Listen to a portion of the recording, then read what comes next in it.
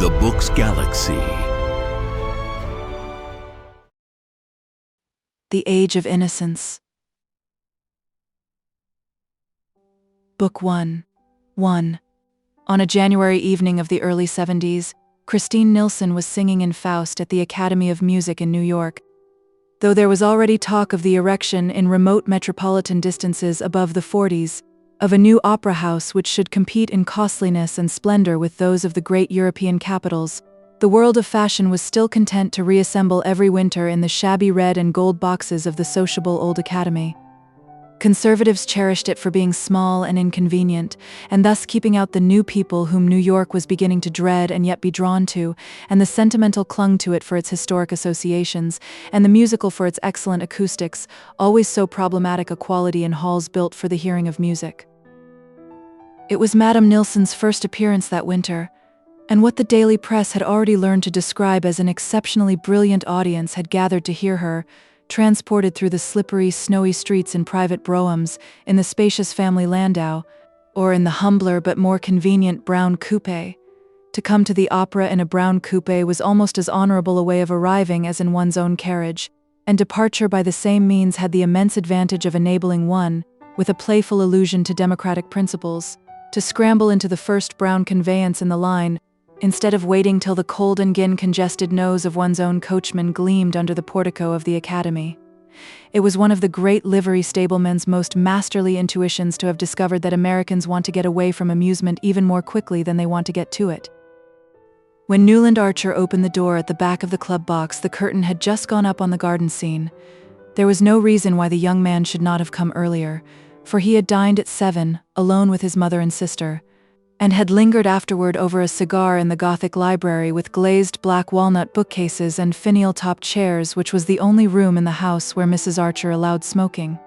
But in the first place, New York was a metropolis, and perfectly aware that in metropolises it was not the thing to arrive early at the opera, and what was or was not the thing played a part as important in Newland Archer's New York as the inscrutable totem terrors that had ruled the destinies of his forefathers thousands of years ago.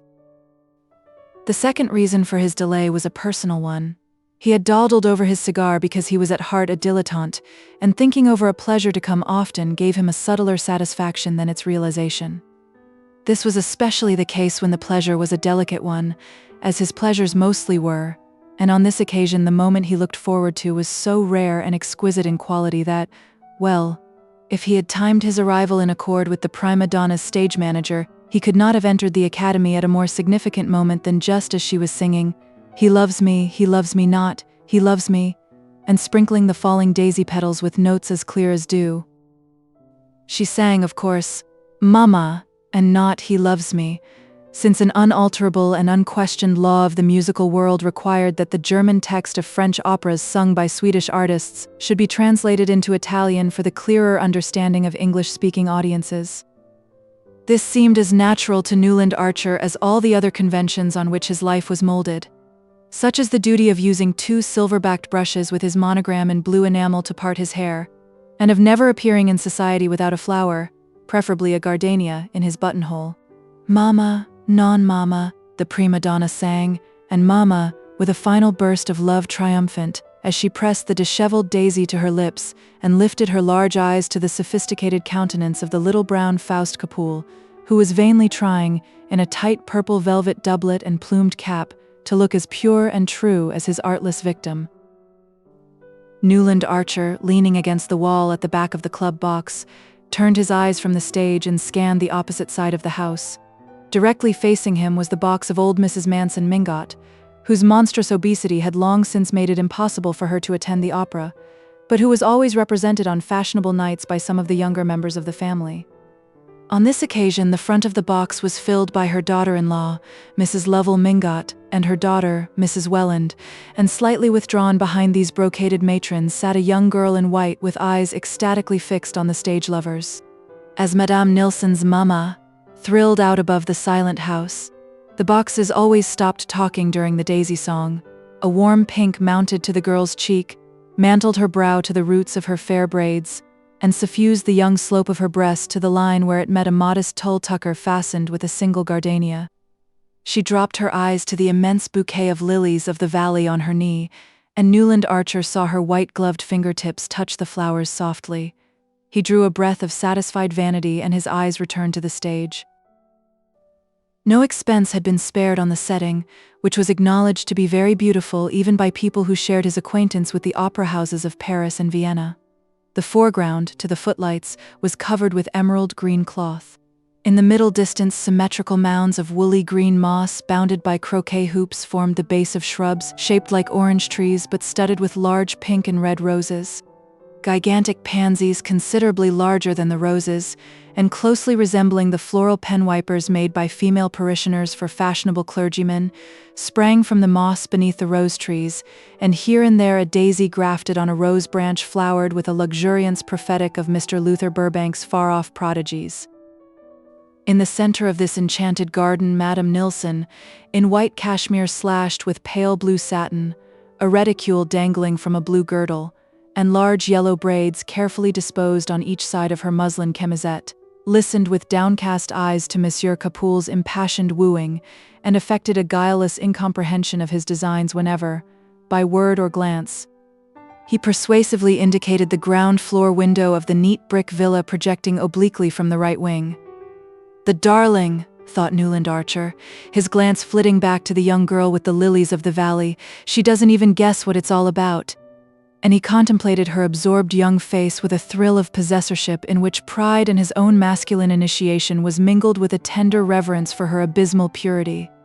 "We'll read Faust together, by the Italian lakes," he thought, somewhat hazily confusing the scene of his projected honeymoon with the masterpieces of literature which it would be his manly privilege to reveal to his bride. It was only that afternoon that May Welland had let him guess that she cared, New York's consecrated phrase of maiden avowal, and already his imagination, leaping ahead of the engagement ring, the betrothal kiss and the march from Lohengrin, pictured her at his side in some scene of old European witchery. He did not in the least wish the future Mrs. Newland Archer to be a simpleton. He meant her, thanks to his enlightening companionship, to develop a social tact and readiness of wit, enabling her to hold her own with the most popular married women of the younger set, in which it was the recognized custom to attract masculine homage while playfully discouraging it. If he had probed to the bottom of his vanity, as he sometimes nearly did, he would have found there the wish that his wife should be as worldly wise and as eager to please as the married lady whose charms had held his fancy through 2 mildly agitated years, without, of course, any hint of the frailty which had so nearly marred that unhappy being's life, and had disarranged his own plans for a whole winter. How this miracle of fire and ice was to be created, and to sustain itself in a harsh world, he had never taken the time to think out.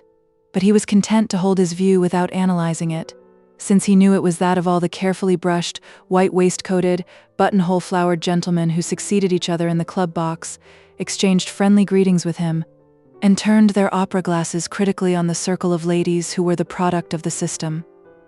In matters intellectual and artistic, Newland Archer felt himself distinctly the superior of these chosen specimens of old New York gentility. He had probably read more, thought more, and even seen a good deal more of the world than any other man of the number. Singly they betrayed their inferiority, but grouped together they represented New York, and the habit of masculine solidarity made him accept their doctrine on all the issues called moral. He instinctively felt that in this respect it would be troublesome, and also rather bad form to strike out for himself. "Well, upon my soul," exclaimed Lawrence Lefferts, turning his opera glass abruptly away from the stage. Lawrence Lefferts was, on the whole, the foremost authority on form in New York. He had probably devoted more time than anyone else to the study of this intricate and fascinating question, but study alone could not account for his complete and easy competence. One had only to look at him from the slant of his bald forehead and the curve of his beautiful fair mustache to the long patent leather feet at the other end of his lean and elegant person, to feel that the knowledge of form must be congenital in anyone who knew how to wear such good clothes so carelessly and carry such height with so much lounging grace. As a young admirer had once said of him, "If anybody can tell a fellow just when to wear a black tie with evening clothes and when not to, it's Larry Lefferts." And on the question of pumps versus patent leather Oxfords, his authority had never been disputed. "My God," he said, and silently handed his glass to old Sillerton Jackson. Newland Archer, following Lefferts's glance, saw with surprise that his exclamation had been occasioned by the entry of a new figure into old Mrs. Mingott's box.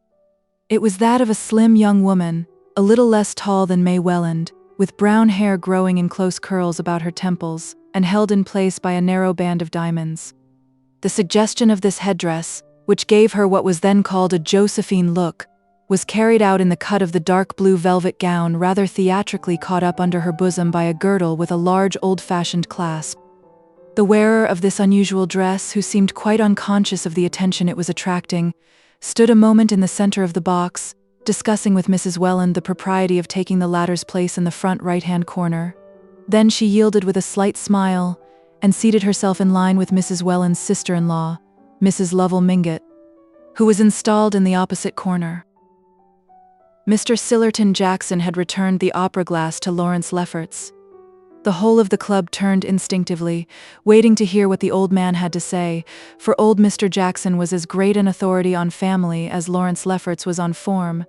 He knew all the ramifications of New York's cousinships, and could not only elucidate such complicated questions as that of the connection between the Mingotts, through the Thorleys, with the Dallases of South Carolina, and that of the relationship of the elder branch of Philadelphia Thorleys to the Albany Chiverses, on no account to be confused with the Manson Chiverses of University Place, but could also enumerate the leading characteristics of each family, as, for instance, the fabulous stinginess of the younger lines of Leffertses, the Long Island ones, or the fatal tendency of the Rushworths to make foolish matches, or the insanity recurring in every second generation of the Albany Chiverses, with whom their New York cousins had always refused to intermarry, with the disastrous exception of poor Medora Manson, who, as everybody knew, but then her mother was a Rushworth.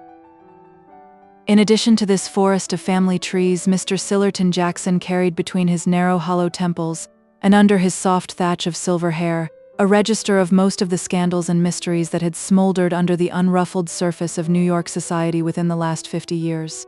So far indeed did his information extend, and so acutely retentive was his memory, that he was supposed to be the only man who could have told you who Julius Beaufort, the banker, really was, and what had become of handsome Bob Spicer, old Mrs. Manson Mingott's father, who had disappeared so mysteriously, with a large sum of trust money, less than a year after his marriage, on the very day that a beautiful Spanish dancer who had been delighting thronged audiences in the old opera house on the Battery had taken ship for Cuba. But these mysteries, and many others, were closely locked in Mr. Jackson's breast. For not only did his keen sense of honor forbid his repeating anything privately imparted, but he was fully aware that his reputation for discretion increased his opportunities of finding out what he wanted to know. The club box, therefore, waited in visible suspense while Mr. Sillerton Jackson handed back Lawrence Lefferts's opera glass. For a moment he silently scrutinized the attentive group out of his filmy blue eyes overhung by old veined lids. Then he gave his mustache a thoughtful twist and said simply, "I didn't think the Mingotts would have tried it on." 2. Newland Archer, during this brief episode, had been thrown into a strange state of embarrassment. It was annoying that the box which was thus attracting the undivided attention of masculine New York should be that in which his betrothed was seated between her mother and aunt, and for a moment he could not identify the lady in the Empire dress, nor imagine why her presence created such excitement among the initiated. Then light dawned on him, and with it came a momentary rush of indignation. No, indeed, no one would have thought the Mingotts would have tried it on. But they undoubtedly had, for the low-toned comments behind him left no doubt in Archer's mind that the young woman was May Welland's cousin, the cousin always referred to in the family as poor Ellen Olenska. Archer knew that she had suddenly arrived from Europe a day or two previously. He had even heard from Miss Welland, not disapprovingly, that she had been to see poor Ellen, who was staying with old Mrs. Mingott. Archer entirely approved of family solidarity, and one of the qualities he most admired in the Mingotts was their resolute championship of the few black sheep that their blameless stock had produced. There was nothing mean or ungenerous in the young man's heart, and he was glad that his future wife should not be restrained by false prudery from being kind, in private, to her unhappy cousin. But to receive Countess Olenska in the family circle was a different thing from producing her in public, at the opera of all places, and in the very box with the young girl whose engagement to him, Newland Archer, was to be announced within a few weeks. No, he felt as old Sillerton Jackson felt, He did not think the Mingots would have tried it on. He knew, of course, that whatever man dared within Fifth Avenue's limits, that old Mrs. Manson Mingot, the matriarch of the line, would dare. He had always admired the high and mighty old lady who, in spite of having been only Catherine Spicer of Staten Island, with a father mysteriously discredited, and neither money nor position enough to make people forget it, had allied herself with the head of the wealthy Mingot line, married 2 of her daughters to foreigners, an Italian marquis and an English banker, and put the crowning touch to her audacities by building a large house of pale cream-colored stone, when brown sandstone seemed as much the only wear as a frock coat in the afternoon, in an inaccessible wilderness near the Central Park. Old Mrs. Mingot's foreign daughters had become a legend. They never came back to see their mother, and the latter being, like many persons of active mind and dominating will, sedentary and corpulent in her habit, had philosophically remained at home. But the cream-colored house, supposed to be modeled on the private hotels of the Parisian aristocracy, was there as a visible proof of her moral courage, and she throned in it, among pre-revolutionary furniture and souvenirs of the Tuileries of Louis Napoleon, where she had shone in her middle age, as placidly as if there were nothing peculiar in living above 34th Street, or in having French windows that opened like doors instead of sashes that pushed up. Everyone, including Mr. Sillerton Jackson, was agreed that old Catherine had never had beauty, a gift which, in the eyes of New York, justified every success, and excused a certain number of failings. Unkind people said that, like her imperial namesake, she had won her way to success by strength of will and hardness of heart, and a kind of haughty effrontery that was somehow justified by the extreme decency and dignity of her private life. Mr. Manson Mingot had died when she was only 28, and had tied up the money with an additional caution born of the general distrust of the Spicers, but his bold young widow went her way fearlessly, mingled freely in foreign society, married her daughters in heaven knew what corrupt and fashionable circles, hobnobbed with dukes and ambassadors, associated familiarly with papists, entertained opera singers, and was the intimate friend of Madame Taglioni, and all the while, as Sillerton Jackson was the first to proclaim, there had never been a breath on her reputation, the only respect, he always added, in which she differed from the earlier Catherine. Mrs. Manson Mingot had long since succeeded in untying her husband's fortune, and had lived in affluence for half a century. But memories of her early straits had made her excessively thrifty, and though when she bought a dress or a piece of furniture, she took care that it should be of the best, she could not bring herself to spend much on the transient pleasures of the table. Therefore, for totally different reasons, her food was as poor as Mrs. Archer's, and her wines did nothing to redeem it. Her relatives considered that the penury of her table discredited the Mingot name, which had always been associated with good living, but people continued to come to her in spite of the made dishes and flat champagne, and in reply to the remonstrances of her son Lovell, who tried to retrieve the family credit by having the best chef in New York, she used to say laughingly, "What's the use of 2 good cooks in one family, now that I've married the girls and can't eat sauces?" Newland Archer, as he mused on these things, had once more turned his eyes toward the Mingot box.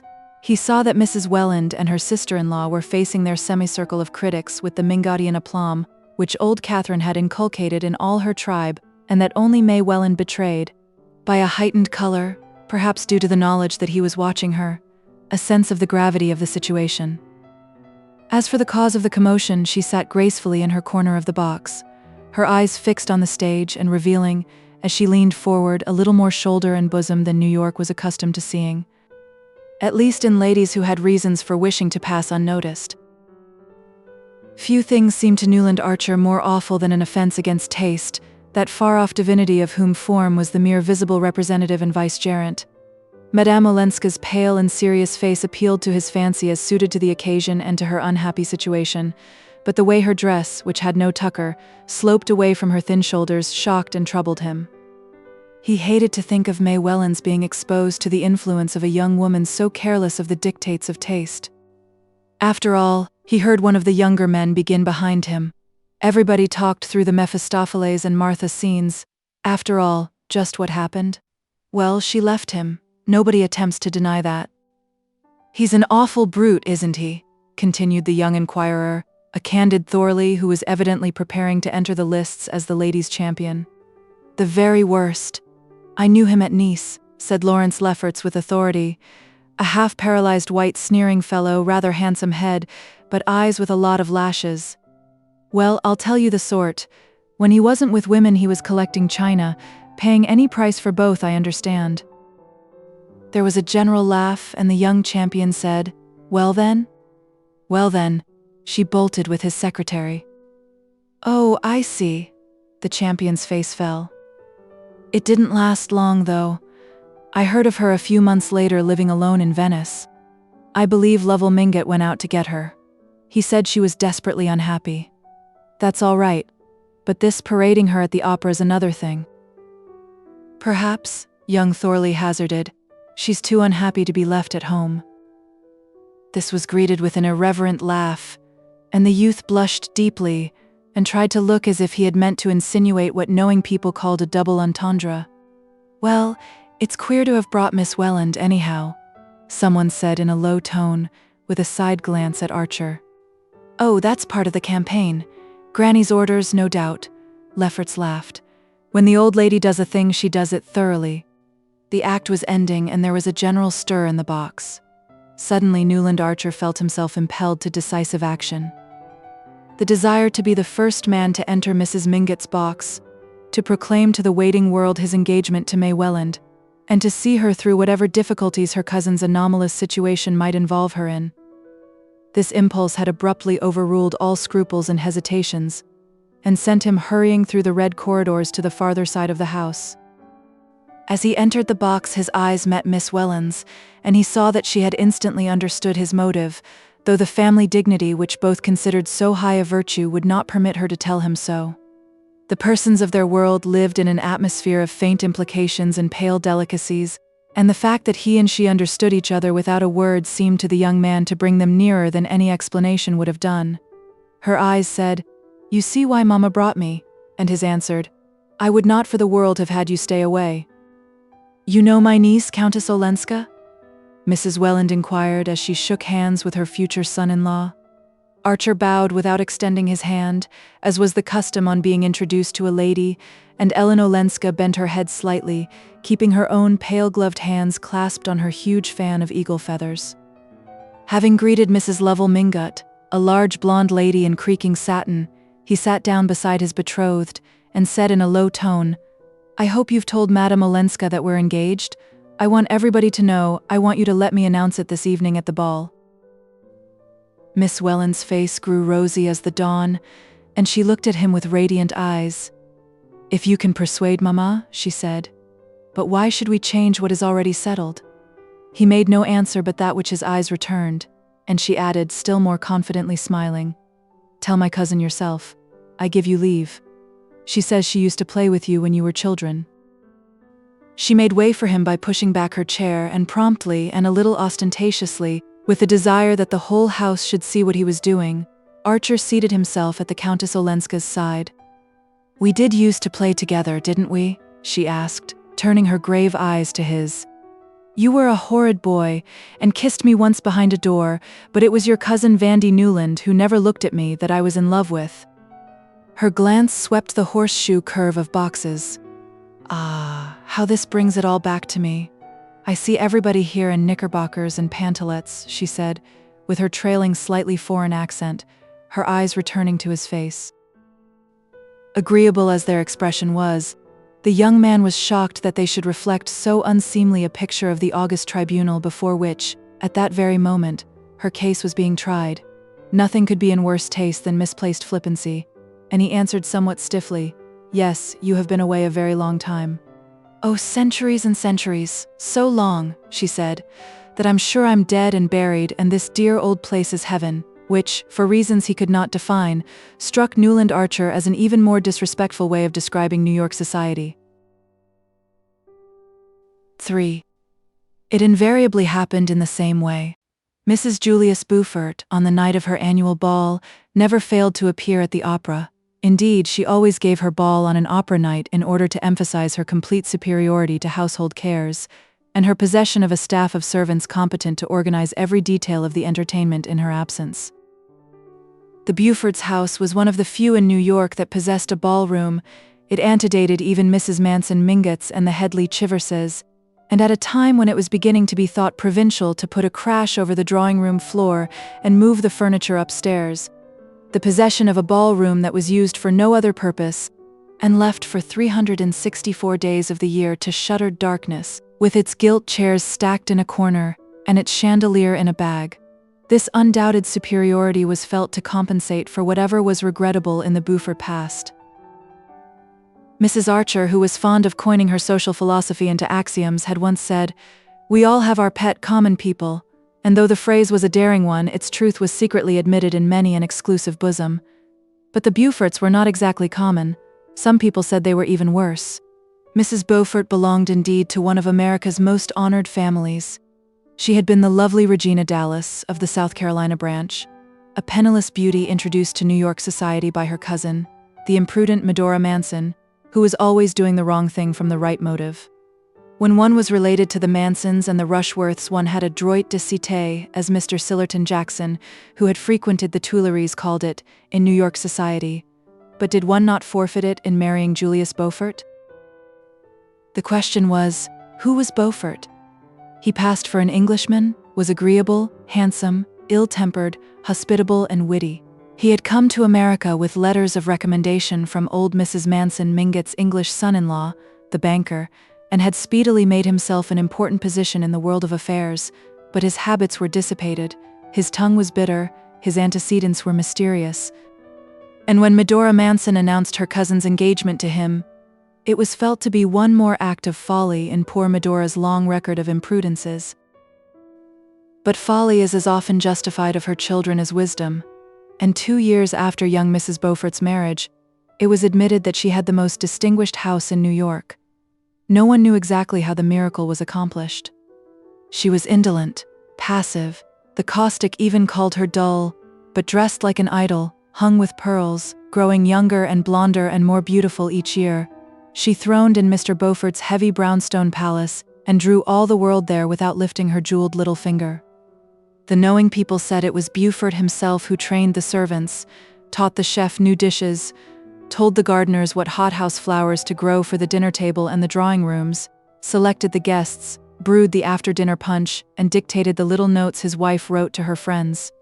If he did, these domestic activities were privately performed, and he presented to the world the appearance of a careless and hospitable millionaire strolling into his own drawing room with the detachment of an invited guest, and saying, "My wife's gloxinias are a marvel, aren't they?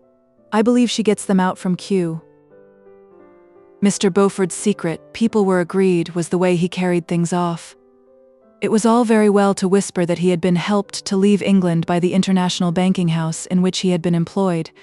He carried off that rumor as easily as the rest, though New York's business conscience was no less sensitive than its moral standard.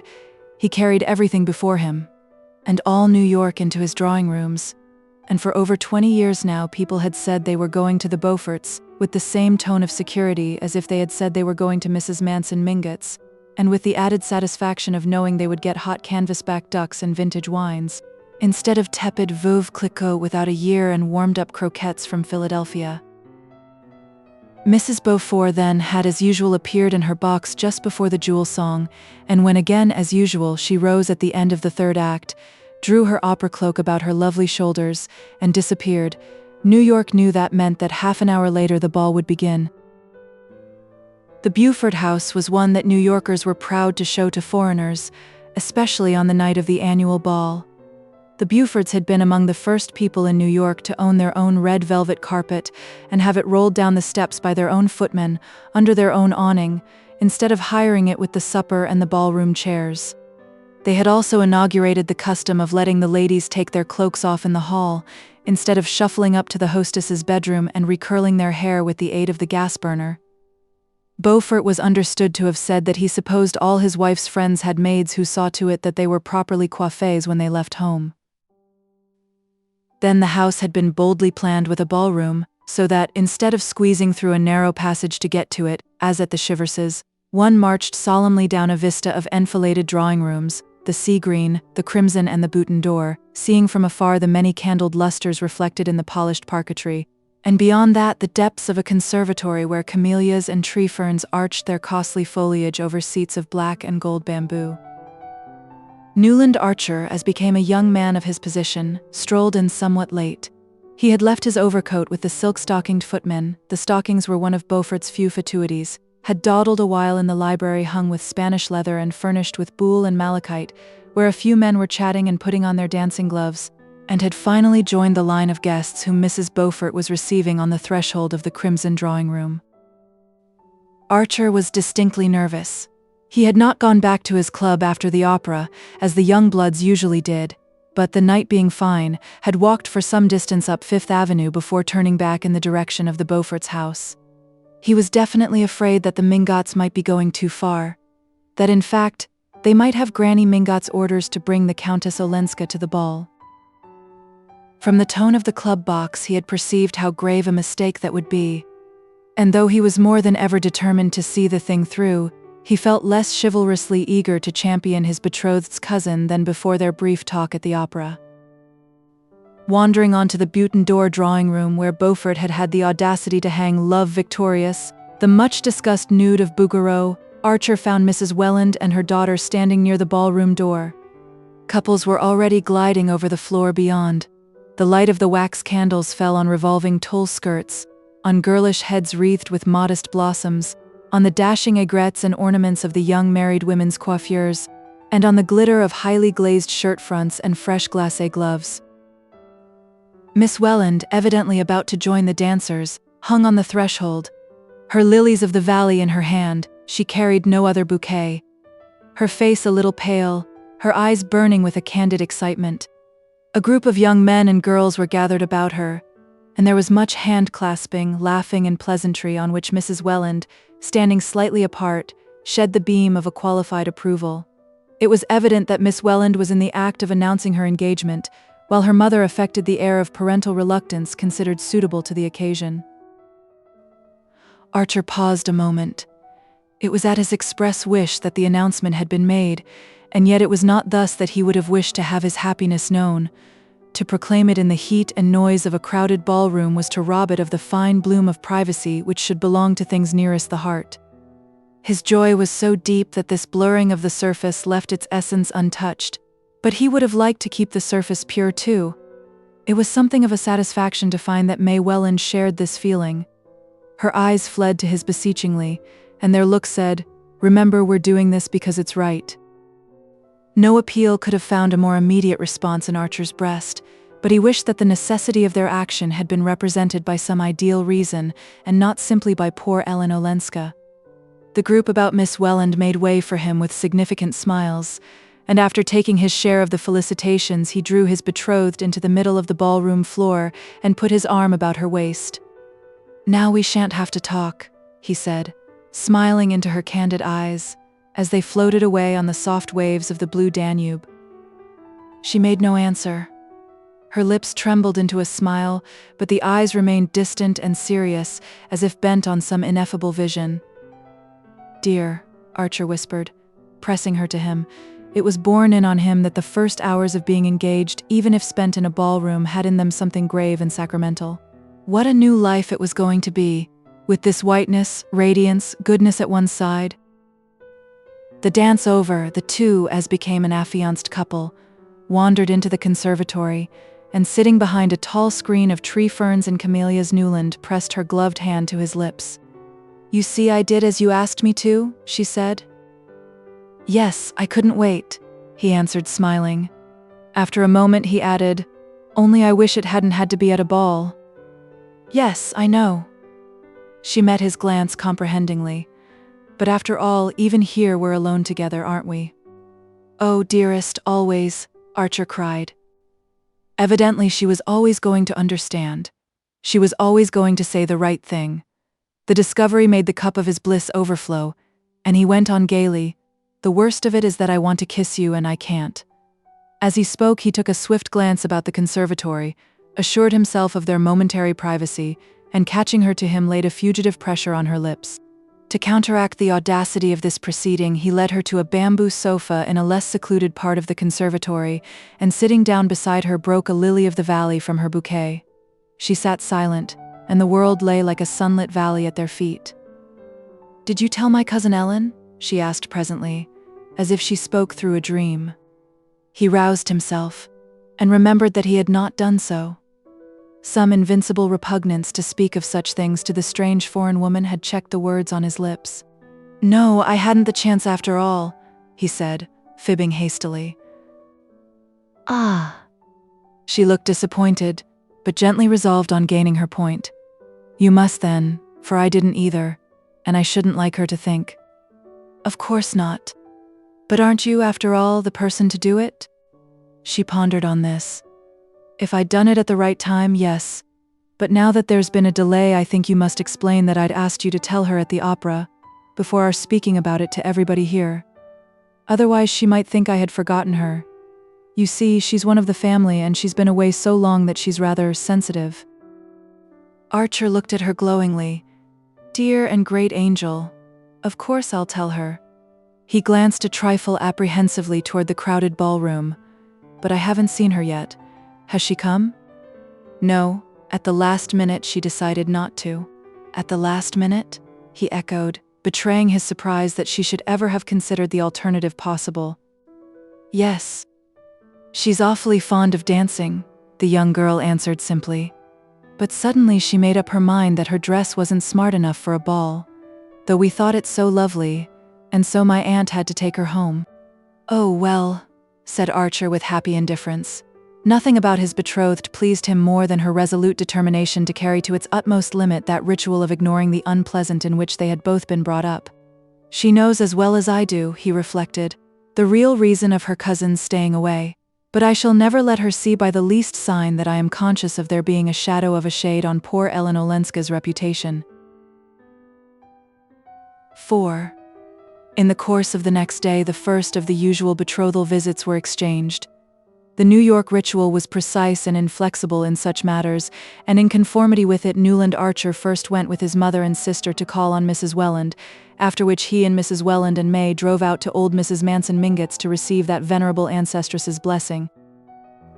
A visit to Mrs. Manson Mingott was always an amusing episode to the young man.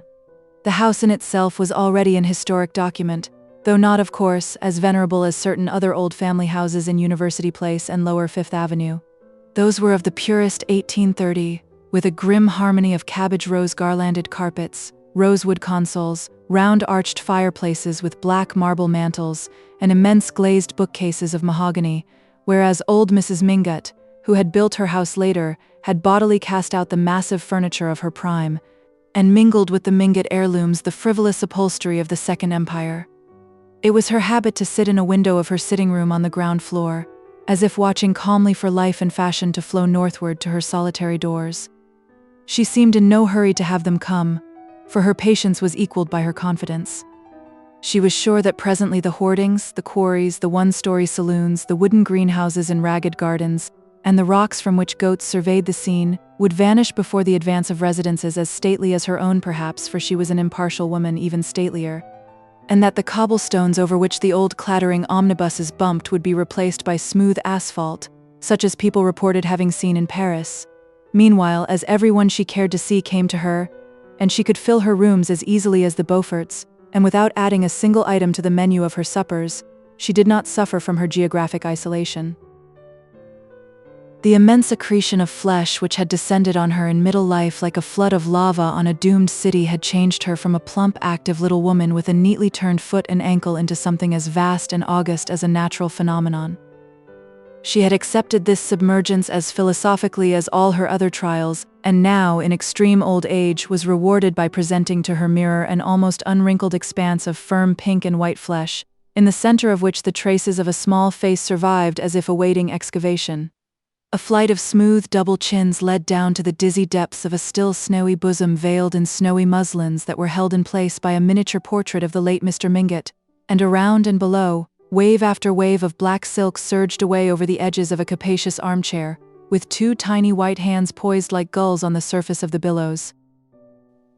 The burden of Mrs. Manson Mingott's flesh had long since made it impossible for her to go up and down stairs, and with characteristic independence she had made her reception rooms upstairs and established herself, in flagrant violation of all the New York proprieties, on the ground floor of her house, so that as you sat in her sitting-room window with her, you caught, through a door that was always open, and a looped-back yellow damask portiere, the unexpected vista of a bedroom with a huge low bed upholstered like a sofa, and a toilet table with frivolous lace flounces and a gilt-framed mirror. Her visitors were startled and fascinated by the foreignness of this arrangement, which recalled scenes in French fiction and architectural incentives to immorality such as the simple American had never dreamed of. That was how women with lovers lived in the wicked old societies, in apartments with all the rooms on one floor, and all the indecent propinquities that their novels described. It amused Newland Archer, who had secretly situated the love scenes of Monsieur de Camers in Mrs. Mingot's bedroom, to picture her blameless life led in the stage setting of adultery, but he said to himself, with considerable admiration, that if a lover had been what she wanted, the intrepid woman would have had him too. To the general relief, the Countess Olenska was not present in her grandmother's drawing room during the visit of the betrothed couple. Mrs. Mingot said she had gone out, which, on a day of such glaring sunlight, and at the shopping hour, seemed in itself an indelicate thing for a compromised woman to do. But at any rate it spared them the embarrassment of her presence, and the faint shadow that her unhappy past might seem to shed on their radiant future. The visit went off successfully, as was to have been expected. Old Mrs. Mingot was delighted with the engagement, which, being long foreseen by watchful relatives, had been carefully passed upon in family council, and the engagement ring, a large thick sapphire set in invisible claws, met with her unqualified admiration. "It's the new setting, of course it shows the stone beautifully, but it looks a little bare to old-fashioned eyes," Mrs. Welland had explained, with a conciliatory side glance at her future son-in-law. "Old-fashioned eyes? I hope you don't mean mine, my dear." "I like all the novelties," said the ancestress, lifting the stone to her small bright orbs which no glasses had ever disfigured.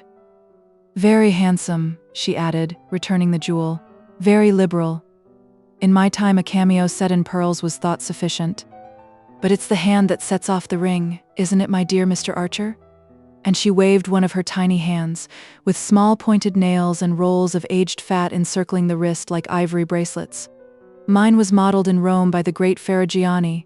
You should have May's done. No doubt he'll have it done, my child. Her hand is large, it's these modern sports that spread the joints, but the skin is white. And when's the wedding to be?" She broke off, fixing her eyes on Archer's face. "Oh," Mrs. Welland murmured, while the young man, smiling at his betrothed, replied, "As soon as ever it can, if only you'll back me up, Mrs. Mingot." "We must give them time to get to know each other a little better, Mama," Mrs. Welland interposed, with the proper affectation of reluctance, to which the ancestress rejoined, "Know each other? Fiddlesticks! Everybody in New York has always known everybody. Let the young man have his way, my dear. Don't wait till the bubble's off the wine. Marry them before Lent. I may catch pneumonia any winter now, and I want to give the wedding breakfast." These successive statements were received with the proper expressions of amusement, incredulity, and gratitude, and the visit was breaking up in a vein of mild pleasantry when the door opened to admit the Countess Olenska, who entered in bonnet and mantle, followed by the unexpected figure of Julius Beaufort. There was a cousinly murmur of pleasure between the ladies, and Mrs. Mingot held out Ferrigiani's model to the banker. "Ha, Beaufort, this is a rare favor." She had an odd foreign way of addressing men by their surnames. "Thanks. I wish it might happen oftener," said the visitor in his easy, arrogant way. "I'm generally so tied down, but I met the Countess Ellen in Madison Square, and she was good enough to let me walk home with her." "Ah, I hope the house will be gayer now that Ellen's here," cried Mrs. Mingot with a glorious effrontery. Sit down, Beaufort. Push up the yellow armchair. Now I've got you, I want a good gossip. I hear your ball was magnificent, and I understand you invited Mrs. Lemuel Struthers. Well, I've a curiosity to see the woman myself." She had forgotten her relatives, who were drifting out into the hall under Ellen Olenska's guidance. Old Mrs. Mingot had always professed a great admiration for Julius Beaufort, and there was a kind of kinship in their cool, domineering way and their shortcuts through the conventions. Now she was eagerly curious to know what had decided the Beauforts to invite for the first time Mrs. Lemuel Struthers, the widow of Struthers's shoe polish, who had returned the previous year from a long initiatory sojourn in Europe to lay siege to the tight little citadel of New York. "Of course, if you and Regina invite her, the thing is settled." "Well, we need new blood and new money, and I hear she's still very good-looking." the carnivorous old lady declared. In the hall, while Mrs. Welland and May drew on their furs, Archer saw that the Countess Olenska was looking at him with a faintly questioning smile. "Of course you know already about May and me," he said, answering her look with a shy laugh. "She scolded me for not giving you the news last night at the opera.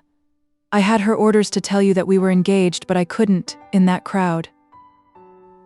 The smile passed from Countess Olenska's eyes to her lips. She looked younger, more like the bold brown Ellen Mingott of his boyhood. "Of course I know, yes, and I'm so glad, but one doesn't tell such things first in a crowd." The ladies were on the threshold and she held out her hand. "Goodbye. Come and see me someday," she said, still looking at Archer. In the carriage, on the way down Fifth Avenue, they talked pointedly of Mrs. Mingott, of her age, her spirit, and all her wonderful attributes. No one alluded to Ellen Olenska, but Archer knew that Mrs. Welland was thinking, "It's a mistake for Ellen to be seen," the very day after her arrival, parading up Fifth Avenue at the crowded hour with Julius Beaufort, and the young man himself mentally added, "And she ought to know that a man who's just engaged doesn't spend his time calling on married women. But I dare say in the set she's lived in they never do anything else." And in spite of the cosmopolitan views on which he prided himself, he thanked heaven that he was a New Yorker, and about to ally himself with one of his own kind. 5. The next evening, old Mr. Sillerton Jackson came to dine with the Archers. Mrs. Archer was a shy woman and shrank from society, but she liked to be well informed as to its doings. Her old friend, Mr. Sillerton Jackson, applied to the investigation of his friend's affairs the patience of a collector and the science of a naturalist, and his sister, Miss Sophie Jackson, who lived with him, and was entertained by all the people who could not secure her much sought-after brother, brought home bits of minor gossip that filled out usefully the gaps in his picture. Therefore, whenever anything happened that Mrs. Archer wanted to know about, she asked Mr. Jackson to dine, and as she honored few people with her invitations, and as she and her daughter Janie were an excellent audience, Mr. Jackson usually came himself instead of sending his sister. If he could have dictated all the conditions, he would have chosen the evenings when Newland was out, not because the young man was uncongenial to him, the two got on capitally at their club, but because the old anecdotist sometimes felt, on Newland's part, a tendency to weigh his evidence that the ladies of the family never showed.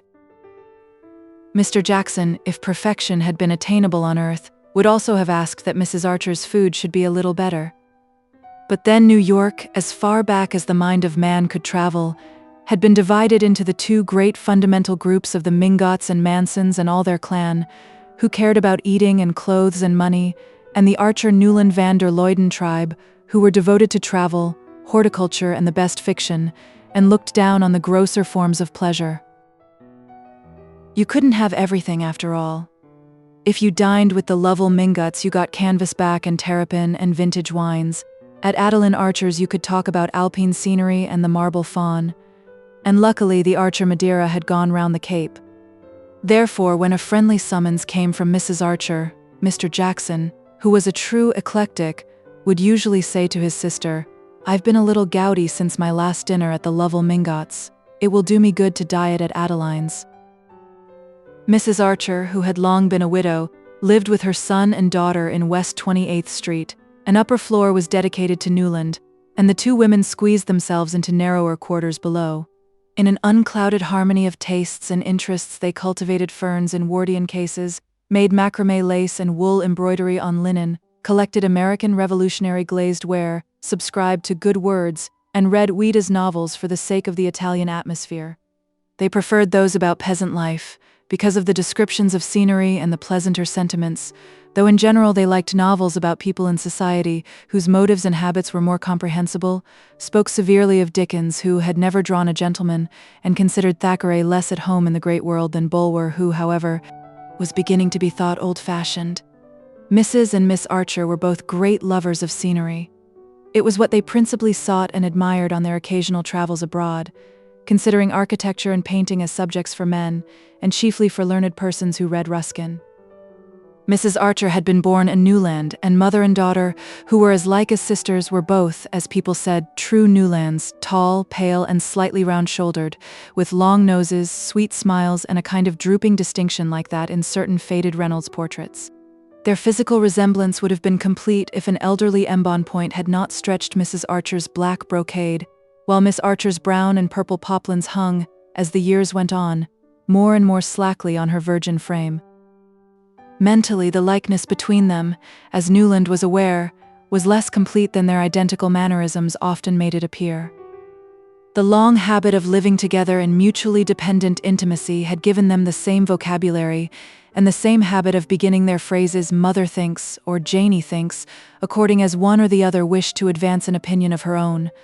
But in reality, while Mrs. Archer's serene unimaginativeness rested easily in the accepted and familiar, Janie was subject to starts and aberrations of fancy welling up from springs of suppressed romance. Mother and daughter adored each other and revered their son and brother, and Archer loved them with a tenderness made compunctious and uncritical by the sense of their exaggerated admiration, and by his secret satisfaction in it. After all, he thought it a good thing for a man to have his authority respected in his own house, even if his sense of humor sometimes made him question the force of his mandate. On this occasion, the young man was very sure that Mr. Jackson would rather have had him dine out, but he had his own reasons for not doing so. Of course, old Jackson wanted to talk about Ellen Olenska, and of course Mrs. Archer and Janie wanted to hear what he had to tell. All three would be slightly embarrassed by Newland's presence, now that his prospective relation to the Mingott clan had been made known, and the young man waited with an amused curiosity to see how they would turn the difficulty. They began, obliquely, by talking about Mrs. Lemuel Struthers. "It's a pity the Beauforts asked her," Mrs. Archer said gently. "But then Regina always does what he tells her, and Beaufort—" "Certain nuances escape Beaufort," said Mr. Jackson, cautiously inspecting the broiled shad, and wondering for the 1000th time why Mrs. Archer's cook always burnt the roe to a cinder. Newland, who had long shared his wonder, could always detect it in the older man's expression of melancholy disapproval. "Oh, necessarily, Beaufort is a vulgar man," said Mrs. Archer. "My grandfather Newland always used to say to my mother, 'Whatever you do, don't let that fellow Beaufort be introduced to the girls.' But at least he's had the advantage of associating with gentlemen, in England too, they say. It's all very mysterious." She glanced at Janie and paused. She and Janie knew every fold of the Beaufort mystery, but in public Mrs. Archer continued to assume that the subject was not one for the unmarried. "But this Mrs. Struthers," Mrs. Archer continued. "What did you say she was, Sillerton? Out of a mine, or rather out of the saloon at the head of the pit, then with living waxworks, touring New England. After the police broke that up, they say she lived." Mr. Jackson in his turn glanced at Janie, whose eyes began to bulge from under her prominent lids. There were still hiatuses for her in Mrs. Struthers's past. "Then," Mr. Jackson continued, and Archer saw he was wondering why no one had told the butler never to slice cucumbers with a steel knife. "Then Lemuel Struthers came along. They say his advertiser used the girl's head for the shoe polish posters. Her hair's intensely black, you know, the Egyptian style. Anyhow, he eventually married her." There were volumes of innuendo in the way the "eventually" was spaced, and each syllable given its due stress. "Oh, well, at the pass we've come to nowadays, it doesn't matter," said Mrs. Archer indifferently. The ladies were not really interested in Mrs. Struthers just then. The subject of Ellen Olenska was too fresh and too absorbing to them. Indeed, Mrs. Struthers's name had been introduced by Mrs. Archer only that she might presently be able to say, "And Newland's new cousin, Countess Olenska? Was she at the ball too?" There was a faint touch of sarcasm in the reference to her son, and Archer knew it and had expected it. Even Mrs. Archer, who was seldom unduly pleased with human events, had been altogether glad of her son's engagement, especially after that silly business with Mrs. Rushworth. As she had remarked to Janie, alluding to what had once seemed to Newland a tragedy of which his soul would always bear the scar. There was no better match in New York than May Welland. Look at the question from whatever point you chose. Of course, such a marriage was only what Newland was entitled to, but young men are so foolish and incalculable, and some women so ensnaring and unscrupulous, that it was nothing short of a miracle to see one's only son safe past the Siren Isle and in the haven of a blameless domesticity. All this Mrs. Archer felt, and her son knew she felt.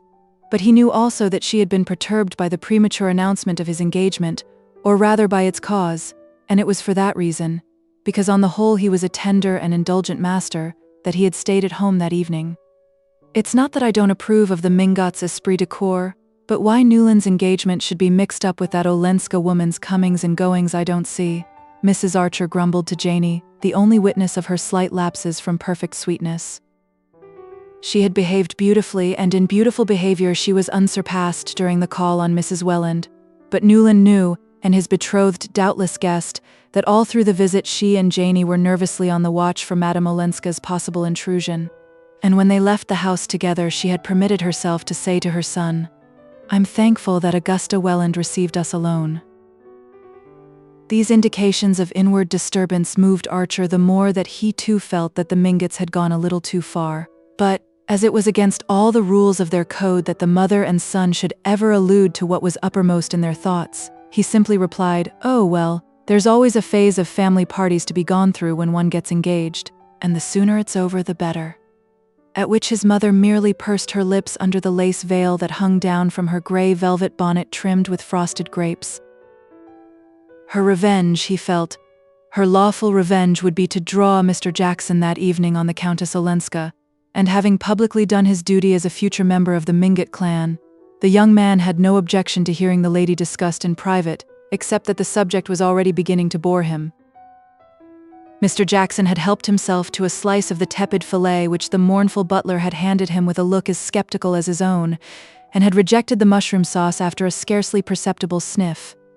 He looked baffled and hungry, and Archer reflected that he would probably finish his meal on Ellen Olenska.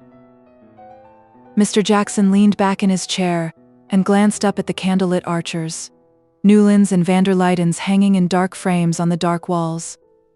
"Ah, how your grandfather Archer loved a good dinner, my dear Newland," he said, his eyes on the portrait of a plump, full-chested young man in a stock and a blue coat, with a view of a white-columned country house behind him.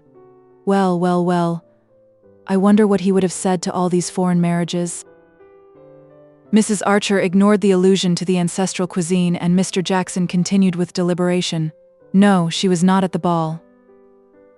"Ah," Mrs. Archer murmured in a tone that implied she had that decency. "Perhaps the Beauforts don't know her," Janey suggested, with her artless malice. Mr. Jackson gave a faint sip, as if he had been tasting invisible Madeira. "Mrs. Beaufort may not, but Beaufort certainly does, for she was seen walking up Fifth Avenue this afternoon with him by the whole of New York." "Mercy," moaned Mrs. Archer, evidently perceiving the uselessness of trying to ascribe the actions of foreigners to a sense of delicacy. "I wonder if she wears a round hat or a bonnet in the afternoon," Janey speculated. "At the opera I know she had on dark blue velvet, perfectly plain and flat like a nightgown." "Janey," said her mother, and Miss Archer blushed and tried to look audacious. "It was, at any rate, in better taste not to go to the ball," Mrs. Archer continued. A spirit of perversity moved her son to rejoin, "I don't think it was a question of taste with her. May said she meant to go, and then decided that the dress in question wasn't smart enough." Mrs. Archer smiled at this confirmation of her inference. "Poor Ellen," she simply remarked, adding compassionately, "we must always bear in mind what an eccentric bringing up Medora Manson gave her. What can you expect of a girl who was allowed to wear black satin at her coming-out ball?" "Ah, don't I remember her in it?" said Mr. Jackson, adding, "Poor girl," in the tone of one who, while enjoying the memory, had fully understood at the time what the sight portended. "It's odd," Janey remarked, "that she should have kept such an ugly name as Ellen. I should have changed it to Elaine." She glanced about the table to see the effect of this. Her brother laughed. "Why Elaine?" "I don't know, it sounds more Polish," said Janey, blushing. "It sounds more conspicuous, and that can hardly be what she wishes," said Mrs. Archer distantly. "Why not?" broke in her son, growing suddenly argumentative. "Why shouldn't she be conspicuous if she chooses? Why should she slink about as if it were she who had disgraced herself? She's poor Ellen, certainly, because she had the bad luck to make a wretched marriage, but I don't see that that's a reason for hiding her head as if she were the culprit. That, I suppose, said Mr. Jackson speculatively, is the line the Mingots mean to take? The young man reddened. I didn't have to wait for their cue, if that's what you mean, sir. Madame Olenska has had an unhappy life. That doesn't make her an outcast. There are rumors, began Mr. Jackson, glancing at Janey. Oh, I know, the secretary. The young man took him up. Nonsense, mother. Janey's grown up. They say, don't they? He went on. That the secretary helped her to get away from her brood of a husband who kept her practically a prisoner? Well, what if he did? I hope there isn't a man among us who wouldn't have done the same in such a case. Mr. Jackson glanced over his shoulder to say to the sad butler, perhaps that sauce just a little, after all. Then, having helped himself, he remarked, I'm told she's looking for a house. She means to live here. I hear she means to get a divorce, said Janey boldly. I hope she will, Archer exclaimed. The word had fallen like a bombshell in the pure and tranquil atmosphere of the Archer dining room. Mrs. Archer raised her delicate eyebrows in the particular curve that signified the butler and the young man himself, mindful of the bad taste of discussing such intimate matters in public, hastily branched off into an account of his visit to old Mrs. Mingott. After dinner, according to immemorial custom, Mrs. Archer and Janey trailed their long silk draperies up to the drawing room, where, while the gentlemen smoked below stairs, they sat beside a carcel lamp with an engraved globe, facing each other across a rosewood work table with a green silk bag under it, and stitched at the two ends of a tapestry band of field flowers destined to adorn an occasional chair in the drawing room of young Mrs. Newland Archer. While this rite was in progress in the drawing room, Archer settled Mr. Jackson in an armchair near the fire in the Gothic library and handed him a cigar. Mr. Jackson sank into the armchair with satisfaction, lit his cigar with perfect confidence. It was Newland who bought them, and stretching his thin old ankles to the coals, said, You say the secretary merely helped her to get away, my dear fellow? Well, he was still helping her a year later, then, for somebody met 'em living at Lausanne together. Newland reddened. Living together? Well, why not? Who had the right to make her life over if she hadn't? I'm sick of the hypocrisy that would bury alive a woman of her age if her husband prefers to live with harlots. He stopped and turned away angrily to light his cigar. Women ought to be free as we are, he declared, making a discovery of which he was too irritated to measure the terrific consequences.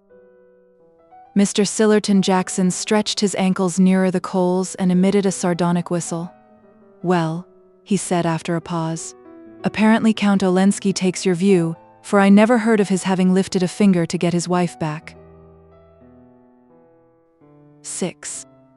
That evening, after Mr. Jackson had taken himself away, and the ladies had retired to their chintz-curtained bedroom, Newland Archer mounted thoughtfully to his own study. A vigilant hand had, as usual, kept the fire alive and the lamp trimmed, and the room, with its rows and rows of books, its bronze and steel statuettes of the fencers on the mantelpiece, and its many photographs of famous pictures, looked singularly homelike and welcoming. As he dropped into his armchair near the fire, his eyes rested on a large photograph of May Welland, which the young girl had given him in the first days of their romance, and which had now displaced all the other portraits on the table. With a new sense of awe, he looked at the frank forehead, serious eyes, and gay, innocent mouth of the young creature whose soul's custodian he was to be. That terrifying product of the social system he belonged to and believed in, the young girl who knew nothing and expected everything, looked back at him like a stranger through May Welland's familiar features, and once more it was borne in on him that marriage was not the safe anchorage he had been taught to think, but a voyage on uncharted seas. The case of the Countess Olenska had stirred up old settled convictions and set them drifting dangerously through his mind. His own exclamation, "Women should be free as we are," struck to the root of a problem that it was agreed in his world to regard as non-existent. Nice women, however wronged, would never claim the kind of freedom he meant, and generous-minded men like himself were therefore, in the heat of argument, the more chivalrously ready to concede it to them. Such verbal generosities were in fact only a humbugging disguise of the inexorable conventions that tied things together and bound people down to the old pattern. But here he was pledged to defend, on the part of his betrothed's cousin, conduct that, on his own wife's part, would justify him in calling down on her all the thunders of church and state. Of course, the dilemma was purely hypothetical. Since he wasn't a blackguard Polish nobleman, it was absurd to speculate what his wife's rights would be if he were. But Newland Archer was too imaginative not to feel that, in his case and May's, the tie might gall for reasons far less gross and palpable.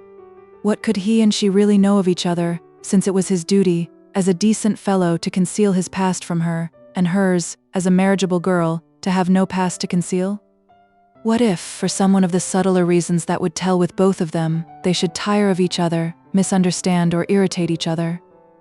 He reviewed his friends' marriages, the supposedly happy ones, and saw none that answered even remotely to the passionate and tender comradeship which he pictured as his permanent relation with May Welland. He perceived that such a picture presupposed, on her part, the experience, the versatility, the freedom of judgment, which she had been carefully trained not to possess. And with a shiver of foreboding, he saw his marriage becoming what most of the other marriages about him were: a dull association of material and social interests held together by ignorance on the one side and hypocrisy on the other. Lawrence Lefferts occurred to him as the husband who had most completely realized this enviable ideal. As became the high priest of form, he had formed a wife so completely to his own convenience that, in the most conspicuous moments of his frequent love affairs with other men's wives, she went about in smiling unconsciousness, saying that Lawrence was so frightfully strict, and had been known to blush indignantly, and avert her gaze, when someone alluded in her presence to the fact that Julius Beaufort, as became a foreigner of doubtful origin, had what was known in New York as another establishment. Archer tried to console himself with the thought that he was not quite such an ass as Larry Lefferts, nor May such a simpleton as poor Gertrude, but the difference was after all one of intelligence and not of standards. In reality, they all lived in a kind of hieroglyphic world, where the real thing was never said or done or even thought, but only represented by a set of arbitrary signs, as when Mrs. Welland, who knew exactly why Archer had pressed her to announce her daughter's engagement at the Beaufort ball, and had indeed expected him to do no less, yet felt obliged to simulate reluctance, and the air of having had her hand forced, quite as, in the books on primitive man that people of advanced culture were beginning to read, the savage bride is dragged with shrieks from her parents' tent. The result, of course, was that the young girl who was the center of this elaborate system of mystification remained the more inscrutable for her very frankness and assurance. She was frank, poor darling, because she had nothing to conceal, assured because she knew of nothing to be on her guard against, and with no better preparation than this, she was to be plunged overnight into what people evasively called the facts of life. The young man was sincerely but placidly in love. He delighted in the radiant good looks of his betrothed, in her health, her horsemanship, her grace and quickness at games, and the shy interest in books and ideas that she was beginning to develop under his guidance. She had advanced far enough to join him in ridiculing the idols of the king, but not to feel the beauty of Ulysses and the Lotus Eaters. She was straightforward, loyal, and brave. She had a sense of humor, chiefly proved by her laughing at his jokes, and he suspected, in the depths of her innocently gazing soul, a glow of feeling that it would be a joy to waken. But when he had gone the brief round of her, he returned discouraged by the thought that all this frankness and innocence were only an artificial product. Untrained human nature was not frank and innocent. It was full of the twists and defenses of an instinctive guile. And he felt himself oppressed by this creation of factitious purity, so cunningly manufactured by a conspiracy of mothers and aunts and grandmothers and long-dead ancestresses, because it was supposed to be what he wanted, what he had a right to, in order that he might exercise his lordly pleasure in smashing it like an image made of snow. There was a certain triteness in these reflections. They were those habitual to young men on the approach of their wedding day, but they were generally accompanied by a sense of compunction and self-abasement of which Newland Archer felt no trace. He could not deplore, as Thackeray's heroes so often exasperated him by doing, that he had not a blank page to offer his bride in exchange for the unblemished one she was to give to him. He could not get away from the fact that if he had been brought up as she had, they would have been no more fit to find their way about than the babes in the wood, nor could he, for all his anxious cogitations, see any honest reason, any, that is, unconnected with his own momentary pleasure. And the passion of masculine vanity, why his bride should not have been allowed the same freedom of experience as himself. Such questions at such an hour were bound to drift through his mind, but he was conscious that their uncomfortable persistence and precision were due to the inopportune arrival of the Countess Olenska. Here he was at the very moment of his betrothal, a moment for pure thoughts and cloudless hopes, pitchforked into a coil of scandal which raised all the special problems he would have preferred to let lie. "Hang Ellen Olenska," he grumbled, as he covered his fire and began to undress. He could not really see why her fate should have the least bearing on his, yet he dimly felt that he had only just begun to measure the risks of the championship which his engagement had forced upon him. A few days later the bolt fell. The Lovell Mingotts had sent out cards for what was known as a formal dinner, that is, 3 extra footmen, 2 dishes for each course, and a Roman punch in the middle, and had headed their invitations with the words "to meet the Countess Olenska," in accordance with the hospitable American fashion, which treats strangers as if they were royalties, or at least as their ambassadors. The guests had been selected with a boldness and discrimination in which the initiated recognized the firm hand of Catherine the Great. Associated with such immemorial standbys as the Selfridge Marys, who were asked everywhere because they always had been, the Beauforts, on whom there was a claim of relationship, and Mr. Sillerton Jackson and his sister Sophie, who went wherever her brother told her to, were some of the most fashionable and yet most irreproachable of the dominant young married set, the Lawrence Leffertses, Mrs. Lefferts Rushworth, the lovely widow, the Harry Thorleys, the Reggie Chiverses, and young Morris Dagonet and his wife, who was a van der Leyden. The company indeed was perfectly assorted, since all the members belonged to the little inner group of people who during the long New York season disported themselves together daily and nightly with apparently undiminished zest. 48 hours later the unbelievable had happened. Everyone had refused the Mingotts' invitation except the Beauforts and old Mr. Jackson and his sister. The intended slight was emphasized by the fact that even the Reggie Chiverses, who were of the Mingott clan, were among those inflicting it, and by the uniform wording of the notes, in all of which the writers regretted that they were unable to accept, without the mitigating plea of a previous engagement that ordinary courtesy prescribed. New York society was, in those days, far too small and too scant in its resources, for everyone in it, including livery stable-keepers, butlers, and cooks, not to know exactly on which evenings people were free, and it was thus possible for the recipients of Mrs. Lovell Mingott's invitations to make cruelly clear their determination not to meet the Countess Olenska. The blow was unexpected, but the Mingotts, as their way was, met it gallantly. Mrs. Lovell Mingott confided the case to Mrs. Welland, who confided it to Newland Archer, who, aflame at the outrage, appealed passionately and authoritatively to his mother, who, after a painful period of inward resistance and outward temporizing, succumbed to his instances, as she always did, and immediately embracing his cause with an energy redoubled by her previous hesitations, put on her gray velvet bonnet and said, "I'll go and see Louisa van der Leyden." The New York of Newland Archer's day was a small and slippery pyramid, in which, as yet, hardly a fissure had been made or a foothold gained. At its base was a firm foundation of what Mrs. Archer called plain people, an honorable but obscure majority of respectable families who, as in the case of the Spicers or the Leffertses or the Jacksons, had been raised above their level by marriage with one of the ruling clans. People, Mrs. Archer always said, were not as particular as they used to be, and with old Catherine Spicer ruling one end of Fifth Avenue, and Julius Beaufort the other, you couldn't expect the old traditions to last much longer.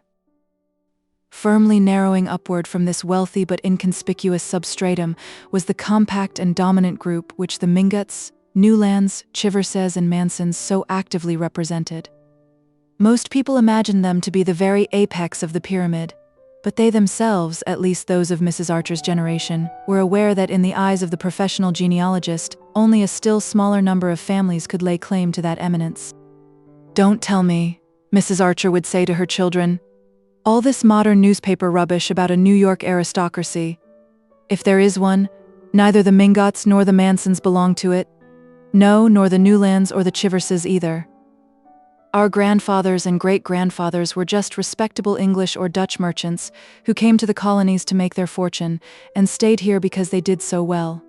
One of your great-grandfathers signed the Declaration, and another was a general on Washington's staff and received General Burgoyne's sword after the Battle of Saratoga.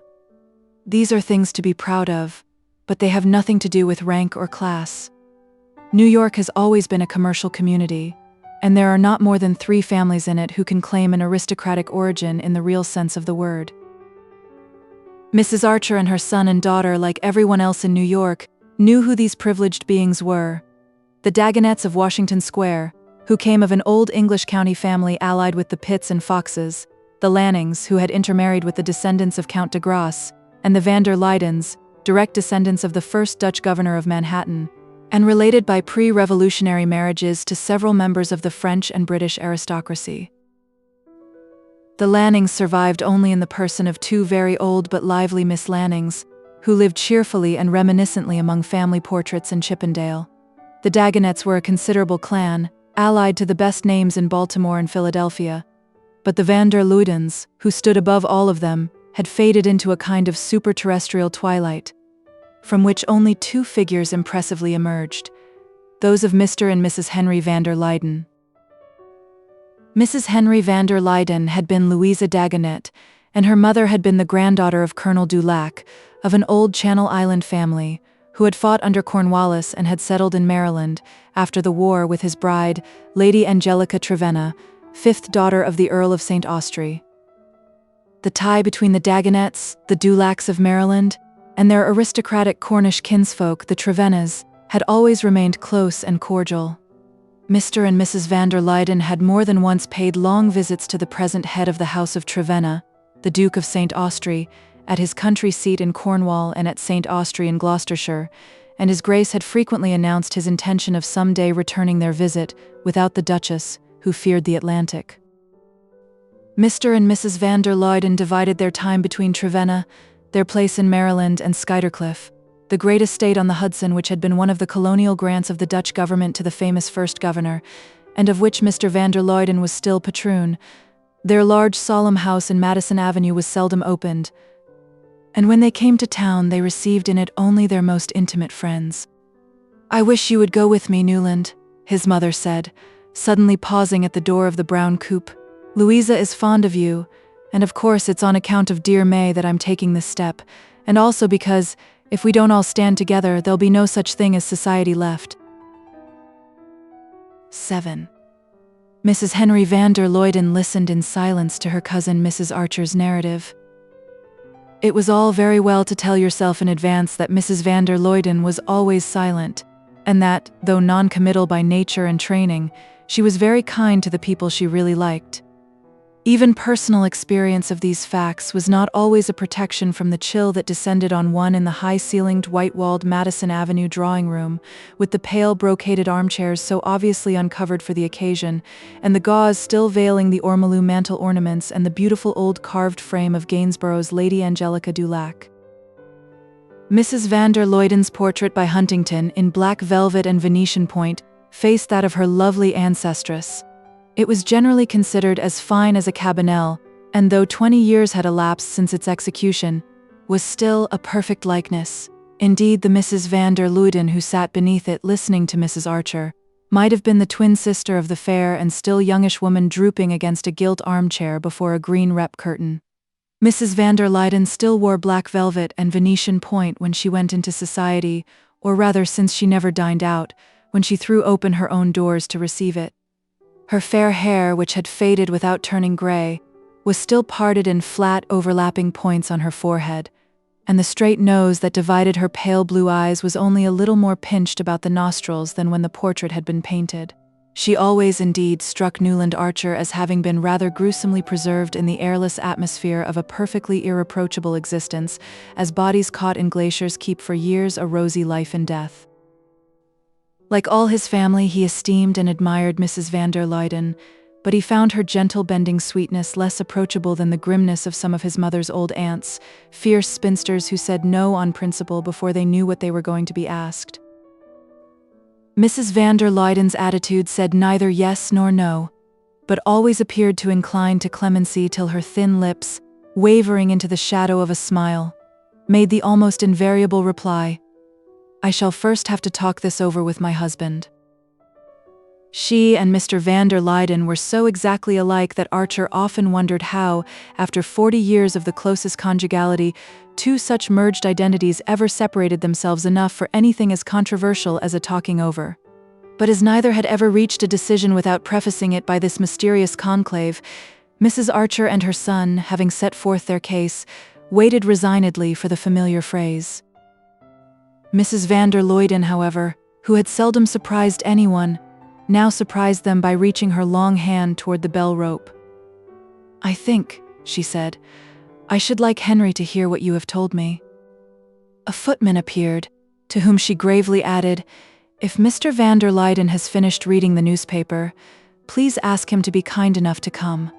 She said reading the newspaper in the tone in which a minister's wife might have said, presiding at a cabinet meeting, not from any arrogance of mind, but because the habit of a lifetime and the attitude of her friends and relations had led her to consider Mr. van der Luyden's least gesture as having an almost sacerdotal importance.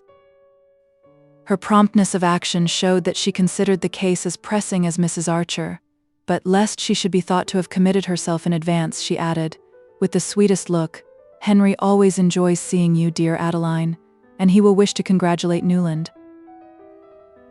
The double doors had solemnly reopened, and between them appeared Mr. Henry van der Luyden, tall, spare and frock-coated, with faded fair hair, a straight nose like his wife's, and the same look of frozen gentleness in eyes that were merely pale gray instead of pale blue. Mr. van der Luyden greeted Mrs. Archer with cousinly affability, proffered to Newland low-voiced congratulations couched in the same language as his wife's, and seated himself in one of the brocade armchairs with the simplicity of a reigning sovereign. "I had just finished reading the Times," he said, laying his long fingertips together. "In town my mornings are so much occupied that I find it more convenient to read the newspapers after luncheon." "Ah, there's a great deal to be said for that plan. Indeed, I think my Uncle Egmont used to say he found it less agitating not to read the morning papers till after dinner," said Mrs. Archer responsively. "Yes, my good father abhorred hurry. But now we live in a constant rush," said Mr. van der Luyden in measured tones, looking with pleasant deliberation about the large shrouded room which to Archer was so complete an image of its owners. "But I hope you had finished your reading, Henry?" his wife interposed. Quite," he reassured her. "Then I should like Adeline to tell you." "Oh, it's really Newland's story," said his mother smiling, and proceeded to rehearse once more the monstrous tale of the affront inflicted on Mrs. Lovell Mingott. "Of course," she ended, "Augusta Welland and Mary Mingott both felt that, especially in view of Newland's engagement, you and Henry ought to know." "Ah," said Mr. van der Luyden, drawing a deep breath. There was a silence during which the tick of the monumental ormolu clock on the white marble mantelpiece grew as loud as the boom of a minute gun. Archer contemplated with awe the two slender, faded figures, seated side by side in a kind of viceregal rigidity, mouthpieces of some remote ancestral authority which fate compelled them to wield, when they would so much rather have lived in simplicity and seclusion, digging invisible weeds out of the perfect lawns of Skuytercliff, and playing patience together in the evenings. Mr. van der Luyden was the first to speak. "You really think this is due to some intentional interference of Lawrence Lefferts's?" he inquired, turning to Archer. "I'm certain of it, sir. Larry has been going it rather harder than usual, if Cousin Louisa won't mind my mentioning it, having rather a stiff affair with the postmaster's wife in their village, or someone of that sort, and whenever poor Gertrude Lefferts begins to suspect anything, and he's afraid of trouble, he gets up a fuss of this kind, to show how awfully moral he is, and talks at the top of his voice about the impertinence of inviting his wife to meet people he doesn't wish her to know. He's simply using Madame Olenska as a lightning rod. I've seen him try the same thing often before." "The Leffertses," said Mrs. van der Luyden. "The Leffertses," echoed Mrs. Archer. "What would Uncle Egmont have said of Lawrence Lefferts's pronouncing on anybody's social position? It shows what society has come to." "We'll hope it has not quite come to that," said Mr. van der Luyden firmly. "Ah, if only you and Louisa went out more," sighed Mrs. Archer. But instantly she became aware of her mistake. The van der Luydens were morbidly sensitive to any criticism of their secluded existence. They were the arbiters of fashion, the court of last appeal, and they knew it, and bowed to their fate. But being shy and retiring persons with no natural inclination for their part, they lived as much as possible in the sylvan solitude of Skuytercliff, and when they came to town, declined all invitations on the plea of Mrs. van der Luyden's health. Newland Archer came to his mother's rescue. "Everybody in New York knows what you and Cousin Louisa represent. That's why Mrs. Mingott felt she ought not to allow this slight on Countess Olenska to pass without consulting you." Mrs. van der Luyden glanced at her husband, who glanced back at her. "It is the principle that I dislike," said Mr. van der Luyden. "As long as a member of a well-known family is backed up by that family, it should be considered final." "It seems so to me," said his wife, as if she were producing a new thought. "I had no idea," Mr. van der Luyden continued, "that things had come to such a pass."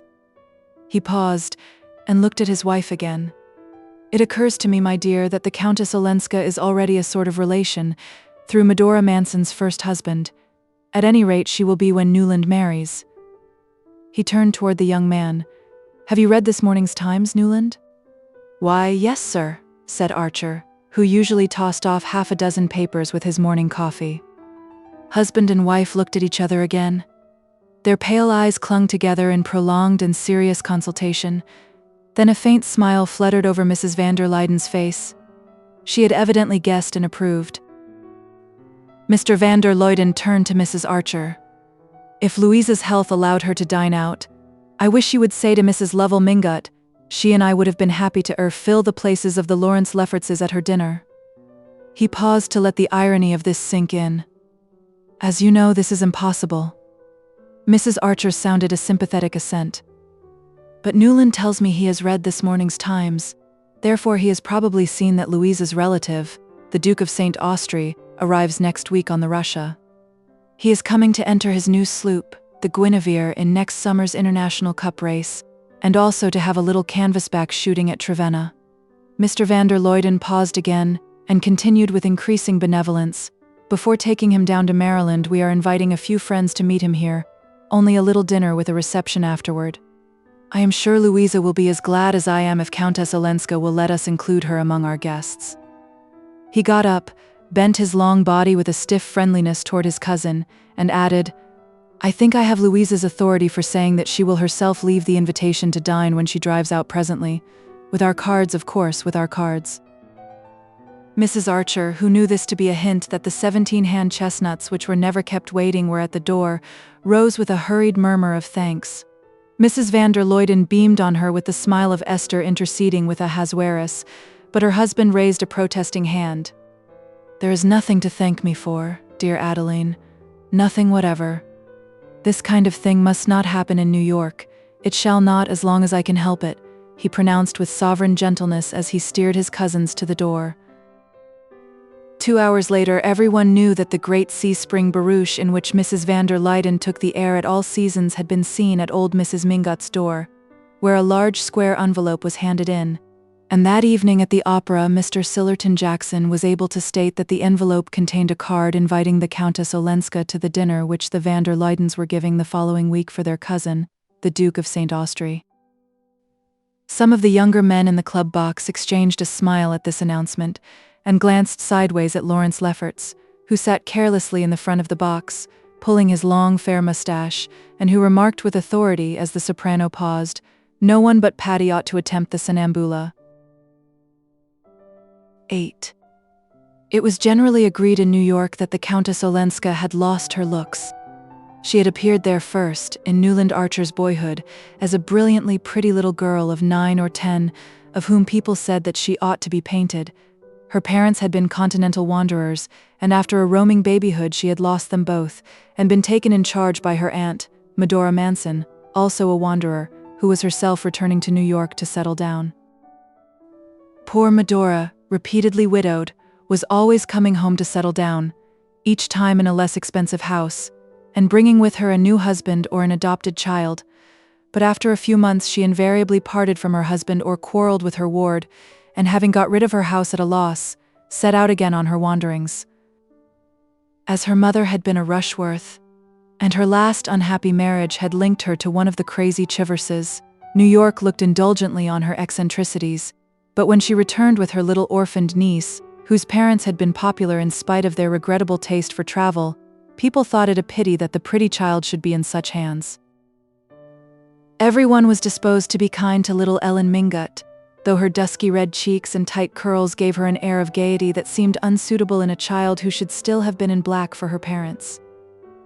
It was one of the misguided Medora's many peculiarities to flout the unalterable rules that regulated American mourning, and when she stepped from the steamer, her family were scandalized to see that the crepe veil she wore for her own brother was 7 inches shorter than those of her sisters-in-law, while little Ellen was in crimson merino and amber beads, like a gypsy foundling.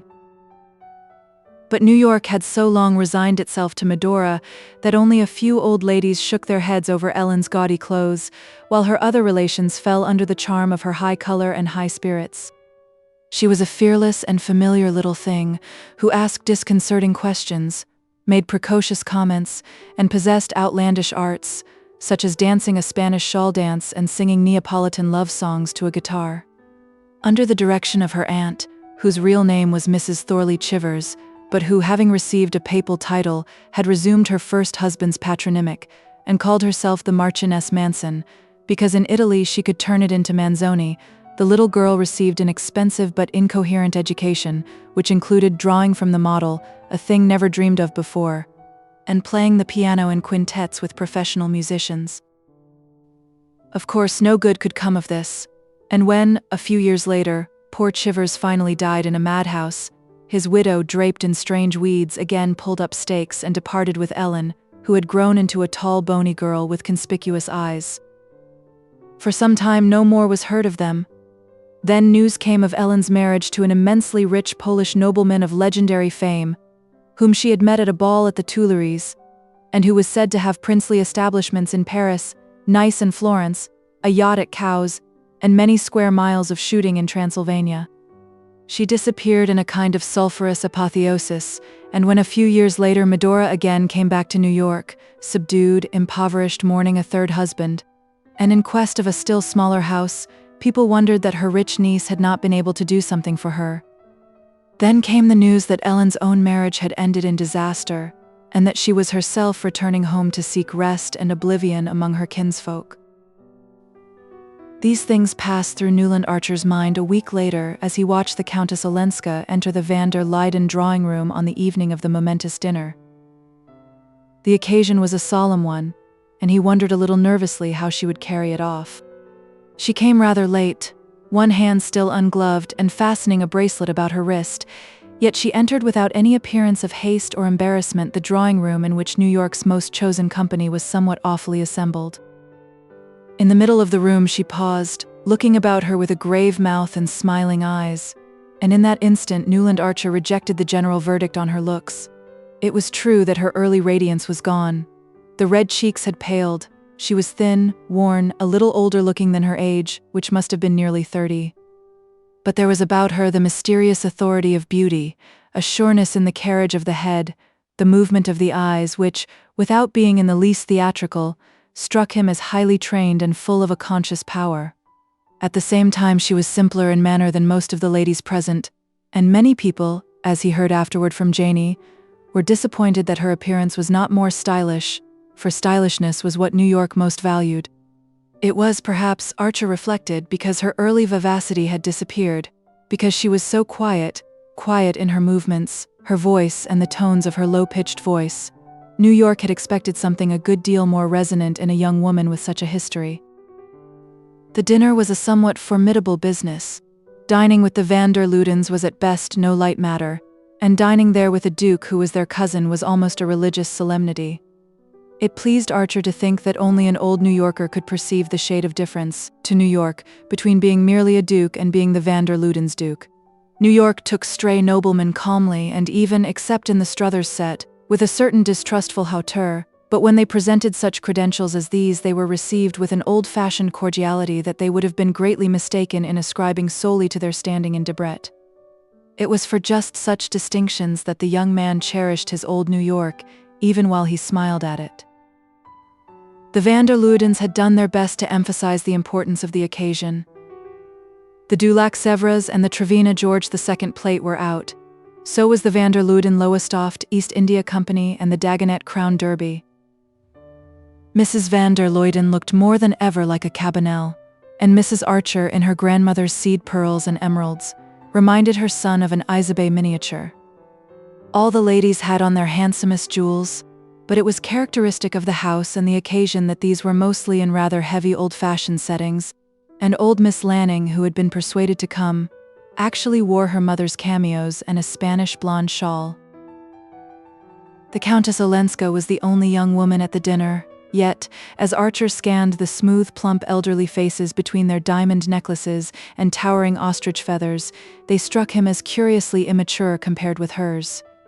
It frightened him to think what must have gone to the making of her eyes. The Duke of St. Austry, who sat at his hostess's right, was naturally the chief figure of the evening. But if the Countess Olenska was less conspicuous than had been hoped, the Duke was almost invisible. Being a well-bred man, he had not, like another recent ducal visitor, come to the dinner in a shooting jacket, but his evening clothes were so shabby and baggy, and he wore them with such an air of their being homespun, that, with his stooping way of sitting, and the vast beard spreading over his shirt front, he hardly gave the appearance of being in dinner attire.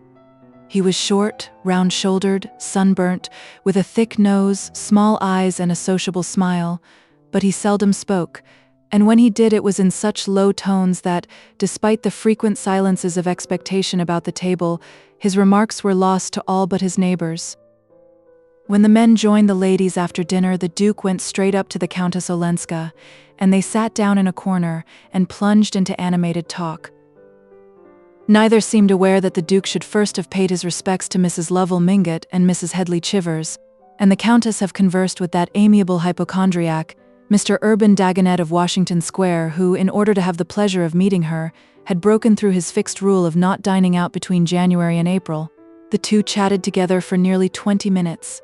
Then the Countess rose and, walking alone across the wide drawing room, sat down at Newland Archer's side. It was not the custom in New York drawing rooms for a lady to get up and walk away from one gentleman in order to seek the company of another. Etiquette required that she should wait, immovable as an idol, while the men who wished to converse with her succeeded each other at her side.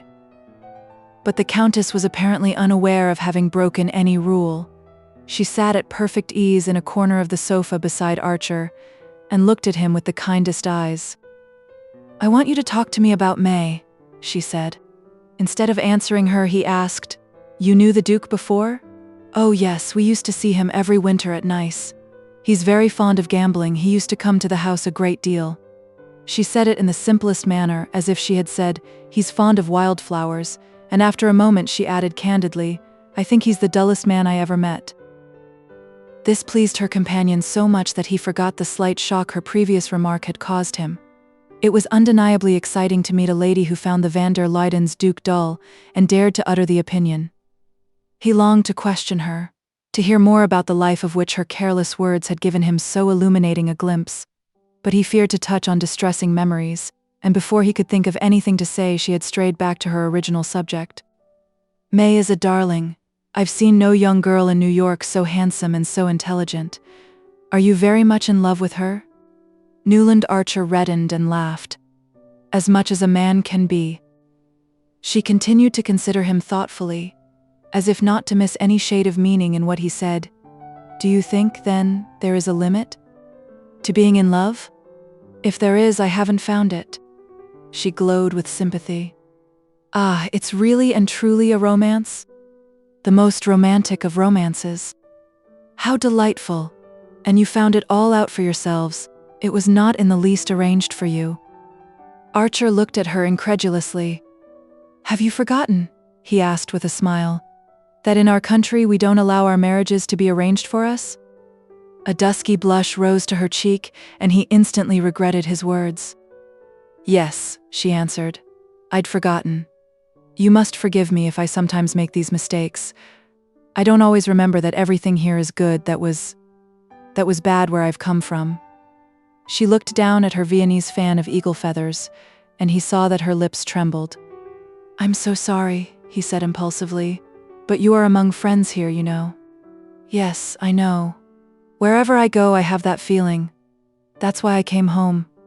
I want to forget everything else, to become a complete American again, like the Mingotts and Wellens, and you and your delightful mother, and all the other good people here tonight. Ah, here's May arriving, and you will want to hurry away to her," she added, but without moving, and her eyes turned back from the door to rest on the young man's face. The drawing rooms were beginning to fill up with after-dinner guests, and following Madame Olenska's glance, Archer saw May Welland entering with her mother.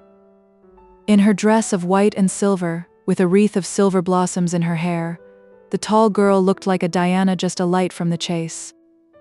"Oh," said Archer, "I have so many rivals, you see she's already surrounded. There's the Duke being introduced." "Then stay with me a little longer," Madame Olenska said in a low tone, just touching his knee with her plumed fan. It was the lightest touch, but it thrilled him like a caress. "Yes, let me stay," he answered in the same tone, hardly knowing what he said, but just then Mr. van der Luyden came up, followed by old Mr. Urban Dagonet. The Countess greeted them with her grave smile, and Archer, feeling his host's admonitory glance on him, rose and surrendered his seat. Madame Olenska held out her hand as if to bid him goodbye.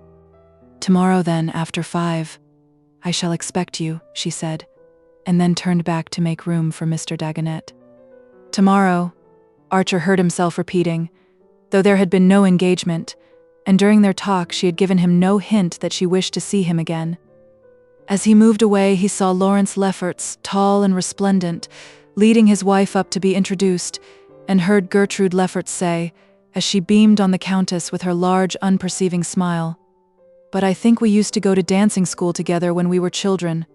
Behind her, waiting their turn to name themselves to the Countess, Archer noticed a number of the recalcitrant couples who had declined to meet her at Mrs. Lovell Mingott's. As Mrs. Archer remarked, when the van der Luydens chose, they knew how to give a lesson. The wonder was that they chose so seldom. The young man felt a touch on his arm and saw Mrs. van der Luyden looking down on him from the pure eminence of black velvet and the family diamonds. "It was good of you, dear Newland, to devote yourself so unselfishly to Madame Olenska. I told your cousin Henry he must really come to the rescue."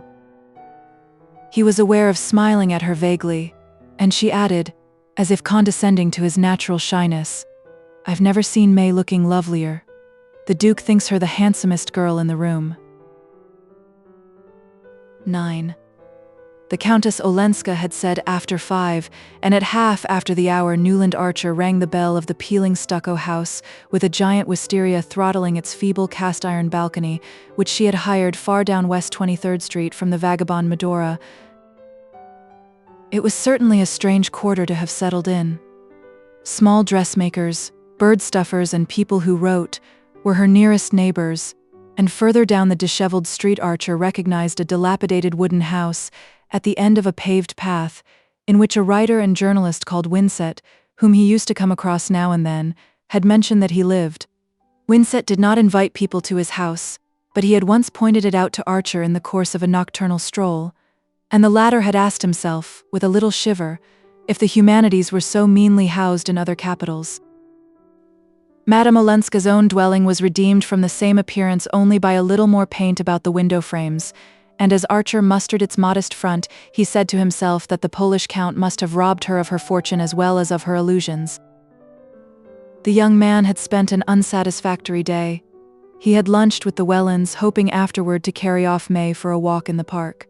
He wanted to have her to himself, to tell her how enchanting she had looked the night before, and how proud he was of her, and to press her to hasten their marriage.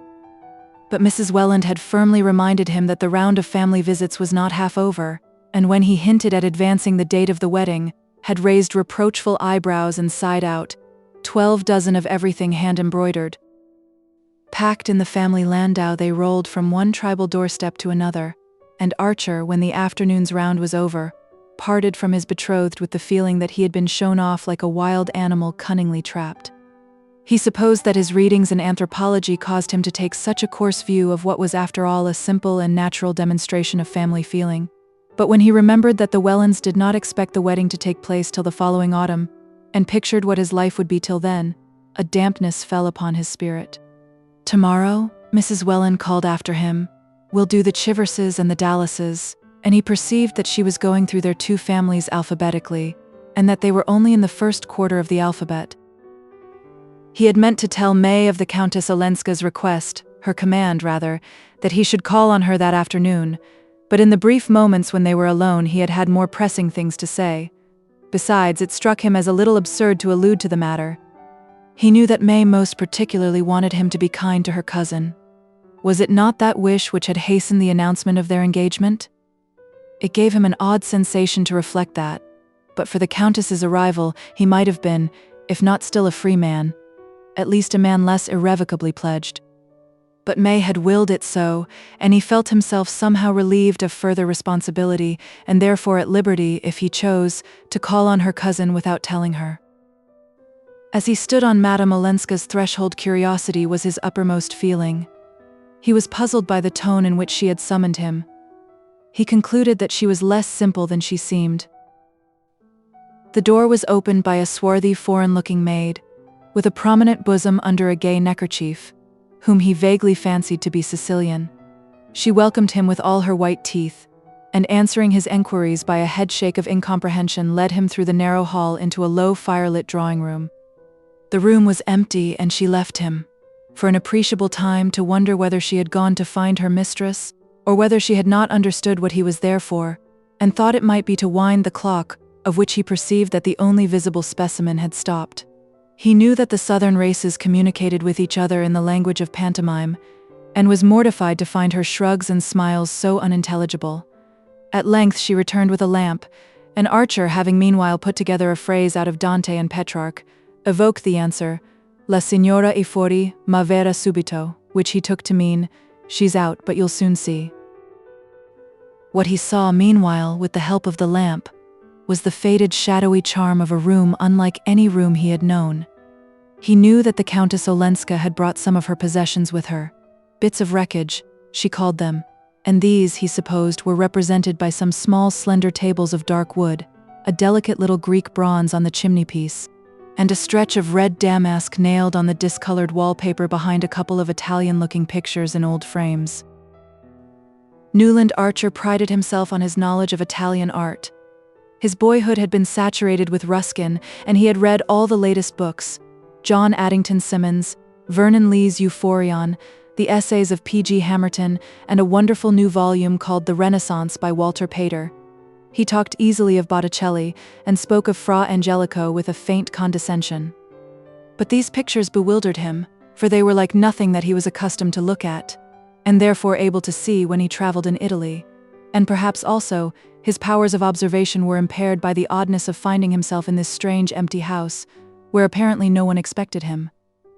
He was sorry that he had not told May Welland of Countess Olenska's request, and a little disturbed by the thought that his betrothed might come in to see her cousin.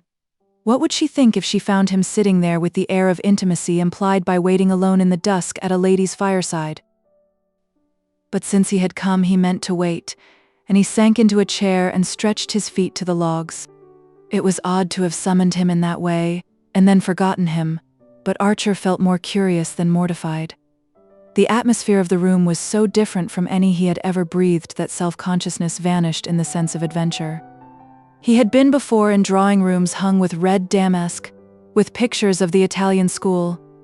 What struck him was the way in which Medora Manson's shabby hired house, with its blighted background of pampas grass and Rogers statuettes, had, by a turn of the hand, and the skillful use of a few properties, been transformed into something intimate, foreign, subtly suggestive of old romantic scenes and sentiments. He tried to analyze the trick, to find a clue to it in the way the chairs and tables were grouped, in the fact that only 2 Jacqueminot roses, of which nobody ever bought less than a dozen, had been placed in the slender vase at his elbow, and in the vague pervading perfume that was not what one put on handkerchiefs, but rather like the scent of some far-off bazaar, a smell made up of Turkish coffee and ambergris and dried roses. His mind wandered away to the question of what May's drawing room would look like. He knew that Mr. Welland, who was behaving very handsomely, already had his eye on a newly built house in East 39th Street. The neighborhood was thought remote, and the house was built in a ghastly greenish-yellow stone that the younger architects were beginning to employ as a protest against the brownstone of which the uniform hue coated New York like a cold chocolate sauce, but the plumbing was perfect. Archer would have liked to travel to put off the housing question, but, though the Wellands approved of an extended European honeymoon, perhaps even a winter in Egypt, they were firm as to the need of a house for the returning couple. The young man felt that his fate was sealed. For the rest of his life, he would go up every evening between the cast-iron railings of that greenish-yellow doorstep and pass through a Pompeian vestibule into a hall with a wainscoting of varnished yellow wood. But beyond that, his imagination could not travel. He knew the drawing room above had a bay window, but he could not fancy how May would deal with it. She submitted cheerfully to the purple satin and yellow tuftings of the Welland drawing room, to its sham boule tables and gilt vitrines full of modern Saks. He saw no reason to suppose that she would want anything different in her own house, and his only comfort was to reflect that she would probably let him arrange his library as he pleased, which would be, of course, with sincere Eastlake furniture, and the plain new bookcases without glass doors. The round-bosomed maid came in, drew the curtains, pushed back a log, and said consolingly, "Vera, Vera." When she had gone, Archer stood up and began to wander about. Should he wait any longer? His position was becoming rather foolish. Perhaps he had misunderstood Madame Olenska. Perhaps she had not invited him after all. Down the cobblestones of the quiet street came the ring of a stepper's hoofs. They stopped before the house, and he caught the opening of a carriage door. Parting the curtains, he looked out into the early dusk. A street lamp faced him, and in its light he saw Julius Beaufort's compact English brougham, drawn by a big roan, and the banker descending from it, and helping out Madame Olenska. Beaufort stood hat in hand, saying something which his companion seemed to negative. Then they shook hands and he jumped into his carriage while she mounted the steps. When she entered the room, she showed no surprise at seeing Archer there. Surprise seemed the emotion that she was least addicted to. "How do you like my funny house?" she asked. "To me it's like heaven." As she spoke, she untied her little velvet bonnet and, tossing it away with her long cloak, stood looking at him with meditative eyes. "You've arranged it delightfully," he rejoined, alive to the flatness of the words, but imprisoned in the conventional by his consuming desire to be simple and striking. "Oh, it's a poor little place. My relations despise it. But at any rate it's less gloomy than the van der Luydens." The words gave him an electric shock, for few were the rebellious spirits who would have dared to call the stately home of the van der Luydens gloomy. Those privileged to enter it shivered there, and spoke of it as handsome. But suddenly he was glad that she had given voice to the general shiver. "It's delicious what you've done here," he repeated. "I like the little house," she admitted, "but I suppose what I like is the blessedness of its being here, in my own country and my own town, and then of being alone in it." She spoke so low that he hardly heard the last phrase, but in his awkwardness he took it up. "You like so much to be alone?" "Yes, as long as my friends keep me from feeling lonely." She sat down near the fire, said, "Nastasia will bring the tea presently," and signed to him to return to his armchair, adding, "I see you've already chosen your corner." Leaning back, she folded her arms behind her head and looked at the fire under drooping lids. "This is the hour I like best, don't you?" A proper sense of his dignity caused him to answer, "I was afraid you'd forgotten the hour. Beaufort must have been very engrossing." She looked amused. "Why, have you waited long? Mr. Beaufort took me to see a number of houses, since it seems I'm not to be allowed to stay in this one." She appeared to dismiss both Beaufort and himself from her mind and went on, "I've never been in a city where there seems to be such a feeling against living in des courtiers eccentrics. What does it matter where one lives? I'm told this street is respectable. It's not fashionable." "Fashionable? Do you all think so much of that? Why not make one's own fashions? But I suppose I've lived too independently. At any rate, I want to do what you all do. I want to feel cared for and safe." He was touched, as he had been the evening before when she spoke of her need of guidance. "That's what your friends want you to feel. New York's an awfully safe place," he added with a flash of sarcasm. "Yes, isn't it? One feels that," she cried, missing the mockery. "Being here is like being taken on a holiday when one has been a good little girl and done all one's lessons." The analogy was well meant, but did not altogether please him. He did not mind being flippant about New York, but disliked to hear anyone else take the same tone. He wondered if she did not begin to see what a powerful engine it was, and how nearly it had crushed her.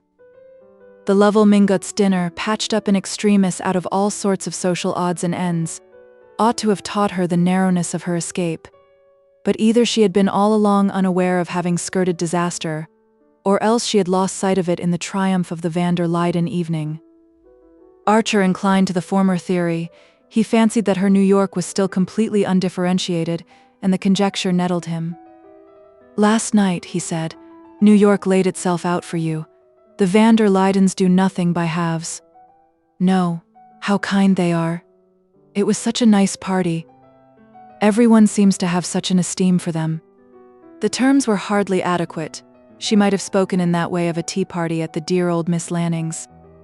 "The van der Luydens," said Archer, feeling himself pompous as he spoke, "are the most powerful influence in New York society.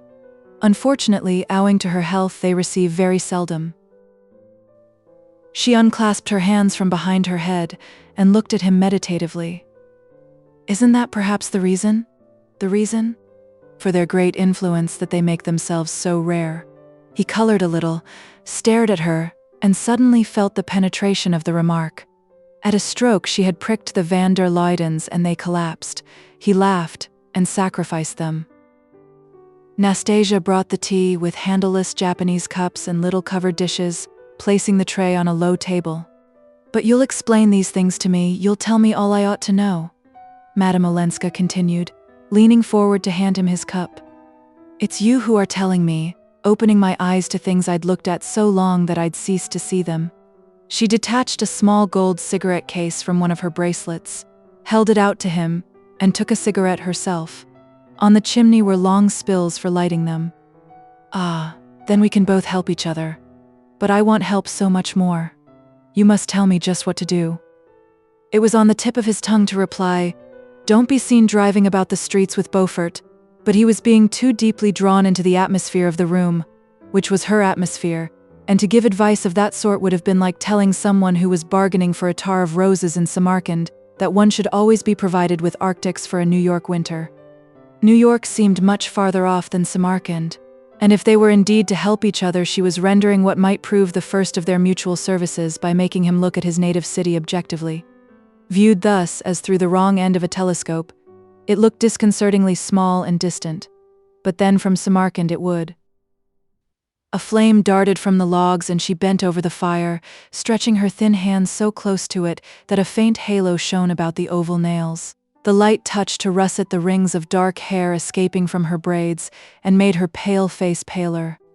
"There are plenty of people to tell you what to do," Archer rejoined, obscurely envious of them. "Oh, all my aunts, and my dear old granny?" She considered the idea impartially. "They're all a little vexed with me for setting up for myself.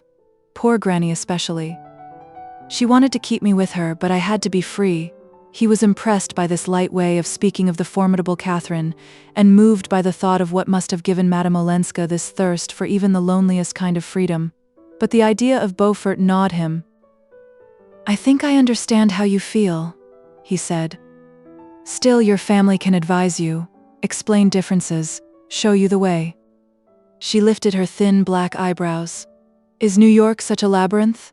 I thought it so straight up and down like Fifth Avenue, and with all the cross streets numbered." She seemed to guess his faint disapproval of this, and added, with the rare smile that enchanted her whole face, "If you knew how I like it for just that, the straight up and downness and the big honest labels on everything." He saw his chance. "Everything may be labeled, but everybody is not. Perhaps I may simplify too much, but you'll warn me if I do." She turned from the fire to look at him. "There are only two people here who make me feel as if they understood what I mean and could explain things to me. You and Mr. Beaufort." Archer winced at the joining of the names and then, with a quick readjustment, understood, sympathized and pitied. So close to the powers of evil she must have lived that she still breathed more freely in their air. But since she felt that he understood her also, his business would be to make her see Beaufort as he really was, with all he represented, and abhor it. He answered gently, "I understand. But just at first don't let go of your old friend's hands. I mean the older women, your Granny Mingott, Mrs. Welland, Mrs. van der Luyden. They like and admire you, they want to help you." She shook her head and sighed. "Oh, I know, but on condition that they don't hear anything unpleasant. Aunt Welland put it in those very words when I tried. Does no one want to know the truth here, Mr. Archer? The real loneliness is living among all these kind people who only ask one to pretend." She lifted her hands to her face, and he saw her thin shoulders shaken by a sob. "Madame Olenska, oh, don't, Ellen," he cried, starting up and bending over her.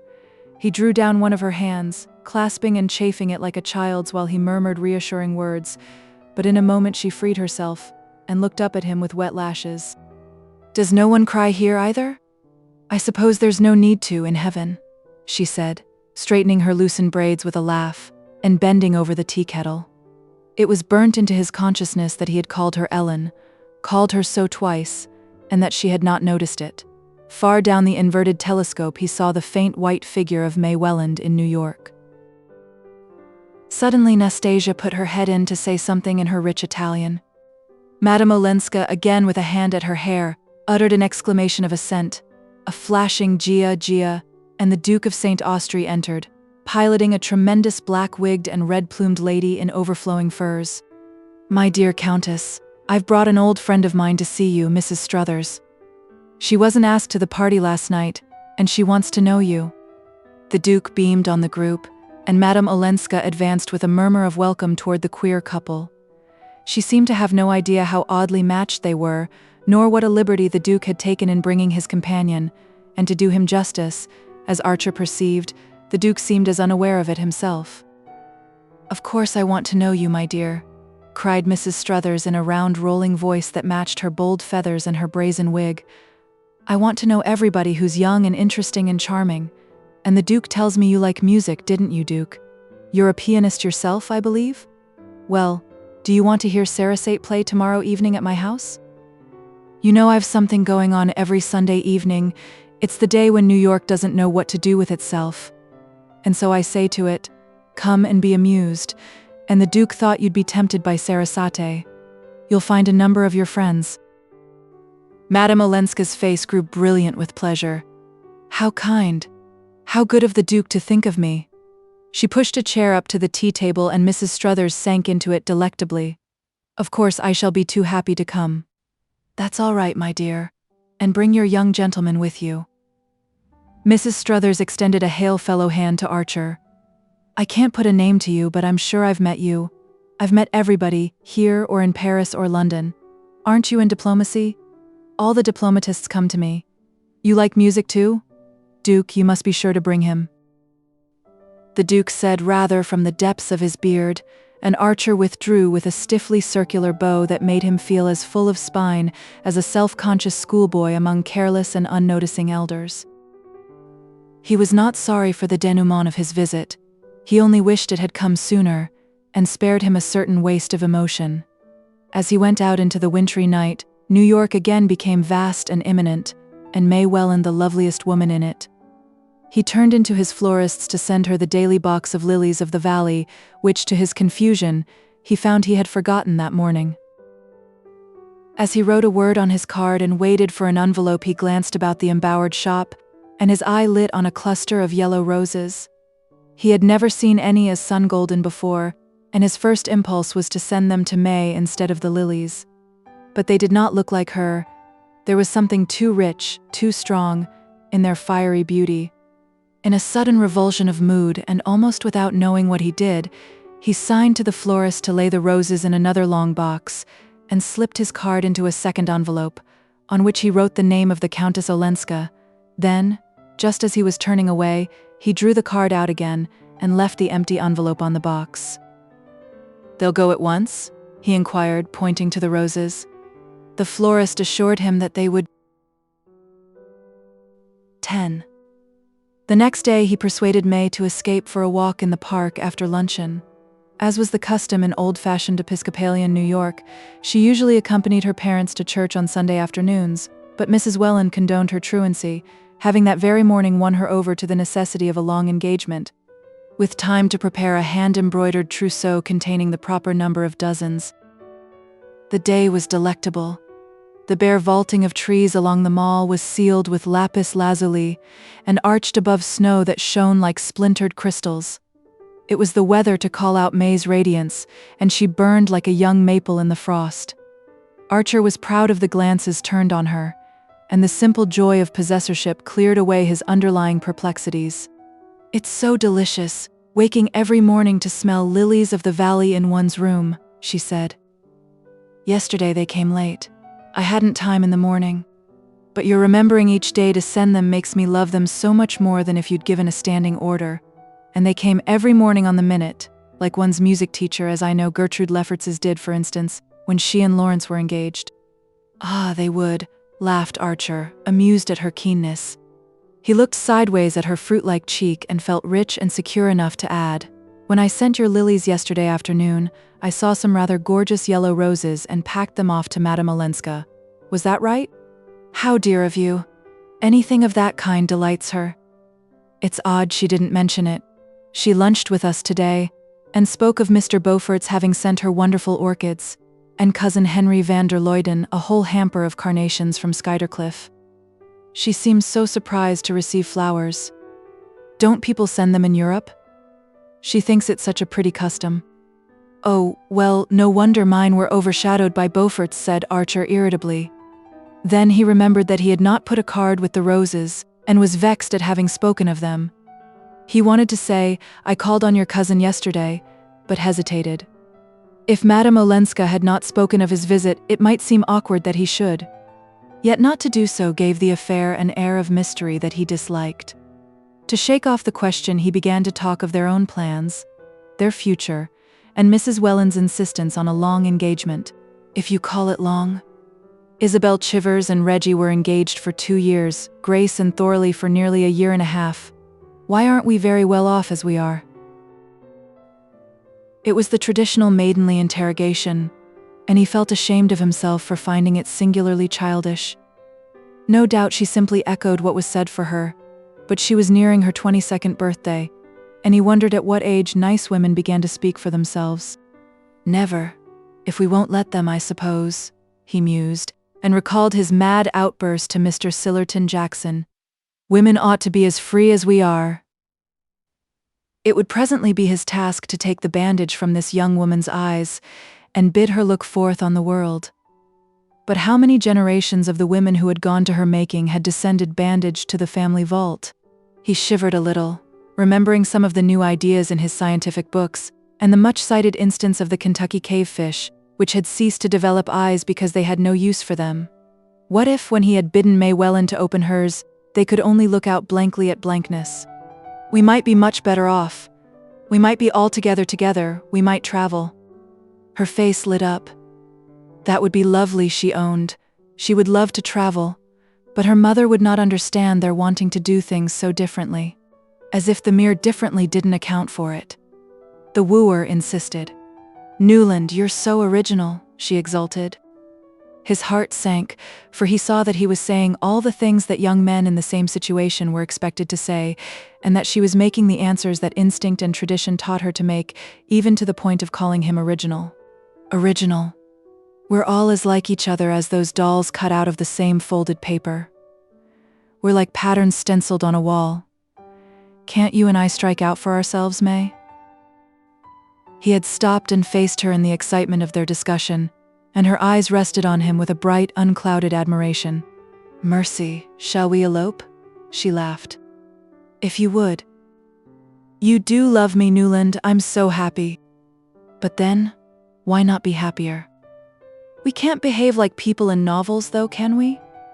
"Why not? Why not? Why not?" She looked a little bored by his insistence. She knew very well that they couldn't, but it was troublesome to have to produce a reason. "I'm not clever enough to argue with you, but that kind of thing is rather vulgar, isn't it?" she suggested, relieved to have hit on a word that would assuredly extinguish the whole subject. "Are you so much afraid, then, of being vulgar?" She was evidently staggered by this. "Of course I should hate it, so would you?" she rejoined a trifle irritably. He stood silent, beating his stick nervously against his boot top, and feeling that she had indeed found the right way of closing the discussion, she went on light-heartedly. "Oh, did I tell you that I showed Ellen my ring? She thinks it the most beautiful setting she ever saw. There's nothing like it in the Rue de la Paix," she said. I do love you, Newland, for being so artistic." The next afternoon, as Archer, before dinner, sat smoking sullenly in his study, Janie wandered in on him.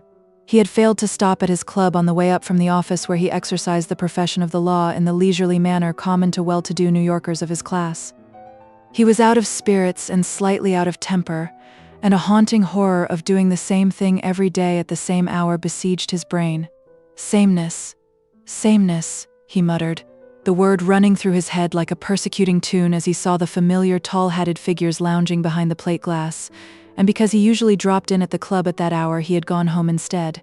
He knew not only what they were likely to be talking about, but the part each one would take in the discussion. The Duke, of course, would be their principal theme, though the appearance in Fifth Avenue of a golden-haired lady in a small canary-colored brougham with a pair of black cobs, for which Beaufort was generally thought responsible, would also doubtless be thoroughly gone into. Such women, as they were called, were few in New York, those driving their own carriages still fewer, and the appearance of Miss Fanny Ring in Fifth Avenue at the fashionable hour had profoundly agitated society. Only the day before, her carriage had passed Mrs. Lovell Mingott's, and the latter had instantly rung the little bell at her elbow and ordered the coachman to drive her home. What if it had happened to Mrs. van der Luyden? People asked each other with a shudder.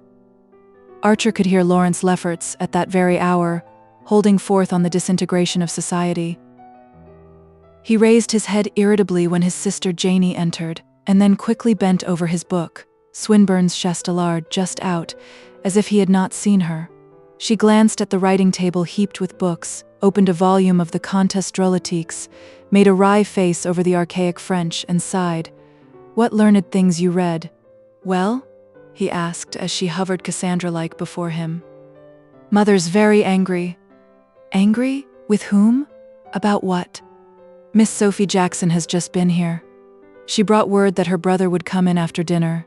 She couldn't say very much, because he forbade her to. He wishes to give all the details himself. He's with Cousin Louisa van der Luyden now." "For heaven's sake, my dear girl, try a fresh start. It would take an omniscient deity to know what you're talking about." "It's not a time to be profane, Newland. Mother feels badly enough about your not going to church." With a groan, he plunged back into his book. "Newland, do listen.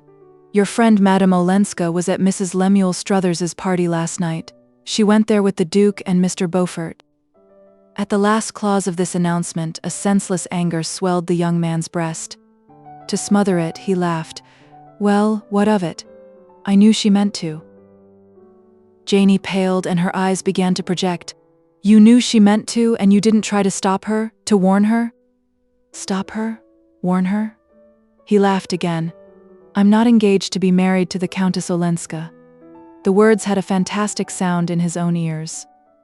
"You're marrying into her family." "Oh, family, he jeered. "Newland, don't you care about family?" "Not a brass farthing." "Nor about what Cousin Louisa van der Luyden will think?" "Not the half of one if she thinks such old maids rubbish." "Mother is not an old maid," said his virgin sister with pinched lips. He felt like shouting back, "Yes, she is, and so are the van der Luydens, and so we all are, when it comes to being so much as brushed by the wingtip of reality." But he saw her long, gentle face puckering into tears, and felt ashamed of the useless pain he was inflicting. "Hang Countess Olenska. Don't be a goose, Janie. I'm not her keeper." "No, but you did ask the Wellens to announce your engagement sooner so that we might all back her up, and if it hadn't been for that Cousin Louisa would never have invited her to the dinner for the Duke." "Well, what harm was there in inviting her? She was the best-looking woman in the room. She made the dinner a little less funereal than the usual van der Luyden banquet. You know, Cousin Henry asked her to please you. He persuaded Cousin Louisa, and now they're so upset that they're going back to Skuytercliff tomorrow. I think, Newland, you'd better come down. You don't seem to understand how Mother feels." In the drawing room, Newland found his mother.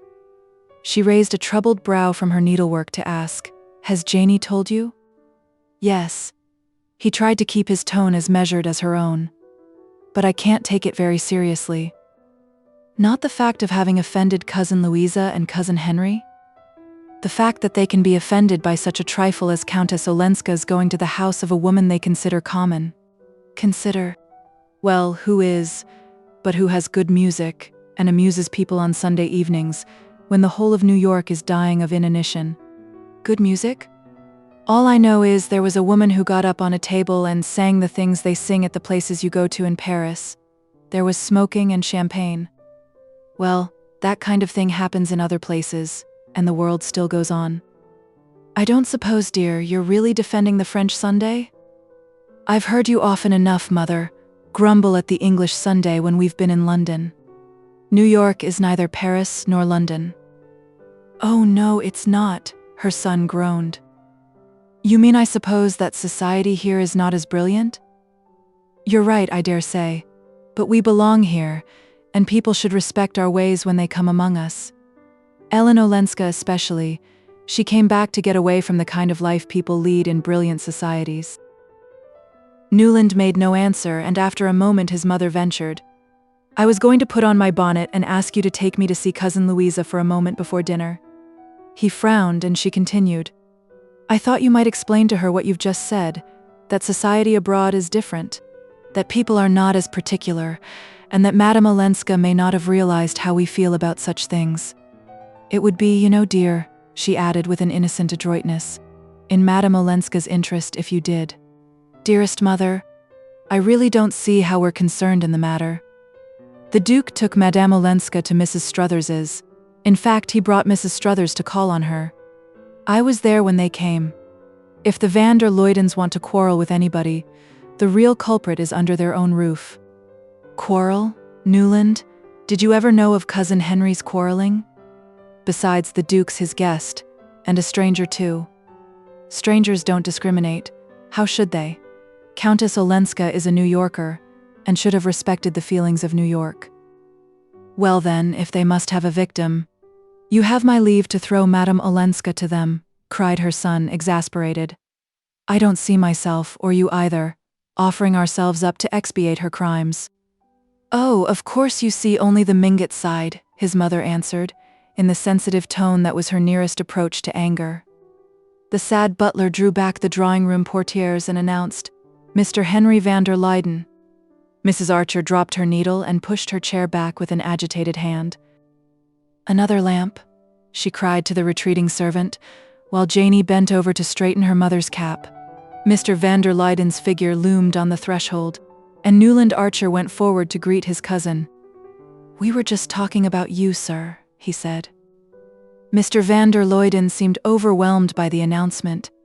He drew off his glove to shake hands with the ladies, and smoothed his tall hat shyly, while Janey pushed an armchair forward, and Archer continued, and the Countess Olenska. Mrs. Archer paled. Ah, a charming woman. I have just been to see her, said Mr. van der Luyden, complacency restored to his brow. He sank into the chair, laid his hat and gloves on the floor beside him in the old-fashioned way, and went on. She has a real gift for arranging flowers. I had sent her a few carnations from Skuytercliff, and I was astonished. Instead of massing them in big bunches as our head gardener does, she had scattered them about loosely, here and there. I can't say how. The Duke had told me, he said, go and see how cleverly she's arranged her drawing room, and she has. I should really like to take Louisa to see her, if the neighborhood were not so unpleasant. A dead silence greeted this unusual flow of words from Mr. van der Luyden. Mrs. Archer drew her embroidery out of the basket, into which she had nervously tumbled it, and Newland, leaning against the chimney-place and twisting a hummingbird feather screen in his hand, saw Janey's gaping countenance lit up by the coming of the second lamp. The fact is, Mr. van der Luyden continued, stroking his long grey leg with a bloodless hand weighed down by the patroon's great signet ring. The fact is, I dropped in to thank her for the very pretty note she wrote me about my flowers, and also, but this is between ourselves, of course, to give her a friendly warning about allowing the Duke to carry her off to parties with him. I don't know if you've heard. Mrs. Archer produced an indulgent smile. Has the Duke been carrying her off to parties? You know what these English grandees are? They're all alike. Louisa and I are very fond of our cousin, but it's hopeless to expect people who are accustomed to the European courts to trouble themselves about our little republican distinctions. The Duke goes where he's amused. Mr. van der Luyden paused, but no one spoke. Yes, it seems he took her with him last night to Mrs. Lemuel Struthers's. Sillerton Jackson has just been to us with the foolish story, and Louisa was rather troubled, so I thought the shortest way was to go straight to Countess Olenska and explain, by the merest hint, how we feel in New York about certain things. I felt I might, without indelicacy, because the evening she dined with us she rather suggested, rather let me see that she would be grateful for guidance, and she was. Mr. van der Luyden looked about the room with what would have been self-satisfaction on features less purged of the vulgar passions. On his face it became a mild benevolence which Mrs. Archer's countenance dutifully reflected. "How kind you both are, dear Henry, always. Newland will particularly appreciate what you have done because of dear May and his new relations." She shot an admonitory glance at her son, who said, "Immensely, sir. But I was sure you'd like Madame Olenska." Mr. van der Luyden looked at him with extreme gentleness. "I never ask to my house, my dear Newland," he said, "anyone whom I do not like, and so I have just told Sillerton Jackson."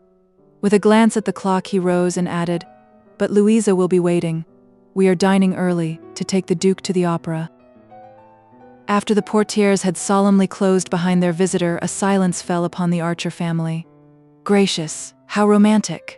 at last broke explosively from Janey. No one knew exactly what inspired her elliptic comments, and her relations had long since given up trying to interpret them. Mrs. Archer shook her head with a sigh. "Provided it all turns out for the best," she said, in the tone of one who knows how surely it will not. "Newland, you must stay and see Sillerton Jackson when he comes this evening. I really shan't know what to say to him." "Poor mother. But he won't come." Her son laughed, stooping to kiss away her frown. 11. Some 2 weeks later, Newland Archer, sitting in abstracted idleness in his private compartment of the office of Letterblair, Lamson and Lowe, attorneys at law, was summoned by the head of the firm. Old Mr. Letterblair, the accredited legal advisor of 3 generations of New York gentility, throned behind his mahogany desk in evident perplexity. As he stroked his close-clipped white whiskers and ran his hand through the rumpled gray locks above his jutting brows, his disrespectful junior partner thought how much he looked like the family physician annoyed with a patient whose symptoms refused to be classified.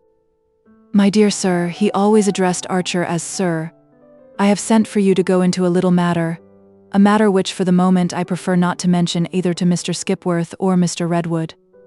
The gentlemen he spoke of were the other senior partners of the firm, for, as was always the case with legal associations of old standing in New York, all the partners named on the office letterhead were long since dead, and Mr. Letterblair, for example, was, professionally speaking, his own grandson.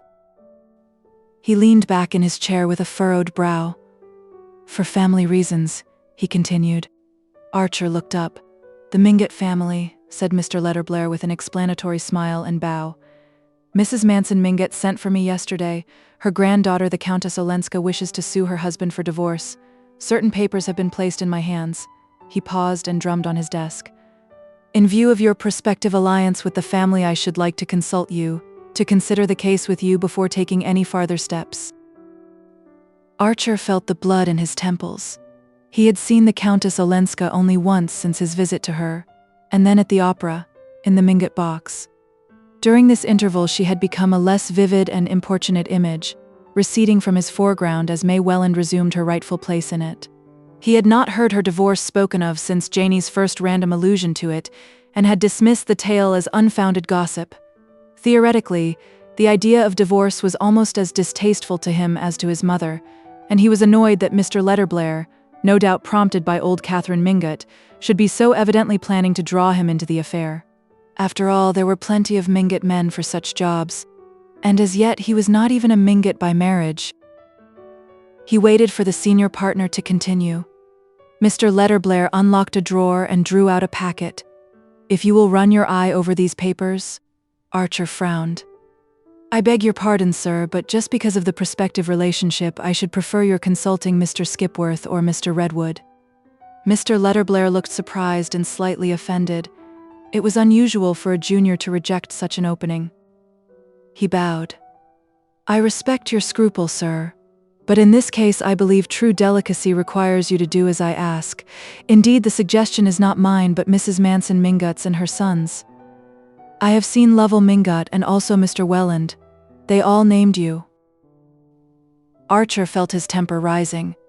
He had been somewhat languidly drifting with events for the last fortnight, and letting May's fair looks and radiant nature obliterate the rather importunate pressure of the Mingott claims.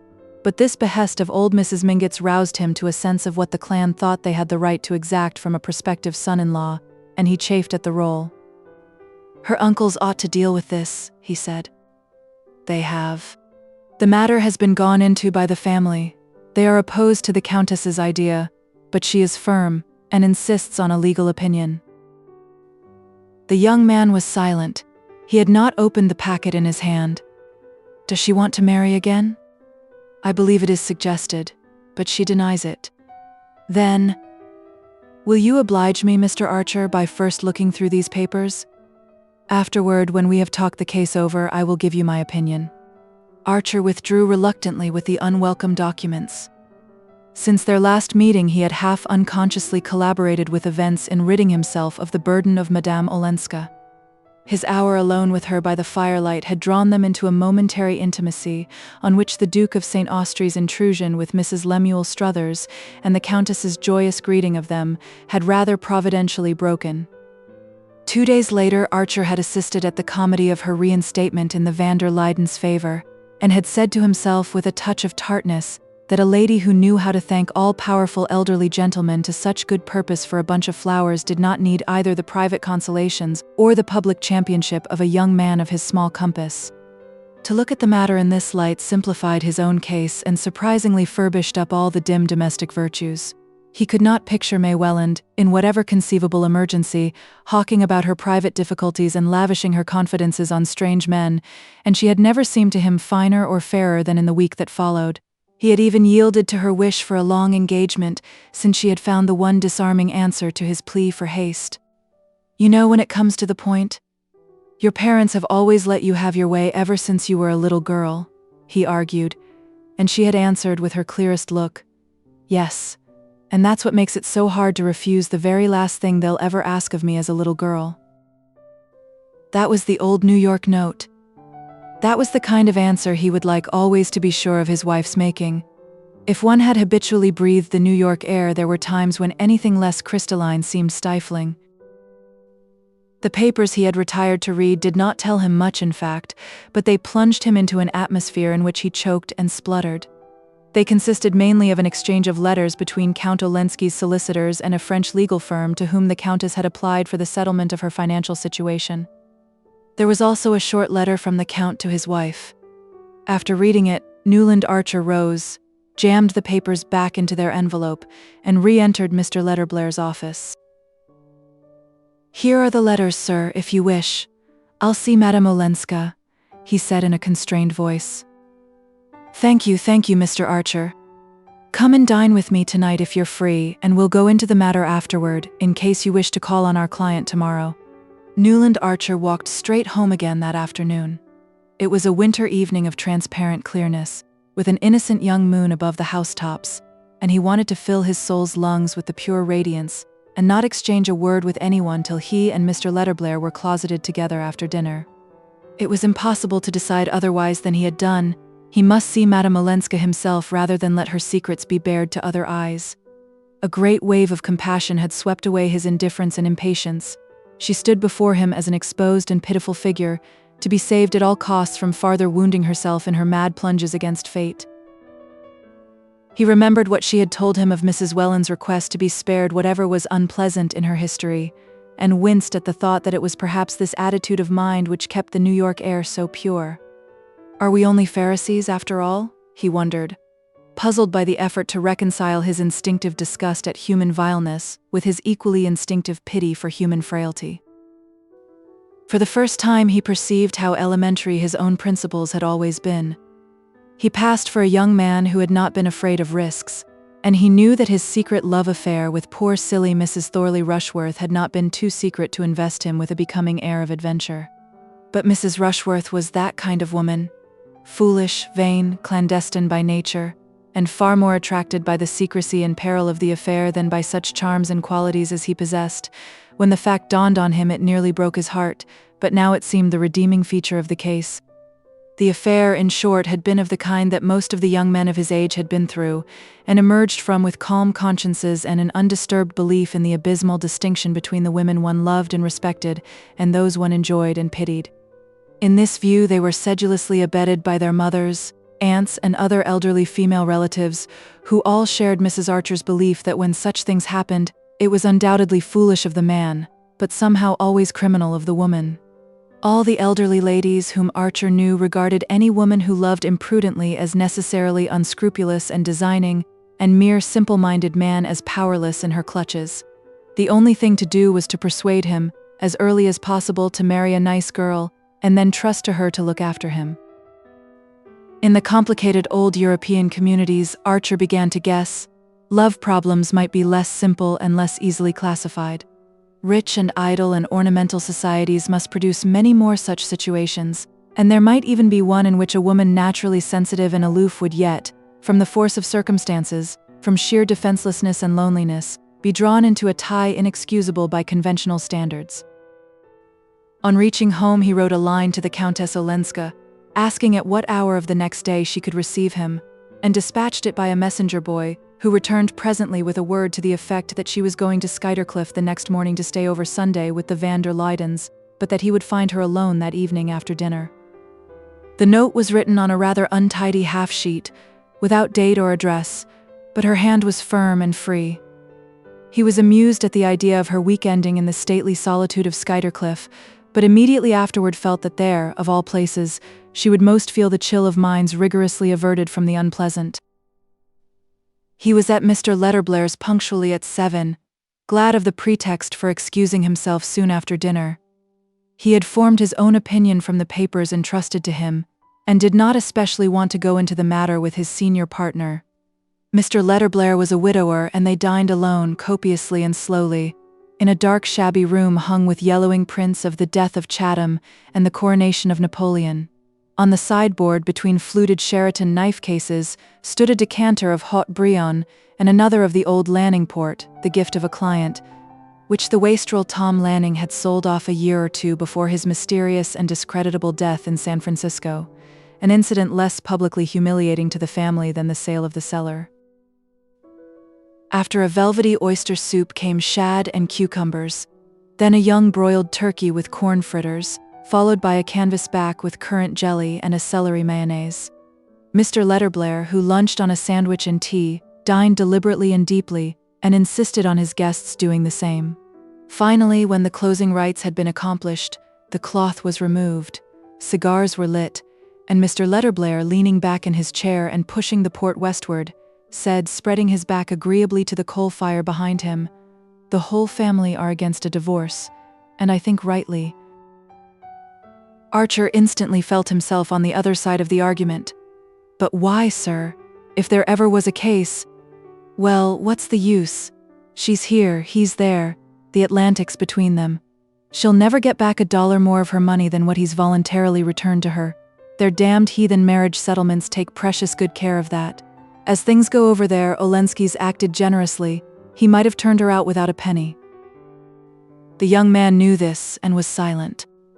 "I understand, though," Mr. Letterblair continued, "that she attaches no importance to the money. Therefore, as the family say, why not let well enough alone?" Archer had gone to the house an hour earlier in full agreement with Mr. Letterblair's view, but put into words by this selfish, well-fed, and supremely indifferent old man, it suddenly became the Pharisaic voice of a society wholly absorbed in barricading itself against the unpleasant. "I think that's for her to decide." Have you considered the consequences if she decides for divorce? You mean the threat in her husband's letter? What weight would that carry? It's no more than the vague charge of an angry blackguard.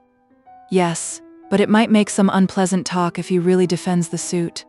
"Unpleasant," said Archer explosively. Mr. Letterblair looked at him from under inquiring eyebrows, and the young man, aware of the uselessness of trying to explain what was in his mind, bowed acquiescently while his senior continued, "Divorce is always unpleasant." "You agree with me?" Mr. Letterblair resumed after a waiting silence. "Naturally," said Archer. "Well then, I may count on you? The Mingots may count on you?" To use your influence against the idea? Archer hesitated. I can't pledge myself till I've seen the Countess Olenska, he said at length. Mr. Archer, I don't understand you. Do you want to marry into a family with a scandalous divorce suit hanging over it? I don't think that has anything to do with the case. Mr. Letterblair put down his glass of port and fixed on his young partner a cautious and apprehensive gaze. Archer understood that he ran the risk of having his mandate withdrawn, and for some obscure reason he disliked the prospect. Now that the job had been thrust on him, he did not propose to relinquish it, and to guard against the possibility, he saw that he must reassure the unimaginative old man who was the legal conscience of the Mingotts. You may be sure, sir, that I shan't commit myself till I've reported to you. What I meant was that I'd rather not give an opinion till I've heard what Madame Olenska has to say. Mr. Letterblair nodded approvingly at an excess of caution worthy of the best New York tradition, and the young man, glancing at his watch, pleaded an engagement and took leave. 12. Old-fashioned New York dined at 7, and the habit of after-dinner calls, though derided in Archer's set, still generally prevailed. As the young man strolled up Fifth Avenue from Waverly Place, the long thoroughfare was deserted but for a group of carriages standing before the Reggie Chiverses, where there was a dinner for the Duke, and the occasional figure of an elderly gentleman in heavy overcoat and muffler, ascending a brownstone doorstep and disappearing into a gaslit hall. Thus, as Archer crossed Washington Square, he remarked that old Mr. Dulac was calling on his cousins the Dagonets, and turning down the corner of West 10th Street he saw Mr. Skipworth, of his own firm, obviously bound on a visit to the Miss Lannings.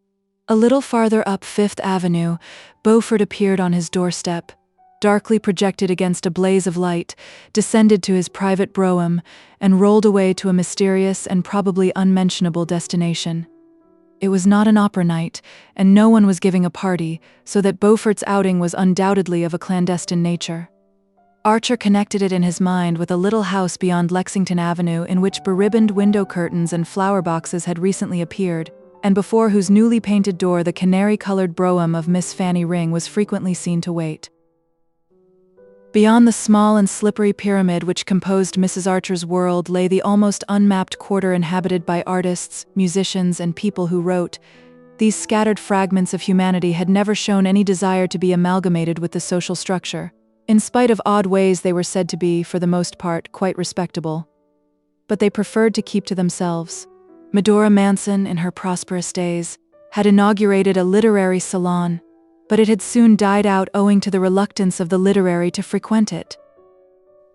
Others had made the same attempt, and there was a household of Blenkers, an intense and voluble mother, and 3 blowsy daughters who imitated her, where one met Edwin Booth and Patty and William Winter, and the new Shakespearean actor George Rignold, and some of the magazine editors and musical and literary critics.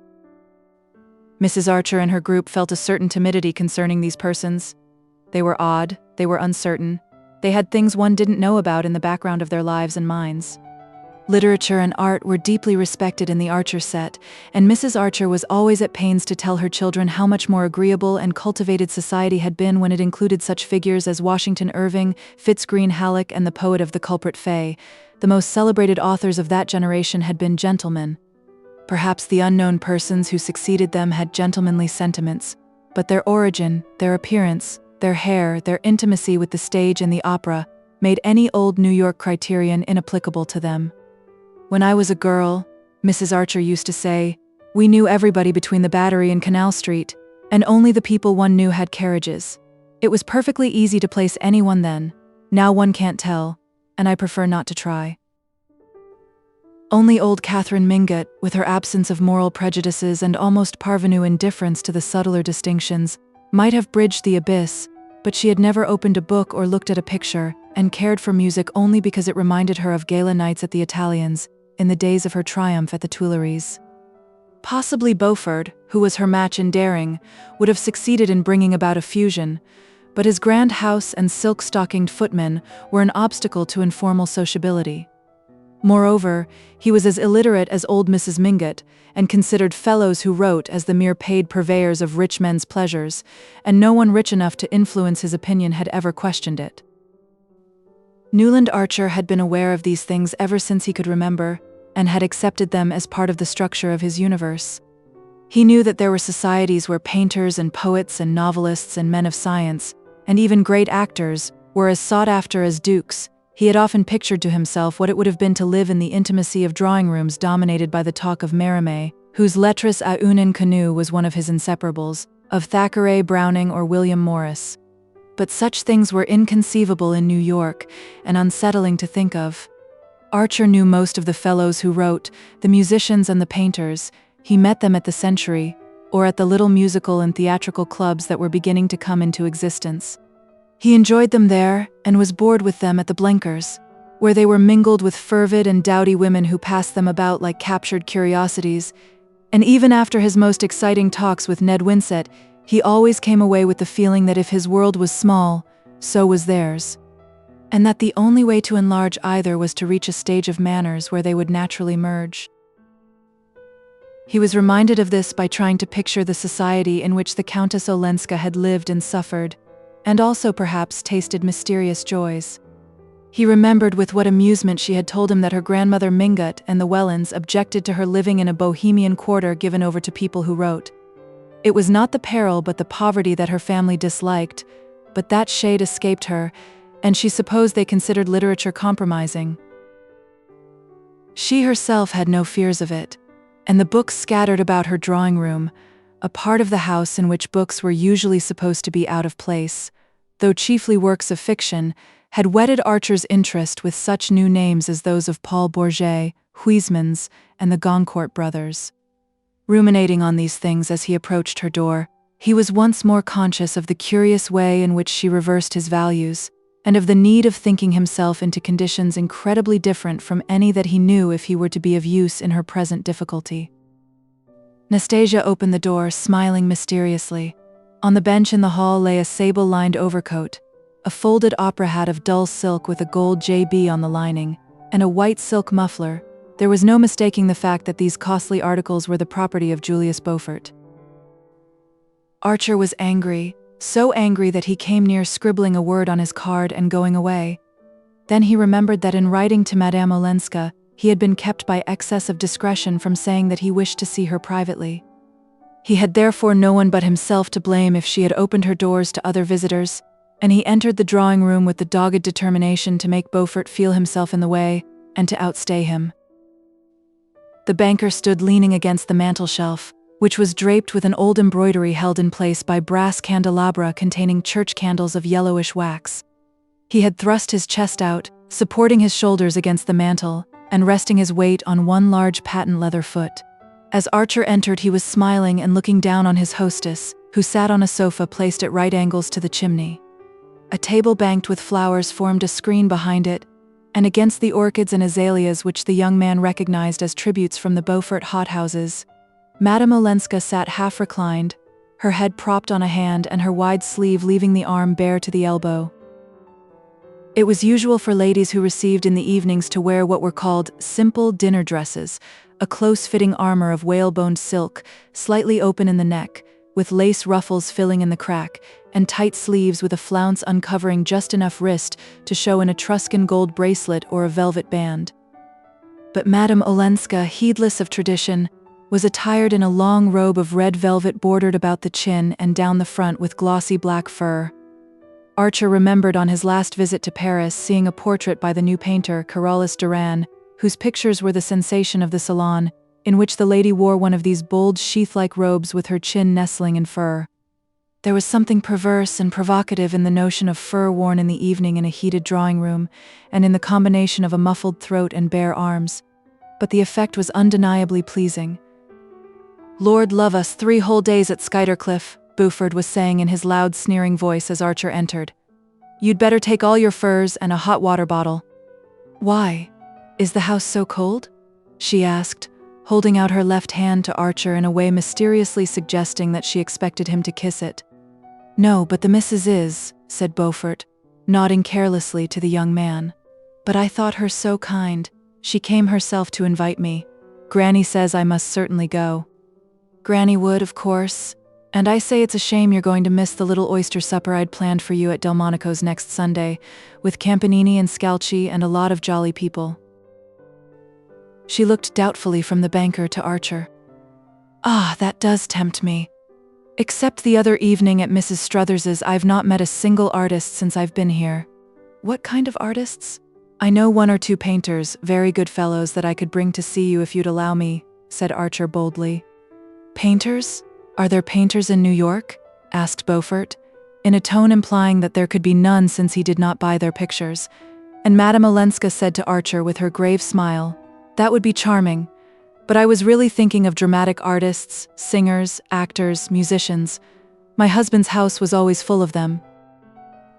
She said the words "my husband" as if no sinister associations were connected with them, and in a tone that seemed almost to sigh over the lost delights of her married life. Archer looked at her perplexedly, wondering if it were lightness or dissimulation that enabled her to touch so easily on the past at the very moment when she was risking her reputation in order to break with it. "I do think," she went on, addressing both men, "that the imprévu adds to one's enjoyment.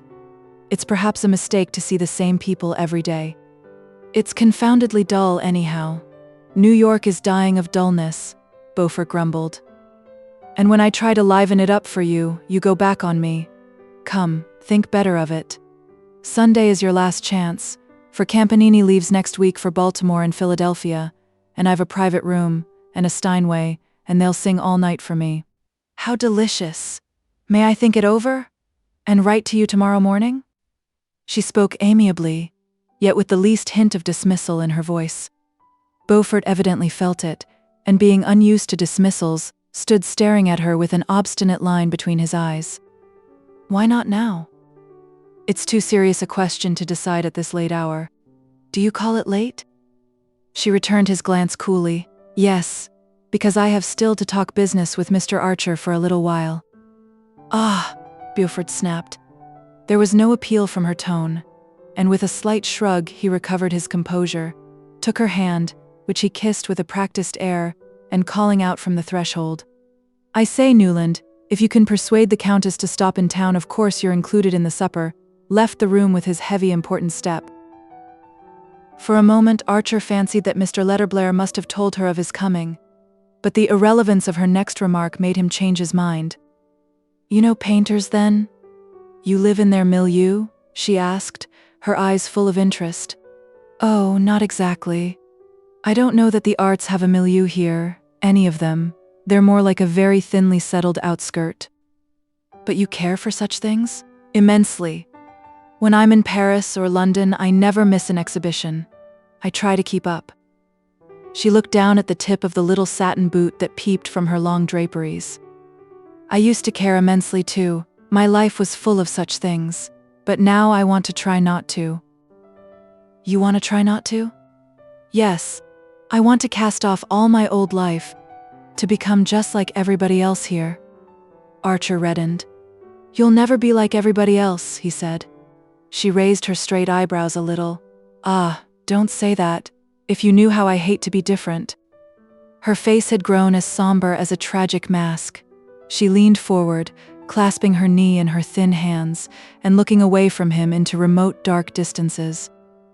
"I want to get away from it all," she insisted.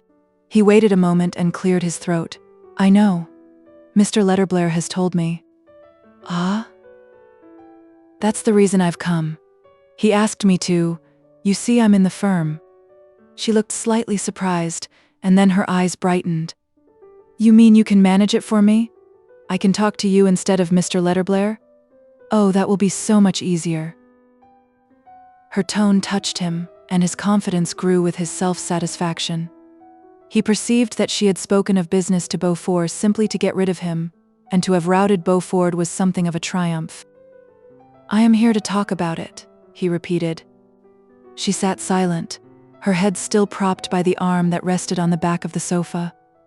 Her face looked pale and extinguished, as if dimmed by the rich red of her dress.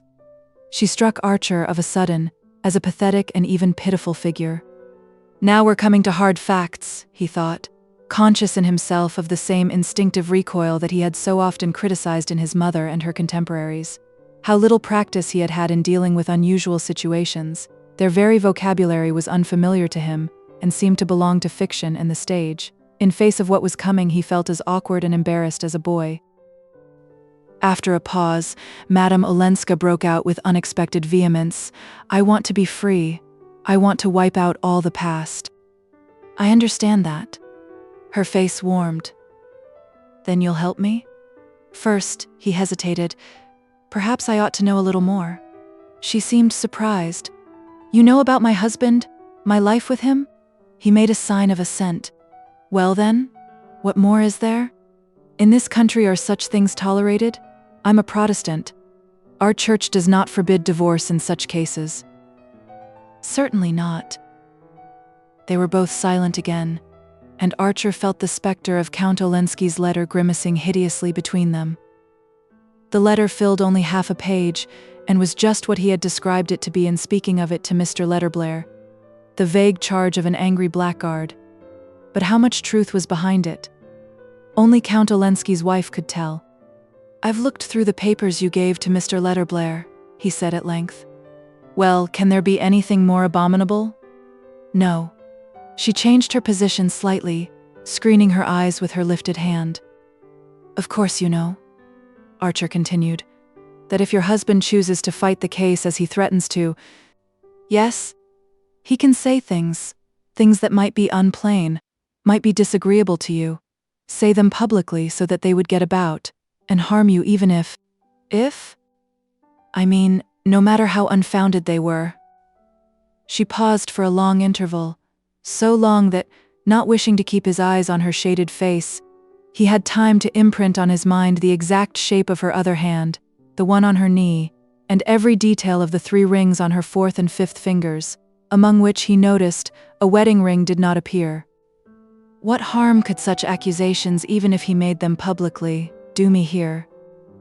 It was on his lips to exclaim, "My poor child, far more harm than anywhere else." Instead, he answered, in a voice that sounded in his ears like Mr. Letterblair's, "New York society is a very small world compared with the one you've lived in, and it's ruled, in spite of appearances, by a few people with, well, rather old-fashioned ideas." She said nothing, and he continued, "Our ideas about marriage and divorce are particularly old-fashioned. Our legislation favors divorce, our social customs don't." "Never?" "Well, not if the woman, however injured, however irreproachable, has appearances in the least degree against her, has exposed herself by any unconventional action to offensive insinuations." She drooped her head a little lower, and he waited again, intensely hoping for a flash of indignation, or at least a brief cry of denial. None came.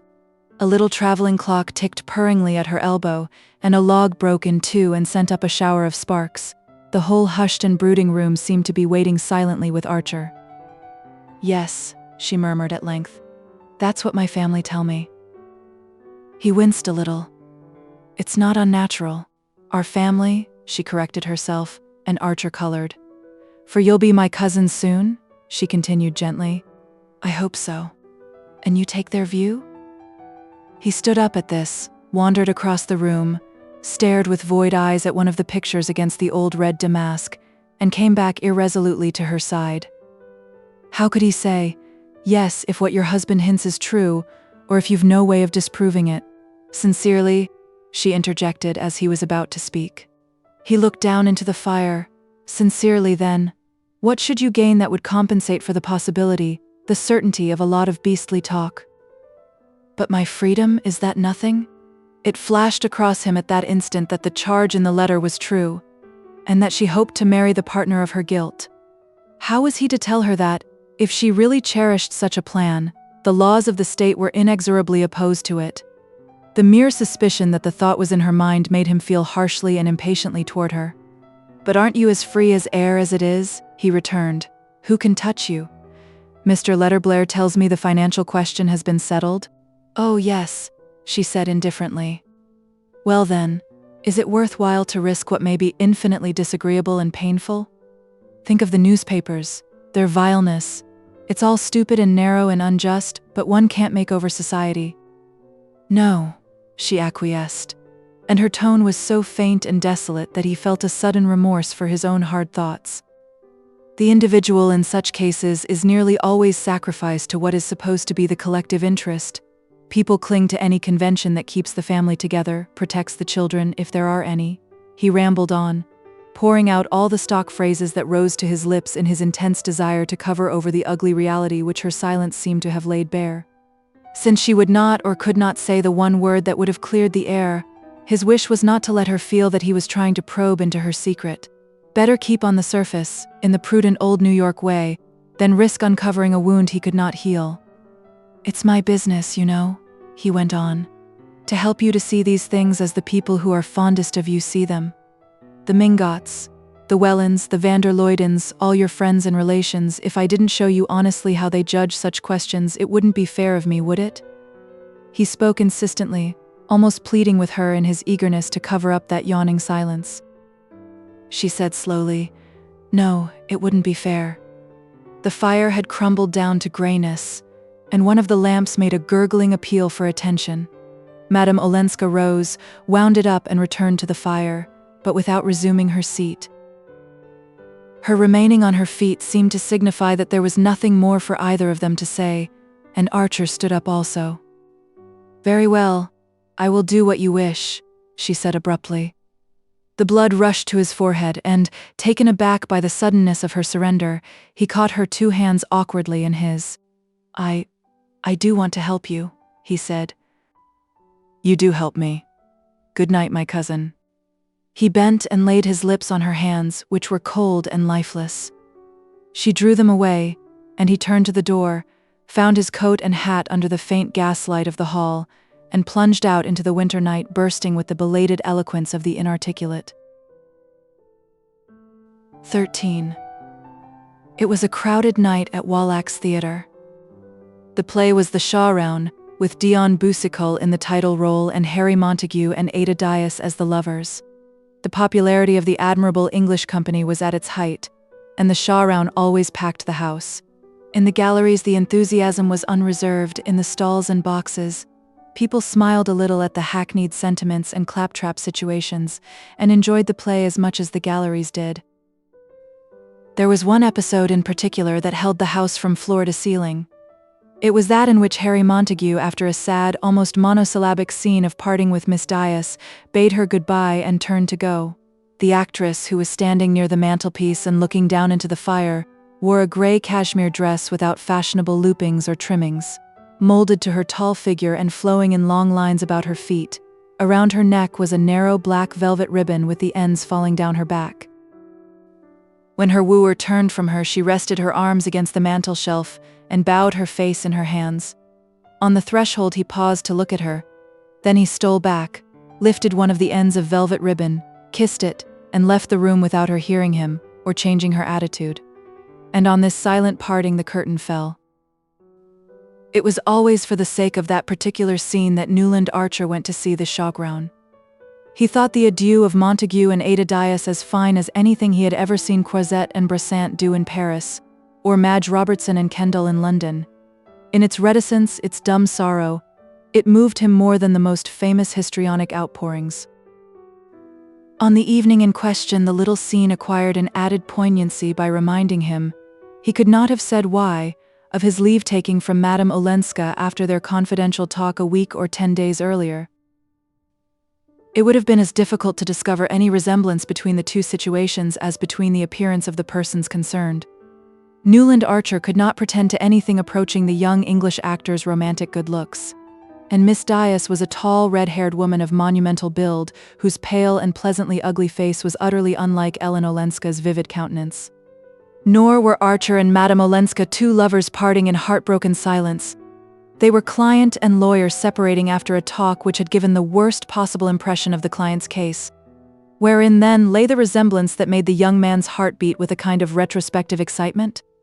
It seemed to be in Madame Olenska's mysterious faculty of suggesting tragic and moving possibilities outside the daily run of experience. She had hardly ever said a word to him to produce this impression, but it was a part of her, either a projection of her mysterious and outlandish background, or of something inherently dramatic, passionate and unusual in herself. Archer had always been inclined to think that chance and circumstance played a small part in shaping people's lots compared with their innate tendency to have things happen to them. This tendency he had felt from the first in Madame Olenska. The quiet, almost passive young woman struck him as exactly the kind of person to whom things were bound to happen, no matter how much she shrank from them, and went out of her way to avoid them. The exciting fact was her having lived in an atmosphere so thick with drama that her own tendency to provoke it had apparently passed unperceived. It was precisely the odd absence of surprise in her that gave him the sense of her having been plucked out of a very maelstrom. The things she took for granted gave the measure of those she had rebelled against. Archer had left her with the conviction that Count Olenski's accusation was not unfounded. The mysterious person who figured in his wife's past as the secretary had probably not been unrewarded for his share in her escape. The conditions from which she had fled were intolerable, past speaking of, past believing. She was young, she was frightened, she was desperate. What more natural than that she should be grateful to her rescuer? The pity was that her gratitude put her, in the law's eyes and the world's, on a par with her abominable husband. Archer had made her understand this, as he was bound to do. He had also made her understand that simple-hearted, kindly New York, on whose larger charity she had apparently counted, was precisely the place where she could least hope for indulgence. To have to make this fact plain to her, and to witness her resigned acceptance of it, had been intolerably painful to him.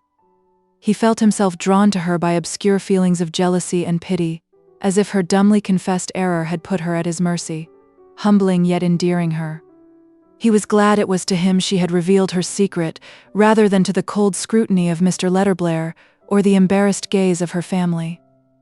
He immediately took it upon himself to assure them both that she had given up her idea of seeking a divorce, basing her decision on the fact that she had understood the uselessness of the proceeding, and with infinite relief they had all turned their eyes from the unpleasantness she had spared them.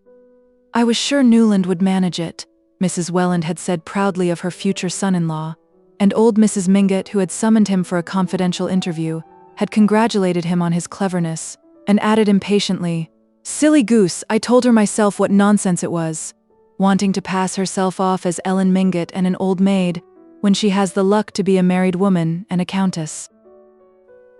These incidents had made the memory of his last talk with Madame Olenska so vivid to the young man that as the curtain fell on the parting of the two actors, his eyes filled with tears, and he stood up to leave the theater. In doing so, he turned to the side of the house behind him, and saw the lady of whom he was thinking seated in a box with the Beauforts, Lawrence Lefferts, and one or two other men. He had not spoken with her alone since their evening together, and had tried to avoid being with her in company, but now their eyes met, and as Mrs. Beaufort recognized him at the same time, and made her languid little gesture of invitation, it was impossible not to go into the box. Beaufort and Lefferts made way for him, and after a few words with Mrs. Beaufort, who always preferred to look beautiful and not have to talk, Archer seated himself behind Madame Olenska. There was no one else in the box but Mr. Sillerton Jackson, who was telling Mrs. Beaufort in a confidential undertone about Mrs. Lemuel Struthers's last Sunday reception, where some people reported that there had been dancing. Under cover of this circumstantial narrative, to which Mrs. Beaufort listened with her perfect smile, and her head at just the right angle to be seen in profile from the stalls, Madame Olenska turned and spoke in a low voice. "Do you think," she asked, glancing toward the stage, "he will send her a bunch of yellow roses tomorrow morning?" Archer reddened, and his heart gave a leap of surprise. He had called only twice on Madame Olenska, and each time he had sent her a box of yellow roses, and each time without a card. She had never before made any allusion to the flowers, and he supposed she had never thought of him as the sender. Now her sudden recognition of the gift, and her associating it with the tender leave-taking on the stage, filled him with an agitated pleasure. "I was thinking of that too. I was going to leave the theater in order to take the picture away with me," he said. To his surprise, her color rose reluctantly and duskily. She looked down at the mother-of-pearl opera glass in her smoothly gloved hands, and said after a pause, "What do you do while May is away?" "I stick to my work," he answered, faintly annoyed by the question. In obedience to a long-established habit, the Wellands had left the previous week for St. Augustine, where, out of regard for the supposed susceptibility of Mr. Welland's bronchial tubes, they always spent the latter part of the winter. Mr. Welland was a mild and silent man, with no opinions but with many habits. With these habits none might interfere, and one of them demanded that his wife and daughter should always go with him on his annual journey to the south. To preserve an unbroken domesticity was essential to his peace of mind. He would not have known where his hairbrushes were, or how to provide stamps for his letters, if Mrs. Welland had not been there to tell him. As all the members of the family adored each other, and as Mr. Welland was the central object of their idolatry, it never occurred to his wife and May to let him go to St. Augustine alone, and his sons, who were both in the law and could not leave New York during the winter, always joined him for Easter and traveled back with him. It was impossible for Archer to discuss the necessity of May's accompanying her father. The reputation of the Mingott's family physician was largely based on the attack of pneumonia which Mr. Welland had never had, and his insistence on St. Augustine was therefore inflexible. Originally, it had been intended that May's engagement should not be announced till her return from Florida, and the fact that it had been made known sooner could not be expected to alter Mr. Welland's plans. Archer would have liked to join the travelers and have a few weeks of sunshine and boating with his betrothed, but he too was bound by custom and conventions. Little arduous as his professional duties were, he would have been convicted of frivolity by the whole Mingott clan if he had suggested asking for a holiday in midwinter, and he accepted May's departure with the resignation which he perceived would have to be one of the principal constituents of married life. He was conscious that Madame Olenska was looking at him under lowered lids. "I have done what you wished, what you advised," she said abruptly. "Ah, I'm glad," he returned, embarrassed by her broaching the subject at such a moment. "I understand that you were right," she went on a little breathlessly. "But sometimes life is difficult, perplexing. I know. And I wanted to tell you that I do feel you were right, and that I'm grateful to you," she ended, lifting her opera glass quickly to her eyes as the door of the box opened, and Beaufort's resonant voice broke in on them. Archer stood up and left the box in the theater. Only the day before he had received a letter from May Welland in which, with characteristic candor, she had asked him to be kind to Ellen in their absence. "She likes you and admires you so much, and you know, though she doesn't show it, she's still very lonely and unhappy. I don't think Granny understands her, or Uncle Lovell Mingott either. They really think she's much worldlier and fonder of society than she is. And I can quite see that New York must seem dull to her, though the family won't admit it. I think she's been used to lots of things we haven't got, wonderful music and picture shows and celebrities, artists and authors and all the clever people you admire. Granny can't understand her wanting anything but lots of dinners and clothes, but I can see that you're almost the only person in New York who can talk to her about what she really cares for." His wise May, how he had loved her for that letter. But he had not meant to act on it. He was too busy, to begin with, and he did not care, as an engaged man, to play too conspicuously the part of Madame Olenska's champion. He had an idea that she knew how to take care of herself a good deal better than the ingenuous May imagined. She had Beaufort at her feet, Mr. van der Luyden hovering above her like a protecting deity, and any number of candidates, Lawrence Lefferts among them, waiting their opportunity in the middle distance. Yet he never saw her, or exchanged a word with her, without feeling that, after all, May's ingenuousness almost amounted to a gift of divination. Ellen Olenska was lonely and she was unhappy. 14. As he came out into the lobby, Archer ran across his friend Ned Winsett, the only one among what Janey called his clever people with whom he cared to probe into things a little deeper than the average level of club and chophouse banter. He had caught sight across the house of Winsett's shabby round-shouldered back, and had once noticed his eyes turned toward the Beaufort box.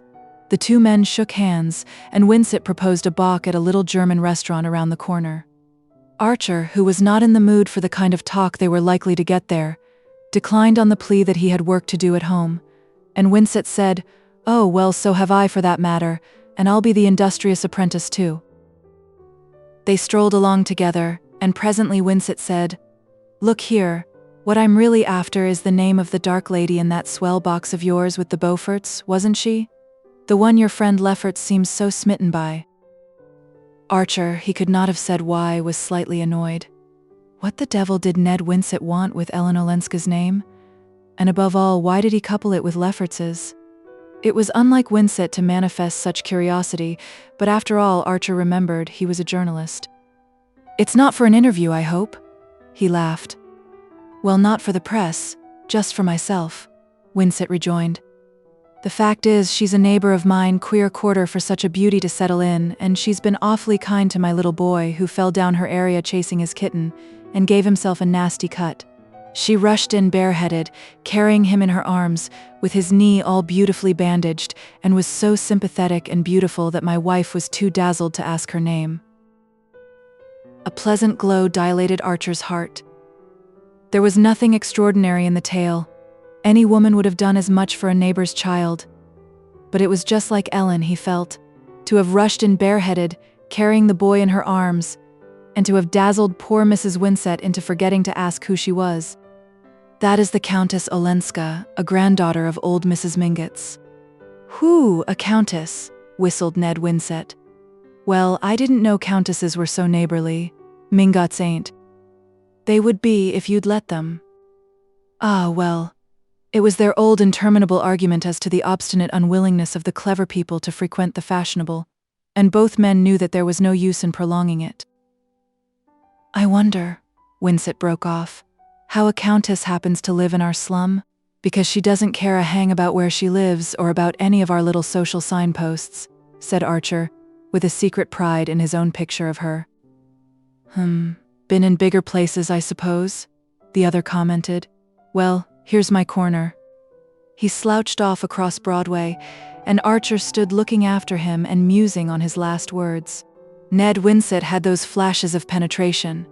They were the most interesting thing about him, and always made Archer wonder why they had allowed him to accept failure so stolidly at an age when most men are still struggling. Archer had known that Winsett had a wife and child, but he had never seen them. The two men always met at the Century, or at some haunt of journalists and theatrical people, such as the restaurant where Winsett had proposed to go for a bock. He had given Archer to understand that his wife was an invalid, which might be true of the poor lady, or might merely mean that she was lacking in social gifts or in evening clothes, or in both. Winsett himself had a savage abhorrence of social observances. Archer, who dressed in the evening because he thought it cleaner and more comfortable to do so, and who had never stopped to consider that cleanliness and comfort are two of the costliest items in a modest budget, regarded Winsett's attitude as part of the boring bohemian pose that always made fashionable people, who changed their clothes without talking about it, and were not forever harping on the number of servants one kept, seem so much simpler and less self-conscious than the others. Nevertheless, he was always stimulated by Winsett, and whenever he caught sight of the journalist's lean-bearded face and melancholy eyes, he would rout him out of his corner and carry him off for a long talk. Winsett was not a journalist by choice. He was a pure man of letters, untimely born in a world that had no need of letters, but after publishing one volume of brief and exquisite literary appreciations, of which 120 copies were sold, 30 given away, and the balance eventually destroyed by the publishers, as per contract, to make room for more marketable material. He had abandoned his real calling and taken a sub-editorial job on a women's weekly, where fashion plates and paper patterns alternated with New England love stories and advertisements of temperance drinks. On the subject of hearth fires, as the paper was called, he was inexhaustibly entertaining, but beneath his fun lurked the sterile bitterness of the still young man who has tried and given up. His conversation always made Archer take the measure of his own life, and feel how little it contained, but Winsett's, after all, contained still less, and though their common fund of intellectual interests and curiosities made their talks exhilarating, their exchange of views usually remained within the limits of a pensive dilettantism. The fact is, life isn't much a fit for either of us, Winsett had once said. I'm down and out, nothing to be done about it. I've got only one ware to produce and there's no market for it here and won't be in my time. But you're free and you're well off. Why don't you get into touch? There's only one way to do it, to go into politics. Archer threw his head back and laughed. There one saw at a flash the unbridgeable difference between men like Winsett and the others, Archer's kind. Everyone in polite circles knew that, in America, a gentleman couldn't go into politics. But, since he could hardly put it in that way to Winsett, he answered evasively, "Look at the career of the honest man in American politics. They don't want us." "Who's they? Why don't you all get together and be they yourselves?" Archer's laugh lingered on his lips in a slightly condescending smile. It was useless to prolong the discussion. Everybody knew the melancholy fate of the few gentlemen who had risked their clean linen in municipal or state politics in New York. The day was past when that sort of thing was possible. The country was in possession of the bosses and the emigrant, and decent people had to fall back on sport or culture. Culture, yes, if we had it. But there are just a few little local patches, dying out here and there for lack of, well, hoeing and cross-fertilizing, the last remnants of the old European tradition that your forebears brought with them. But you're in a pitiful little minority. You've got no center, no competition, no audience. You're like the pictures on the walls of a deserted house, the portrait of a gentleman. You'll never amount to anything, any of you, till you roll up your sleeves and get right down into the muck. That or emigrate. God, if I could emigrate. Archer mentally shrugged his shoulders and turned the conversation back to books, where Winsett, if uncertain, was always interesting. Emigrate, as if a gentleman could abandon his own country. One could no more do that than one could roll up one's sleeves and go down into the muck. A gentleman simply stayed at home and abstained. But you couldn't make a man like Winsett see that. And that was why the New York of literary clubs and exotic restaurants, though a first shake made it seem more of a kaleidoscope, turned out, in the end, to be a smaller box with a more monotonous pattern than the assembled atoms of Fifth Avenue. The next morning, Archer scoured the town in vain for more yellow roses. In consequence of this search, he arrived late at the office, perceived that his doing so made no difference whatever to anyone, and was filled with sudden exasperation at the elaborate futility of his life. Why should he not be, at that moment, on the sands of St. Augustine with May Welland? No one was deceived by his pretense of professional activity. In old-fashioned legal firms like that of which Mr. Letterblair was the head, and which were mainly engaged in the management of large estates and conservative investments, there were always 2 or 3 young men, fairly well off, and without professional ambition, who for a certain number of hours of each day, sat at their desks accomplishing trivial tasks or simply reading the newspapers. Though it was supposed to be proper for them to have an occupation, the crude fact of money-making was still regarded as derogatory, and the law, being a profession, was accounted a more gentlemanly pursuit than business. But none of these young men had much hope of really advancing in his profession, or any earnest desire to do so, and over many of them the green mold of the perfunctory was already perceptibly spreading. It made Archer shiver to think that it might be spreading over him too. He had, to be sure, other tastes and interests. He spent his vacations in European travel, cultivated the clever people May spoke of, and generally tried to keep up, as he had somewhat wistfully put it to Madame Olenska. But once he was married, what would become of this narrow margin of life in which his real experiences were lived? He had seen enough of other young men who had dreamed his dream, though perhaps less ardently, and who had gradually sunk into the placid and luxurious routine of their elders. From the office he sent a note by messenger to Madame Olenska, asking if he might call that afternoon, and begging her to let him find a reply at his club. But at the club he found nothing, nor did he receive any letter the following day. This unexpected silence mortified him beyond reason, and though the next morning he saw a glorious cluster of yellow roses behind a florist's windowpane, he left it there. It was only on the 3rd morning that he received a line by post from the Countess Olenska. To his surprise, it was dated from Skuytercliff, whither the van der Luydens had promptly retreated after putting the Duke on board his steamer. "I ran away." The writer began abruptly, without the usual preliminaries. "The day after I saw you at the play, and these kind friends have taken me in. I wanted to be quiet and think things over. You were right in telling me how kind they were. I feel myself so safe here. I wish that you were with us."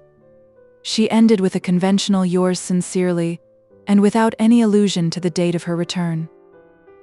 The tone of the note surprised the young man. What was Madame Olenska running away from, and why did she feel the need to be safe? His first thought was of some dark menace from abroad. Then he reflected that he did not know her epistolary style, and that it might run to picturesque exaggeration. Women always exaggerated, and moreover she was not wholly at her ease in English, which she often spoke as if she were translating from the French. "Je me suis évadée," put in that way, the opening sentence immediately suggested that she might merely have wanted to escape from a boring round of engagements, which was very likely true, for he judged her to be capricious and easily wearied of the pleasure of the moment. It amused him to think of the van der Luydens having carried her off to XXIII on a second visit, and this time for an indefinite period. The doors of XXIII were rarely and grudgingly open to visitors, and a chilly weekend was the most ever offered to the few thus privileged. But Archer had seen on his last visit to Paris the delicious play of La Biche, Le Voyage de Monsieur Perrichon, and he remembered Monsieur Perrichon's dogged and undiscouraged attachment to the young man whom he had pulled out of the glacier. The van der Luydens had rescued Madame Olenska from a doom almost as icy, and though there were many other reasons for being attracted to her, Archer knew that beneath them all lay the gentle and obstinate determination to go on rescuing her. He felt a distinct disappointment on learning that she was away, and almost immediately remembered that, only the day before, he had refused an invitation to spend the following Sunday with the Reggie Chiverses at their house on the Hudson, a few miles below XXIII. He had had his fill long ago of the noisy friendly parties at High Bank, with coasting, ice boating, sleighing, long tramps in the snow, and a general flavor of mild flirting and milder practical jokes. He had just received a box of new books from his London bookseller, and had preferred the prospect of a quiet Sunday at home with his spoils. But he now went into the club writing room, wrote a hurried telegram and told the servant to send it immediately. He knew that Mrs. Reggie didn't object to her visitors suddenly changing their minds, and that there was always a room to spare in her elastic house. 15. Newland Archer arrived at the Chiverses on Friday evening, and on Saturday went conscientiously through all the rites appertaining to a weekend at High Bank. In the morning he had a spin in the ice boat with his hostess and a few of the heartier guests. In the afternoon he went over the farm with Reggie, and listened, in the elaborately appointed stables, to long and impressive disquisitions on the horse. After tea he talked in a corner of the firelit hall with a young lady who had professed herself broken-hearted when his engagement was announced, but was now eager to tell him of her own matrimonial hopes. And finally, about midnight, he assisted in putting a goldfish in one visitor's bed, dressed up a burglar in the bathroom of a nervous aunt, and saw in the small hours by joining in a pillow fight that ranged from the nurseries to the basement. But on Sunday after luncheon he borrowed a cutter and drove over to XXIII. People had always been told that the house at XXIII was an Italian villa. Those who had never been to Italy believed it, so did some who had. The house had been built by Mr. van der Luyden in his youth, on his return from the Grand Tour, and in anticipation of his approaching marriage with Miss Louisa Dagonet. It was a large square wooden structure, with tongued and grooved walls painted pale green and white, a Corinthian portico, and fluted pilasters between the windows. From the high ground on which it stood, a series of terraces bordered by balustrades and urns descended in the steel engraving style to a small irregular lake with an asphalt edge overhung by rare weeping conifers. To the right and left, the famous weedless lawns studded with specimen trees, each of a different variety, rolled away to long ranges of grass crested with elaborate cast-iron ornaments, and below, in a hollow, lay the four-roomed stone house which the first patroon had built on the land granted him in 1612. Against the uniform sheet of snow and the grayish winter sky, the Italian villa loomed up rather grimly. Even in summer it kept its distance, and the boldest coleus bed had never ventured nearer than 30 feet from its awful front. Now, as Archer rang the bell, the long tinkle seemed to echo through a mausoleum, and the surprise of the butler who at length responded to the call was as great as though he had been summoned from his final sleep. Happily Archer was of the family, and therefore, irregular though his arrival was, entitled to be informed that the Countess Olenska was out, having driven to afternoon service with Mrs. van der Luyden exactly 3/4 of an hour earlier. "Mr. van der Luyden," the butler continued, "is in, sir, but my impression is that he is either finishing his nap or else reading yesterday's Evening Post. I heard him say, sir, on his return from church this morning, that he intended to look through the Evening Post after luncheon. If you like, sir, I might go to the library door and listen." But Archer, thanking him, said that he would go and meet the ladies, and the butler, obviously relieved, closed the door on him majestically. A groom took the cutter to the stables, and Archer struck through the park to the high road. The village of XXIII was only a mile and a half away, but he knew that Mrs. van der Luyden never walked, and that he must keep to the road to meet the carriage. Presently, however, coming down a footpath that crossed the highway, he caught sight of a slight figure in a red cloak, with a big dog running ahead. He hurried forward, and Madame Olenska stopped short with a smile of welcome. "Ah, you've come," she said, and drew her hand from her muff. The red cloak made her look gay and vivid, like the Ellen Mingot of old days, and he laughed as he took her hand and answered, "I came to see what you were running away from." Her face clouded over, but she answered, "Ah, well, you will see presently." The answer puzzled him. "Why? Do you mean that you've been overtaken?" She shrugged her shoulders with a little movement like Nastasia's and rejoined in a lighter tone, "Shall we walk on?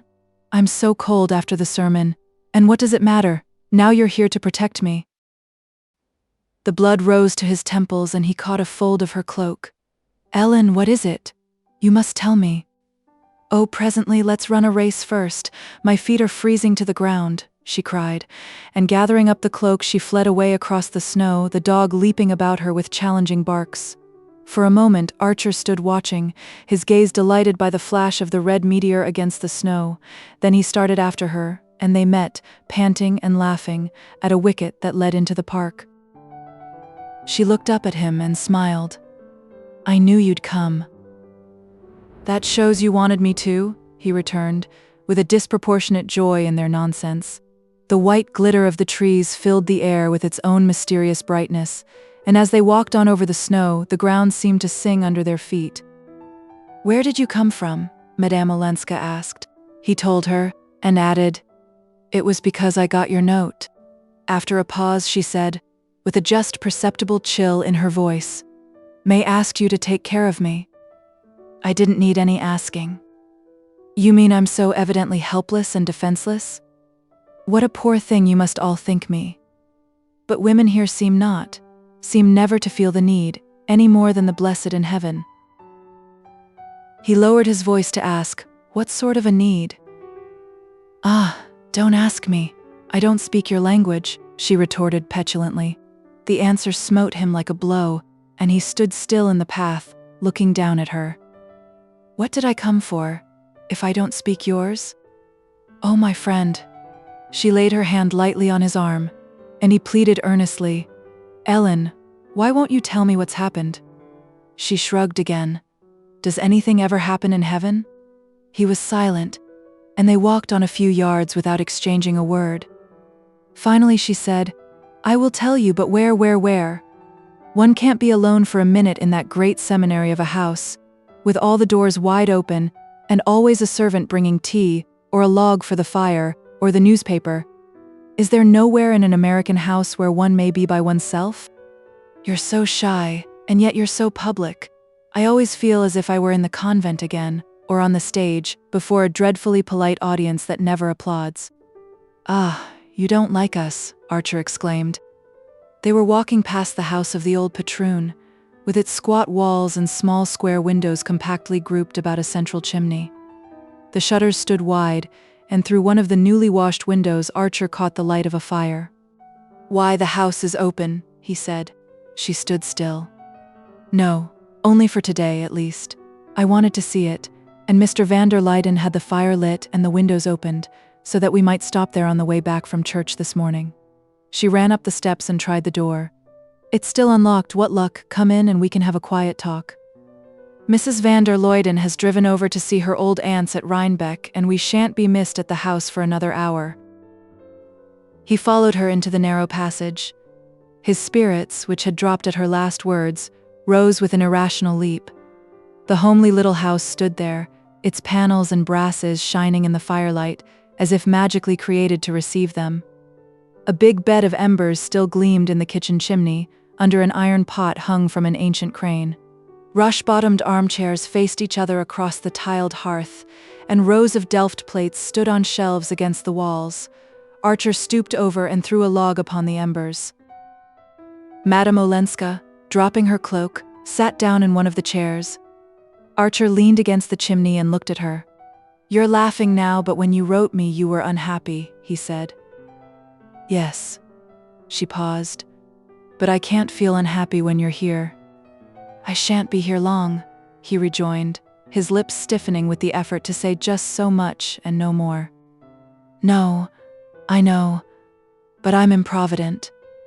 I live in the moment when I'm happy. The words stole through him like a temptation, and to close his senses to it, he moved away from the hearth and stood gazing out at the black tree boles against the snow. But it was as if she too had shifted her place, and he still saw her, between himself and the trees, drooping over the fire with her indolent smile. Archer's heart was beating insubordinately. What if it were from him that she had been running away, and if she had waited to tell him so till they were here alone together in this secret room? "Ellen, if I'm really a help to you, if you really wanted me to come, tell me what's wrong. Tell me what it is you're running away from," he insisted. He spoke without shifting his position, without even turning to look at her. If the thing was to happen, it was to happen in this way, with the whole width of the room between them, and his eyes still fixed on the outer snow.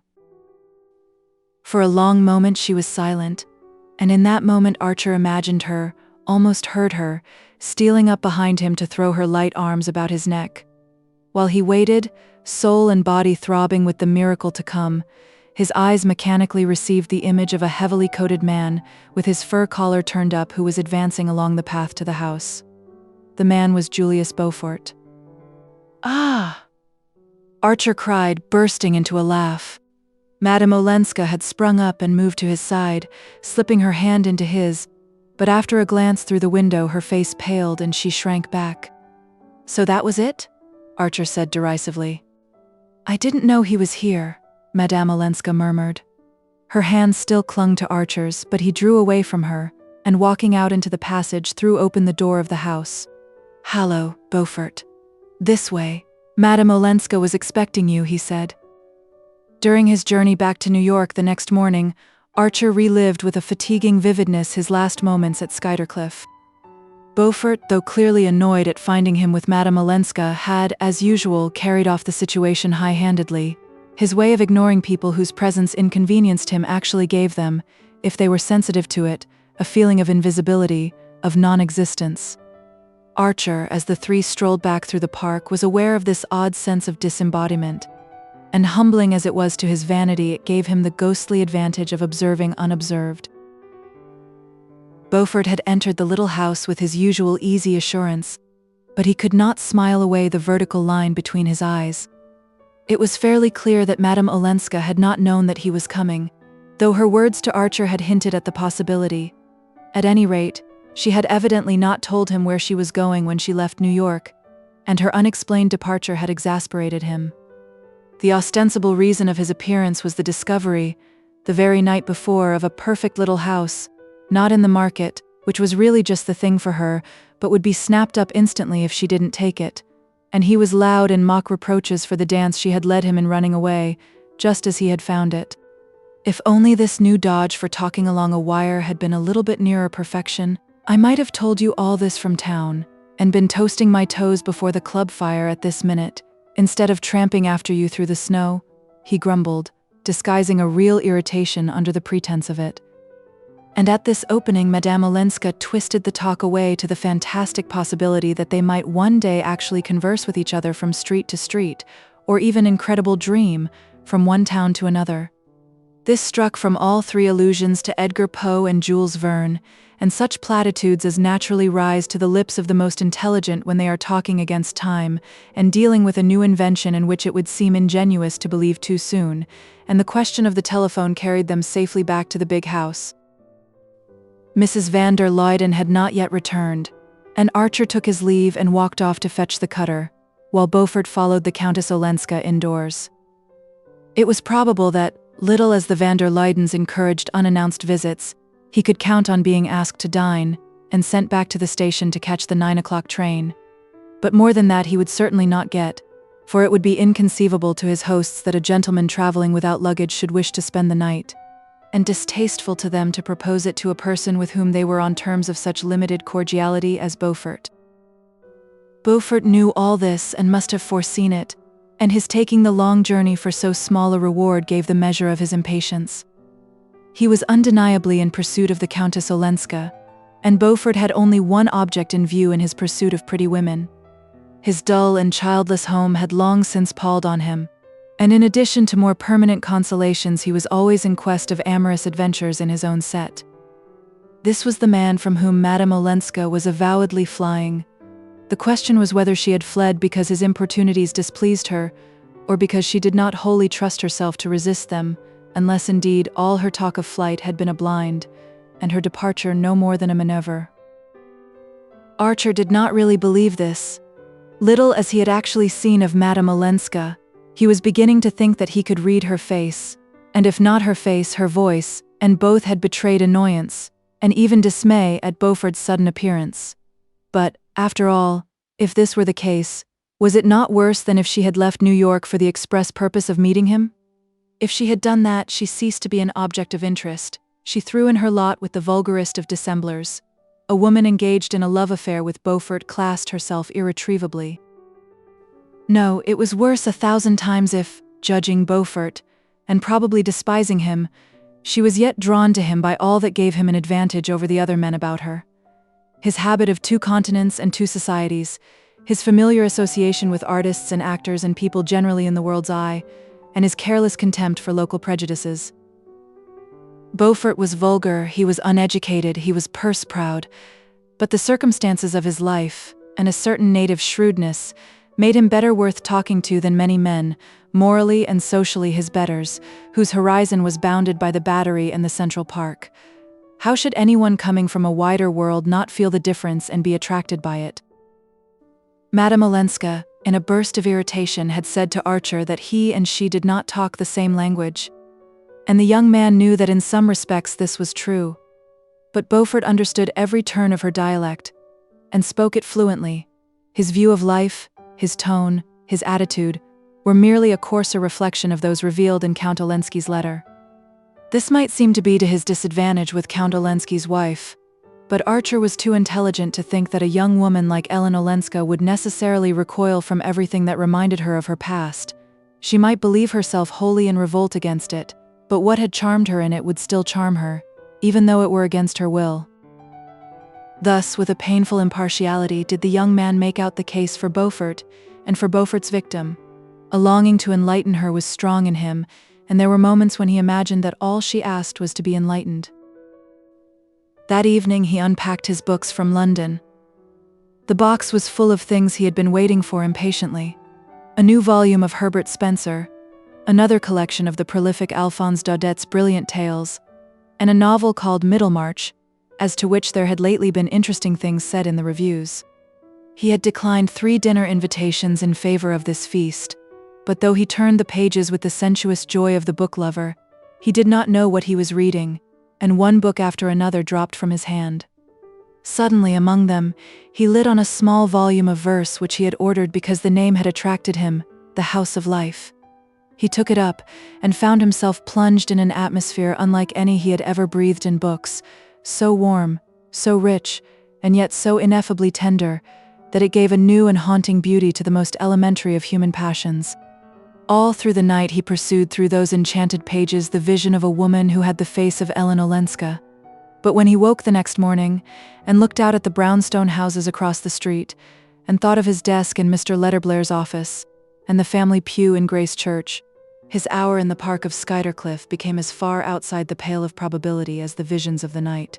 "Mercy, how pale you look, Newland," Janie commented over the coffee cups at breakfast, and his mother added, "Newland, dear, I've noticed lately that you've been coughing. I do hope you're not letting yourself be overworked."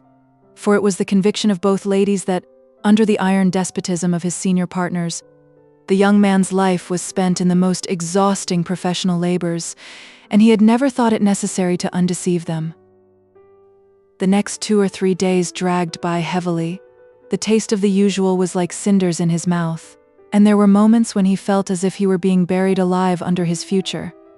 He heard nothing of the Countess Olenska, or of the perfect little house, and though he met Beaufort at the club, they merely nodded at each other across the whist tables. It was not till the 4th evening that he found a note awaiting him on his return home. "Come late tomorrow, I must explain to you, Ellen." These were the only words it contained. The young man, who was dining out, thrust the note into his pocket, smiling a little at the Frenchness of the "to you." After dinner he went to a play, and it was not until his return home, after midnight, that he drew Madame Olenska's missive out again and reread it slowly a number of times. There were several ways of answering it, and he gave considerable thought to each one during the watches of an agitated night. That on which, when morning came, he finally decided was to pitch some clothes into a portmanteau and jump on board a boat that was leaving that very afternoon for St. Augustine. XVI. When Archer walked down the sandy main street of St. Augustine to the house, which had been pointed out to him as Mr. Welland's, and saw May Welland standing under a magnolia with the sun in her hair, he wondered why he had waited so long to come. Here was the truth, here was reality, here was the life that belonged to him, and he who fancied himself so scornful of arbitrary restraints had been afraid to break away from his desk because of what people might think of his stealing a holiday. Her first exclamation was, "Newland, has anything happened?" And it occurred to him that it would have been more feminine if she had instantly read in his eyes why he had come. But when he answered, "Yes, I found I had to see you," her happy blushes took the chill from her surprise, and he saw how easily he would be forgiven, and how soon even Mr. Letterblair's mild disapproval would be smiled away by a tolerant family. Early as it was, the main street was no place for any but formal greetings, and Archer longed to be alone with May, and to pour out all his tenderness and his impatience. It still lacked an hour to the late Welland breakfast time, and instead of asking him to come in, she proposed that they should walk out to an old orange garden beyond the town. She had just been for a row on the river, and the sun that netted the little waves with gold seemed to have caught her in its meshes. Across the warm brown of her cheek, her blown hair glittered like silver wire, and her eyes too looked lighter, almost pale in their youthful limpidity. As she walked beside Archer with her long swinging gait, her face wore the vacant serenity of a young marble athlete. To Archer's strained nerves, the vision was as soothing as the sight of the blue sky and the lazy river. They sat down on a bench under the orange trees, and he put his arm about her and kissed her. It was like drinking at a cold spring with the sun on it, but his pressure may have been more vehement than he had intended, for the blood rose to her face and she drew back as if he had startled her. "What is it?" he asked, smiling, and she looked at him with surprise and answered, "Nothing." A slight embarrassment fell on them, and her hand slipped out of his. It was the only time that he had kissed her on the lips, except for their fugitive embrace in the Beaufort Conservatory, and he saw that she was disturbed and shaken out of her cool, boyish composure. "Tell me what you do all day," he said, crossing his arms under his tilted back head and pushing his hat forward to screen the sun dazzle. To let her talk about familiar and simple things was the easiest way of carrying on his own independent train of thought, and he sat listening to her simple chronicle of swimming, sailing, and riding, varied by an occasional dance at the primitive inn, when a man of war came in. A few pleasant people from Philadelphia and Baltimore were picnicking at the inn, and the Selfridge Marys had come down for 3 weeks because Kate Mary had had bronchitis. They were planning to lay out a lawn tennis court on the sands, but no one but Kate and May had rackets, and most of the people had not even heard of the game. All this kept her very busy, and she had not had time to do more than look at the little vellum book that Archer had sent her the week before, the Sonnets from the Portuguese. But she was learning by heart how they brought the good news from Ghent to Aix, because it was one of the first things he had ever read to her, and it amused her to be able to tell him that Kate Mary had never even heard of a poet called Robert Browning. Presently she started up, exclaiming that they would be late for breakfast, and they hurried back to the tumble-down house with its pointless porch, an unpruned hedge of plumbago and pink geraniums where the Wellands were installed for the winter. Mr. Welland's sensitive domesticity shrank from the discomforts of the slovenly southern hotel, and at immense expense, and in face of almost insuperable difficulties, Mrs. Welland was obliged, year after year, to improvise an establishment partly made up of discontented New York servants and partly drawn from the local African supply. "The doctors want my husband to feel that he is in his own home, otherwise he would be so wretched that the climate would not do him any good," she explained, winter after winter, to the sympathizing Philadelphians and Baltimoreans, and Mr. Welland, beaming across a breakfast table miraculously supplied with the most varied delicacies, was presently saying to Archer, "You see, my dear fellow, we camp. We literally camp. I tell my wife and May that I want to teach them how to rough it." Mr. and Mrs. Welland had been as much surprised as their daughter by the young man's sudden arrival, but it had occurred to him to explain that he had felt himself on the verge of a nasty cold, and this seemed to Mr. Welland an all-sufficient reason for abandoning any duty. You can't be too careful, especially towards spring, he said, heaping his plate with straw-colored griddle cakes and drowning them in golden syrup. If I'd only been as prudent at your age, May would have been dancing at the assemblies now, instead of spending her winters in a wilderness with an old invalid. Oh, but I love it here, Papa, you know I do. If only Newland could stay, I should like it 1,000 times better than New York. Newland must stay till he is quite thrown off his cold, said Mrs. Welland indulgently, and the young man laughed, and said he supposed there was such a thing as one's profession.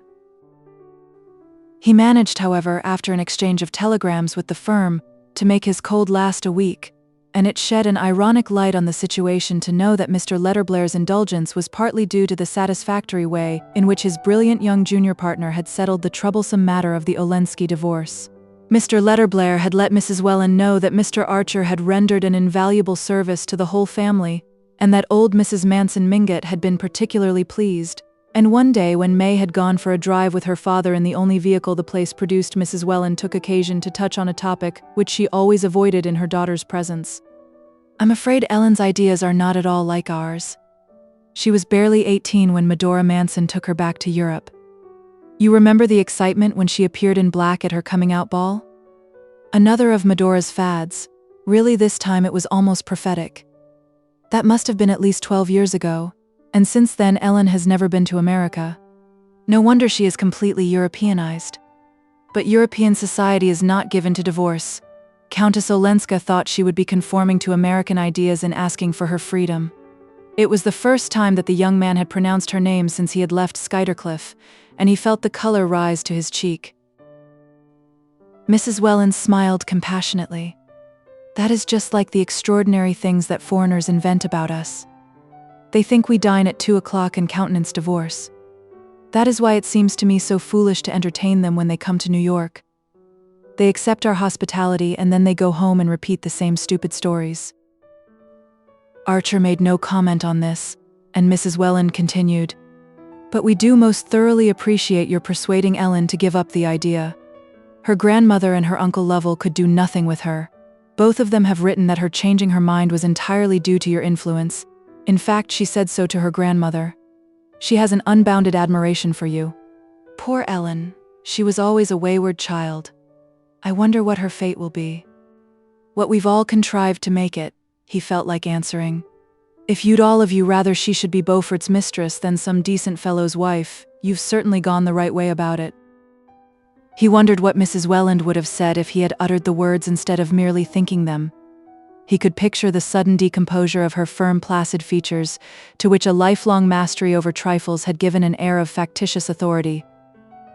Traces still lingered on them of a fresh beauty like her daughter's, and he asked himself if May's face was doomed to thicken into the same middle-aged image of invincible innocence.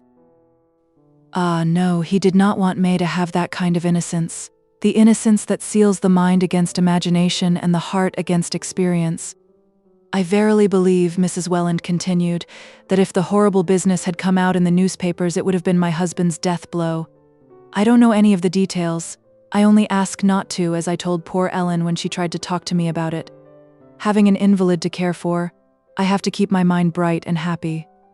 But Mr. Welland was terribly upset. He had a slight temperature every morning while we were waiting to hear what had been decided. It was the horror of his girls learning that such things were possible. But of course, dear Newland, you felt that too. We all knew that you were thinking of May. I'm always thinking of May, the young man rejoined, rising to cut short the conversation.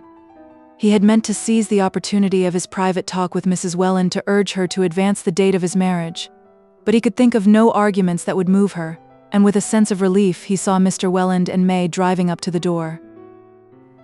His only hope was to plead again with May, and on the day before his departure he walked with her to the ruinous garden of the Spanish mission. The background lent itself to allusions to European scenes, and May, who was looking her loveliest under a wide-brimmed hat that cast a shadow of mystery over her two clear eyes, kindled into eagerness as he spoke of Granada and the Alhambra. We might be seeing it all this spring, even the Easter ceremonies at Seville, he urged, exaggerating his demands in the hope of a larger concession. Easter in Seville? And it will be Lent next week, she laughed. Why shouldn't we be married in Lent? He rejoined. but she looked so shocked that he saw his mistake. Of course I didn't mean that, dearest, but soon after Easter so that we could sail at the end of April. I know I could arrange it at the office. She smiled dreamily upon the possibility, but he perceived that to dream of it sufficed her. It was like hearing him read aloud out of his poetry books the beautiful things that could not possibly happen in real life. Oh, do go on, Newland. I do love your descriptions.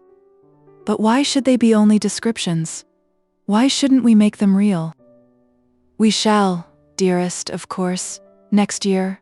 Her voice lingered over it. Don't you want them to be real sooner? Can't I persuade you to break away now? She bowed her head, vanishing from him under her conniving hat brim. Why should we dream away another year? Look at me, dear. Don't you understand how I want you for my wife? For a moment she remained motionless. Then she raised on him eyes of such despairing clearness that he half released her waist from his hold, but suddenly her look changed and deepened inscrutably. I'm not sure if I do understand, she said. Is it because you're not certain of continuing to care for me? Archer sprang up from his seat. My God, perhaps I don't know, he broke out angrily. May Welland rose also. As they faced each other, she seemed to grow in womanly stature and dignity. Both were silent for a moment, as if dismayed by the unforeseen trend of their words. Then she said in a low voice, If that is it, is there someone else? Someone else between you and me? He echoed her words slowly, as though they were only half intelligible, and he wanted time to repeat the question to himself. She seemed to catch the uncertainty of his voice, for she went on in a deepening tone. Let us talk frankly, Newland. Sometimes I've felt a difference in you, especially since our engagement has been announced. Dear, what madness, he recovered himself to exclaim. She met his protest with a faint smile. If it is, it won't hurt us to talk about it. She paused and added, lifting her head with one of her noble movements. Or even if it's true, why shouldn't we speak of it? You might so easily have made a mistake. He lowered his head, staring at the black leaf pattern on the sunny path at their feet. Mistakes are always easy to make, but if I had made one of the kind you suggest, is it likely that I should be imploring you to hasten our marriage? She looked downward too, disturbing the pattern with the point of her sunshade while she struggled for expression. Yes, she said at length. You might want once for all to settle the question. It's one way. Her quiet lucidity startled him, but did not mislead him into thinking her insensible. Under her hat brim he saw the pallor of her profile, and a slight tremor of the nostril above her resolutely steadied lips. Well, he questioned, sitting down on the bench and looking up at her with a frown that he tried to make playful. She dropped back into her seat and went on. You mustn't think that a girl knows as little as her parents imagine. One hears and one notices, one has one's feelings and ideas. And of course, long before you told me that you cared for me, I'd known that there was someone else you were interested in. Everyone was talking about it 2 years ago at Newport. And once I saw you sitting together on the veranda at a dance. And when she came back into the house, her face was sad, and I felt sorry for her. I remembered it afterward when we were engaged. Her voice had sunk almost to a whisper, and she sat clasping and unclasping her hands about the handle of her sunshade. The young man laid his upon them with a gentle pressure, his heart dilated with an inexpressible relief. My dear child, was that it? If you only knew the truth. She raised her head quickly. Then there is a truth I don't know? He kept his hand over hers. I meant the truth about the old story you speak of. But that's what I want to know, Newland. What I ought to know. I couldn't have my happiness made out of a wrong and unfairness to somebody else. And I want to believe that it would be the same with you. What sort of a life could we build on such foundations? Her face had taken on a look of such tragic courage that he felt like bowing himself down at her feet. I've wanted to say this for a long time, she went on. I've wanted to tell you that when two people really love each other, I understand that there may be situations which make it right that they should go against public opinion. And if you feel yourself in any way pledged to the person we've spoken of. And if there is any way in which you can fulfill your pledge, even by her getting a divorce, Newland, don't give her up because of me. His surprise at discovering that her fears had fastened upon an episode so remote and so completely of the past as his love affair with Mrs. Thorley Rushworth gave way to wonder at the generosity of her view. There was something superhuman in an attitude so recklessly unorthodox, and if other problems had not pressed on him, he would have been lost in wonder at the prodigy of the Wellens' daughter urging him to marry his former mistress. But he was still dizzy with the glimpse of the precipice they had skirted, and full of a new awe at the mystery of young girlhood. For a moment he could not speak. Then he said, "There is no pledge, no obligation whatever of the kind you think. Such cases don't always present themselves quite as simply as, but that's no matter. I love your generosity, because I feel as you do about those things. I feel that each case must be judged individually on its own merits, irrespective of stupid conventionalities. I mean, each woman's right to her liberty." He pulled himself up, startled by the turn his thoughts had taken, and went on, looking at her with a smile. "Since you understand so many things, dearest, can't you go a little farther, and understand the uselessness of our submitting to another form of the same foolish conventionalities? If there's no one and nothing between us, isn't that an argument for marrying quickly, rather than for more delay?" She flushed with joy and lifted her face to his. As he bent to it, he saw that her eyes were full of happy tears. But in another moment she seemed to have descended from her womanly eminence to helpless and timorous girlhood, and he understood that her courage and initiative were all for others, and that she had none for herself. It was evident that the effort of speaking had been much greater than her studied composure betrayed, and that at his first word of reassurance she had dropped back into the usual, as a too adventurous child takes refuge in its mother's arms. Archer had no heart to go on pleading with her. He was too much disappointed at the vanishing of the new being who had cast that one deep look at him from her transparent eyes. May seemed to be aware of his disappointment, but without knowing how to alleviate it, and they stood up and walked silently home.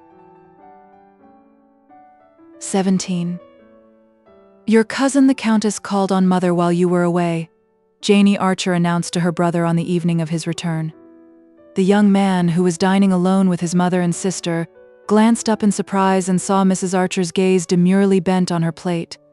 Mrs. Archer did not regard her seclusion from the world as a reason for being forgotten by it, and Newland guessed that she was slightly annoyed that he should be surprised by Madame Olenska's visit. She had on a black velvet polonaise with jet buttons, and a tiny green monkey muff. "I never saw her so stylishly dressed," Janie continued. "She came alone early on Sunday afternoon. Luckily the fire was lit in the drawing room. She had one of those new card cases. She said she wanted to know us because you'd been so good to her." Newland laughed. "Madame Olenska always takes that tone about her friends. She's very happy at being among her own people again." "Yes, so she told us," said Mrs. Archer. "I must say she seems thankful to be here." "I hope you liked her, Mother." Mrs. Archer drew her lips together. "She certainly lays herself out to please, even when she is calling on an old lady." "Mother doesn't think her simple," Janie interjected, her eyes screwed upon her brother's face. "It's just my old-fashioned feeling. Dear May is my ideal," said Mrs. Archer.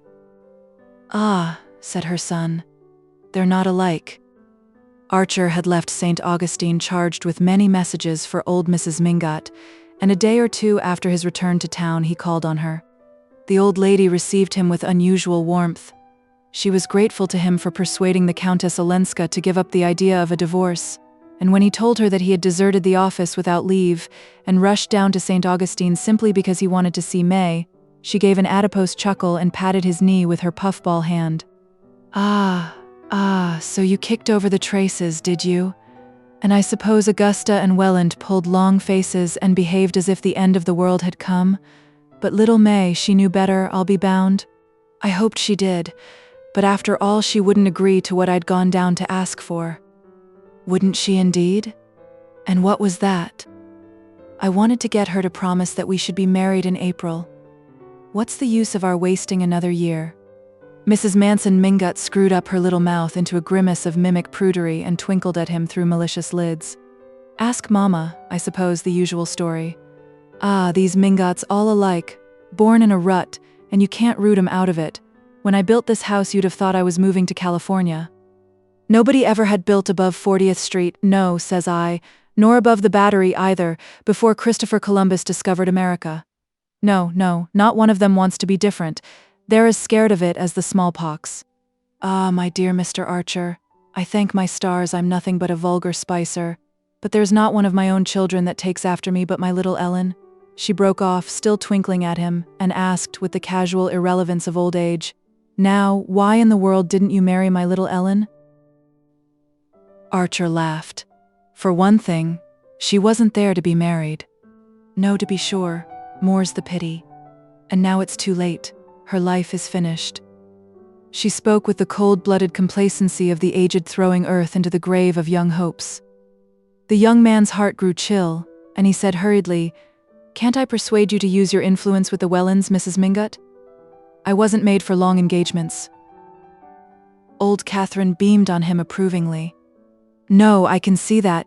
You've got a quick eye. When you were a little boy, I've no doubt you liked to be helped first." She threw back her head with a laugh that made her chins ripple like little waves.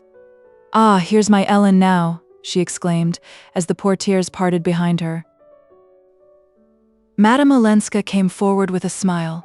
Her face looked vivid and happy, and she held out her hand gaily to Archer while she stooped to her grandmother's kiss. "I was just saying to him, my dear, now why didn't you marry my little Ellen?" Madame Olenska looked at Archer, still smiling. And what did he answer? "Oh, my darling, I leave you to find that out. He's been down to Florida to see his sweetheart." "Yes, I know." She still looked at him. "I went to see your mother, to ask where you'd gone. I sent a note that you never answered, and I was afraid you were ill." He muttered something about leaving unexpectedly, in a great hurry, and having intended to write to her from St. Augustine. "And of course, once you were there, you never thought of me again." She continued to beam on him with a gaiety that might have been a studied assumption of indifference. "If she still needs me, she's determined not to let me see it," he thought, stung by her manner. He wanted to thank her for having been to see his mother, but under the ancestress's malicious eye he felt himself tongue-tied and constrained. Look at him in such hot haste to get married that he took French leave and rushed down to implore the silly girl on his knees. "That's something like a lover. That's the way handsome Bob Spicer carried off my poor mother, and then got tired of her before I was weaned, though they only had to wait 8 months for me. But there, you're not a Spicer, young man, luckily for you and for May. It's only my poor Ellen that has kept any of their wicked blood. The rest of them are all model Mingotts," cried the old lady scornfully. Archer was aware that Madame Olenska, who had seated herself at her grandmother's side, was still thoughtfully scrutinizing him. The gaiety had faded from her eyes, and she said with great gentleness, "Surely, Granny, we can persuade them between us to do as he wishes." Archer rose to go, and as his hand met Madame Olenska's he felt that she was waiting for him to make some allusion to her unanswered letter. "When can I see you?" he asked, as she walked with him to the door of the room. "Whenever you like, but it must be soon if you want to see the little house again. I am moving next week." A pang shot through him at the memory of his lamplit hours in the low-studded drawing-room. Few as they had been, they were thick with memories. "Tomorrow evening?" She nodded. "Tomorrow, yes, but early. I'm going out." The next day was a Sunday, and if she were going out on a Sunday evening, it could, of course, be only to Mrs. Lemuel Struthers's. He felt a slight movement of annoyance, not so much at her going there, for he rather liked her going where she pleased in spite of the van der Ludens, but because it was the kind of house at which she was sure to meet Beaufort, where she must have known beforehand that she would meet him, and where she was probably going for that purpose. "Very well, tomorrow evening," he repeated, inwardly resolved that he would not go early, and that by reaching her door late he would either prevent her from going to Mrs. Struthers's, or else arrive after she had started, which, all things considered, would no doubt be the simplest solution. It was only 8:30, after all, when he rang the bell under the wisteria. Not as late as he had intended by half an hour, but a singular restlessness had driven him to her door. He reflected, however, that Mrs. Struthers's Sunday evenings were not like a ball, and that her guests, as if to minimize their delinquency, usually went early. The one thing he had not counted on in entering Madame Olenska's hall was to find hats and overcoats there. Why had she bidden him to come early if she was having people to dine? On a closer inspection of the garments beside which Nastasia was laying his own, his resentment gave way to curiosity. The overcoats were in fact the very strangest he had ever seen under a polite roof, and it took but a glance to assure himself that neither of them belonged to Julius Beaufort. One was a shaggy yellow ulster of reach-me-down cut, the other a very old and rusty cloak with a cape, something like what the French called a McFarlane. This garment, which appeared to be made for a person of prodigious size, had evidently seen long and hard wear, and its greenish-black folds gave out a moist, sawdusty smell suggestive of prolonged sessions against barroom walls. On it lay a ragged gray scarf and an odd felt hat of semi-clerical shape. Archer raised his eyebrows inquiringly at Nastasia, who raised hers in return with a fatalistic jeer as she threw open the drawing-room door. The young man saw at once that his hostess was not in the room. Then, with surprise, he discovered another lady standing by the fire. This lady, who was long, lean, and loosely put together, was clad in raiment intricately looped and fringed, with plaids and stripes and bands of plain color disposed in a design to which the clue seemed missing. Her hair, which had tried to turn white and only succeeded in fading, was surmounted by a Spanish comb and black lace scarf, and silk mittens, visibly darned, covered her rheumatic hands. Beside her, in a cloud of cigar smoke, stood the owners of the two overcoats, both in morning clothes that they had evidently not taken off since morning. In one of the two, Archer, to his surprise, recognized Ned Winsett. The other, an older, who was unknown to him, and whose gigantic frame declared him to be the wearer of the McFarlane, had a feebly leonine head with crumpled gray hair, and moved his arms with large pawing gestures, as though he were distributing lay blessings to a kneeling multitude. These three persons stood together on the hearthrug, their eyes fixed on an extraordinarily large bouquet of crimson roses, with a knot of purple pansies at their base, that lay on the sofa where Madame Olenska usually sat. What they must have cost at this season, though of course it's the sentiment one cares about, the lady was saying in a sighing staccato as Archer came in. The three turned with surprise at his appearance, and the lady, advancing, held out her hand. "Dear Mr. Archer, almost my cousin Newland," she said. "I am the Marchioness Manson." Archer bowed, and she continued, "My Ellen has taken me in for a few days. I came from Cuba, where I have been spending the winter with Spanish friends, such delightful, distinguished people, the highest nobility of old Castile. How I wish you could know them. But I was called away by our dear great friend here, Dr. Carver." "You don't know Dr. Agathon Carver, founder of the Valley of Love community?" Dr. Carver inclined his leonine head, and the Marchioness continued, "Ah, New York, how little the life of the spirit has reached it. But I see you do know Mr. Winsett."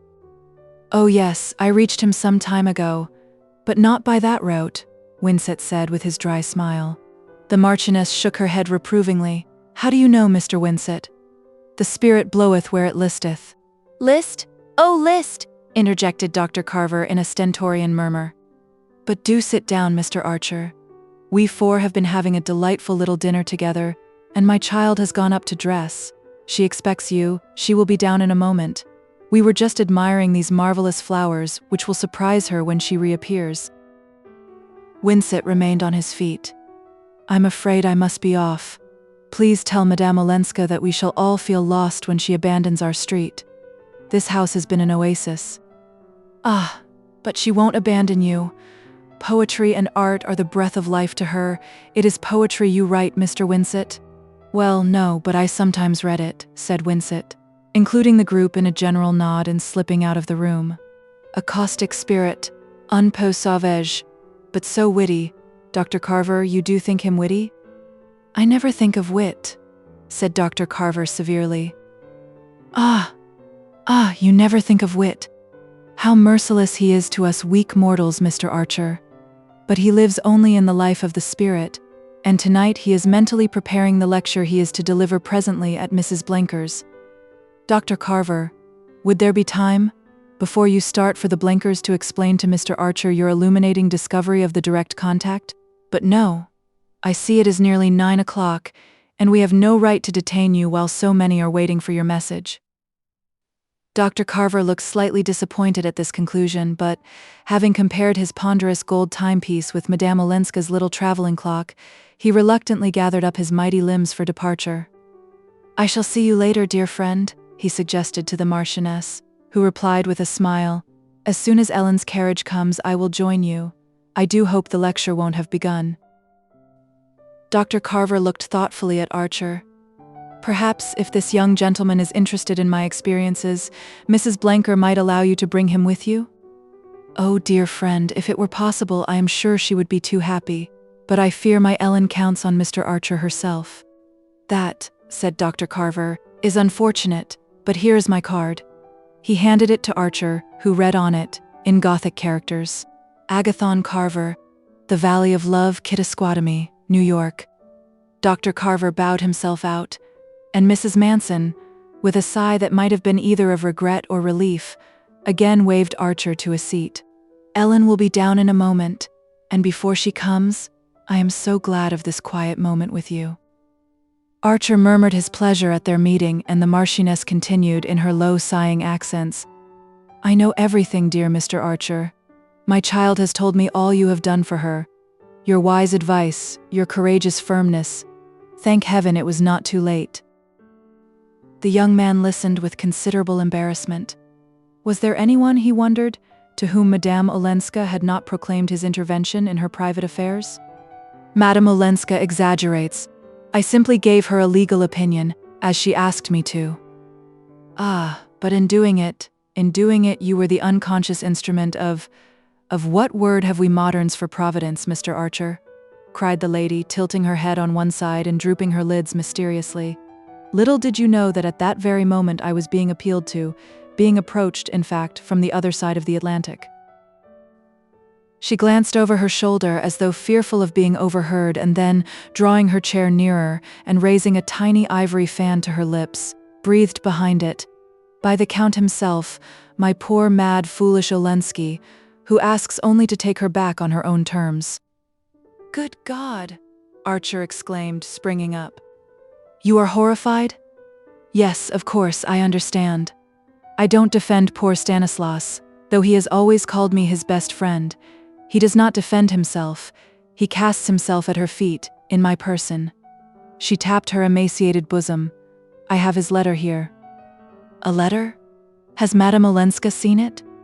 Archer stammered, his brain whirling with the shock of the announcement. The Marchioness Manson shook her head softly. Time. I must have time. I know my Ellen haughty and tractable, shall I say, just a shade unforgiving? But good heavens, to forgive is one thing, to go back into that hell. Ah, yes, the Marchioness acquiesced.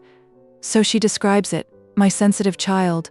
But on the material side, Mr. Archer, if one may stoop to consider such things, do you know what she is giving up? Those roses there on the sofa, acres like them, under glass and in the open, in his matchless terraced gardens at Nice. Jewels, historic pearls, the Sobieski emeralds, sables, but she cares nothing for all these. Art and beauty, those she does care for, she lives for, as I always have, and those also surrounded her. Pictures, priceless furniture, music, brilliant conversation, that, my dear young man, if you'll excuse me, is what you've no conception of here, and she had it all, and the homage of the greatest. She tells me she is not thought handsome in New York. Good heavens. Her portrait has been painted 9 times. The greatest artists in Europe have begged for the privilege. Are these things nothing, and the remorse of an adoring husband? As the Marchioness Manson rose to her climax, her face assumed an expression of ecstatic retrospection, which would have moved Archer's mirth had he not been numb with amazement. He would have laughed if anyone had foretold to him that his first sight of poor Medora Manson would have been in the guise of a messenger of Satan. But he was in no mood for laughing now, and she seemed to him to come straight out of the hell from which Ellen Olenska had just escaped. "She knows nothing yet of all this?" he asked abruptly. Mrs. Manson laid a purple finger on her lips.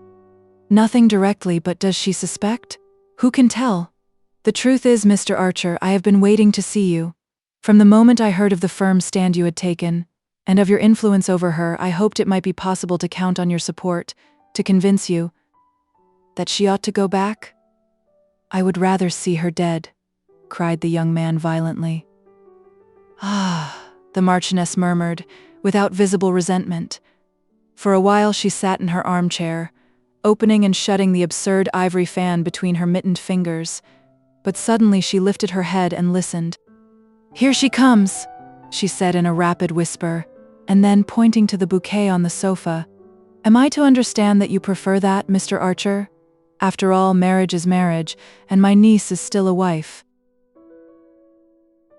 18. "What are you two plotting together, Aunt Medora?" Madame Olenska cried as she came into the room. She was dressed as if for a ball. Everything about her shimmered and glimmered softly, as if her dress had been woven out of candle beams, and she carried her head high, like a pretty woman challenging a room full of rivals. "We were saying, my dear, that here was something beautiful to surprise you with," Mrs. Manson rejoined, rising to her feet and pointing archly to the flowers. Madame Olenska stopped short and looked at the bouquet. Her color did not change, but a sort of white radiance of anger ran over her like summer lightning. "Ah," she exclaimed in a shrill voice that the young man had never heard. "Who is ridiculous enough to send me a bouquet? Why a bouquet? And why tonight of all nights? I am not going to a ball. I am not a girl engaged to be married. But some people are always ridiculous." She turned back to the door, opened it, and called out, "Nastasia."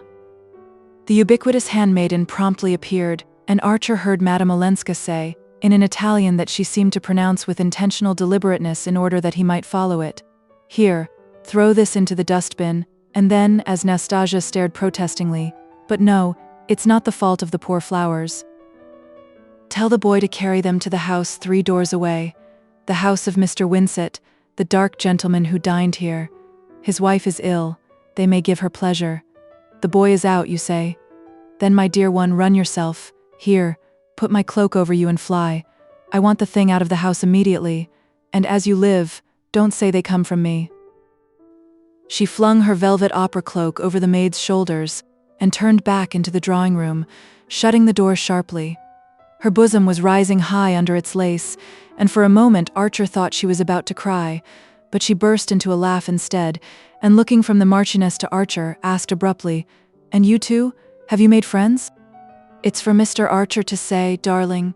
He has waited patiently while you were dressing." "Yes, I gave you time enough. My hair wouldn't go," Madame Olenska said, raising her hand to the heaped-up curls of her chignon. "But that reminds me, I see Dr. Carver is gone and you'll be late at the Blenkers. Mr. Archer, will you put my aunt in the carriage?" She followed the Marchioness into the hall, saw her fitted into a miscellaneous heap of overshoes, shawls and tippets, and called from the doorstep, "Mind, the carriage is to be back for me at 10. Then she returned to the drawing room, where Archer, on re-entering it, found her standing by the mantelpiece, examining herself in the mirror. It was not usual in New York society for a lady to address her parlor maid as "my dear one," and send her out on an errand wrapped in her own opera cloak, and Archer, through all his deeper feelings, tasted the pleasurable excitement of being in a world where action followed on emotion with such Olympian speed. Madame Olenska did not move when he came up behind her, and for a second their eyes met in the mirror. Then she turned, threw herself into her sofa corner, and sighed out, "There's time for a cigarette." He handed her the box and lit a spill for her, and as the flame flashed up into her face she glanced at him with laughing eyes and said, "What do you think of me in a temper?" Archer paused a moment. Then he answered with sudden resolution, "It makes me understand what your aunt has been saying about you." "I knew she'd been talking about me." "Well?" "She said you were used to all kinds of things, splendors and amusements and excitements that we could never hope to give you here." Madame Olenska smiled faintly into the circle of smoke about her lips. "Medora is incorrigibly romantic. It has made up to her for so many things." Archer hesitated again, and again took his risk. "Is your aunt's romanticism always consistent with accuracy?" "You mean, does she speak the truth?" her niece considered. "Well, I'll tell you, in almost everything she says there's something true and something untrue. But why do you ask? What has she been telling you?" He looked away into the fire and then back at her shining presence.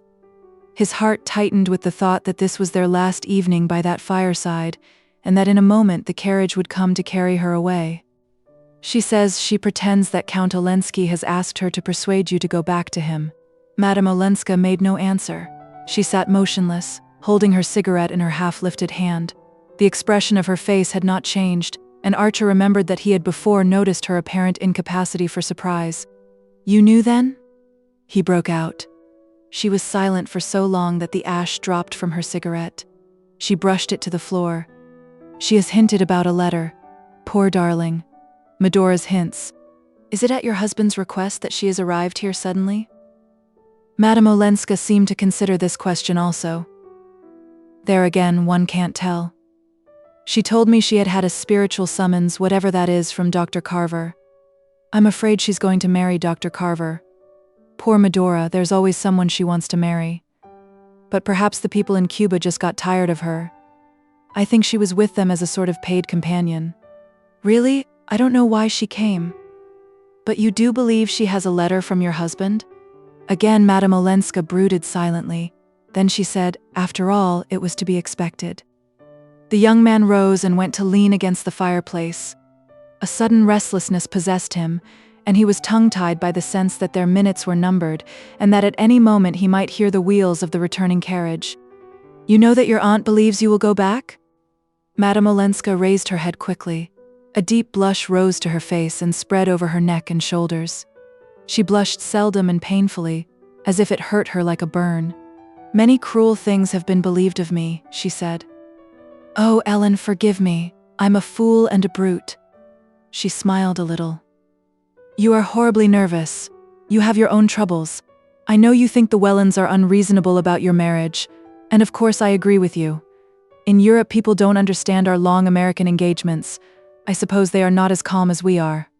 She pronounced the "we" with a faint emphasis that gave it an ironic sound. Archer felt the irony but did not dare to take it up. After all, she had perhaps purposely deflected the conversation from her own affairs, and after the pain his last words had evidently caused her, he felt that all he could do was to follow her lead. But the sense of the waning hour made him desperate. He could not bear the thought that a barrier of words should drop between them again. "Yes," he said abruptly. "I went south to ask May to marry me after Easter. There's no reason why we shouldn't be married then. And May adores you, and yet you couldn't convince her. I thought her too intelligent to be the slave of such absurd superstitions." "She is too intelligent. She's not their slave." Madame Olenska looked at him. "Well then, I don't understand." Archer reddened and hurried on with a rush. "We had a frank talk, almost the first. She thinks my impatience a bad sign." "Merciful heavens, a bad sign?" "She thinks it means that I can't trust myself to go on caring for her. She thinks, in short, I want to marry her at once to get away from someone that I care for more." Madame Olenska examined this curiously. "But if she thinks that, why isn't she in a hurry too? Because she's not like that. She's so much nobler. She insists all the more on the long engagement, to give me time. Time to give her up for the other woman? If I want to." Madame Olenska leaned toward the fire and gazed into it with fixed eyes. Down the quiet street Archer heard the approaching trot of her horses. "That is noble," she said with a slight break in her voice. "Yes, but it's ridiculous." "Ridiculous? Because you don't care for anyone else?" "Because I don't mean to marry anyone else." "Ah." There was another long interval. At length she looked up at him and asked, "This other woman, does she love you?" "Oh, there's no other woman. I mean, the person that May was thinking of was never." "Then why, after all, are you in such haste?" "There's your carriage," said Archer. She half rose and looked about her with absent eyes. Her fan and gloves lay on the sofa beside her, and she picked them up mechanically. "Yes, I suppose I must be going." "You're going to Mrs. Struthers's?" "Yes." She smiled and added, "I must go where I am invited, or I should be too lonely. Why not come with me?" Archer felt that at any cost he must keep her beside him, must make her give him the rest of her evening. Ignoring her question, he continued to lean against the chimney-piece. his eyes fixed on the hand in which she held her gloves and fan, as if watching to see if he had the power to make her drop them. "May guess the truth," he said. "There is another woman, but not the one she thinks." Ellen Olenska made no answer, and did not move. After a moment he sat down beside her, and, taking her hand, softly unclasped it, so that the gloves and fan fell on the sofa between them. She started up, and freeing herself from him moved away to the other side of the hearth. "Ah, don't make love to me. Too many people have done that," she said, frowning. Archer, changing color, stood up also. It was the bitterest rebuke she could have given him. "I have never made love to you," he said, "and I never shall. But you are the woman I would have married if it had been possible for either of us." "Possible for either of us?" She looked at him with unfeigned astonishment. "And you say that, when it's you who've made it impossible?" He stared at her, groping in a blackness through which a single arrow of light tore its blinding way. "I've made it impossible? You, she cried, her lip trembling like a child's on the verge of tears. "Isn't it you who made me give up divorcing?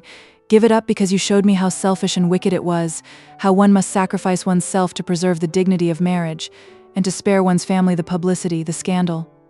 And because my family was going to be your family for May's sake and for yours, I did what you told me, what you proved to me that I ought to do. Ah," she broke out with a sudden laugh, "I've made no secret of having done it for you."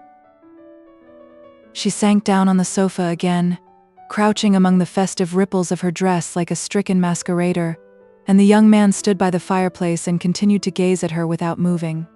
"Good God," he groaned, "when I thought—" "You thought?" "Ah, don't ask me what I thought." Still looking at her, he saw the same burning flush creep up her neck to her face. She sat upright, facing him with a rigid dignity. "I do ask you." "Well then, there were things in that letter you asked me to read." "My husband's letter?" "Yes." "I had nothing to fear from that letter. Absolutely nothing. All I feared was to bring notoriety, scandal on the family, on you and May." "Good God," he groaned again, bowing his face in his hands. The silence that followed lay on them with the weight of things final and irrevocable.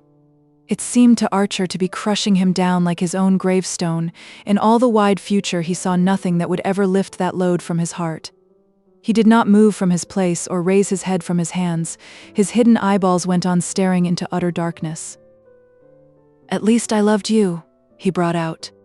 On the other side of the hearth, from the sofa corner where he supposed that she still crouched, he heard a faint stifled crying like a child's. He started up and came to her side. "Ellen, what madness! Why are you crying? Nothing's done that can't be undone. I'm still free, and you're going to be." He had her in his arms, her face like a wet flower at his lips, and all their vain terrors shriveling up like ghosts at sunrise. The one thing that astonished him now was that he should have stood for 5 minutes arguing with her across the width of the room, when just touching her made everything so simple.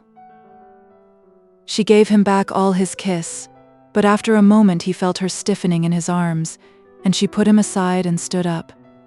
"Ah, my poor Newland.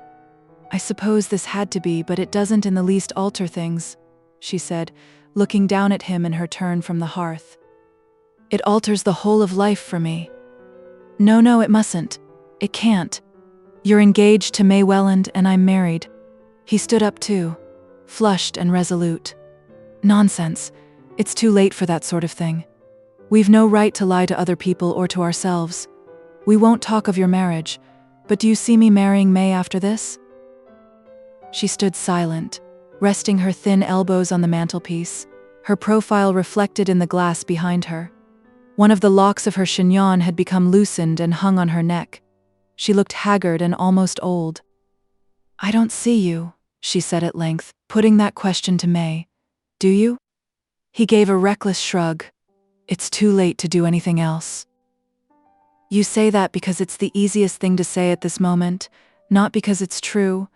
In reality, it's too late to do anything but what we'd both decided on." "Ah, I don't understand you." She forced a pitiful smile that pinched her face instead of smoothing it. "You don't understand because you haven't yet guessed how you've changed things for me. Oh, from the first, long before I knew all you'd done." "All I'd done?" "Yes. I was perfectly unconscious at first that people here were shy of me, that they thought I was a dreadful sort of person.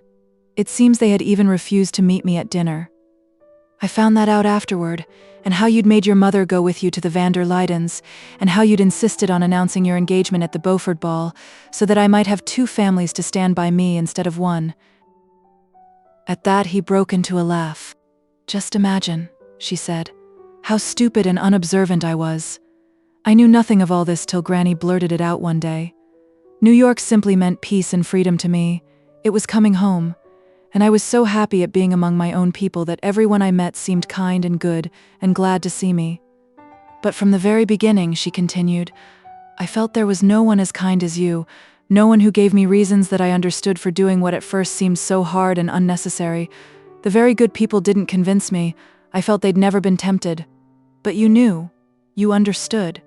You had felt the world outside tugging at one with all its golden hands, and yet you hated the things it asks of one. You hated happiness bought by disloyalty and cruelty and indifference.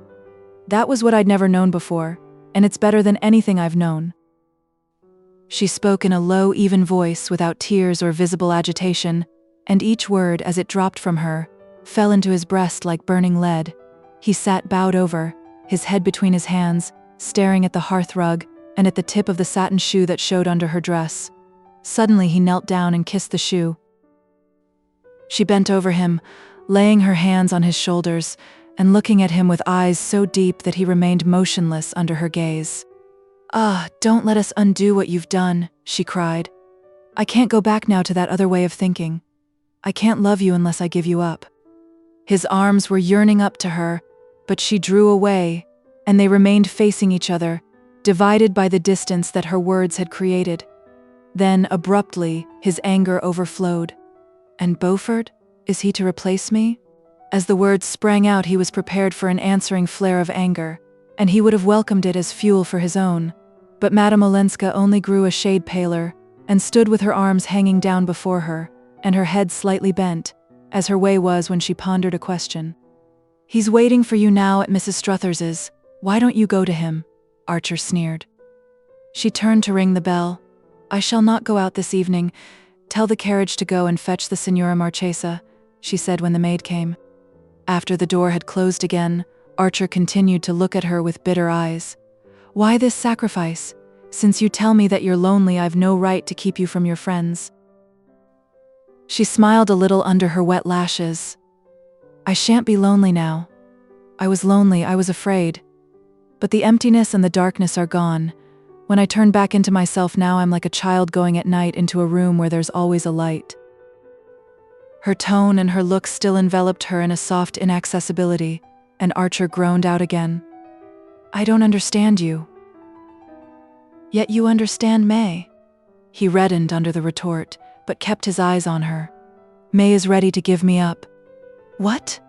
3 days after you've entreated her on your knees to hasten your marriage?" "She's refused. That gives me the right." "Ah, you've taught me what an ugly word that is," she said. He turned away with a sense of utter weariness. He felt as though he had been struggling for hours up the face of a steep precipice. And now, just as he had fought his way to the top, his hold had given way, and he was pitching down headlong into darkness. If he could have got her in his arms again, he might have swept away her arguments, but she still held him at a distance by something inscrutably aloof in her look and attitude, and by his own odd sense of her sincerity. At length he began to plead again. "If we do this now, it will be worse afterward. Worse for everyone." "No, no, no," she almost screamed as if he frightened her. At that moment the bell sent a long tinkle through the house. They had heard no carriage stopping at the door, and they stood motionless, looking at each other with startled eyes. Outside, Nastasia's step crossed the hall, the outer door opened, and a moment later she came in carrying a telegram which she handed to the Countess Olenska. "The lady was very happy at the flowers," Nastasia said, smoothing her apron. "She thought it was her Signor Marito who had sent them, and she cried a little and said it was a folly." Her mistress smiled and took the yellow envelope. She tore it open and carried it to the lamp. Then, when the door had closed again, she handed the telegram to Archer. It was dated from St. Augustine and addressed to the Countess Olenska. In it he read, "Granny's telegram successful. Papa and Mama agree marriage after Easter. Am telegraphing Newland. Am too happy for words and love you dearly. Your grateful May." Half an hour later, when Archer unlocked his own front door, he found a similar envelope on the hall table on top of his pile of notes and letters. The message inside the envelope was also from May Welland and ran as follows: "Parents consent wedding Tuesday after Easter at 12 Grace Church, 8 bridesmaids. Please see rector. So happy, love, May."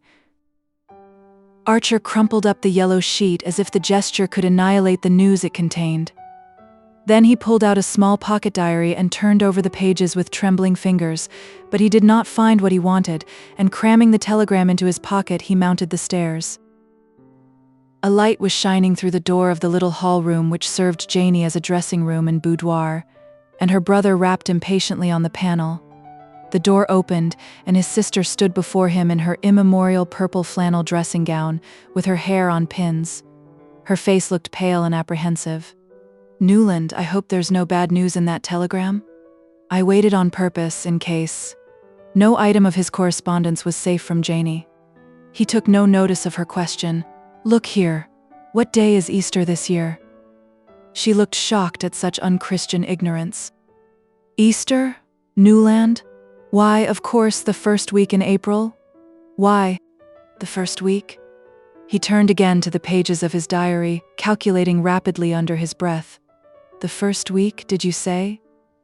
He threw back his head with a long laugh. "For mercy's sake, what's the matter?" "Nothing's the matter, except that I'm going to be married in a month." Janie fell upon his neck and pressed him to her purple flannel breast. "Oh, Newland, how wonderful. I'm so glad. But dearest, why do you keep on laughing? Do hush or you'll wake Mama." Book 2, 19. The day was fresh, with a lively spring wind full of dust. All the old ladies in both families had got out their faded sables and yellowing ermines, and the smell of camphor from the front pews almost smothered the faint spring scent of the lilies banking the altar.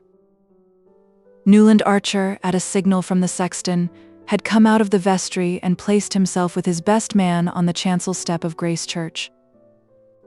The signal meant that the brougham bearing the bride and her father was in sight, but there was sure to be a considerable interval of adjustment and consultation in the lobby, where the bridesmaids were already hovering like a cluster of Easter blossoms. During this unavoidable lapse of time, the bridegroom, in proof of his eagerness, was expected to expose himself alone to the gaze of the assembled company, and Archer had gone through this formality as resignedly as through all the others which made of a 19th-century New York wedding a rite that seemed to belong to the dawn of history. Everything was equally easy, or equally painful, as one chose to put it, in the path he was committed to tread, and he had obeyed the flurried injunctions of his best man as piously as other bridegrooms had obeyed his own, in the days when he had guided them through the same labyrinths. So far he was reasonably sure of having fulfilled all his obligations. The bridesmaids' 8 bouquets of white lilac and lilies of the valley had been sent in due time, as well as the gold and sapphire sleeve links of the 8 ushers and the best man's cat's eye scarf pin. Archer had sat up half the night trying to vary the wording of his thanks for the last batch of presents from men friends and ex-lady loves. The fees for the bishop and the rector were safely in the pocket of his best man. His own luggage was already at Mrs. Manson Mingott's, where the wedding breakfast was to take place, and so were the traveling clothes into which he was to change. And a private compartment had been engaged in the train that was to carry the young couple to their unknown destination, concealment of the spot in which the bridal night was to be spent being one of the most sacred taboos of the prehistoric ritual. "Got the ring all right?" whispered young Vander Luyden Newland, who was inexperienced in the duties of a best man, and awed by the weight of his responsibility. Archer made the gesture which he had seen so many bridegrooms make. With his ungloved right hand he felt in the pocket of his dark gray waistcoat, and assured himself that the little gold circlet, engraved inside Newland to May, April, 1870 was in its place. Then, resuming his former attitude, his tall hat and pearl gray gloves with black stitchings grasped in his left hand, he stood looking at the door of the church. Overhead, Handel's march swelled pompously through the imitation stone vaulting, carrying on its waves the faded drift of the many weddings at which, with cheerful indifference, he had stood on the same chancel step watching other brides float up the nave toward other bridegrooms. How like a first night at the opera, he thought, recognizing all the same faces in the same boxes, no pews, and wondering if, when the last trump sounded, Mrs. Selfridge Mary would be there with the same towering ostrich feathers in her bonnet, and Mrs. Beaufort with the same diamond earrings and the same smile, and whether suitable proscenium seats were already prepared for them in another world. After that, there was still time to review, one by one, the familiar countenances in the first rows. The women's sharp with curiosity and excitement, the men's sulky with the obligation of having to put on their frock coats before luncheon and fight for food at the wedding breakfast. "Too bad the breakfast is at old Catherine's," the bridegroom could fancy Reggie Shivers saying. "But I'm told that Lovell Mingott insisted on its being cooked by his own chef, so it ought to be good if one can only get at it." And he could imagine Sillerton Jackson adding with authority, "My dear fellow, haven't you heard? It's to be served at small tables in the new English fashion." Archer's eyes lingered a moment on the left-hand pew, where his mother, who had entered the church on Mr. Henry van der Luyden's arm, sat weeping softly under her Chantilly veil, her hands in her grandmother's ermine muff. "Poor Janie," he thought, looking at his sister. Even by screwing her head around, she can see only the people in the few front pews, and they're mostly dowdy Newlands and Dagonets. On the hither side of the white ribbon dividing off the seats reserved for the families, he saw Beaufort, tall and red-faced, scrutinizing the women with his arrogant stare. Beside him sat his wife, all silvery chinchilla and violets, and on the far side of the ribbon, Lawrence Lefferts's sleekly brushed head seemed to mount guard over the invisible deity of good form who presided at the ceremony. Archer wondered how many flaws Lefferts's keen eyes would discover in the ritual of his divinity. Then he suddenly recalled that he too had once thought such questions important. The things that had filled his days seemed now like a nursery parody of life, or like the wrangles of medieval schoolmen over metaphysical terms that nobody had ever understood. A stormy discussion as to whether the wedding presents should be shown had darkened the last hours before the wedding, and it seemed inconceivable to Archer that grown-up people should work themselves into a state of agitation over such trifles, and that the matter should have been decided in the negative by Mrs. Welland saying, with indignant tears, "I should as soon turn the reporters loose in my house." Yet there was a time when Archer had had definite and rather aggressive opinions on all such problems, and when everything concerning the manners and customs of his little tribe had seemed to him fraught with worldwide significance. And all the while, I suppose, he thought, real people were living somewhere, and real things happening to them. "There they come," breathed the best man excitedly. But the bridegroom— the cautious opening of the door of the church meant only that Mr. Brown, the livery stable keeper, gowned in black in his intermittent character of sexton, was taking a preliminary survey of the scene before marshalling his forces. The door was softly shut again, then after another interval it swung majestically open, and a murmur ran through the church. The family. Mrs. Welland came first on the arm of her eldest son. Her large pink face was appropriately solemn, and her plum-colored satin with pale blue side panels, and blue ostrich plumes in a small satin bonnet, met with general approval. But before she had settled herself with a stately rustle in the pew opposite Mrs. Archer's, the spectators were craning their necks to see who was coming after her. Wild rumors had been abroad the day before to the effect that Mrs. Manson Mingott, in spite of her physical disabilities, had resolved on being present at the ceremony, and the idea was so much in keeping with her sporting character that bets ran high at the clubs as to her being able to walk up the nave and squeeze into a seat. It was known that she had insisted on sending her own carpenter to look into the possibility of taking down the end panel of the front pew, and to measure the space between the seat and the front. But the result had been discouraging, and for one anxious day her family had watched her dallying with the plan of being wheeled up the nave in her enormous bath chair and sitting enthroned in it at the foot of the chancel. The idea of this monstrous exposure of her person was so painful to her relations that they could have covered with gold the ingenious person who suddenly discovered that the chair was too wide to pass between the iron uprights of the awning which extended from the church door to the curbstone. The idea of doing away with this awning and revealing the bride to the mob of dressmakers and newspaper reporters who stood outside fighting to get near the joints of the canvas exceeded even old Catherine's courage, though for a moment she had weighed the possibility. Why, they might take a photograph of my child and put it in the papers. Mrs. Welland exclaimed when her mother's last plan was hinted to her, and from this unthinkable indecency the clan recoiled with a collective shudder. The ancestress had had to give in, but her concession was bought only by the promise that the wedding breakfast should take place under her roof, though, as the Washington Square connection said, with the Wellands' house in easy reach, it was hard to have to make a special price with Brown to drive one to the other end of nowhere. Though all these transactions had been widely reported by the Jacksons, a sporting minority still clung to the belief that old Catherine would appear in church, and there was a distinct lowering of the temperature when she was found to have been replaced by her daughter-in-law. Mrs. Lovell Mingott had the high color and glassy stare induced in ladies of her age and habit by the effort of getting into a new dress. But once the disappointment occasioned by her mother-in-law's non-appearance had subsided, it was agreed that her black chantilly over lilac satin, with a bonnet of Parma violets, formed the happiest contrast to Mrs. Welland's blue and plum color. Far different was the impression produced by the gaunt and mincing lady who followed on Mr. Mingott's arm, in a wild dishevelment of stripes and fringes and floating scarves. And as this last apparition glided into view, Archer's heart contracted and stopped beating. He had taken it for granted that the Marchioness Manson was still in Washington, where she had gone some 4 weeks previously with her niece, Madame Olenska. It was generally understood that their abrupt departure was due to Madame Olenska's desire to remove her aunt from the baleful eloquence of Dr. Agathon Carver, who had nearly succeeded in enlisting her as a recruit for the Valley of Love, and in the circumstances no one had expected either of the ladies to return for the wedding. For a moment Archer stood with his eyes fixed on Medora's fantastic figure, straining to see who came behind her, but the little procession was at an end, for all the lesser members of the family had taken their seats, and the 8 tall ushers, gathering themselves together like birds or insects preparing for some migratory maneuver, were already slipping through the side doors into the lobby. "Newland, I say, she's here," the best man whispered. Archer roused himself with a start. A long time had apparently passed since his heart had stopped beating, for the white and rosy procession was in fact halfway up the nave. The bishop, the rector, and 2 white-winged assistants were hovering about the flower-banked altar, and the first chords of the Spohr Symphony were strewing their flower-like notes before the bride.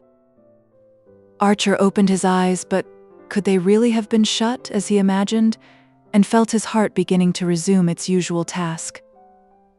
The music, the scent of the lilies on the altar, the vision of the cloud of tulle and orange blossoms floating nearer and nearer, the sight of Mrs. Archer's face suddenly convulsed with happy sobs, the low benedictory murmur of the rector's voice, the ordered evolutions of the 8 pink bridesmaids and the 8 black ushers, all these sights, sounds, and sensations, so familiar in themselves, so unutterably strange and meaningless in his new relation to them, were confusedly mingled in his brain. "My God," he thought, "have I got the ring?" And once more he went through the bridegroom's convulsive gesture. Then in a moment, May was beside him, such radiance streaming from her that it sent a faint warmth through his numbness, and he straightened himself and smiled into her eyes. "Dearly beloved, we are gathered together here," the rector began. The ring was on her hand, the bishop's benediction had been given, the bridesmaids were poised to resume their place in the procession, and the organ was showing preliminary symptoms of breaking out into the Mendelssohn March, without which no newly wedded couple had ever emerged upon New York. "Your arm, I say, give her your arm," young Newland nervously hissed, and once more Archer became aware of having been adrift far off in the unknown. What was it that had sent him there, he wondered. Perhaps the glimpse among the anonymous spectators in the transept of a dark coil of hair under a hat which, a moment later, revealed itself as belonging to an unknown lady with a long nose, so laughably unlike the person whose image she had evoked that he asked himself if he were becoming subject to hallucinations. And now he and his wife were pacing slowly down the nave, carried forward on the light Mendelssohn ripples, the spring day beckoning to them through widely open doors, and Mrs. Welland's chestnuts, with big white favors on their frontlets, curvetting and showing off at the far end of the canvas tunnel. The footman, who had a still bigger white favor on his lapel, wrapped May's white cloak about her, and Archer jumped into the brougham at her side. She turned to him with a triumphant smile, and their hands clasped under her veil. "Daring," Archer said, and suddenly the same black abyss yawned before him, and he felt himself sinking into it, deeper and deeper, while his voice rambled on smoothly and cheerfully. "Yes, of course I thought I'd lost the ring. No wedding would be complete if the poor devil of a bridegroom didn't go through that. But you did keep me waiting, you know. I had time to think of every horror that might possibly happen." She surprised him by turning in full Fifth Avenue and flinging her arms about his neck. "But none ever can happen now, can it, Newland? As long as we two are together?" Every detail of the day had been so carefully thought out that the young couple, after the wedding breakfast, had ample time to put on their traveling clothes, descend the wide Mingott stairs between laughing bridesmaids and weeping parents, and get into the brougham under the traditional shower of rice and satin slippers, and there was still half an hour left in which to drive to the station, buy the last weeklies at the bookstall with the air of seasoned travelers, and settle themselves in the reserved compartment in which May's maid had already placed her dove-colored traveling cloak and glaringly new dressing bag from London. The old Dulac aunts at Rhinebeck had put their house at the disposal of the bridal couple, with a readiness inspired by the prospect of spending a week in New York with Mrs. Archer, and Archer, glad to escape the usual bridal suite in a Philadelphia or Baltimore hotel, had accepted with an equal alacrity. May was enchanted at the idea of going to the country, and childishly amused at the vain efforts of the 8 bridesmaids to discover where their mysterious retreat was situated. It was thought very English to have a country house lent to one, and the fact gave a last touch of distinction to what was generally conceded to be the most brilliant wedding of the year, but where the house was no one was permitted to know, except the parents of bride and groom, who, when taxed with the knowledge, pursed their lips and said mysteriously, "Ah, they didn't tell us," which was manifestly true, since there was no need to. Once they were settled in their compartment, and the train, shaking off the endless wooden suburbs, had pushed out into the pale landscape of spring, talk became easier than Archer had expected. May was still in look and tone, the simple girl of yesterday, eager to compare notes with him as to the incidents of the wedding, and discussing them as impartially as a bridesmaid talking it all over with an usher. At first Archer had fancied that this detachment was the disguise of an inward tremor, but her clear eyes revealed only the most tranquil unawareness. She was alone for the first time with her husband, but her husband was only the charming comrade of yesterday. There was no one whom she liked as much, no one whom she trusted as completely, and the culminating lark of the whole delightful adventure of engagement and marriage was to be off with him alone on a journey, like a grown-up person, like a married woman, in fact. It was wonderful that, as he had learned in the mission garden at St. Augustine, such depths of feeling could coexist with such absence of imagination. But he remembered how, even then, she had surprised him by dropping back to inexpressive girlishness as soon as her conscience had been eased of its burden, and he saw that she would probably go through life dealing to the best of her ability with each experience as it came, but never anticipating any by so much as a stolen glance. Perhaps that faculty of unawareness was what gave her eyes their transparency, and her face the look of representing a type rather than a person, as if she might have been chosen to pose for a civic virtue or a Greek goddess. The blood that ran so close to her fair skin might have been a preserving fluid rather than a ravaging element, yet her look of indestructible youthfulness made her seem neither hard nor dull, but only primitive and pure. In the thick of this meditation, Archer suddenly felt himself looking at her with the startled gaze of a stranger, and plunged into a reminiscence of the wedding breakfast and of Granny Mingott's immense and triumphant pervasion of it. May settled down to frank enjoyment of the subject. "I was surprised, though, weren't you? That Aunt Medora came after all. Ellen wrote that they were neither of them well enough to take the journey. I do wish it had been she who had recovered. Did you see the exquisite old lace she sent me?" He had known that the moment must come sooner or later, but he had somewhat imagined that by force of willing he might hold it at bay. Yes, it was beautiful," he said, looking at her blindly, and wondering if, whenever he heard those 2 syllables, all his carefully built-up world would tumble about him like a house of cards. "Aren't you tired? It will be good to have some tea when we arrive. I'm sure the aunts have got everything beautifully ready," he rattled on, taking her hand in his, and her mind rushed away instantly to the magnificent tea and coffee service of Baltimore silver, which the Beauforts had sent, and which went so perfectly with Uncle Lovell Mingott's trays and side dishes. In the spring twilight, the train stopped at the Rhinebeck station, and they walked along the platform to the waiting carriage.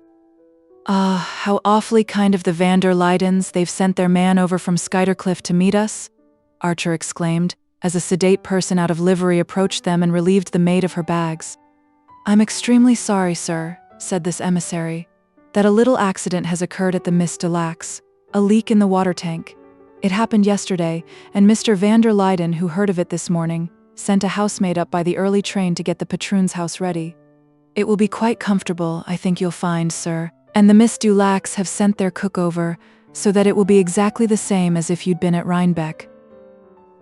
Archer stared at the speaker so blankly that he repeated in still more apologetic accents, "It'll be exactly the same, sir, I do assure you," and May's eager voice broke out, covering the embarrassed silence. "The same as Rhinebeck? The patroon's house? But it will be 100,000 times better, won't it, Newland? It's too dear and kind of Mr. van der Luyden to have thought of it." And as they drove off, with the maid beside the coachman and their shining bridle bags on the seat before them, she went on excitedly, "Only fancy, I've never been inside it, have you? The van der Luydens show it to so few people. But they opened it for Ellen, it seems. And she told me what a darling little place it was. She says it's the only house she's seen in America that she could imagine being perfectly happy in." "Well, that's what we're going to be, isn't it?" cried her husband gaily. And she answered with her boyish smile, "Ah, it's just our luck beginning, the wonderful luck we're always going to have together." 20. "Of course we must dine with Mrs. Carfry, dearest," Archer said, and his wife looked at him with an anxious frown across the monumental Britannia ware of their lodging-house breakfast table. In all the rainy desert of autumnal London there were only two people whom the Newland Archers knew, and these two they had sedulously avoided, in conformity with the old New York tradition that it was not dignified to force oneself on the notice of one's acquaintances in foreign countries. Mrs. Archer and Janey, in the course of their visits to Europe, had so unflinchingly lived up to this principle, and met the friendly advances of their fellow travelers with an air of such impenetrable reserve, that they had almost achieved the record of never having exchanged a word with a foreigner other than those employed in hotels and railway stations. Their own compatriots, save those previously known or properly accredited, they treated with an even more pronounced disdain, so that, unless they ran across a Chivers, a Dagonet, or a Mingot, their months abroad were spent in an unbroken tête-à-tête. But the utmost precautions are sometimes unavailing, and one night at Botzen, one of the two English ladies in the room across the passage, whose names, dress, and social situation were already intimately known to Janey, had knocked on the door and asked if Mrs. Archer had a bottle of liniment. The other lady, the intruder's sister, Mrs. Carfry, had been seized with a sudden attack of bronchitis, and Mrs. Archer, who never traveled without a complete family pharmacy, was fortunately able to produce the required remedy. Mrs. Carfry was very ill, and as she and her sister Miss Harle were traveling alone, they were profoundly grateful to the Archer ladies, who supplied them with ingenious comforts, and whose efficient maid helped to nurse the invalid back to health.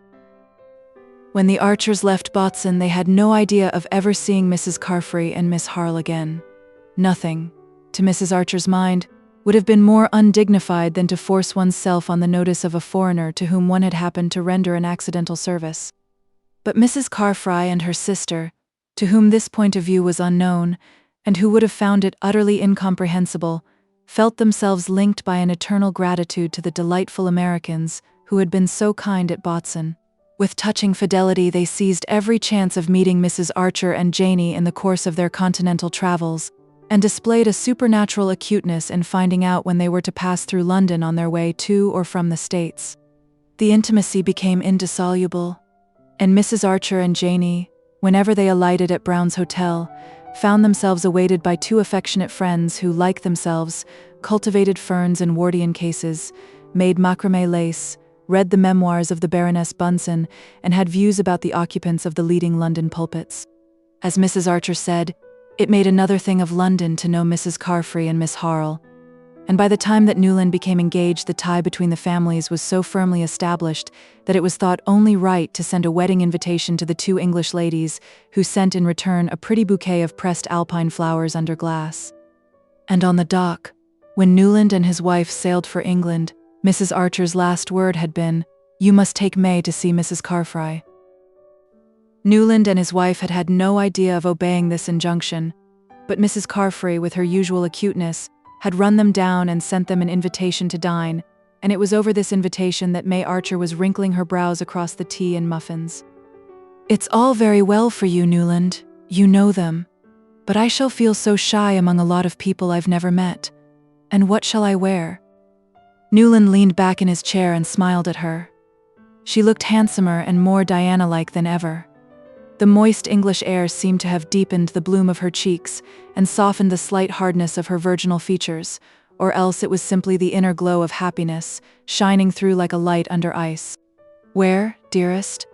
I thought a trunk full of things had come from Paris last week." "Yes, of course. I meant to say that I shan't know which to wear." She pouted a little. "I've never dined out in London, and I don't want to be ridiculous." He tried to enter into her perplexity. "But don't English women dress just like everybody else in the evening?" "Newland, how can you ask such funny questions when they go to the theater in old ball dresses and bare heads?" "Well, perhaps they wear new ball dresses at home, but at any rate Mrs. Carfry and Miss Harle won't. They'll wear caps like my mother's and shawls, very soft shawls." "Yes, but how will the other women be dressed?"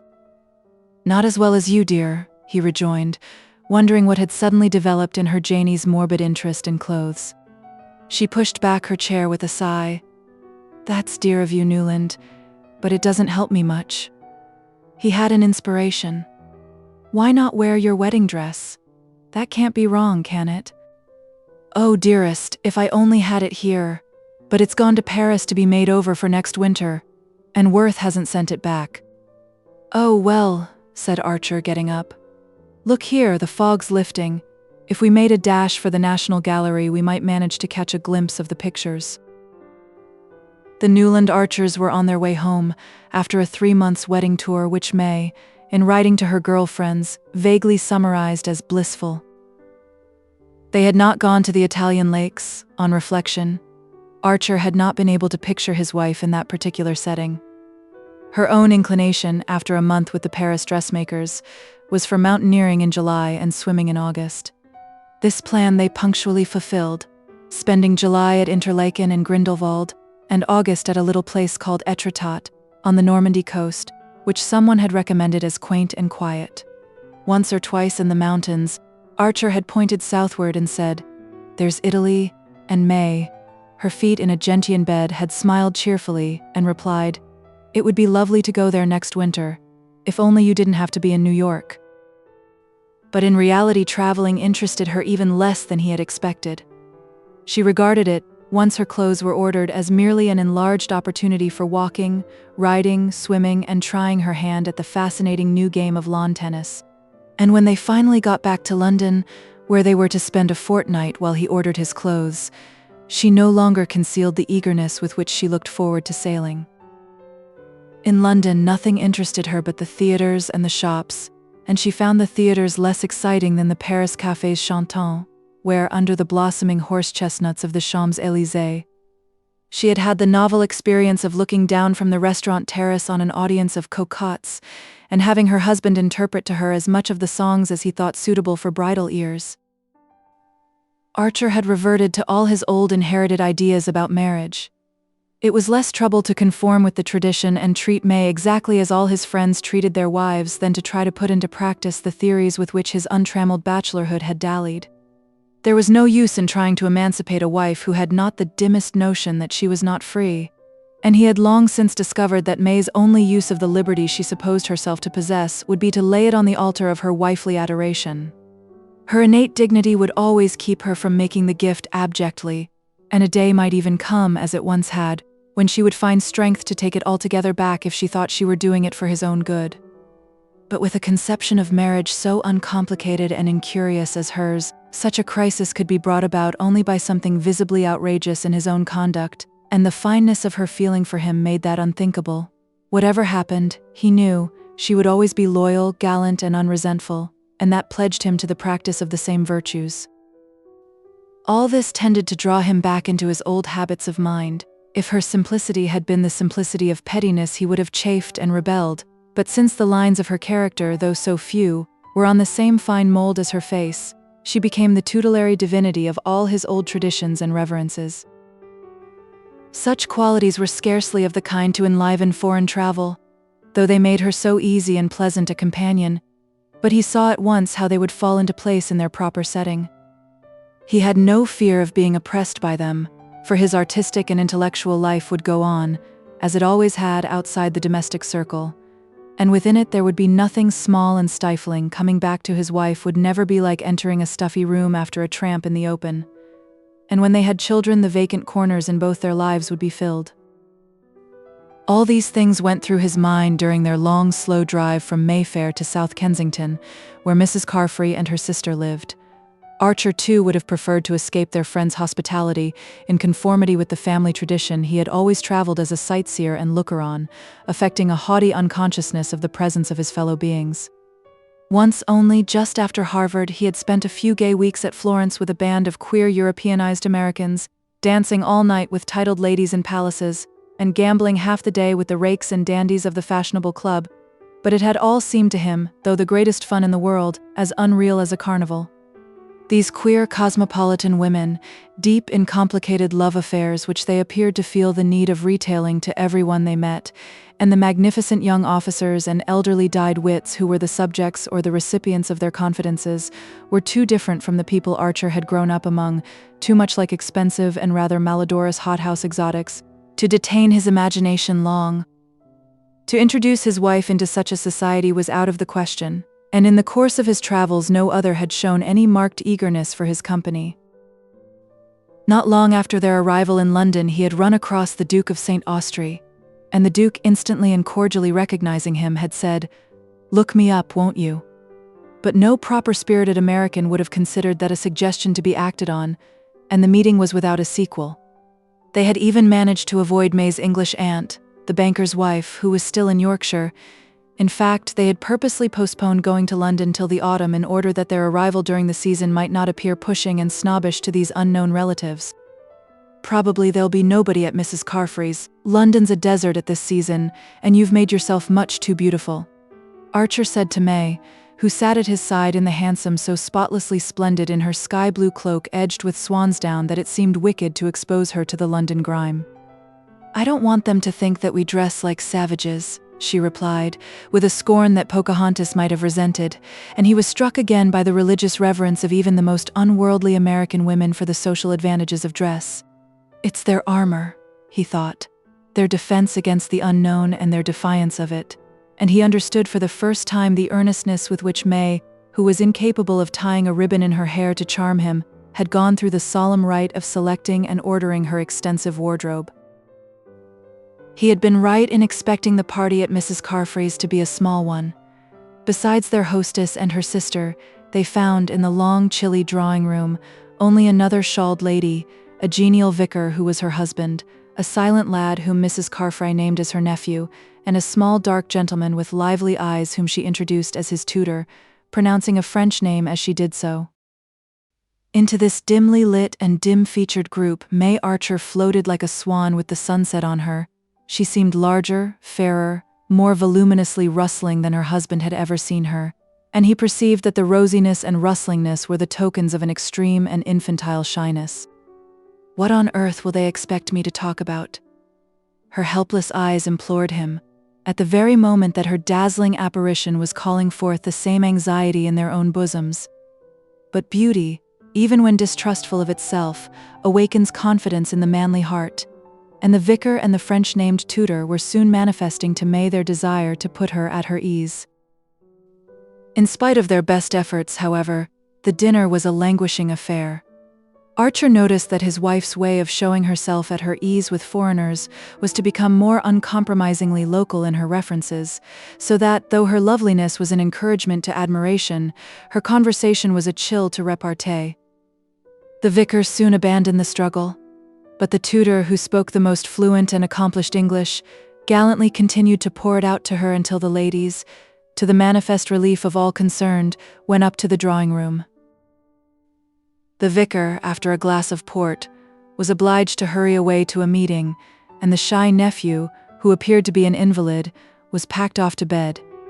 But Archer and the tutor continued to sit over their wine, and suddenly Archer found himself talking as he had not done since his last symposium with Ned Winsett. The Carfry nephew, it turned out, had been threatened with consumption, and had had to leave Harrow for Switzerland, where he had spent 2 years in the milder air of Lake Leman. Being a bookish youth, he had been entrusted to Monsieur Rivière, who had brought him back to England, and was to remain with him till he went up to Oxford the following spring, and Monsieur Rivière added with simplicity that he should then have to look out for another job. It seemed impossible, Archer thought, that he should be long without one, so varied were his interests and so many his gifts. He was a man of about 30, with a thin, ugly face. May would certainly have called him common-looking, to which the play of his ideas gave an intense expressiveness, but there was nothing frivolous or cheap in his animation. His father, who had died young, had filled a small diplomatic post, and it had been intended that the son should follow the same career, but an insatiable taste for letters had thrown the young man into journalism, then into authorship, apparently unsuccessful, and at length, after other experiments and vicissitudes which he spared his listener, into tutoring English youths in Switzerland. Before that, however, he had lived much in Paris, frequented the Goncourt Grenier, been advised by Maupassant not to attempt to write, even that seemed to Archer a dazzling honor, and had often talked with Mérimée in his mother's house. He had obviously always been desperately poor and anxious, having a mother and an unmarried sister to provide for, and it was apparent that his literary ambitions had failed. His situation, in fact, seemed, materially speaking, no more brilliant than Ned Winsett's, but he had lived in a world in which, as he said, no one who loved ideas need hunger mentally. As it was precisely of that love that poor Winsett was starving to death, Archer looked with a sort of vicarious envy at this eager, impecunious young man who had fared so richly in his poverty. "You see, monsieur, it's worth everything, isn't it? To keep one's intellectual liberty, not to enslave one's powers of appreciation, one's critical independence. It was because of that I abandoned journalism and took to so much duller work, tutoring and private secretaryship. There is a good deal of drudgery, of course, but one preserves one's moral freedom, what we call in French one's quant soi, and when one hears good talk one can join in it without compromising any opinions but one's own, or one can listen and answer it inwardly. Ah, good conversation. There's nothing like it, is there? The air of ideas is the only air worth breathing. And so I have never regretted giving up either diplomacy or journalism, 2 different forms of the same self-abdication." He fixed his vivid eyes on Archer as he lit another cigarette. "Voyez-vous, monsieur, to be able to look life in the face, that's worth living in a garret for, isn't it? But, after all, one must earn enough to pay for the garret. And I confess that to grow old as a private tutor or a private anything is almost as chilling to the imagination as a second secretaryship at Bucharest. Sometimes I feel I must make a plunge, an immense plunge. Do you suppose, for instance, there would be any opening for me in America, in New York?" Archer looked at him with startled eyes. New York, for a young man who had frequented the Goncourts and Flaubert, and who thought the life of ideas the only one worth living. He continued to stare at Monsieur Rivière perplexedly, wondering how to tell him that his very superiorities and advantages would be the surest hindrance to success. New York? New York? But must it be especially New York? He stammered, utterly unable to imagine what lucrative opening his native city could offer to a young man to whom good conversation appeared to be the only necessity. A sudden flush rose under Monsieur Rivière's sallow skin. I thought at your metropolis is not the intellectual life more active there," he rejoined. Then, as if fearing to give his hearer the impression of having asked a favor, he went on hastily. "One throws out random suggestions, more to oneself than to others. In reality, I see no immediate prospect." And rising from his seat, he added, without a trace of constraint, "But Mrs. Carfry will think that I ought to be taking you upstairs." During the homeward drive, Archer pondered deeply on this episode. His hour with Monsieur Rivière had put new air into his lungs, and his first impulse had been to invite him to dine the next day, but he was beginning to understand why married men did not always immediately yield to their first impulses. "That young tutor is an interesting fellow. We had some awfully good talk after dinner about books and things," he threw out tentatively in the hansom. May roused herself from one of the dreamy silences into which he had read so many meanings before 6 months of marriage had given him the key to them. The little Frenchman? Wasn't he dreadfully common? She questioned coldly, and he guessed that she nursed a secret disappointment at having been invited out in London to meet a clergyman and a French tutor. The disappointment was not occasioned by the sentiment ordinarily defined as snobbishness, but by old New York's sense of what was due to it when it risked its dignity in foreign lands. If May's parents had entertained the Carfrys in Fifth Avenue, they would have offered them something more substantial than a parson and a schoolmaster. But Archer was on edge and took her up. Common where? He queried, and she returned with unusual readiness. Why, I should say anywhere but in his schoolroom. Those people are always awkward in society. But then, she added disarmingly, I suppose I shouldn't have known if he was clever. Archer disliked her use of the word clever almost as much as her use of the word common, but he was beginning to fear his tendency to dwell on the things he disliked in her. After all, her point of view had always been the same. It was that of all the people he had grown up among, and he had always regarded it as necessary but negligible. Until a few months ago, he had never known a nice woman who looked at life differently. And if a man married, it must necessarily be among the nice. Ah, then I won't ask him to dine, he concluded with a laugh, and May echoed, bewildered, Goodness, ask the Carfrys' tutor? Well, not on the same day with the Carfrys, if you prefer I shouldn't, but I did rather want another talk with him. He's looking for a job in New York. Her surprise increased with her indifference. He almost fancied that she suspected him of being tainted with foreignness. A job in New York? What sort of a job? People don't have French tutors. What does he want to do? Chiefly to enjoy good conversation, I understand, her husband retorted perversely, and she broke into an appreciative laugh. Oh, Newland, how funny. Isn't that French? On the whole, he was glad to have the matter settled for him by her refusing to take seriously his wish to invite Monsieur Rivière. Another after-dinner talk would have made it difficult to avoid the question of New York, and the more Archer considered it, the less he was able to fit Monsieur Rivière into any conceivable picture of New York as he knew it. He perceived with a flash of chilling insight that in future many problems would be thus negatively solved for him. But as he paid the hansom and followed his wife's long train into the house, he took refuge in the comforting platitude that the first 6 months were always the most difficult in marriage. After that, I suppose we shall have pretty nearly finished rubbing off each other's angles, he reflected. But the worst of it was that May's pressure was already bearing on the very angles whose sharpness he most wanted to keep. 21. The small bright lawn stretched away smoothly to the big bright sea.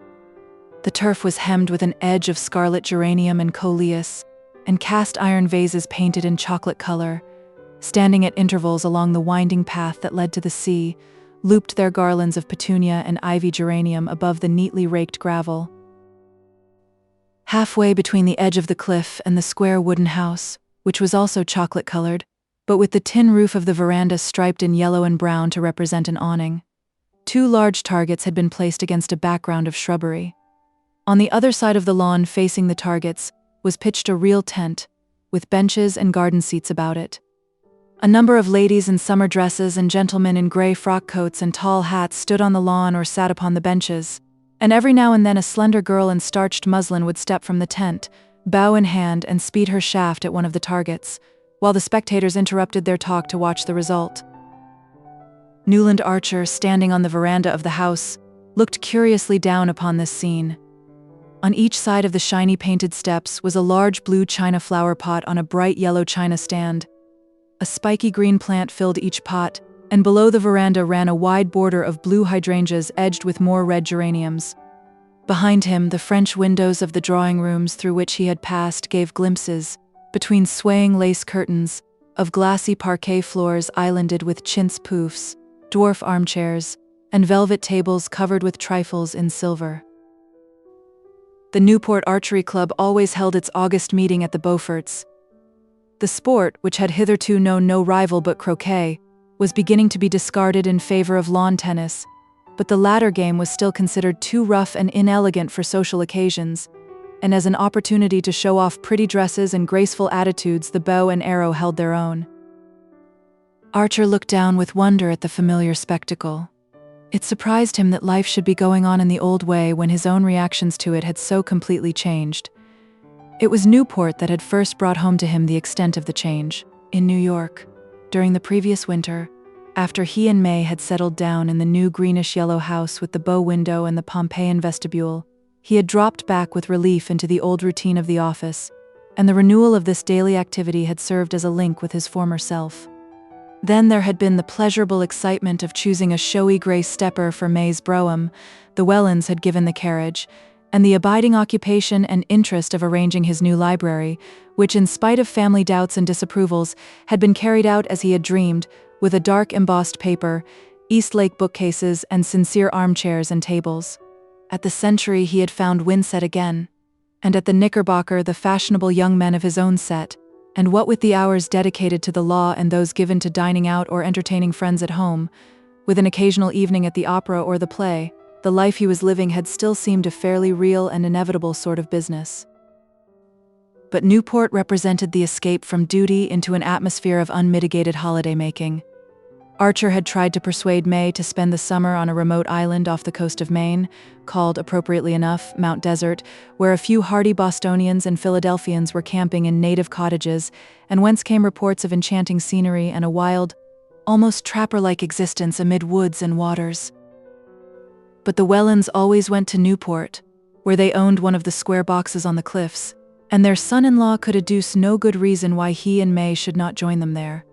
As Mrs. Welland rather tartly pointed out, it was hardly worthwhile for May to have worn herself out trying on summer clothes in Paris if she was not to be allowed to wear them, and this argument was of a kind to which Archer had as yet found no answer.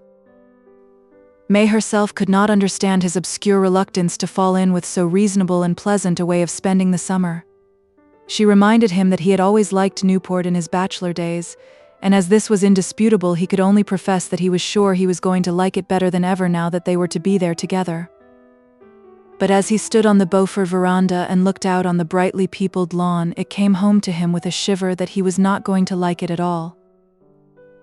It was not May's fault, poor dear. If, now and then during their travels, they had fallen slightly out of step, harmony had been restored by their return to the conditions she was used to.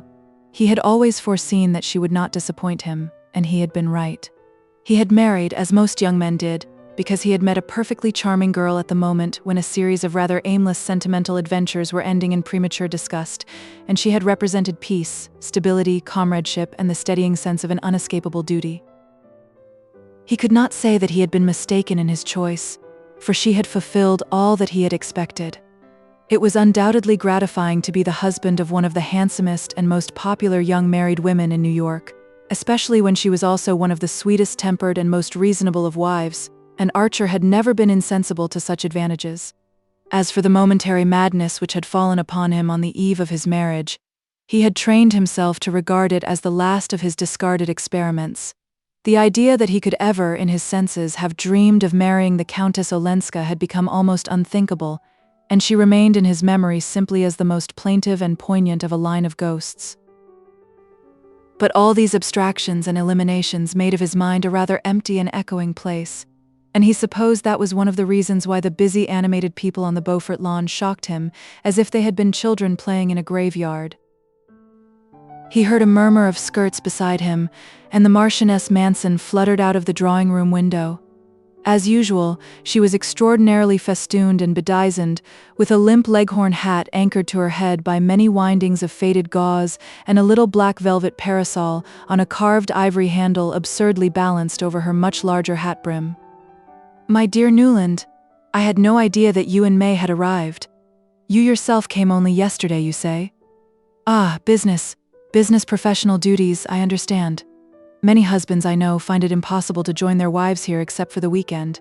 She cocked her head on one side and languished at him through screwed-up eyes. "But marriage is one long sacrifice, as I used often to remind my Ellen." Archer's heart stopped with the queer jerk which it had given once before, and which seemed suddenly to slam a door between himself and the outer world. But this break of continuity must have been of the briefest, for he presently heard Medora answering a question he had apparently found voice to put. "No, I am not staying here but with the Blenkers in their delicious solitude at Portsmouth." Beaufort was kind enough to send his famous trotters for me this morning, so that I might have at least a glimpse of one of Regina's garden parties. But this evening I go back to rural life. The Blenkers, dear original beings, have hired a primitive old farmhouse at Portsmouth where they gather about them representative people. She drooped slightly beneath her protecting brim, and added with a faint blush, "This week, Dr. Agathon Carver is holding a series of inner thought meetings there. A contrast indeed to this gay scene of worldly pleasure, but then I have always lived on contrasts. To me the only death is monotony. I always say to Ellen, beware of monotony. It's the mother of all the deadly sins. But my poor child is going through a phase of exaltation, of abhorrence of the world. You know, I suppose, that she has declined all invitations to stay at Newport, even with her grandmother Mingot.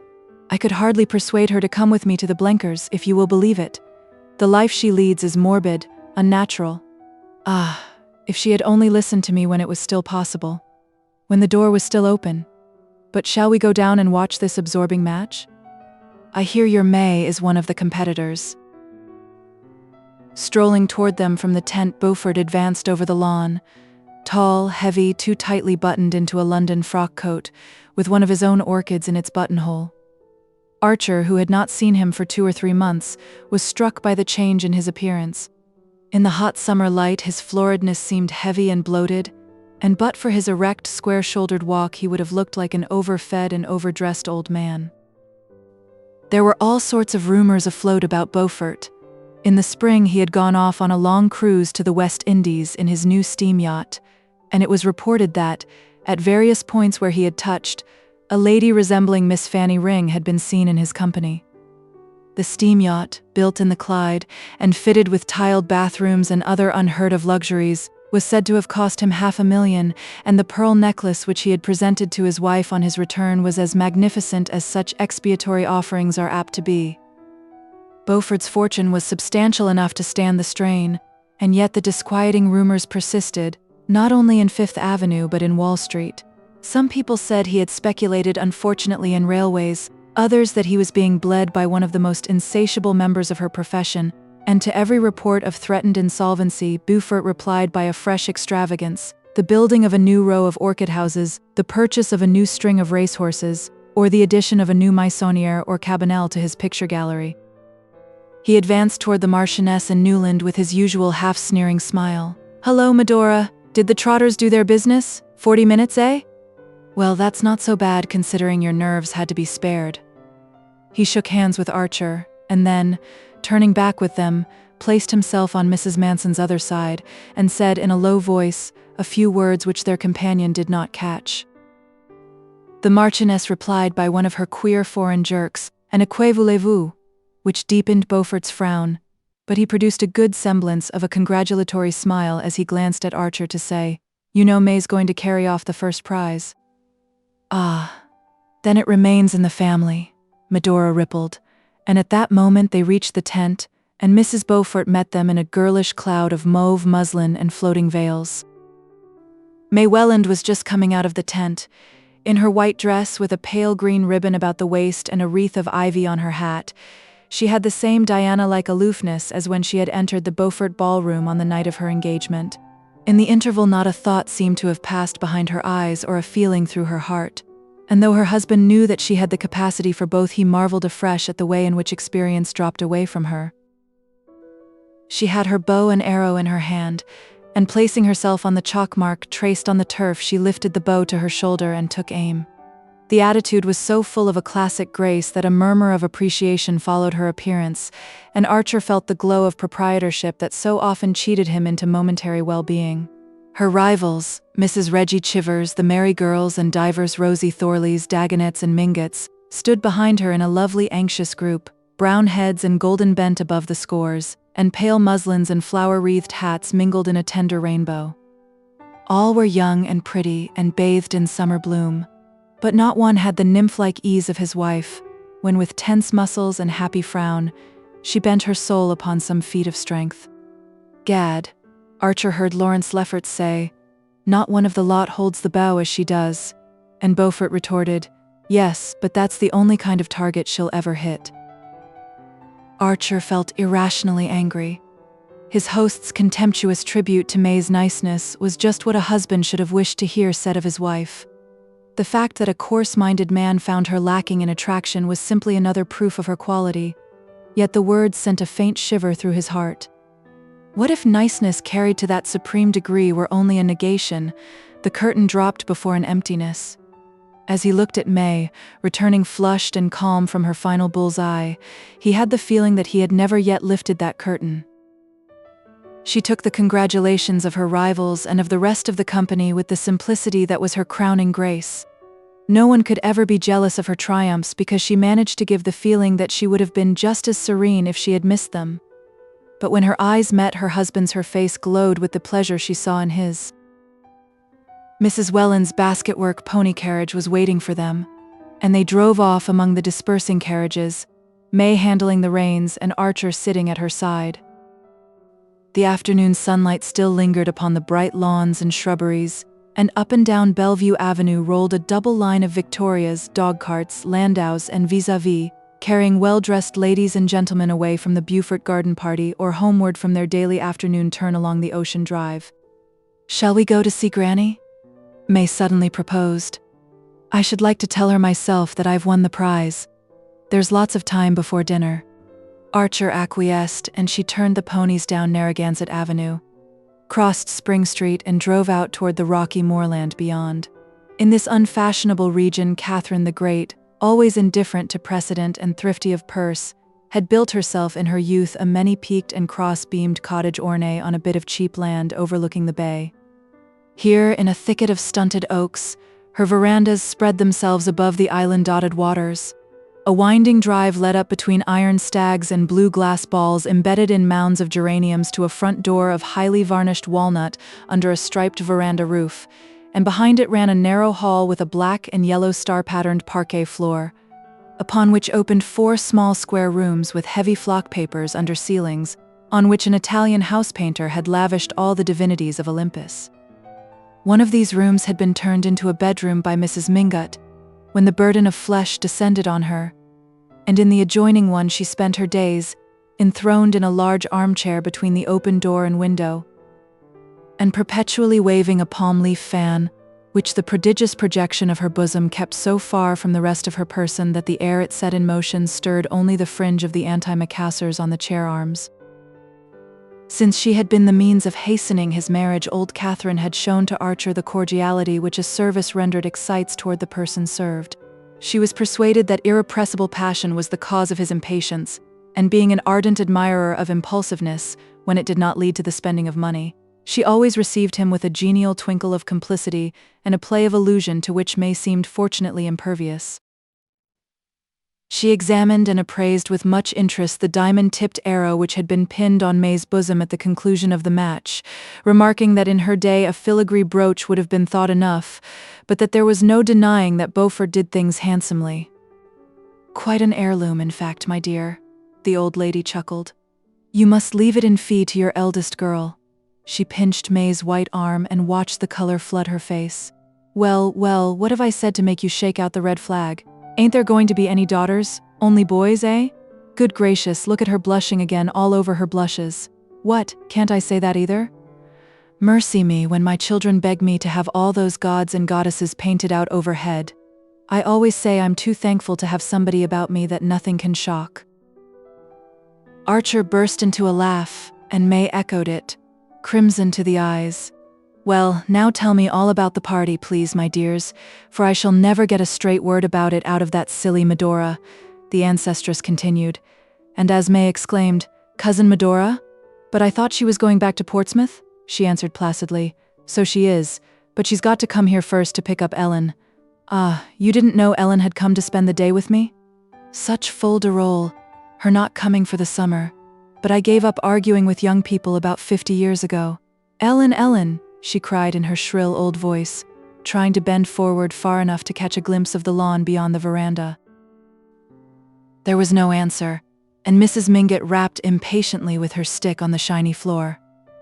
A mulatto maidservant in a bright turban, replying to the summons, informed her mistress that she had seen Miss Ellen going down the path to the shore, and Mrs. Mingott turned to Archer.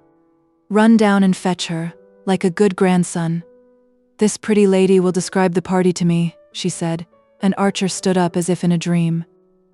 He had heard the Countess Olenska's name pronounced often enough during the year and a half since they had last met, and was even familiar with the main incidents of her life in the interval.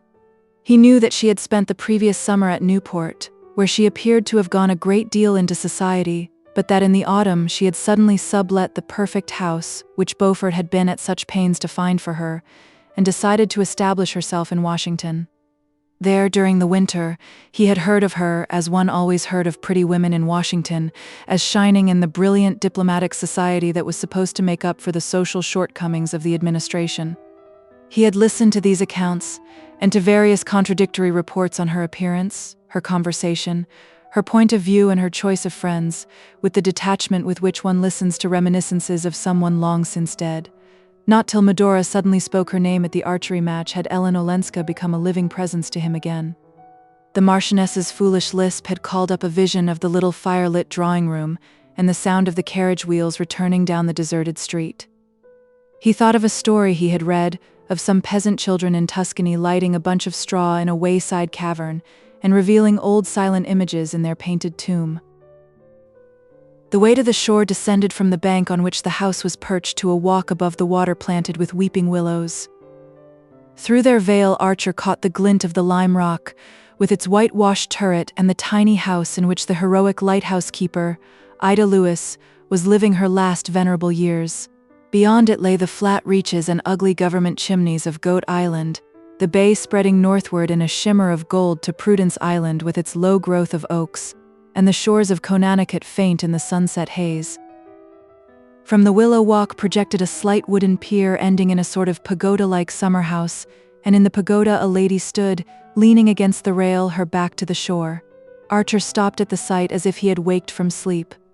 That vision of the past was a dream, and the reality was what awaited him in the house on the bank overhead, was Mrs. Welland's pony carriage circling around and around the oval at the door, was May sitting under the shameless Olympians and glowing with secret hopes, was the Welland villa at the far end of Bellevue Avenue, and Mr. Welland, already dressed for dinner, and pacing the drawing-room floor, watch in hand, with dyspeptic impatience, for it was one of the houses in which one always knew exactly what is happening at a given hour. "What am I? A son-in-law?" Archer thought. The figure at the end of the pier had not moved.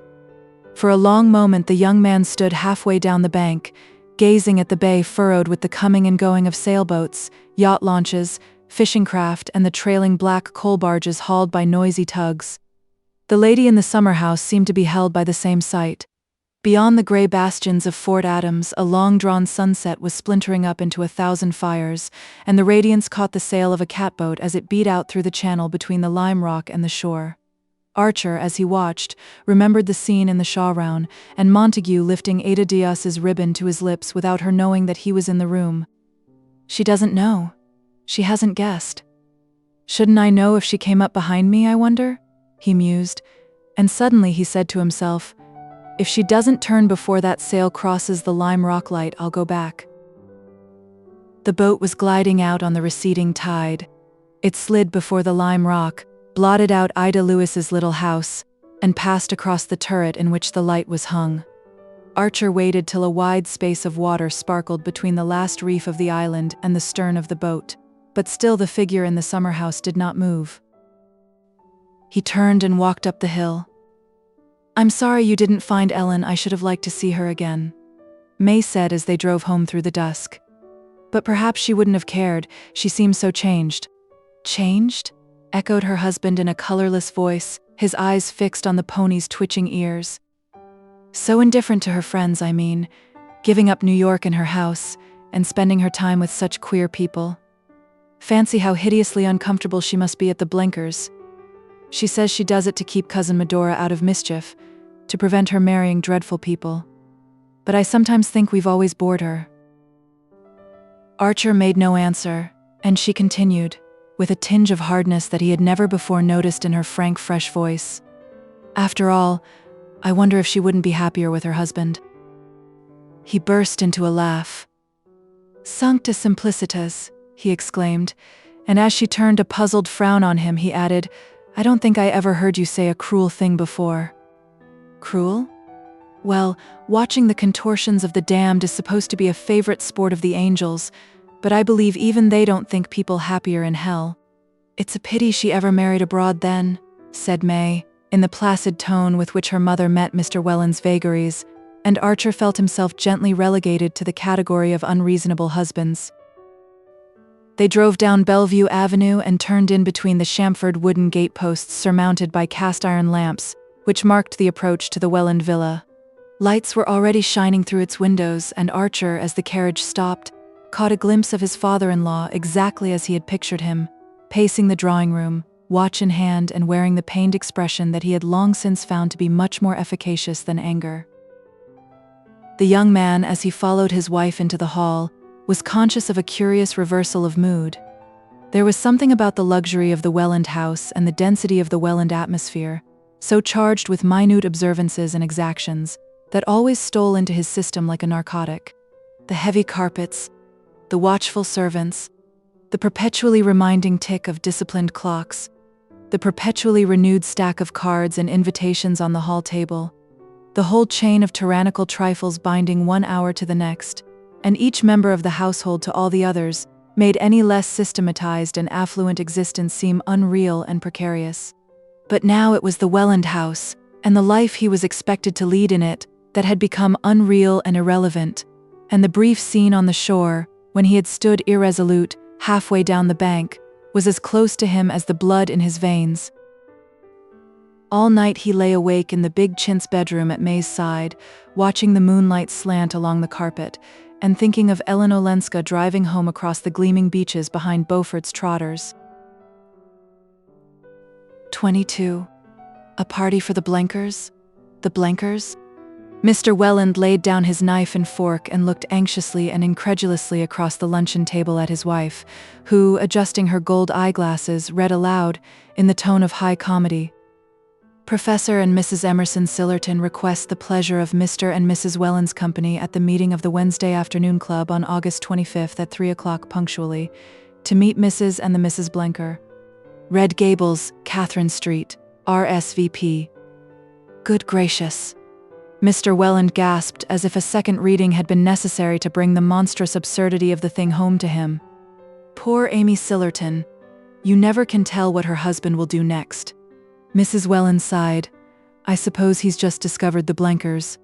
Professor Emerson Sillerton was a thorn in the side of Newport society, and a thorn that could not be plucked out, for it grew on a venerable and venerated family tree.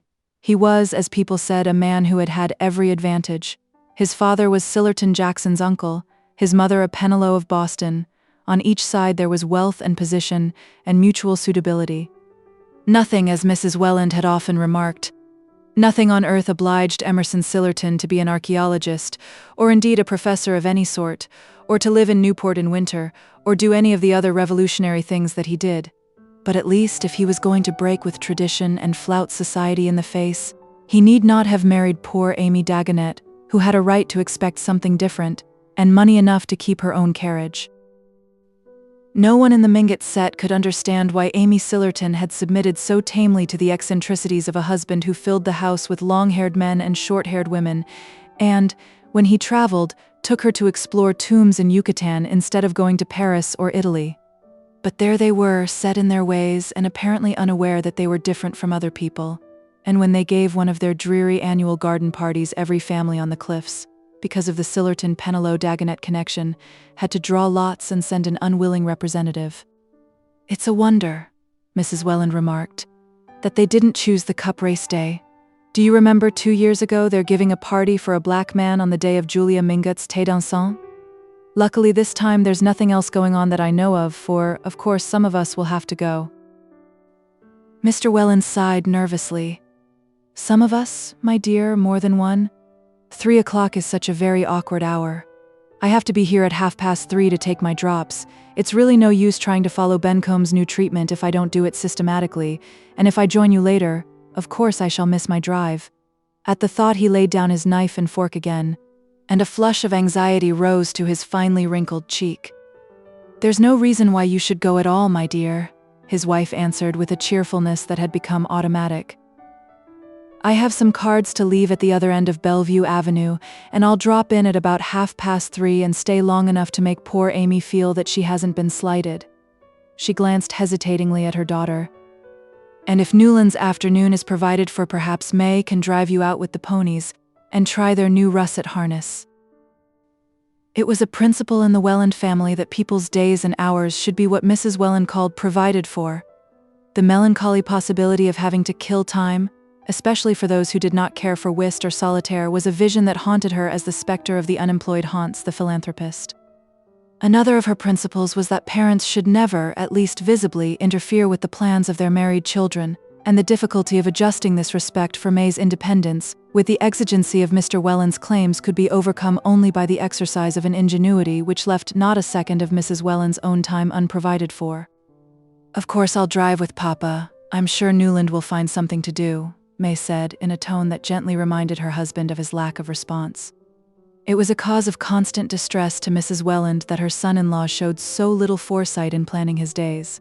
Often already, during the fortnight that he had passed under her roof, when she inquired how he meant to spend his afternoon, he had answered paradoxically, "Oh, I think for a change I'll just save it instead of spending it." And once, when she and May had had to go on a long postponed round of afternoon calls, he had confessed to having lain all the afternoon under a rock on the beach below the house. Newland never seems to look ahead. Mrs. Welland once ventured to complain to her daughter, and May answered serenely, "No, but you see it doesn't matter, because when there's nothing particular to do he reads a book." "Ah, yes, like his father," Mrs. Welland agreed, as if allowing for an inherited oddity, and after that the question of Newland's unemployment was tacitly dropped. Nevertheless, as the day for the Sillerton reception approached, May began to show a natural solicitude for his welfare, and to suggest a tennis match at the Chiverses, or a sail on Julius Buford's cutter, as a means of atoning for her temporary desertion. "I shall be back by 6, you know, dear. Papa never drives later than that." And she was not reassured till Archer said that he thought of hiring a runabout and driving up the island to a stud farm to look at a second horse for her brougham. They had been looking for this horse for some time, and the suggestion was so acceptable that May glanced at her mother as if to say, "You see, he knows how to plan out his time as well as any of us." The idea of the stud farm and the brougham horse had germinated in Archer's mind on the very day when the Emerson-Sillerton invitation had first been mentioned, but he had kept it to himself as if there were something clandestine in the plan, and discovery might prevent its execution. He had, however, taken the precaution to engage in advance a runabout with a pair of old livery stable trotters that could still do their 18 miles on level roads, and at 2 o'clock, hastily deserting the luncheon table, he sprang into the light carriage and drove off. The day was perfect. A breeze from the north drove little puffs of white cloud across an ultramarine sky, with a bright sea running under it. Bellevue Avenue was empty at that hour, and after dropping the stable lad at the corner of Mill Street, Archer turned down the old beach road and drove across Eastman's Beach. He had the feeling of unexplained excitement with which, on half-holidays at school, he used to start off into the unknown. Taking his pair at an easy gait, he counted on reaching the stud farm, which was not far beyond Paradise Rocks, before 3 o'clock, so that after looking over the horse and trying him if he seemed promising, he would still have 4 golden hours to dispose of. As soon as he heard of the Sillertons' party, he had said to himself that the Marchioness Manson would certainly come to Newport with the Blenkers, and that Madame Olenska might again take the opportunity of spending the day with her grandmother. At any rate, the Blenker habitation would probably be deserted, and he would be able, without indiscretion, to satisfy a vague curiosity concerning it.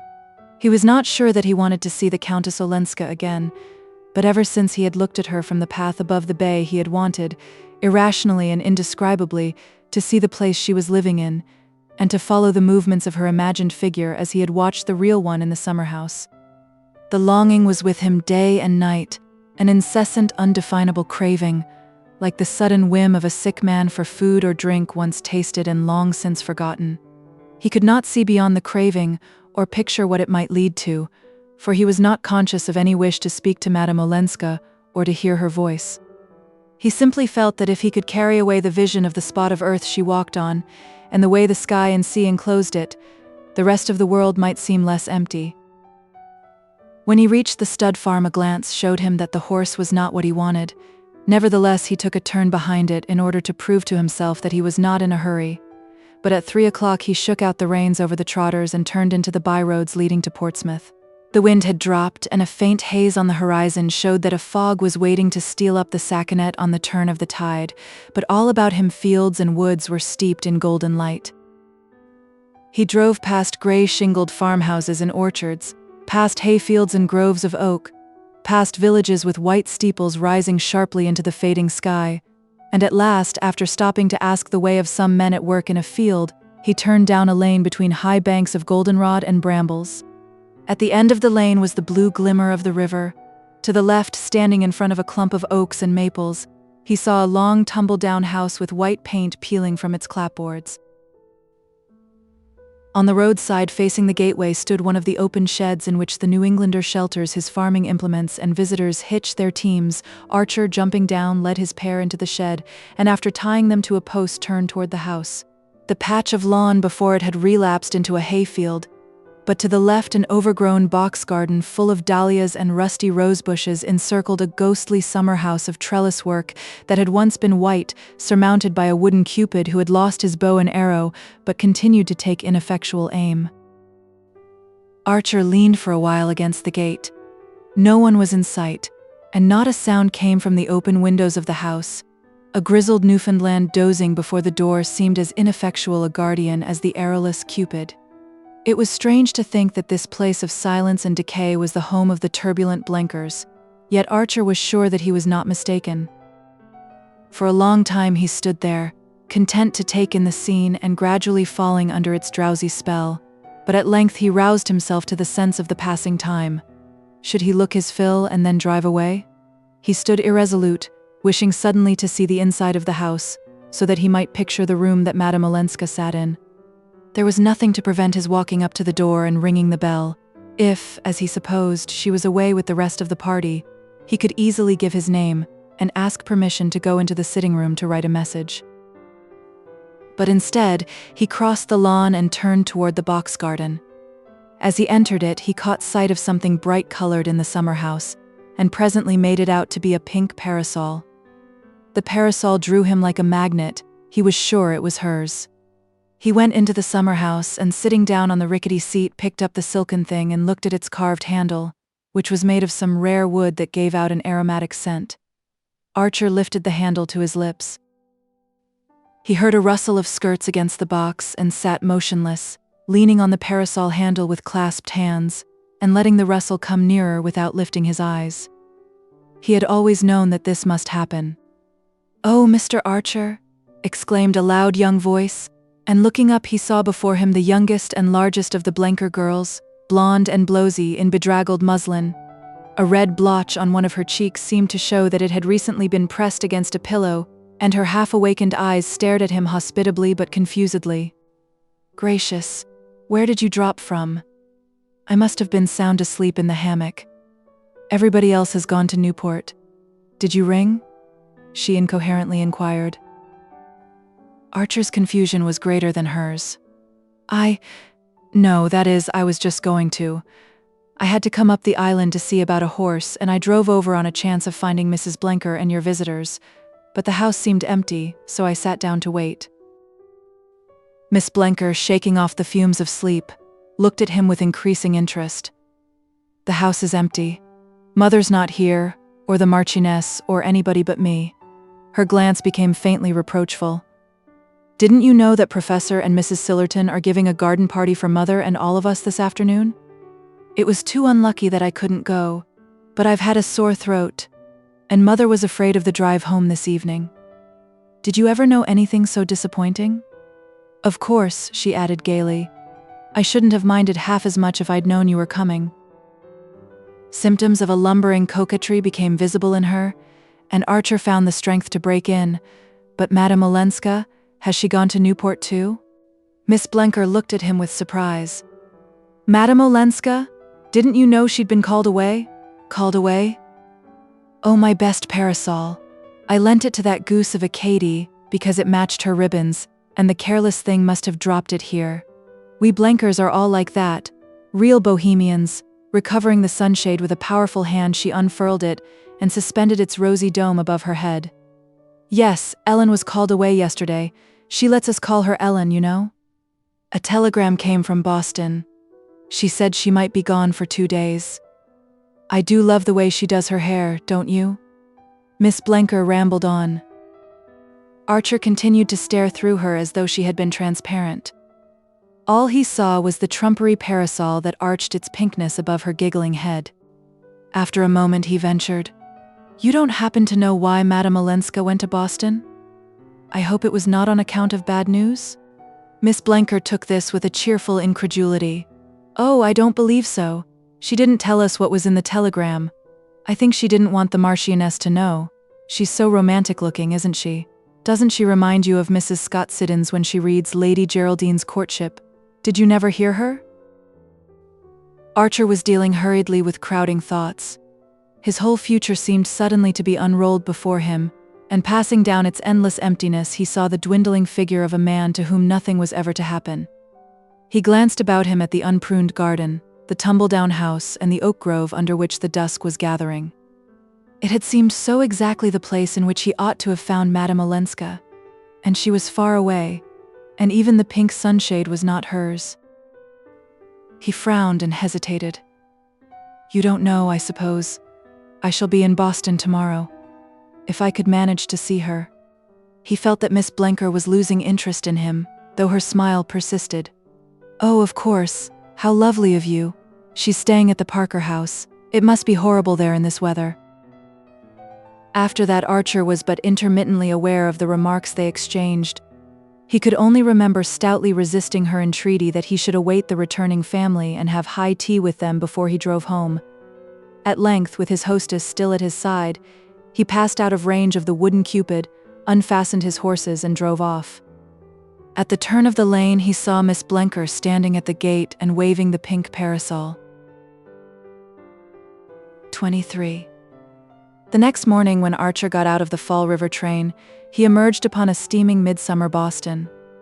The streets near the station were full of the smell of beer and coffee and decaying fruit, and a shirt-sleeved populace moved through them with the intimate abandon of boarders going down the passage to the bathroom. Archer found a cab and drove to the Somerset Club for breakfast. Even the fashionable quarters had the air of untidy domesticity to which no excessive heat ever degrades the European cities. Caretakers in calico lounged on the doorsteps of the wealthy, and the common looked like a pleasure ground on the morrow of a Masonic picnic. If Archer had tried to imagine Ellen Olenska in improbable scenes, he could not have called up any into which it was more difficult to fit her than this heat-prostrated and deserted Boston. He breakfasted with appetite and method, beginning with a slice of melon, and studying a morning paper while he waited for his toast and scrambled eggs. A new sense of energy and activity had possessed him ever since he had announced to May the night before that he had business in Boston, and should take the Fall River boat that night and go on to New York the following evening. It had always been understood that he would return to town early in the week, and when he got back from his expedition to Portsmouth, a letter from the office, which fate had conspicuously placed on a corner of the hall table, sufficed to justify his sudden change of plan. He was even ashamed of the ease with which the whole thing had been done. It reminded him, for an uncomfortable moment, of Lawrence Lefferts's masterly contrivances for securing his freedom. But this did not long trouble him, for he was not in an analytic mood. After breakfast, he smoked a cigarette and glanced over the commercial advertiser. While he was thus engaged, 2 or 3 men he knew came in, and the usual greetings were exchanged. It was the same world after all, though he had such a queer sense of having slipped through the meshes of time and space. He looked at his watch, and finding that it was 9:30, got up and went into the writing room. There he wrote a few lines and ordered a messenger to take a cab to the Parker house and wait for the answer. He then sat down behind another newspaper and tried to calculate how long it would take a cab to get to the Parker house. "The lady was out, sir." He suddenly heard a waiter's voice at his elbow, and he stammered, "Out?" as if it were a word in a strange language. He got up and went into the hall. It must be a mistake. She could not be out at that hour. He flushed with anger at his own stupidity. Why had he not sent the note as soon as he arrived? He found his hat and stick and went forth into the street. The city had suddenly become as strange and vast and empty as if he were a traveler from distant lands. For a moment he stood on the doorstep hesitating. Then he decided to go to the Parker house. What if the messenger had been misinformed and she were still there? He started to walk across the common, and on the first bench, under a tree, he saw her sitting. She had a gray silk sunshade over her head. How could he ever have imagined her with a pink one? As he approached, he was struck by her listless attitude. She sat there as if she had nothing else to do. He saw her drooping profile and the knot of hair fastened low in the neck under her dark hat, and the long wrinkled glove on the hand that held the sunshade. He came a step or two nearer, and she turned and looked at him. "Oh," she said, and for the first time he noticed a startled look on her face. But in another moment it gave way to a slow smile of wonder and contentment. "Oh," she murmured again on a different note, as he stood looking down at her, and without rising she made a place for him on the bench. "I'm here on business, just got here," Archer explained, and without knowing why, he suddenly began to feign astonishment at seeing her. "But what on earth are you doing in this wilderness?" He had really no idea what he was saying. He felt as if he were shouting at her across endless distances, and she might vanish again before he could overtake her. I'm here on business too," she answered, turning her head toward him so that they were face to face. The words hardly reached him. He was aware only of her voice, and of the startling fact that not an echo of it had remained in his memory. He had not even remembered that it was low-pitched, with a faint roughness on the consonants. "You do your hair differently?" he said, his heart beating as if he had uttered something irrevocable. "Differently? No. It's only that I do it as best I can when I'm without Nastasia." "Nastasia? But isn't she with you?" "No, I'm alone. For 2 days it was not worthwhile to bring her." "You're alone at the Parker house?" She looked at him with a flash of her old malice. "Does it strike you as dangerous?" "No, not dangerous, but unconventional." "I see, I suppose it is." She considered a moment. "I hadn't thought of it, because I've just done something so much more unconventional." The faint tinge of irony lingered in her eyes. "I've just refused to take back a sum of money that belonged to me." Archer sprang up and moved a step or two away. She had furled her parasol and sat absently drawing patterns on the gravel.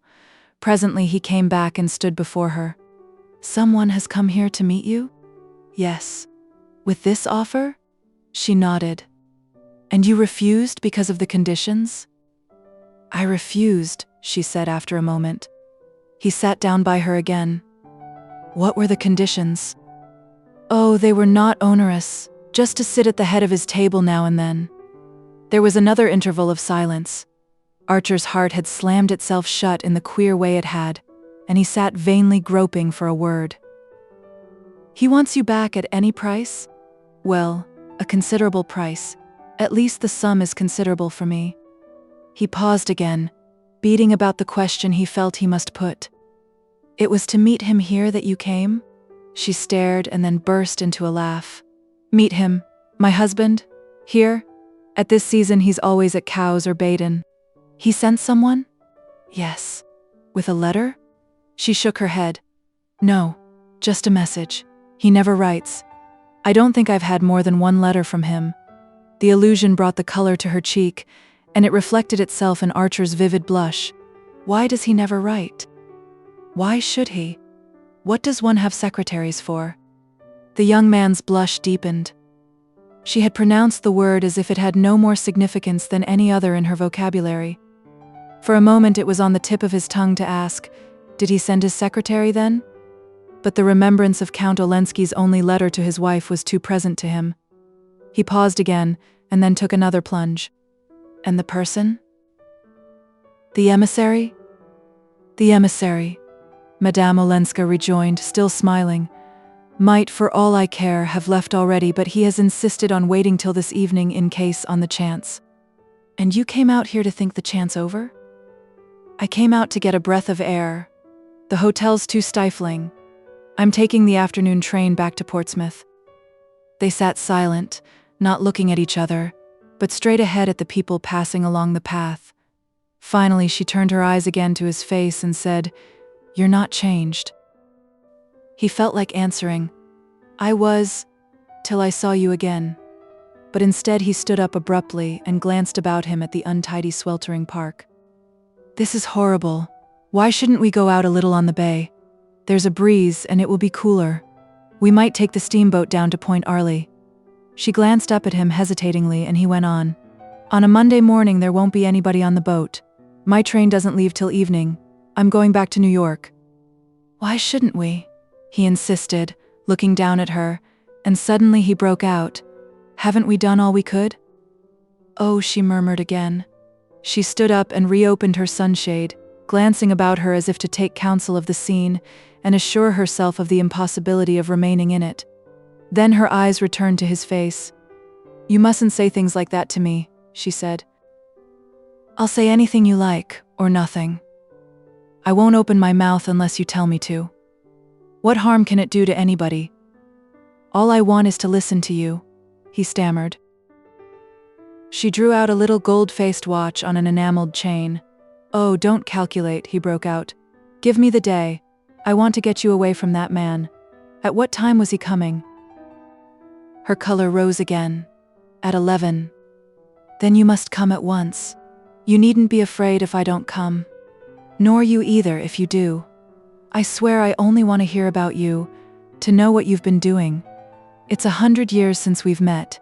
It may be another 100 before we meet again." She still wavered, her anxious eyes on his face. "Why didn't you come down to the beach to fetch me, the day I was at Granny's?" she asked. "Because you didn't look round, because you didn't know I was there. I swore I wouldn't, unless you looked round." He laughed as the childishness of the confession struck him. "But I didn't look round on purpose." "On purpose?" "I knew you were there. When you drove in, I recognized the ponies, so I went down to the beach." "To get away from me as far as you could?" She repeated in a low voice, "To get away from you as far as I could." He laughed out again, this time in boyish satisfaction. "Well, you see, it's no use. I may as well tell you," he added, "that the business I came here for was just to find you, but, look here, we must start or we shall miss our boat." "Our boat?" She frowned perplexedly and then smiled. "Oh, but I must go back to the hotel first. I must leave a note." "As many notes as you please. You can write here." He drew out a note case and one of the new stylographic pens. "I've even got an envelope, you see how everything's predestined. There, steady the thing on your knee and I'll get the pen going in a second. They have to be humored. Wait." He banged the hand that held the pen against the back of the bench. "It's like jerking down the mercury in a thermometer. Just a trick. Now try." She laughed, and bending over the sheet of paper which he had laid on his note case, began to write. Archer walked away a few steps, staring with radiant, unseeing eyes at the passers-by, who in their turn paused to stare at the unwanted sight of a fashionably dressed lady writing a note on her knee on a bench in the common. Madame Olenska slipped the sheet into the envelope, wrote a name on it, and put it into her pocket. Then she too stood up. They walked back toward Beacon Street, and near the club Archer caught sight of the plush-lined herdic which had carried his note to the Parker house, and whose driver was reposing from this effort by bathing his brow at the corner hydrant. "I told you everything was predestined. Here's a cab for us, you see." They laughed, astonished at the miracle of picking up a public conveyance at that hour, and in that unlikely spot in a city where cab stands were still a foreign novelty. Archer, looking at his watch, saw that there was time to drive to the Parker house before going to the steamboat landing. They rattled through the hot streets and drew up at the door of the hotel. Archer held out his hand for the letter. "Shall I take it in?" he asked. But Madame Olenska, shaking her head, sprang out and disappeared through the glazed doors. It was barely 10:30, but what if the emissary, impatient for her reply, and not knowing how else to employ his time, were already seated among the travelers with cooling drinks at their elbows, of whom Archer had caught a glimpse as she went in? He waited, pacing up and down before the herdic. A Sicilian youth with eyes like Nastasia's offered to shine his boots, and an Irish matron to sell him peaches. And every few moments the doors opened to let out hot men with straw hats tilted far back, who glanced at him as they went by. He marveled that the door should open so often, and that all the people it let out should look so like each other, and so like all the other hot men who, at that hour, through the length and breadth of the land, were passing continuously in and out of the swinging doors of hotels. And then, suddenly, came a face that he could not relate to the other faces. He caught but a flash of it, for his pacings had carried him to the farthest point of his beat, and it was in turning back to the hotel that he saw, in a group of typical countenances, the lank and weary, the round and surprised, the lantern-jawed and mild, this other face that was so many more things at once, and things so different. It was that of a young man, pale too, and half extinguished by the heat, or worry, or both, but somehow quicker, vivider, more conscious, or perhaps seeming so because he was so different. Archer hung a moment on a thin thread of memory, but it snapped and floated off with the disappearing face, apparently that of some foreign businessman, looking doubly foreign in such a setting. He vanished in the stream of passers-by, and Archer resumed his patrol. He did not care to be seen watch in hand within view of the hotel, and his unaided reckoning of the lapse of time led him to conclude that, if Madame Olenska was so long in reappearing, it could only be because she had met the emissary and been waylaid by him. At the thought, Archer's apprehension rose to anguish. "If she doesn't come soon, I'll go in and find her," he said. The doors swung open again and she was at his side. They got into the Herdic, and as it drove off he took out his watch and saw that she had been absent just 3 minutes. In the clatter of loose windows that made talk impossible, they bumped over the disjointed cobblestones to the wharf. Seated side by side on a bench of the half-empty boat, they found that they had hardly anything to say to each other, or rather that what they had to say communicated itself best in the blessed silence of their release and their isolation. As the paddle wheels began to turn, and wharves and shipping to recede through the veil of heat, it seemed to Archer that everything in the old familiar world of habit was receding also. He longed to ask Madame Olenska if she did not have the same feeling, the feeling that they were starting on some long voyage from which they might never return. But he was afraid to say it, or anything else that might disturb the delicate balance of her trust in him. In reality, he had no wish to betray that trust. There had been days and nights when the memory of their kiss had burned and burned on his lips. The day before, even on the drive to Portsmouth, the thought of her had run through him like fire, but now that she was beside him, and they were drifting forth into this unknown world, they seemed to have reached the kind of deeper nearness that a touch may sunder. As the boat left the harbor and turned seaward, a breeze stirred about them, and the bay broke up into long, oily undulations, then into ripples tipped with spray. The fog of sultriness still hung over the city, but ahead lay a fresh world of ruffled waters and distant promontories with lighthouses in the sun. Madame Olenska, leaning back against the boat rail, drank in the coolness between parted lips. She had wound a long veil about her hat, but it left her face uncovered, and Archer was struck by the tranquil gaiety of her expression. She seemed to take their adventure as a matter of course, and to be neither in fear of unexpected encounters, nor, what was worse, unduly elated by their possibility. In the bare dining room of the inn, which he had hoped they would have to themselves, they found a strident party of innocent-looking young men and women, school-teachers on a holiday, the landlord told them, and Archer's heart sank at the idea of having to talk through their noise. "This is hopeless. I'll ask for a private room," he said, and Madame Olenska, without offering any objection, waited while he went in search of it. The room opened on a long wooden veranda, with the sea coming in at the windows. It was bare and cool, with a table covered with a coarse checkered cloth and adorned by a bottle of pickles and a blueberry pie under a cage.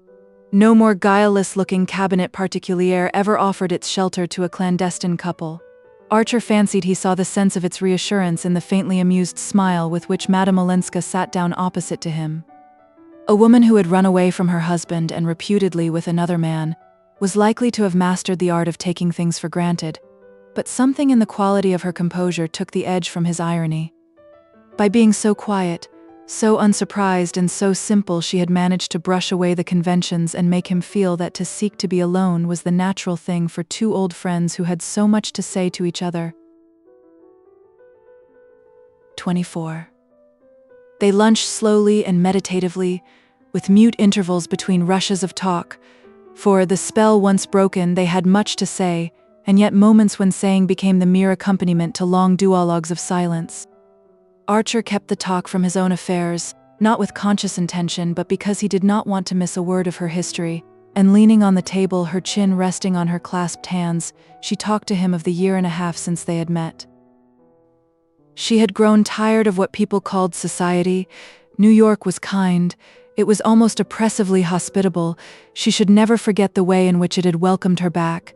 But after the first flush of novelty, she had found herself, as she phrased it too, different to care for the things it cared about, and so she had decided to try Washington, where one was supposed to meet more varieties of people and of opinion, and on the whole she should probably settle down in Washington and make a home there for poor Medora, who had worn out the patience of all her other relations just at the time when she most needed looking after and protecting from matrimonial perils. But Dr. Carver? Aren't you afraid of Dr. Carver? I hear he's been staying with you at the Blenkers. She smiled. Oh, the Carver danger is over. Dr. Carver is a very clever man. He wants a rich wife to finance his plans, and Medora is simply a good advertisement as a convert. A convert to what? To all sorts of new and crazy social schemes. But, do you know, they interest me more than the blind conformity to tradition, somebody else's tradition that I see among our own friends. It seems stupid to have discovered America only to make it into a copy of another country. She smiled across the table. Do you suppose Christopher Columbus would have taken all that trouble just to go to the opera with the Selfridge Marys? Archer changed color. And Beaufort? Do you say these things to Beaufort? He asked abruptly. I haven't seen him for a long time. But I used to, and he understands. Ah, it's what I've always told you, you don't like us. And you like Beaufort because he's so unlike us. He looked about the bare room and out at the bare beach, and the row of stark white village houses strung along the shore. We're damnably dull. We've no character, no color, no variety. I wonder, he broke out, why you don't go back? Her eyes darkened, and he expected an indignant rejoinder. But she sat silent, as if thinking over what he had said, and he grew frightened lest she should answer that she wondered too. At length she said, I believe it's because of you. It was impossible to make the confession more dispassionately, or in a tone less encouraging to the vanity of the person addressed. Archer reddened to the temples but dared not move or speak.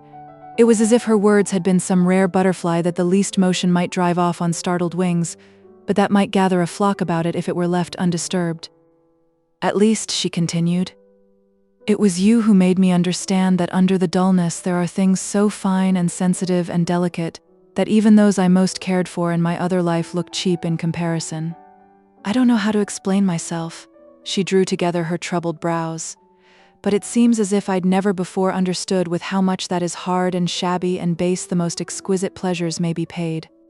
Exquisite pleasures, it's something to have had them. He felt like retorting, but the appeal in her eyes kept him silent. I want, she went on, to be perfectly honest with you and with myself. For a long time I've hoped this chance would come, that I might tell you how you've helped me, what you've made of me. Archer sat staring beneath frowning brows.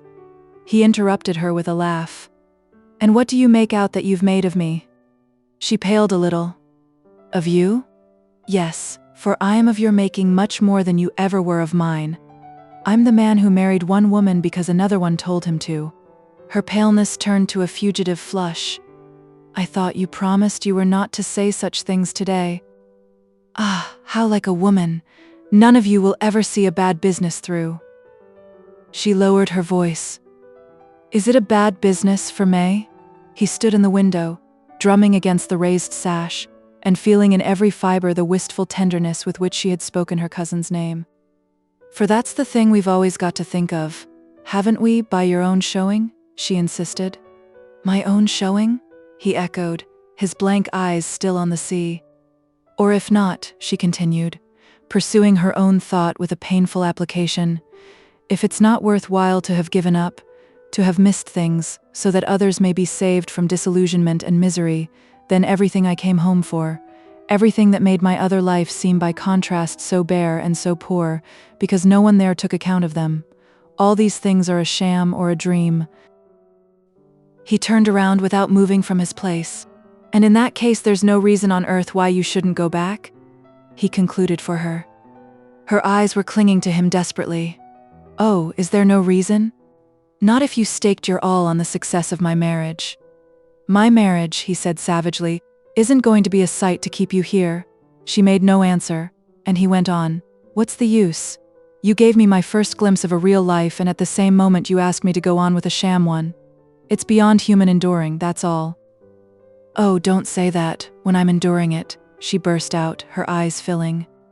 Her arms had dropped along the table, and she sat with her face abandoned to his gaze as if in the recklessness of a desperate peril. The face exposed her as much as if it had been her whole person, with the soul behind it. Archer stood dumb, overwhelmed by what it suddenly told him. "You too? Oh, all this time, you too?"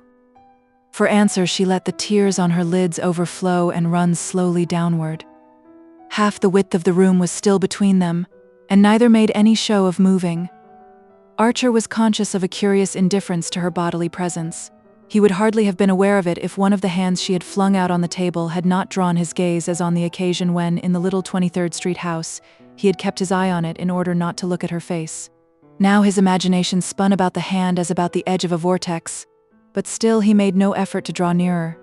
He had known the love that is fed on caresses and feeds them, but this passion that was closer than his bones was not to be superficially satisfied.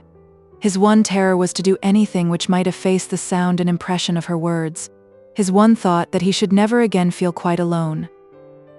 But after a moment the sense of waste and ruin overcame him. There they were, close together and safe and shut in, yet so chained to their separate destinies that they might as well have been half the world apart. "What's the use when you will go back?" he broke out, a great hopeless "How on earth can I keep you?" crying out to her beneath his words. She sat motionless with lowered lids. "Oh, I shan't go yet." "Not yet? Sometime then? Sometime that you already foresee?" At that she raised her clearest eyes. "I promise you, not as long as you hold out, not as long as we can look straight at each other like this." He dropped into his chair. What her answer really said was, "If you lift a finger you'll drive me back to all the abominations you know of, and all the temptations you half guess." He understood it as clearly as if she had uttered the words, and the thought kept him anchored to his side of the table in a kind of moved and sacred submission. "What a life for you," he groaned. "Oh, as long as it's a part of yours, and mine a part of yours?" She nodded. "And that's to be all for either of us?" "Well, it is all, isn't it?" At that he sprang up, forgetting everything but the sweetness of her face. She rose too, not as if to meet him or to flee from him, but quietly, as though the worst of the task were done, and she had only to wait, so quietly that, as he came close, her outstretched hands acted not as a check, but as a guide to him. They fell into his, while her arms, extended but not rigid, kept him far enough off to let her surrendered face say the rest. They may have stood in that way for a long time, or only for a few moments, but it was long enough for her silence to communicate all she had to say, and for him to feel that only one thing mattered. He must do nothing to make this meeting their last. He must leave their future in her care, asking only that she should keep fast hold of it. Don't be unhappy," she said, with a break in her voice, as she drew her hands away, and he answered, "You won't go back, you won't go back," as if it were the one possibility he could not bear. "I won't go back," she said, and turning away she opened the door and led the way into the public dining room. The strident school teachers were gathering up their possessions preparatory to a straggling flight to the wharf. Across the beach lay the white steamboat at the pier, and over the sunlit waters Boston loomed in a line of haze. 25. Once more on the boat, and in the presence of others, Archer felt a tranquility of spirit that surprised as much as it sustained him. The day, according to any current valuation, had been a rather ridiculous failure.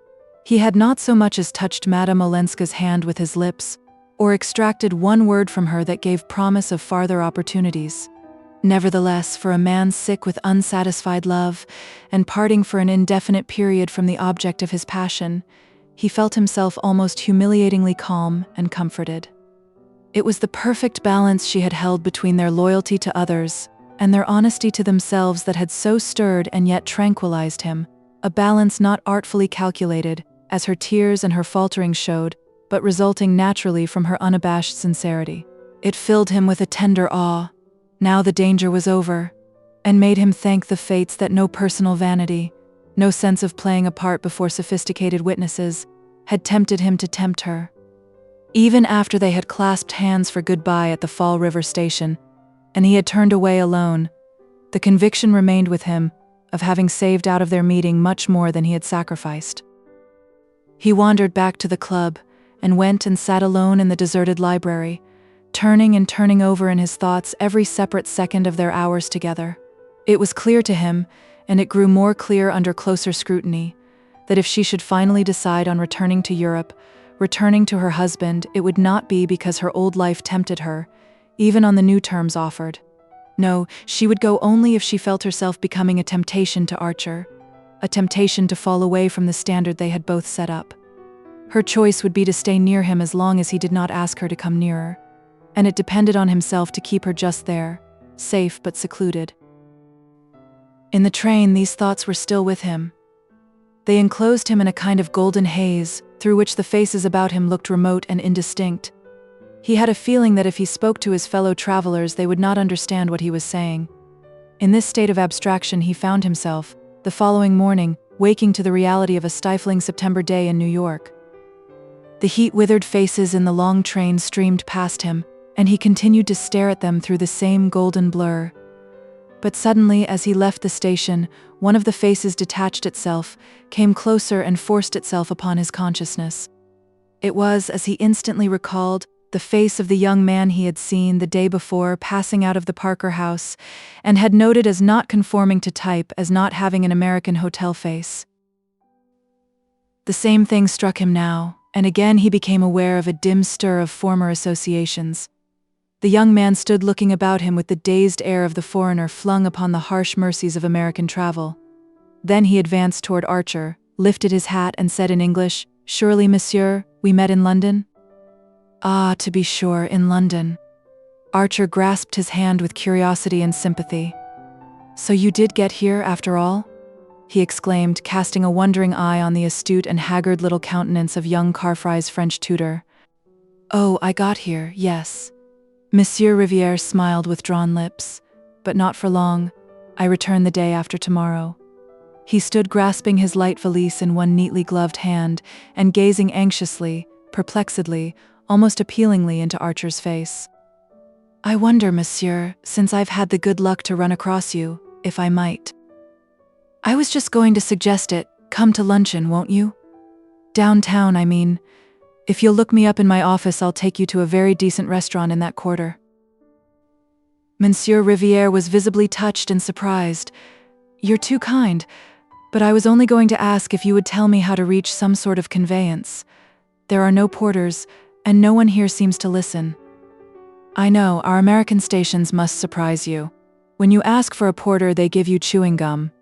But if you'll come along, I'll extricate you. And you must really lunch with me, you know." The young man, after a just perceptible hesitation, replied, with profuse thanks, and in a tone that did not carry complete conviction, that he was already engaged, but when they had reached the comparative reassurance of the street, he asked if he might call that afternoon. Archer, at ease in the midsummer leisure of the office, fixed an hour and scribbled his address, which the Frenchman pocketed with reiterated thanks and a wide flourish of his hat. A horse car received him, and Archer walked away. Punctually at the hour, Monsieur Riviere appeared, shaved, smoothed out, but still unmistakably drawn and serious. Archer was alone in his office, and the young man, before accepting the seat he proffered, began abruptly, "I believe I saw you, sir, yesterday in Boston." The statement was insignificant enough, and Archer was about to frame an assent when his words were checked by something mysterious yet illuminating in his visitor's insistent gaze. "It is extraordinary, very extraordinary," Monsieur Riviere continued, "that we should have met in the circumstances in which I find myself." "What circumstances?" Archer asked, wondering a little crudely if he needed money. Monsieur Riviere continued to study him with tentative eyes. I have come not to look for employment, as I spoke of doing when we last met, but on a special mission." "Ah!" Archer exclaimed. In a flash, the two meetings had connected themselves in his mind. He paused to take in the situation thus suddenly lighted up for him, and Monsieur Rivière also remained silent, as if aware that what he had said was enough. "A special mission," Archer at length repeated. The young Frenchman, opening his palms, raised them slightly, and the two men continued to look at each other across the office desk till Archer roused himself to say, "Do sit down," whereupon Monsieur Rivière bowed, took a distant chair, and again waited. "It was about this mission that you wanted to consult me?" Archer finally asked. Monsieur Rivière bent his head. "Not in my own behalf, on that score. I have fully dealt with myself. I should like, if I may, to speak to you about the Countess Olenska." Archer had known for the last few minutes that the words were coming, but when they came, they sent the blood rushing to his temples as if he had been caught by a bent-back branch in a thicket. "And on whose behalf?" he said. "Do you wish to do this?" Monsieur Rivière met the question sturdily. "Well, I might say hers, if it did not sound like a liberty. Shall I say instead, on behalf of abstract justice?" Archer considered him ironically. "In other words, you are Count Olenski's messenger?" He saw his blush more darkly reflected in Monsieur Rivière's sallow countenance. "Not to you, monsieur. If I come to you, it is on quite other grounds." "What right have you, in the circumstances, to be on any other ground?" Archer retorted. "If you're an emissary, you're an emissary?" The young man considered. "My mission is over. As far as the Countess Olenska goes, it has failed." "I can't help that," Archer rejoined on the same note of irony. "No, but you can help." Monsieur Rivière paused, turned his hat about in his still carefully gloved hands, looked into its lining and then back at Archer's face. "You can help, monsieur. I am convinced, to make it equally a failure with her family."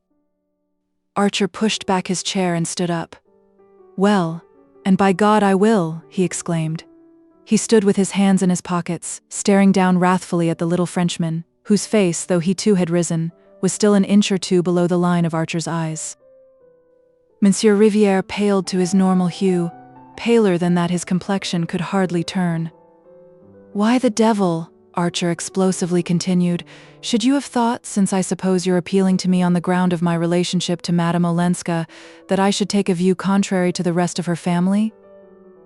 The change of expression in Monsieur Rivière's face was for a time his only answer. His look passed from timidity to absolute distress. For a young man of his usually resourceful mien, it would have been difficult to appear more disarmed and defenseless. "Oh, monsieur, I can't imagine," Archer continued, "why you should have come to me when there are others so much nearer to the Countess. Still less why you thought I should be more accessible to the arguments I suppose you were sent over with." Monsieur Rivière took this onslaught with a disconcerting humility. "The arguments I want to present to you, monsieur, are my own and not those I was sent over with." "Then I see still less reason for listening to them." Monsieur Rivière again looked into his hat, as if considering whether these last words were not a sufficiently broad hint to put it on and be gone. Then he spoke with sudden decision. "Monsieur, will you tell me one thing? Is it my right to be here that you question? Or do you perhaps believe the whole matter to be already closed?" His quiet insistence made Archer feel the clumsiness of his own bluster. Monsieur Rivière had succeeded in imposing himself. Archer, reddening slightly, dropped into his chair again and signed to the young man to be seated. "I beg your pardon, but why isn't the matter closed?" Monsieur Rivière gazed back at him with anguish. "You do, then, agree with the rest of the family that, in face of the new proposals I have brought, it is hardly possible for Madame Olenska not to return to her husband?" "Good God!" Archer exclaimed, and his visitor gave out a low murmur of confirmation. "Before seeing her, I saw, at Count Olenski's request, Mr. Lovell Mingot, with whom I had several talks before going to Boston. I understand that he represents his mother's view, and that Mrs. Manson Mingot's influence is great throughout her family." Archer sat silent, with the sense of clinging to the edge of a sliding precipice. The discovery that he had been excluded from a share in these negotiations, and even from the knowledge that they were on foot, caused him a surprise hardly dulled by the acuter wonder of what he was learning. He saw in a flash that if the family had ceased to consult him, it was because some deep tribal instinct warned them that he was no longer on their side, and he recalled with a start of comprehension a remark of May's during their drive home from Mrs. Manson Mingot's on the day of the archery meeting. Perhaps after all, Ellen would be happier with her husband. Even in the tumult of new discoveries, Archer remembered his indignant exclamation, and the fact that since then his wife had never named Madame Olenska to him. Her careless allusion had no doubt been the straw held up to see which way the wind blew. The result had been reported to the family, and thereafter Archer had been tacitly omitted from their councils. He admired the tribal discipline which made May bow to this decision. She would not have done so, he knew, had her conscience protested, but she probably shared the family view that Madame Olenska would be better off as an unhappy wife than as a separated one, and that there was no use in discussing the case with Newland, who had an awkward way of suddenly not seeming to take the most fundamental things for granted. Archer looked up and met his visitor's anxious gaze. "Don't you know, monsieur? Is it possible you don't know that the family begin to doubt if they have the right to advise the Countess to refuse her husband's last proposals?" "The proposals you brought?" "The proposals I brought." It was on Archer's lips to exclaim that whatever he knew or did not know was no concern of Monsieur Riviere's, but something in the humble and yet courageous tenacity of Monsieur Riviere's gaze made him reject this conclusion, and he met the young man's question with another. "What is your object in speaking to me of this?" He had not to wait a moment for the answer. "To beg you, monsieur. To beg you with all the force I'm capable of not to let her go back." "Oh, don't let her," Monsieur Riviere exclaimed. Archer looked at him with increasing astonishment. There was no mistaking the sincerity of his distress or the strength of his determination. He had evidently resolved to let everything go by the board but the supreme need of thus putting himself on record. Archer considered. "May I ask," he said at length, "if this is the line you took with the Countess Olenska?" Monsieur Riviere reddened, but his eyes did not falter. "No, monsieur, I accepted my mission in good faith. I really believed, for reasons I need not trouble you with, that it would be better for Madame Olenska to recover her situation, her fortune, the social consideration that her husband's standing gives her. So I supposed you could hardly have accepted such a mission otherwise." "I should not have accepted it." "Well then?" Archer paused again, and their eyes met in another protracted scrutiny. "Ah, monsieur, after I had seen her, after I had listened to her, I knew she was better off here." "You knew?"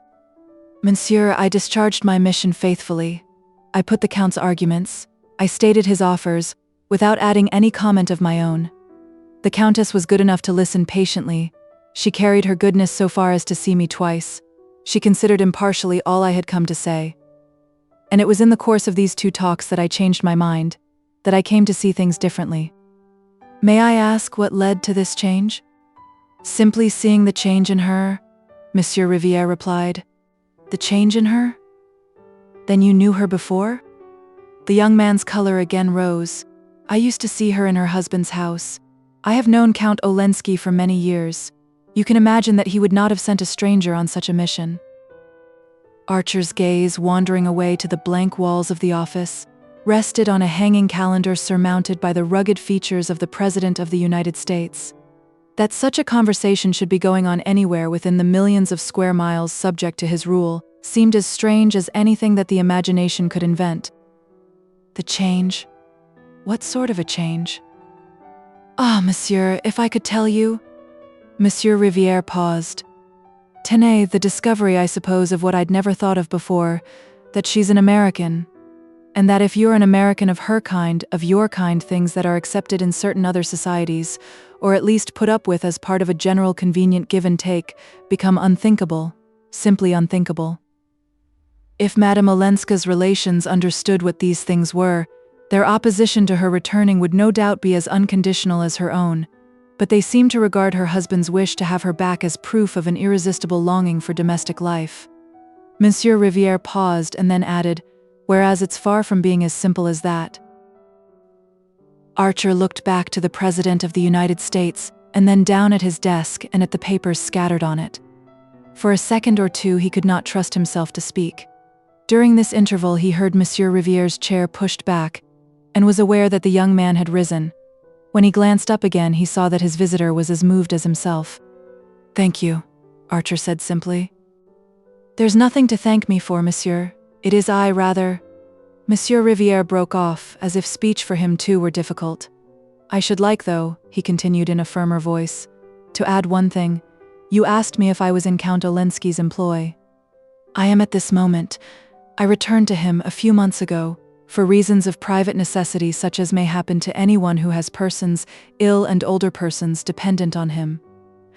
But from the moment that I have taken the step of coming here to say these things to you, I consider myself discharged, and I shall tell him so on my return, and give him the reasons. That's all, monsieur. Monsieur Riviere bowed and drew back a step. Thank you, Archer said again as their hands met. 26. Every year on the 15th of October, Fifth Avenue opened its shutters, unrolled its carpets, and hung up its triple layer of window curtains. By the 1st of November, this household ritual was over, and society had begun to look about and take stock of itself. By the 15th, the season was in full blast. Opera and theaters were putting forth their new attractions, dinner engagements were accumulating, and dates for dances being fixed. And punctually at about this time, Mrs. Archer always said that New York was very much changed. Observing it from the lofty standpoint of a non-participant, she was able, with the help of Mr. Sillerton Jackson and Miss Sophie, to trace each new crack in its surface, and all the strange weeds pushing up between the ordered rows of social vegetables. It had been one of the amusements of Archer's youth to wait for this annual pronouncement of his mother's, and to hear her enumerate the minute signs of disintegration that his careless gaze had overlooked. For New York, to Mrs. Archer's mind, never changed without changing for the worse, and in this view Miss Sophie Jackson heartily concurred. Mr. Sillerton Jackson, as became a man of the world, suspended his judgment and listened with an amused impartiality to the lamentations of the ladies. But even he never denied that New York had changed, and Newland Archer, in the winter of the second year of his marriage, was himself obliged to admit that if it had not actually changed, it was certainly changing. These points had been raised, as usual, at Mrs. Archer's Thanksgiving dinner. At the date when she was officially enjoined to give thanks for the blessings of the year, it was her habit to take a mournful, though not embittered, stock of her world, and wonder what there was to be thankful for.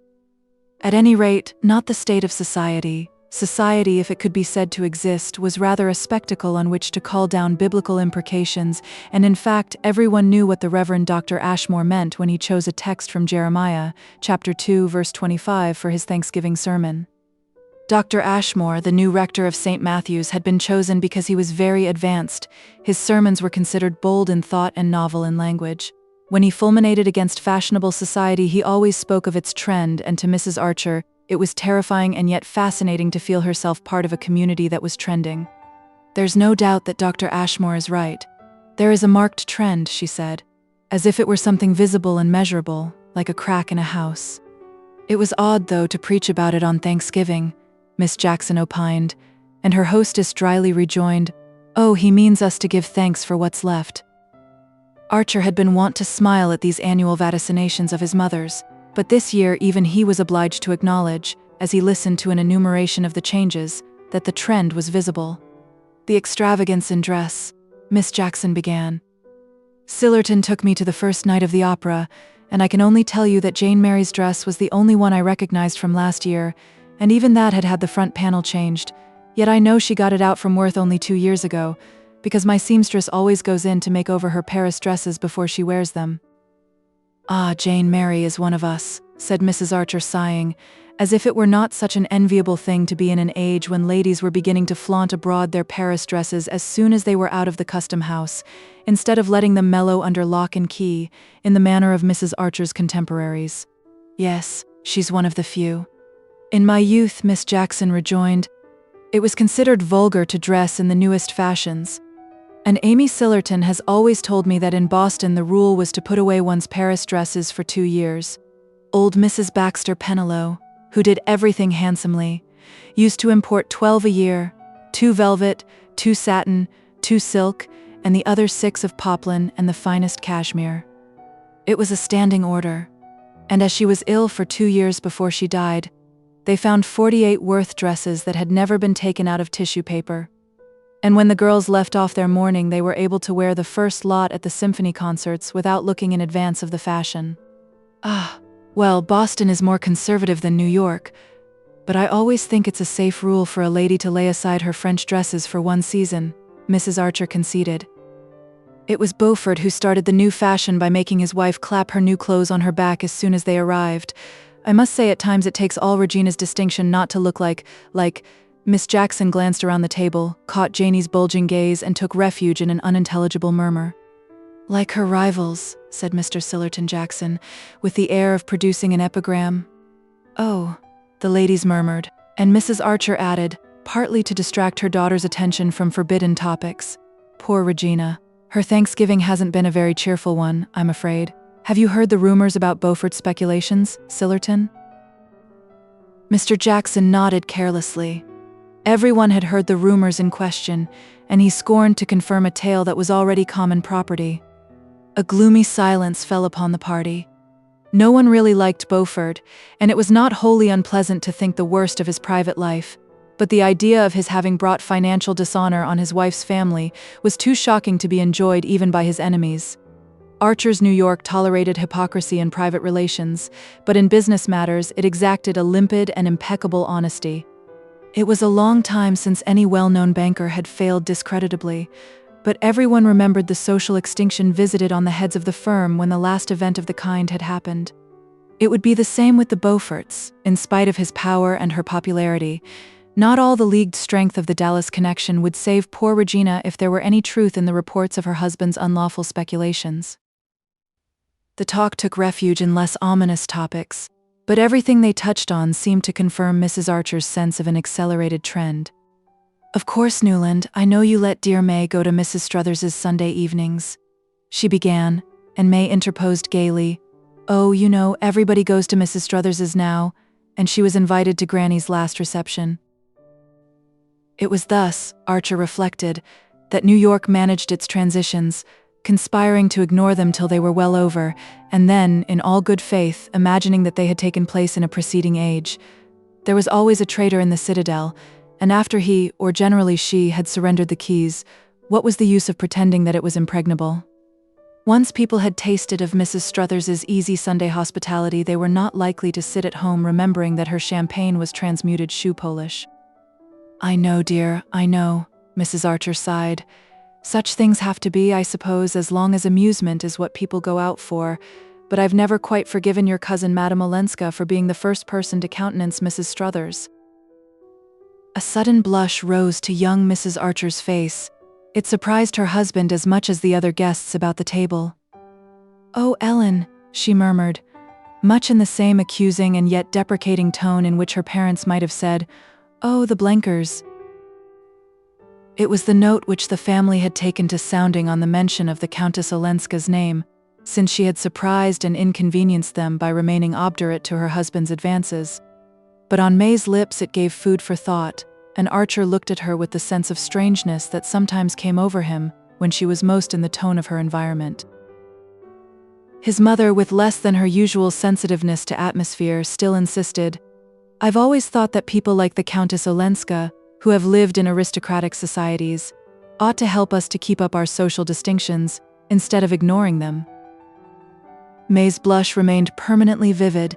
It seemed to have a significance beyond that implied by the recognition of Madame Olenska's social bad faith. I've no doubt we all seem alike to foreigners, said Miss Jackson tartly. I don't think Ellen cares for society, but nobody knows exactly what she does care for, May continued, as if she had been groping for something non-committal. Ah, well, Mrs. Archer sighed again. Everybody knew that the Countess Olenska was no longer in the good graces of her family. Even her devoted champion, old Mrs. Manson Mingott, had been unable to defend her refusal to return to her husband. The Mingotts had not proclaimed their disapproval aloud. Their sense of solidarity was too strong. They had simply, as Mrs. Welland said, let poor Ellen find her own level, and that, mortifyingly and incomprehensibly, was in the dim depths where the Blenkers prevailed, and people who wrote celebrated their untidy rights. It was incredible, but it was a fact, that Ellen, in spite of all her opportunities and her privileges, had become simply bohemian. The fact enforced the contention that she had made a fatal mistake in not returning to Count Olenski. After all, a young woman's place was under her husband's roof, especially when she had left it in circumstances that, well, if one had cared to look into them. Madame Olenska is a great favorite with the gentlemen, said Miss Sophie, with her air of wishing to put forth something conciliatory when she knew that she was planting a dart. Ah, that's the danger that a young woman like Madame Olenska is always exposed to, Mrs. Archer mournfully agreed, and the ladies on this conclusion gathered up their trains to seek the carcel globes of the drawing room, while Archer and Mr. Sillerton Jackson withdrew to the Gothic library. Once established before the grate, and consoling himself for the inadequacy of the dinner by the perfection of his cigar, Mr. Jackson became portentous and communicable. "If the Beaufort smash comes," he announced, "there are going to be disclosures." Archer raised his head quickly. He could never hear the name without the sharp vision of Beaufort's heavy figure, opulently furred and shod, advancing through the snow at Skuytercliff. "There's bound to be," Mr. Jackson continued, "the nastiest kind of a cleaning up. He hasn't spent all his money on Regina." "Oh well, that's discounted, isn't it? My belief is he'll pull out yet," said the young man, wanting to change the subject. Perhaps. I know he was to see some of the influential people today." "Of course," Mr. Jackson reluctantly conceded. "It's to be hoped they can tide him over this time anyhow. I shouldn't like to think of poor Regina's spending the rest of her life in some shabby foreign watering place for bankrupts." Archer said nothing. It seemed to him so natural, however tragic, that money ill-gotten should be cruelly expiated, that his mind, hardly lingering over Mrs. Beaufort's doom, wandered back to closer questions. What was the meaning of May's blush when the Countess Olenska had been mentioned? 4 months had passed since the midsummer day that he and Madame Olenska had spent together, and since then he had not seen her. He knew that she had returned to Washington, to the little house which she and Medora Manson had taken there. He had written to her once a few words, asking when they were to meet again, and she had even more briefly replied, "Not yet." Since then there had been no farther communication between them, and he had built up within himself a kind of sanctuary in which she throned among his secret thoughts and longings.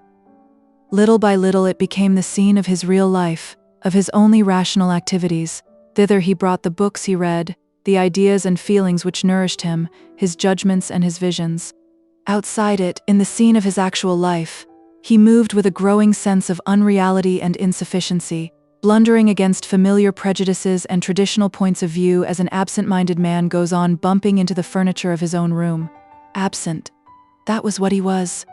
So absent from everything most densely real and near to those about him that it sometimes startled him to find they still imagined he was there. He became aware that Mr. Jackson was clearing his throat preparatory to farther revelations. "I don't know, of course, how far your wife's family are aware of what people say about Madame Olenska's refusal to accept her husband's latest offer." Archer was silent, and Mr. Jackson obliquely continued, "It's a pity, it's certainly a pity that she refused it." "A pity? In God's name, why?" Mr. Jackson looked down his leg to the unwrinkled sock that joined it to a glossy pump. "Well, to put it on the lowest ground, what's she going to live on now?" "Now? If Beaufort—" Archer sprang up, his fist banging down on the black walnut edge of the writing table. The wells of the brass double inkstand danced in their sockets. "What the devil do you mean, sir?" Mr. Jackson, shifting himself slightly in his chair, turned a tranquil gaze on the young man's burning face. "Well, I have it on pretty good authority, in fact on old Catherine's herself, that the family reduced Countess Olenska's allowance considerably when she definitely refused to go back to her husband, and as, by this refusal, she also forfeits the money settled on her when she married, which Olenski was ready to make over to her if she returned. Why, what the devil do you mean, my dear boy?" "By asking me what I mean?" Mr. Jackson good-humoredly retorted. Archer moved toward the mantelpiece and bent over to knock his ashes into the grate. "I don't know anything of Madame Olenska's private affairs, but I don't need to be certain that what you insinuate—" "Oh, I don't, it's Lefferts, for one," Mr. Jackson interposed. "Lefferts, who made love to her and got snubbed for it." Archer broke out contemptuously. "Ah, did he?" snapped the other, as if this were exactly the fact he had been laying a trap for.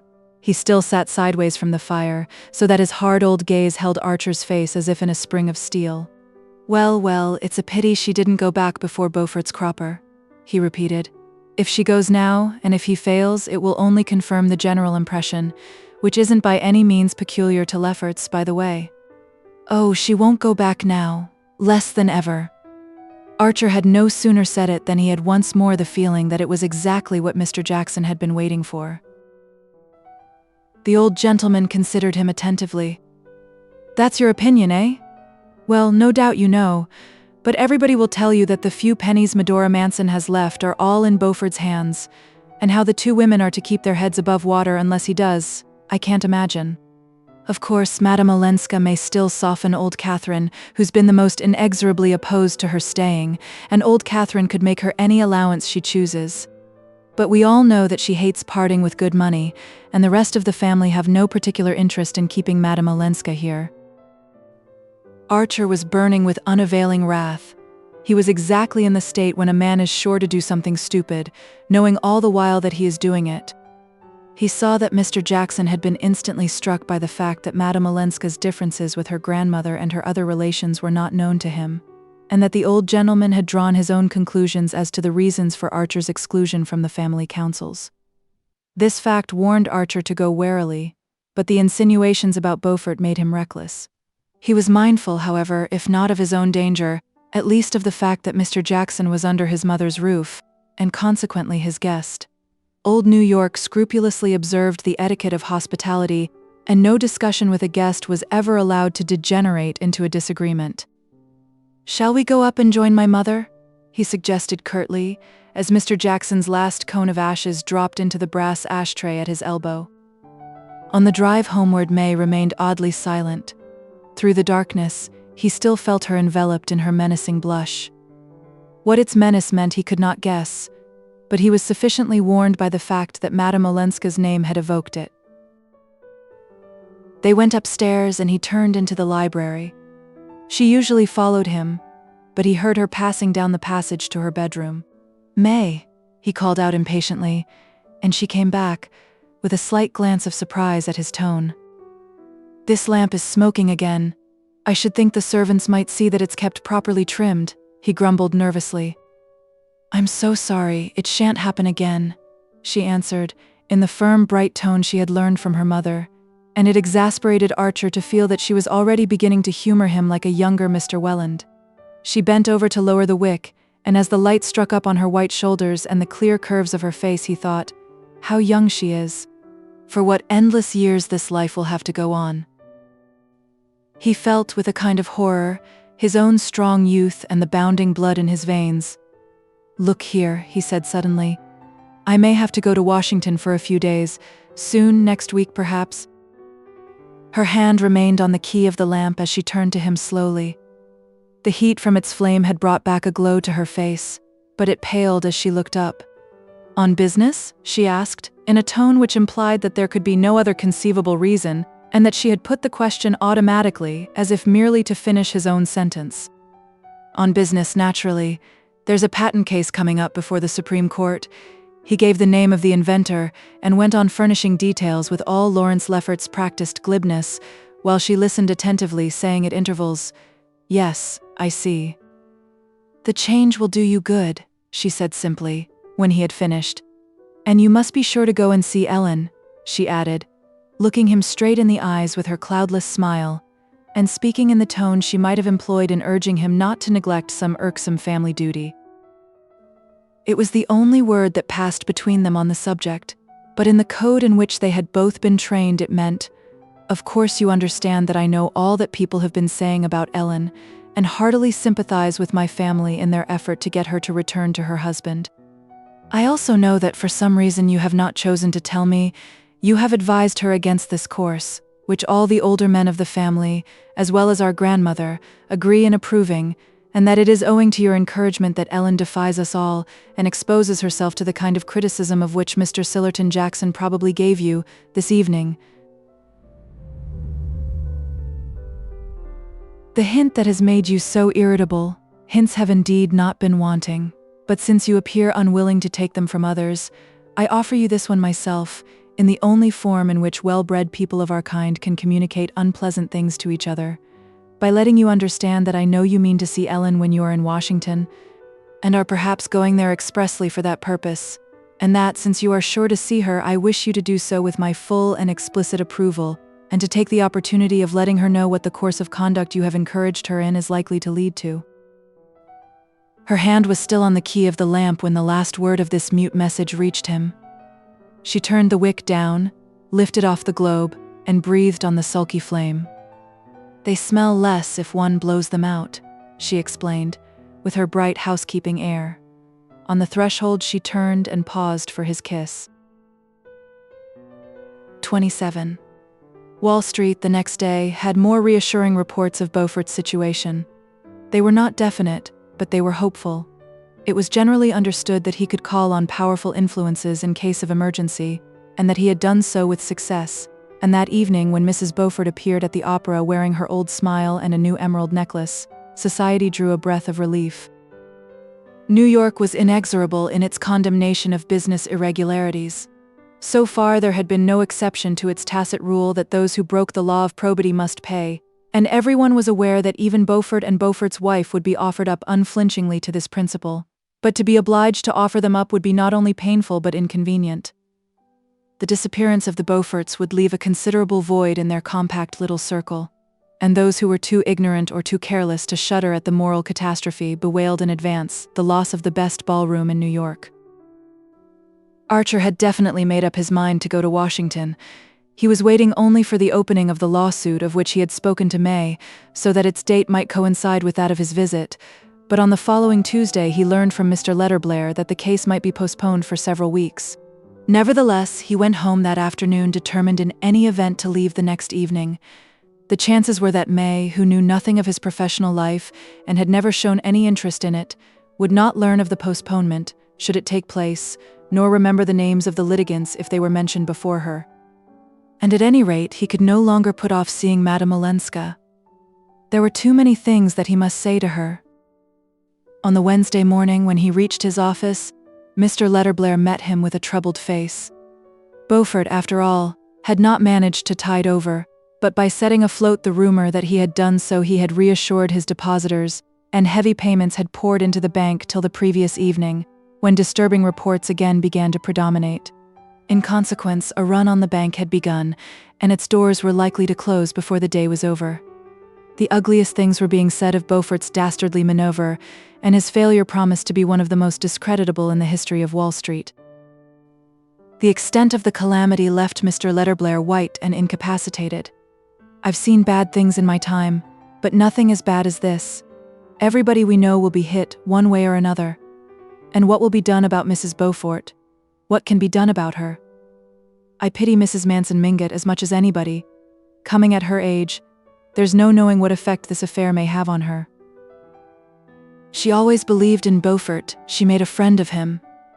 And there's the whole Dallas connection.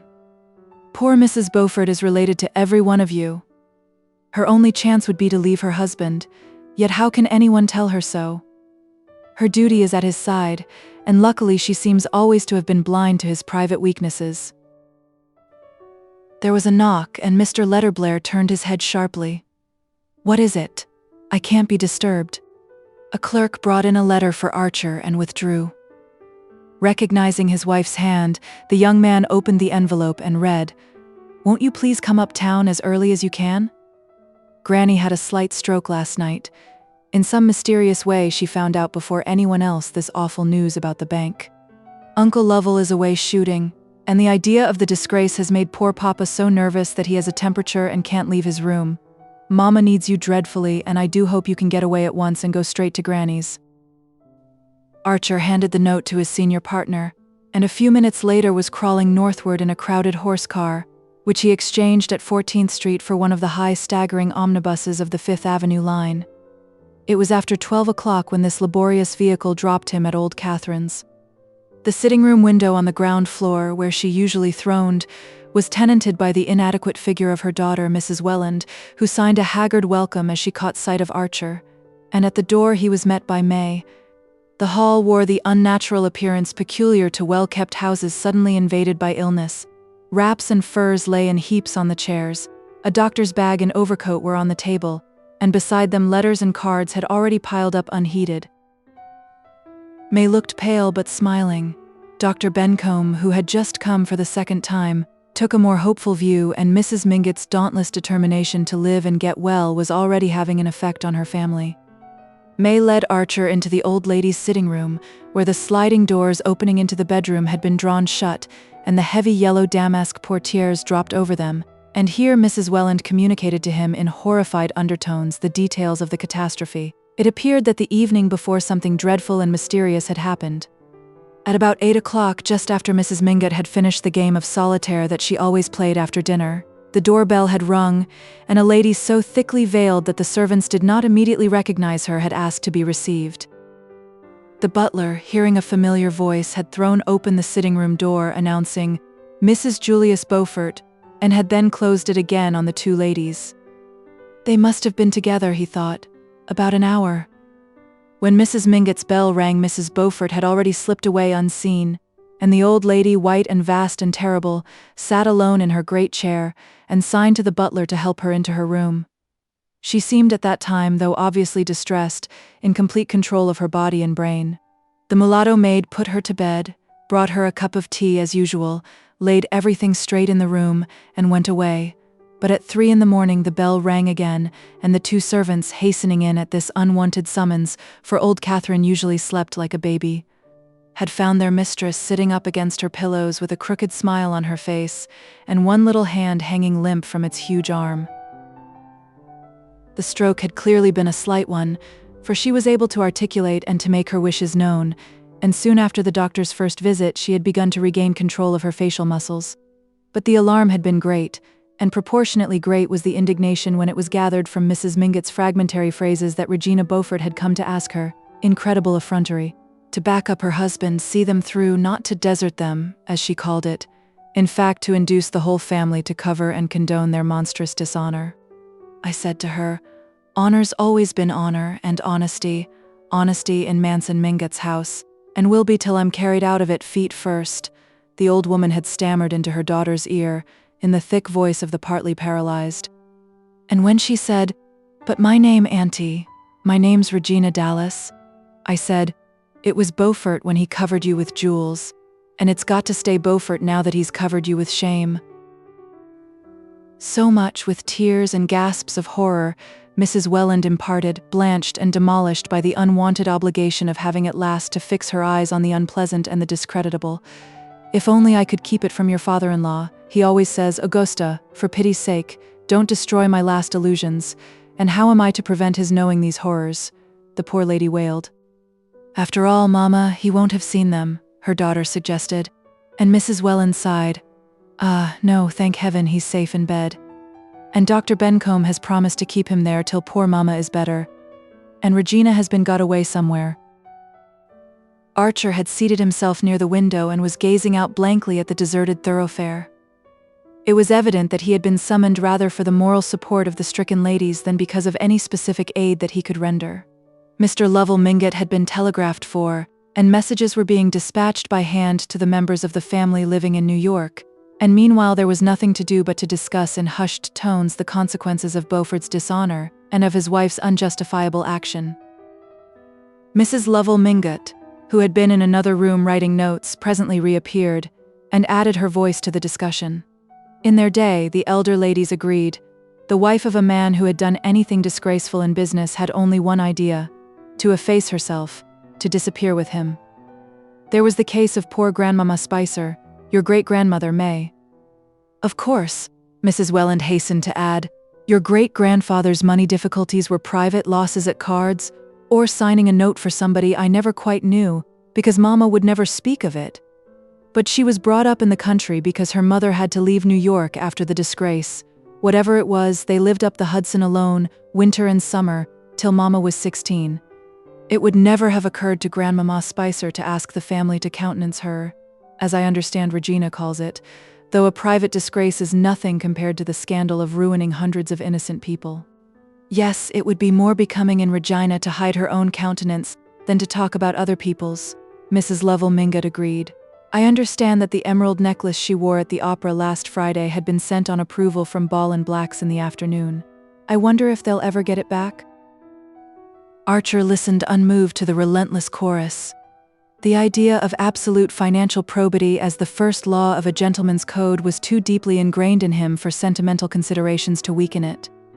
An adventurer like Lemuel Struthers might build up the millions of his shoe polish on any number of shady dealings, but unblemished honesty was the noblesse oblige of old financial New York. Nor did Mrs. Beaufort's fate greatly move Archer.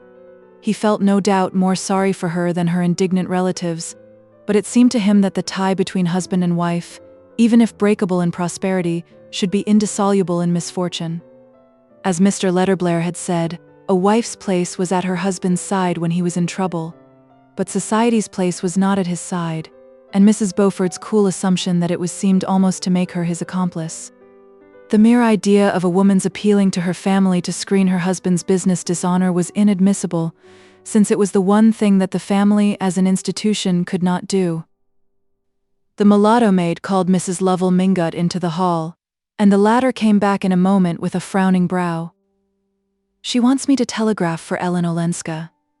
I had written to Ellen, of course, and to Medora, but now it seems that's not enough. I'm to telegraph to her immediately, and to tell her that she's to come alone. The announcement was received in silence. Mrs. Wellens sighed resignedly, and May rose from her seat and went to gather up some newspapers that had been scattered on the floor. I suppose it must be done, Mrs. Lovell Mingott continued, as if hoping to be contradicted, and May turned back toward the middle of the room. Of course it must be done, she said. Granny knows what she wants, and we must carry out all her wishes. Shall I write the telegram for you, Auntie? If it goes at once, Ellen can probably catch tomorrow morning's train. She pronounced the syllables of the name with a peculiar clearness, as if she had tapped on two silver bells. Well, it can't go at once. Jasper and the pantry boy are both out with notes and telegrams. May turned to her husband with a smile. But here's Newland, ready to do anything. Will you take the telegram, Newland? There'll be just time before luncheon. Archer rose with a murmur of readiness, and she seated herself at old Catherine's rosewood bonheur du jour, and wrote out the message in her large immature hand. When it was written, she blotted it neatly and handed it to Archer. What a pity, she said, that you and Ellen will cross each other on the way.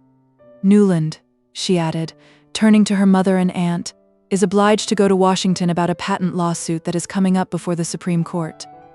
I suppose Uncle Lovell will be back by tomorrow night, and with Granny improving so much it doesn't seem right to ask Newland to give up an important engagement for the firm, does it?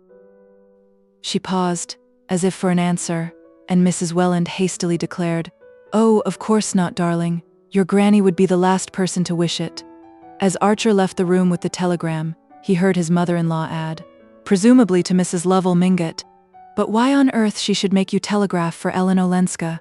And May's clear voice rejoin, perhaps it's to urge on her again that after all her duty is with her husband. The outer door closed on Archer and he walked hastily away toward the telegraph office. 28. "Ol how'jer spell it anyhow?" asked the tart young lady to whom Archer had pushed his wife's telegram across the brass ledge of the Western Union office. Olenska, he repeated, drawing back the message in order to print out the foreign syllables above May's rambling script.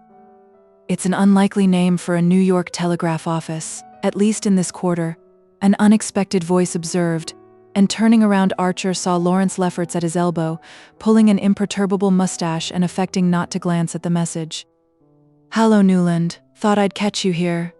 I've just heard of old Mrs. Mingott's stroke, and as I was on my way to the house I saw you turning down this street and nipped after you. I suppose you've come from there?" Archer nodded and pushed his telegram under the lattice. "Very bad, eh?" Lefferts continued. "Wiring to the family, I suppose. I gather it is bad if you're including Countess Olenska." Archer's lips stiffened. He felt a savage impulse to dash his fist into the long, vain, handsome face at his side. "Why?" he questioned. Lefferts, who was known to shrink from discussion, raised his eyebrows with an ironic grimace that warned the other of the watching damsel behind the lattice. Nothing could be worse form, the look reminded Archer, than any display of temper in a public place.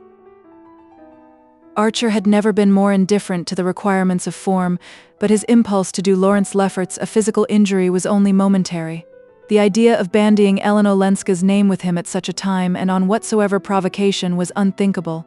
He paid for his telegram, and the two young men went out together into the street. There Archer, having regained his self-control, went on, "Mrs. Mingott is much better. The doctor feels no anxiety whatever." And Lefferts, with profuse expressions of relief, asked him if he had heard that there were beastly bad rumors again about Beaufort. That afternoon the announcement of the Beaufort failure was in all the papers. It overshadowed the report of Mrs. Manson Mingott's stroke, and only the few who had heard of the mysterious connection between the two events thought of ascribing old Catherine's illness to anything but the accumulation of flesh and years. The whole of New York was darkened by the tale of Beaufort's dishonor. There had never, as Mr. Letterblair said, been a worse case in his memory, nor, for that matter, in the memory of the far-off Letterblair who had given his name to the firm. The bank had continued to take in money for a whole day after its failure was inevitable, and as many of its clients belonged to one or another of the ruling clans, Beaufort's duplicity seemed doubly cynical. If Mrs. Beaufort had not taken the tone that such misfortunes, the word was her own, were the test of friendship, compassion for her might have tempered the general indignation against her husband. As it was, and especially after the object of her nocturnal visit to Mrs. Manson Mingott had become known, her cynicism was held to exceed his, and she had not the excuse nor her detractors the satisfaction of pleading that she was a foreigner. It was some comfort, to those whose securities were not in jeopardy, to be able to remind themselves that Beaufort was, but after all, if a Dallas of South Carolina took his view of the case, and glibly talked of his soon being on his feet again, the argument lost its edge, and there was nothing to do but to accept this awful evidence of the indissolubility of marriage.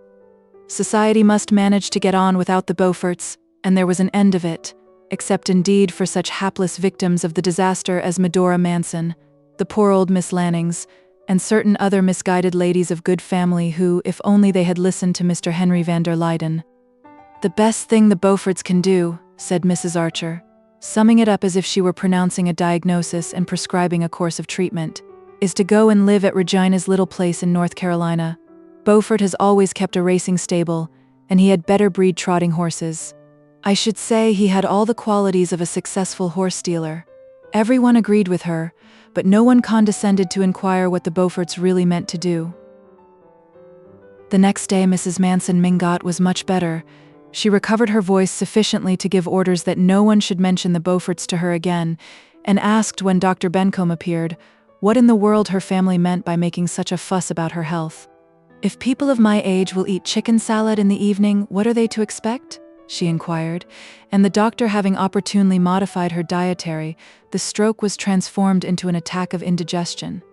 But in spite of her firm tone, old Catherine did not wholly recover her former attitude toward life. The growing remoteness of old age, though it had not diminished her curiosity about her neighbors, had blunted her never very lively compassion for their troubles, and she seemed to have no difficulty in putting the Beaufort disaster out of her mind. But for the first time she became absorbed in her own symptoms, and began to take a sentimental interest in certain members of her family to whom she had hitherto been contemptuously indifferent. Mr. Welland, in particular, had the privilege of attracting her notice. Of her sons-in-law, he was the one she had most consistently ignored, and all his wife's efforts to represent him as a man of forceful character and marked intellectual ability, if he only chosen, had been met with a derisive chuckle. But his eminence as a valetudinarian now made him an object of engrossing interest, and Mrs. Mingott issued an imperial summons to him to come and compare diets as soon as his temperature permitted, for old Catherine was now the first to recognize that one could not be too careful about temperatures. 24 hours after Madame Olenska's summons, a telegram announced that she would arrive from Washington on the evening of the following day. At the Wellands, where the Newland Archers chanced to be lunching, the question as to who should meet her at Jersey City was immediately raised, and the material difficulties amid which the Welland household struggled, as if it had been a frontier outpost, lent animation to the debate. It was agreed that Mrs. Welland could not possibly go to Jersey City because she was to accompany her husband to Old Catherine's that afternoon, and the brougham could not be spared since, if Mr. Welland were upset by seeing his mother-in-law for the first time after her attack, he might have to be taken home at a moment's notice. The Welland sons would of course be downtown, Mr. Lovell Mingott would be just hurrying back from his shooting, and the Mingott carriage engaged in meeting him, and one could not ask May, at the close of a winter afternoon, to go alone across the ferry to Jersey City, even in her own carriage. Nevertheless, it might appear inhospitable and contrary to old Catherine's express wishes if Madame Olenska were allowed to arrive without any of the family being at the station to receive her. It was just like Ellen, Mrs. Welland's tired voice implied, to place the family in such a dilemma. It's always one thing after another. The poor lady grieved, in one of her rare revolts against fate. The only thing that makes me think Mamma must be less well than Dr. Bencomb will admit is this morbid desire to have Ellen come at once, however inconvenient it is to meet her. The words had been thoughtless, as the utterances of impatience often are, and Mr. Welland was upon them with a pounce. "Augusta," he said, turning pale and laying down his fork, "have you any other reason for thinking that Bencomb is less to be relied on than he was? Have you noticed that he has been less conscientious than usual in following up my case or your mother's?" It was Mrs. Welland's turn to grow pale as the endless consequences of her blunder unrolled themselves before her.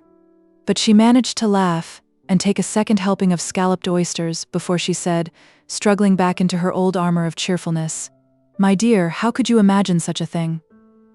I only meant that, after the decided stand Mamma took about its being Ellen's duty to go back to her husband, it seems strange that she should be seized with this sudden whim to see her, when there are half a dozen other grandchildren that she might have asked for. But we must never forget that Mamma, in spite of her wonderful vitality, is a very old woman."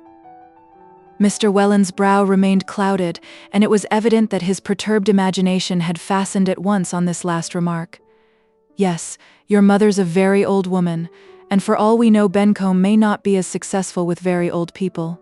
As you say, my dear, it's always one thing after another, and in another 10 or 15 years I suppose I shall have the pleasing duty of looking about for a new doctor. It's always better to make such a change before it's absolutely necessary," and having arrived at this Spartan decision, Mr. Welland firmly took up his fork. "But all the while," Mrs. Welland began again as she rose from the luncheon table and led the way into the wilderness of purple satin and malachite known as the back drawing room, "I don't see how Ellen's to be got here tomorrow evening, and I do like to have things settled for at least 24 hours ahead." Archer turned from the fascinated contemplation of a small painting representing two cardinals carousing in an octagonal ebony frame set with medallions of onyx. "Shall I fetch her?" he proposed. "I can easily get away from the office in time to meet the brougham at the ferry, if May will send it there." His heart was beating excitedly as he spoke. Mrs. Welland heaved a sigh of gratitude, and May, who had moved away to the window, turned to shed on him a beam of approval. "So you see, Mamma, everything will be settled 24 hours in advance," she said, stooping over to kiss her mother's troubled forehead. May's brougham awaited her at the door, and she was to drive Archer to Union Square, where he could pick up a Broadway car to carry him to the office. As she settled herself in her corner, she said, "I didn't want to worry Mamma by raising fresh obstacles, but how can you meet Ellen tomorrow and bring her back to New York when you're going to Washington?" "Oh, I'm not going," Archer answered. "Not going? Why? What's happened?" Her voice was as clear as a bell and full of wifely solicitude. "The case is off. Postponed." "Postponed? How odd. I saw a note this morning from Mr. Letterblair to Mamma saying that he was going to Washington tomorrow for the big patent case that he was to argue before the Supreme Court. You said it was a patent case, didn't you?" "Well, that's it. The whole office can't go. Letterblair decided to go this morning." "Then it's not postponed?" she continued, with an insistence so unlike her that he felt the blood rising to his face, as if he were blushing for her unwanted lapse from all the traditional delicacies. "No, but my going is," he answered, cursing the unnecessary explanations that he had given when he had announced his intention of going to Washington, and wondering where he had read that clever liars give details, but that the cleverest do not. It did not hurt him half as much to tell May an untruth as to see her trying to pretend that she had not detected him. "I'm not going till later on, luckily for the convenience of your family," he continued, taking base refuge in sarcasm. As he spoke, he felt that she was looking at him, and he turned his eyes to hers in order not to appear to be avoiding them. Their glances met for a second, and perhaps let them into each other's meanings more deeply than either cared to go. "Yes, it is awfully convenient," May brightly agreed, "that you should be able to meet Ellen after all. You saw how much Mama appreciated your offering to do it." "Oh, I'm delighted to do it." The carriage stopped, and as he jumped out, she leaned to him and laid her hand on his. "Goodbye, dearest," she said, her eyes so blue that he wondered afterward if they had shone on him through tears. He turned away and hurried across Union Square, repeating to himself, in a sort of inward chant, "It's all of 2 hours from Jersey City to Old Catherine's. It's all of 2 hours, and it may be more." 29. His wife's dark blue brougham, with the wedding varnish still on it, met Archer at the ferry and conveyed him luxuriously to the Pennsylvania terminus in Jersey City. It was a somber, snowy afternoon, and the gas lamps were lit in the big reverberating station. As he paced the platform, waiting for the Washington Express, he remembered that there were people who thought there would one day be a tunnel under the Hudson, through which the trains of the Pennsylvania Railway would run straight into New York. They were of the brotherhood of visionaries who likewise predicted the building of ships that would cross the Atlantic in 5 days, the invention of a flying machine, lighting by electricity, telephonic communication without wires, and other Arabian Night marvels. "I don't care which of their visions comes true," Archer mused, "as long as the tunnel isn't built yet." In his senseless schoolboy happiness, he pictured Madame Olenska's descent from the train, his discovery of her a long way off, among the throngs of meaningless faces, her clinging to his arm as he guided her to the carriage, their slow approach to the wharf among slipping horses, laden carts, vociferating teamsters, and then the startling quiet of the ferry boat, where they would sit side by side under the snow, in the motionless carriage, while the earth seemed to glide away under them, rolling to the other side of the sun. It was incredible, the number of things he had to say to her, and in what eloquent order they were forming themselves on his lips. The clanging and groaning of the train came nearer, and it staggered slowly into the station like a prey-laden monster into its lair. Archer pushed forward, elbowing through the crowd, and staring blindly into window after window of the high-hung carriages. And then, suddenly, he saw Madame Olenska's pale and surprised face close at hand, and had again the mortified sensation of having forgotten what she looked like. They reached each other, their hands met, and he drew her arm through his. "This way, I have the carriage," he said. After that, it all happened as he had dreamed. He helped her into the brougham with her bags, and had afterward the vague recollection of having properly reassured her about her grandmother, and given her a summary of the Beaufort situation. He was struck by the softness of her. Poor Regina. Meanwhile, the carriage had worked its way out of the coil about the station, and they were crawling down the slippery incline to the wharf, menaced by swaying coal carts, bewildered horses, disheveled express wagons, and an empty hearse. Ah, that hearse. She shut her eyes as it passed, and clutched at Archer's hand. "If only it doesn't mean poor Granny." "Oh no, she's much better. She's all right, really. There, we've passed it," he exclaimed, as if that made all the difference. Her hand remained in his, and as the carriage lurched across the gangplank onto the ferry, he bent over, unbuttoned her tight brown glove, and kissed her palm as if he had kissed a relic. She disengaged herself with a faint smile, and he said, "You didn't expect me today?" "Oh no. I meant to go to Washington to see you. I'd made all my arrangements. I very nearly crossed you in the train." "Oh," she exclaimed, as if terrified by the narrowness of their escape. "Do you know, I hardly remembered you?" "Hardly remembered me?" "I mean, how shall I explain? It's always so, each time you happen to me all over again." "Oh yes, I know. Does it? Do I too? To you?" he insisted. She nodded, looking out of the window. Ellen. She made no answer, and he sat in silence, watching her profile grow indistinct against the snow-streaked dusk beyond the window. What had she been doing in all those 4 long months, he wondered? How little they knew of each other after all. The precious moments were slipping away, but he had forgotten everything that he had meant to say to her and could only helplessly brood on the mystery of their remoteness and their proximity, which seemed to be symbolized by the fact of their sitting so close to each other, and yet being unable to see each other's faces. What a pretty carriage. Is it May's? She asked, suddenly turning her face from the window. Yes. It was May who sent you to fetch me, then? How kind of her. He made no answer for a moment. Then he said explosively, Your husband's secretary came to see me the day after we met in Boston. In his brief letter to her, he had made no allusion to Monsieur Riviere's visit, and his intention had been to bury the incident in his bosom, but her reminder that they were in his wife's carriage provoked him to an impulse of retaliation. He would see if she liked his reference to Riviere any better than he liked hers to May. As on certain other occasions when he had expected to shake her out of her usual composure, she betrayed no sign of surprise, and at once he concluded, He writes to her then. Monsieur Riviere went to see you? Yes, didn't you know? No, she answered simply. And you're not surprised? She hesitated. Why should I be? He told me in Boston that he knew you, that he'd met you in England, I think. Ellen, I must ask you one thing. Yes. I wanted to ask it after I saw him, but I couldn't put it in a letter. It was Riviere who helped you to get away when you left your husband? His heart was beating suffocatingly. Would she meet this question with the same composure?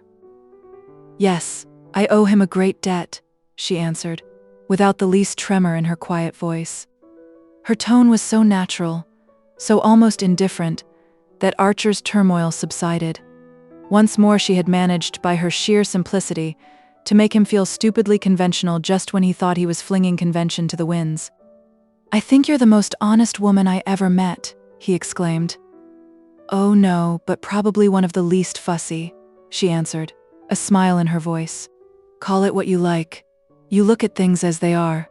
I've had to look at the Gorgon. Well, it hasn't blinded you. You've seen that she's just an old bogey like all the others. She doesn't blind one, but she dries up one's tears. The answer checked the pleading on Archer's lips. It seemed to come from depths of experience beyond his reach. The slow advance of the ferry boat had ceased, and her bows bumped against the piles of the slip with a violence that made the Brougham stagger and flung Archer and Madame Olenska against each other. The young man, trembling, felt the pressure of her shoulder and passed his arm about her. If you're not blind, then you must see that this can't last. What can't?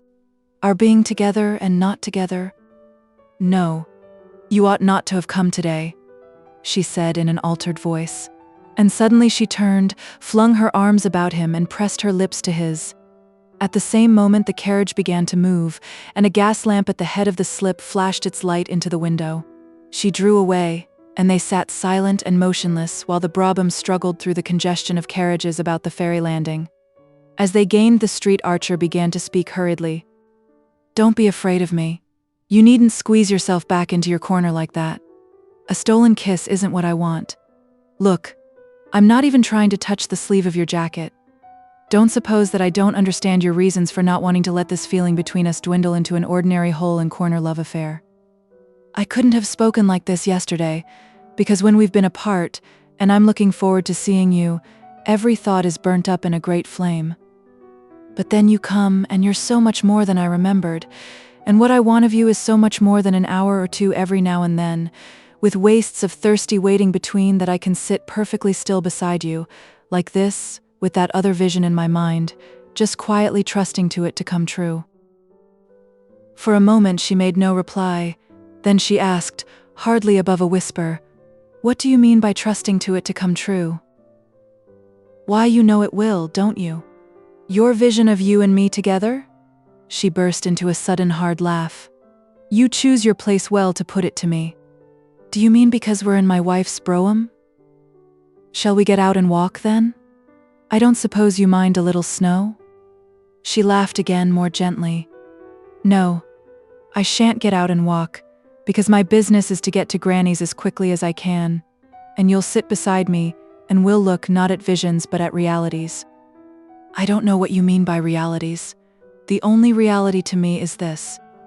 She met the words with a long silence, during which the carriage rolled down an obscure side street and then turned into the searching illumination of Fifth Avenue. Is it your idea, then, that I should live with you as your mistress, since I can't be your wife? She asked. The crudeness of the question startled him. The word was one that women of his class fought shy of, even when their talk flitted closest about the topic. He noticed that Madame Olenska pronounced it as if it had a recognized place in her vocabulary, and he wondered if it had been used familiarly in her presence in the horrible life she had fled from. Her question pulled him up with a jerk, and he floundered. I want somehow to get away with you into a world where words like that, categories like that won't exist, where we shall be simply two human beings who love each other, who are the whole of life to each other, and nothing else on earth will matter. She drew a deep sigh that ended in another laugh. Oh, my dear, where is that country? Have you ever been there? She asked. And as he remained sullenly dumb, she went on, I know so many who've tried to find it, and believe me, they all got out by mistake at wayside stations, at places like Boulogne or Pisa or Monte Carlo, and it wasn't at all different from the old world they'd left, but only rather smaller and dingier and more promiscuous.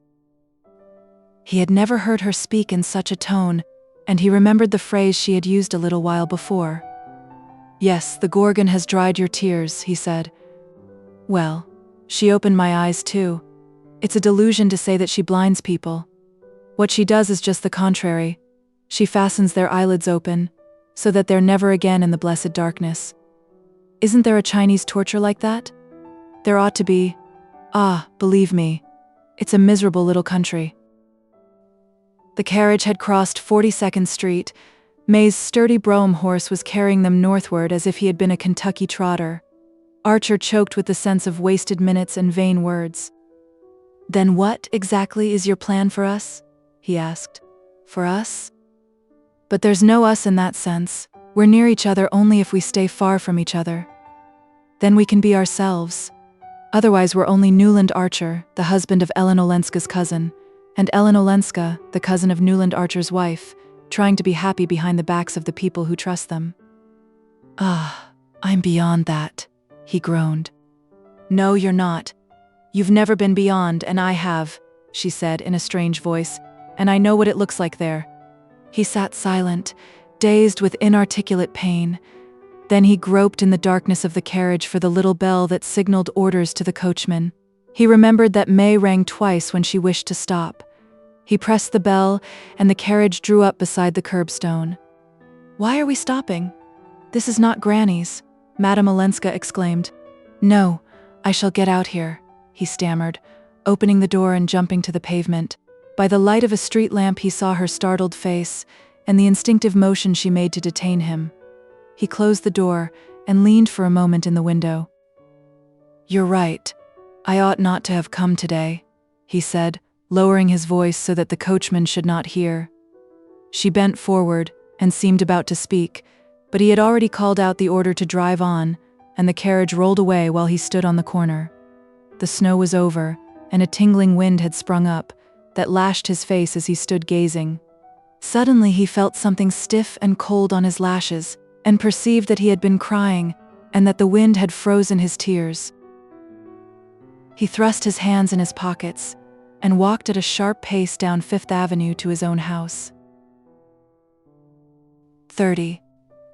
That evening when Archer came down before dinner, he found the drawing room empty. He and May were dining alone, all the family engagements having been postponed since Mrs. Manson Mingott's illness, and as May was the more punctual of the two, he was surprised that she had not preceded him. He knew that she was at home, for while he dressed he had heard her moving about in her room, and he wondered what had delayed her. He had fallen into the way of dwelling on such conjectures as a means of tying his thoughts fast to reality. Sometimes he felt as if he had found the clue to his father-in-law's absorption in trifles. Perhaps even Mr. Welland, long ago, had had escapes and visions, and had conjured up all the hosts of domesticity to defend himself against them. When May appeared, he thought she looked tired. She had put on the low-necked and tightly laced dinner dress which the Mingott ceremonial exacted on the most informal occasions, and had built her fair hair into its usual accumulated coils, and her face, in contrast, was wan and almost faded. But she shone on him with her usual tenderness, and her eyes had kept the blue dazzle of the day before. "What became of you, dear?" she asked. "I was waiting at Granny's and Ellen came alone and said she had dropped you on the way because you had to rush off on business. There's nothing wrong?" "Only some letters I'd forgotten," and wanted to get off before dinner. "Ah," she said, and a moment afterward, "I'm sorry you didn't come to Granny's unless the letters were urgent." "They were," he rejoined, surprised at her insistence. "Besides, I don't see why I should have gone to your grandmother's. I didn't know you were there." She turned and moved to the looking-glass above the mantelpiece. As she stood there, lifting her long arm to fasten a puff that had slipped from its place in her intricate hair, Archer was struck by something languid and inelastic in her attitude, and wondered if the deadly monotony of their lives had laid its weight on her also. Then he remembered that, as he had left the house that morning, she had called over the stairs that she would meet him at her grandmother's, so that they might drive home together. He had called back a cheery yes, and then, absorbed in other visions, had forgotten his promise. Now he was smitten with compunction, yet irritated that so trifling an omission should be stored up against him after nearly 2 years of marriage. He was weary of living in a perpetual tepid honeymoon, without the temperature of passion yet with all its exactions. If May had spoken out her grievances, he suspected her of many, he might have laughed them away, but she was trained to conceal imaginary wounds under a Spartan smile. To disguise his own annoyance, he asked how her grandmother was, and she answered that Mrs. Mingott was still improving, but had been rather disturbed by the last news about the Beauforts. "What news?" "It seems they're going to stay in New York. I believe he's going into an insurance business or something. They're looking about for a small house." The preposterousness of the case was beyond discussion, and they went in to dinner. During dinner, their talk moved in its usual limited circle, but Archer noticed that his wife made no allusion to Madame Olenska, nor to old Catherine's reception of her. He was thankful for the fact, yet felt it to be vaguely ominous.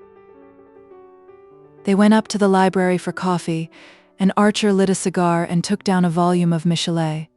He had taken to history in the evenings since May had shown a tendency to ask him to read aloud whenever she saw him with a volume of poetry. Not that he disliked the sound of his own voice, but because he could always foresee her comments on what he read. In the days of their engagement, she had simply, as he now perceived, echoed what he told her, but since he had ceased to provide her with opinions, she had begun to hazard her own, with results destructive to his enjoyment of the works commented on.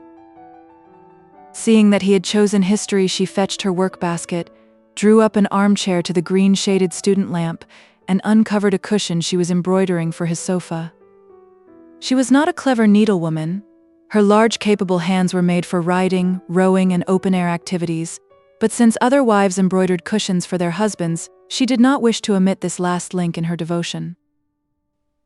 She was so placed that Archer, by merely raising his eyes, could see her bent above her work frame, her ruffled elbow sleeves slipping back from her firm round arms, the betrothal sapphire shining on her left hand above her broad gold wedding ring, and the right hand slowly and laboriously stabbing the canvas. As she sat thus, the lamplight full on her clear brow, he said to himself with a secret dismay that he would always know the thoughts behind it, that never in all the years to come would she surprise him by an unexpected mood, by a new idea, a weakness, a cruelty, or an emotion. She had spent her poetry and romance on their short courting. The function was exhausted because the need was past. Now she was simply ripening into a copy of her mother, and mysteriously, by the very process, trying to turn him into a Mr. Welland. He laid down his book and stood up impatiently, and at once she raised her head. "What's the matter?" "The room is stifling. I want a little air." He had insisted that the library curtains should draw backward and forward on a rod, so that they might be closed in the evening, instead of remaining nailed to a gilt cornice, and immovably looped up over layers of lace as in the drawing room, and he pulled them back and pushed up the sash, leaning out into the icy night. The mere fact of not looking at May, seated beside his table under his lamp, the fact of seeing other houses, roofs, chimneys, of getting the sense of other lives outside his own, other cities beyond New York, and a whole world beyond his world, cleared his brain and made it easier to breathe. After he had leaned out into the darkness for a few minutes, he heard her say, "Newland, do shut the window. You'll catch your death." He pulled the sash down and turned back. "Catch my death," he echoed, and he felt like adding, "But I've caught it already. I am dead. I've been dead for months and months."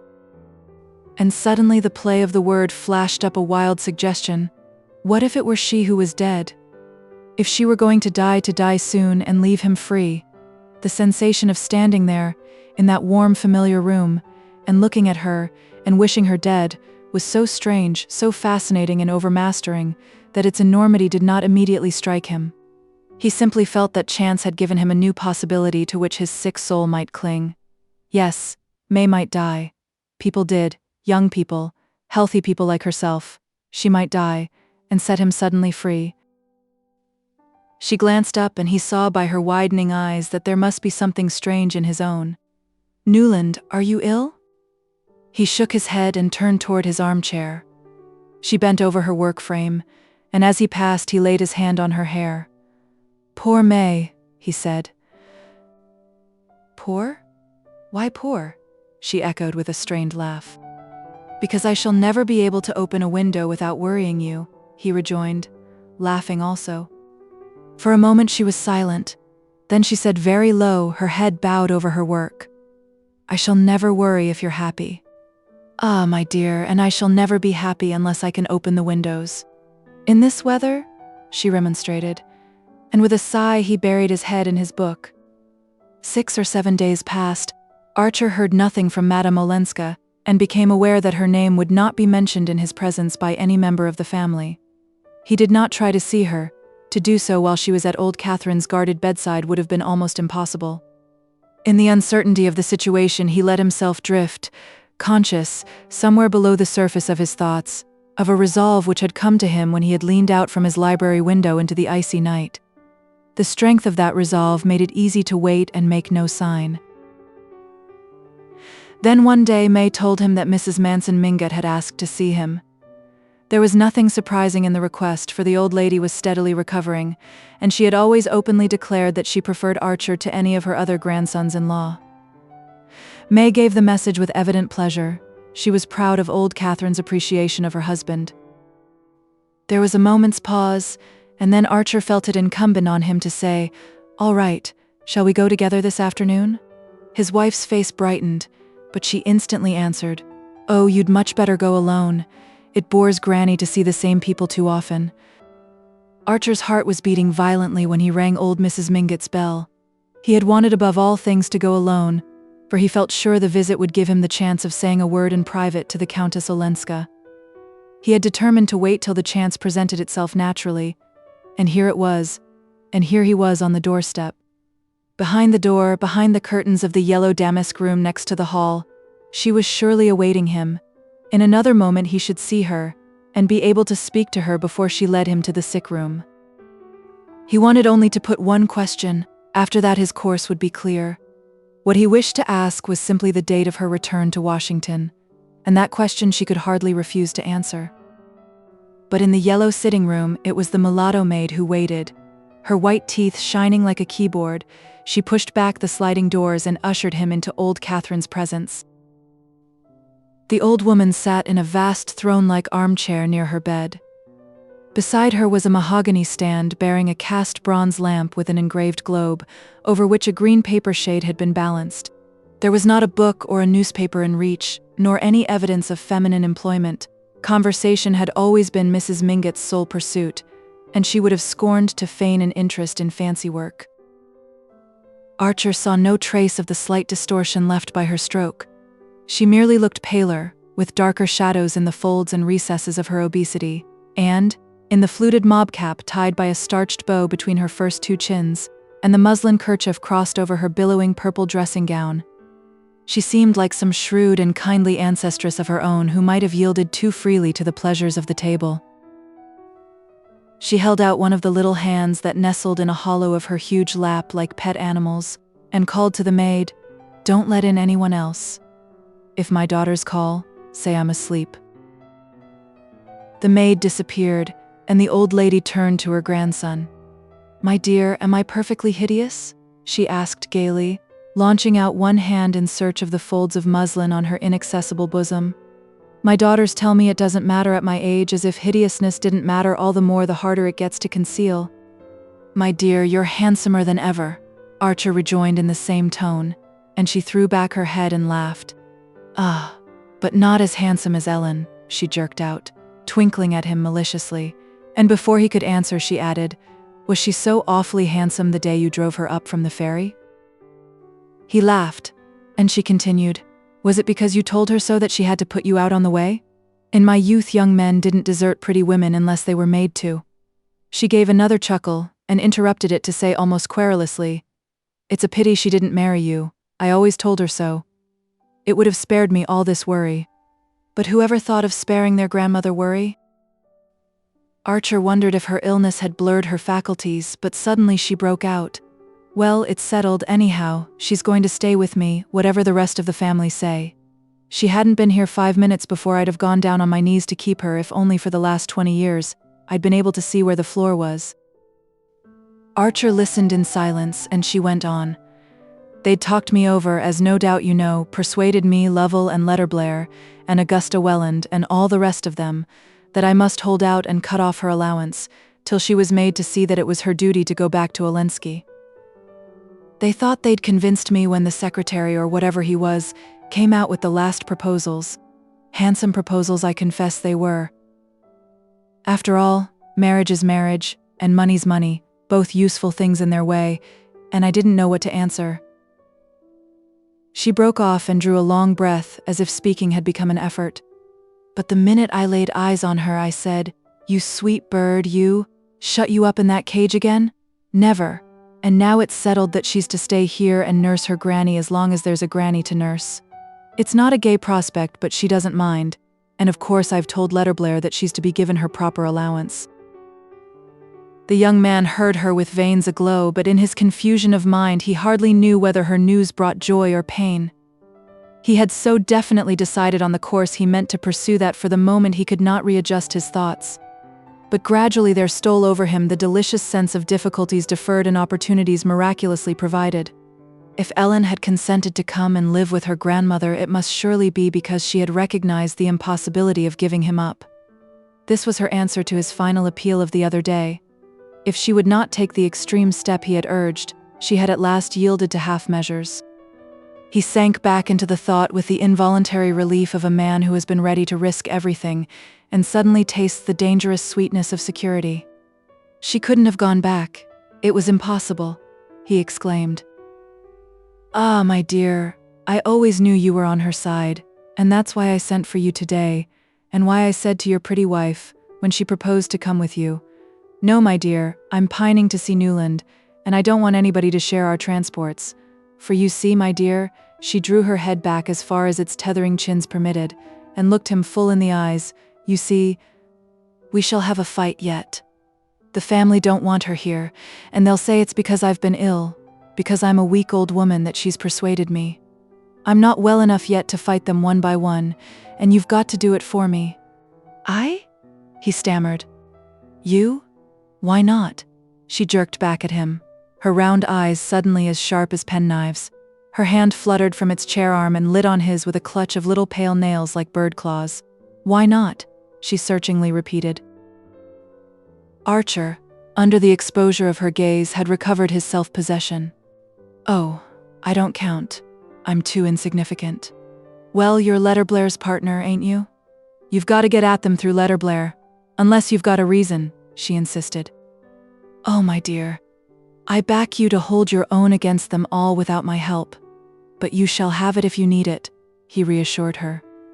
"Then we're safe," she sighed, and smiling on him with all her ancient cunning, she added, as she settled her head among the cushions, "I always knew you'd back us up, because they never quote you when they talk about its being her duty to go home."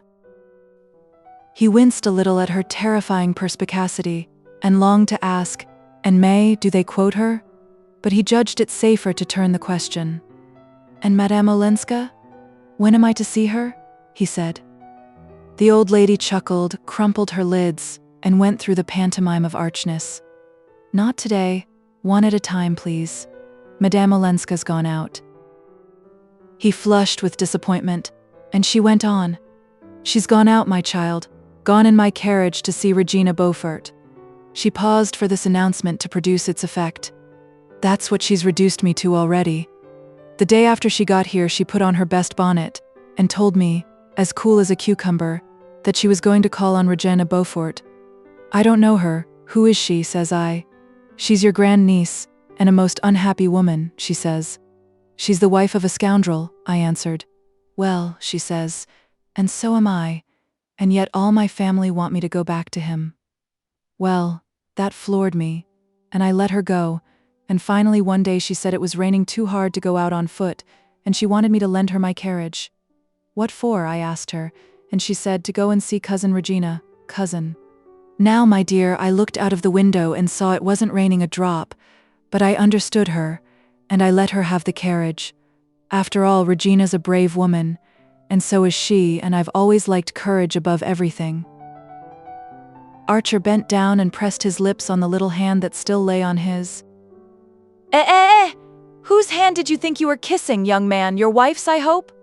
The old lady snapped out with her mocking cackle, and as he rose to go, she called out after him, "Give her her granny's love, but you'd better not say anything about our talk."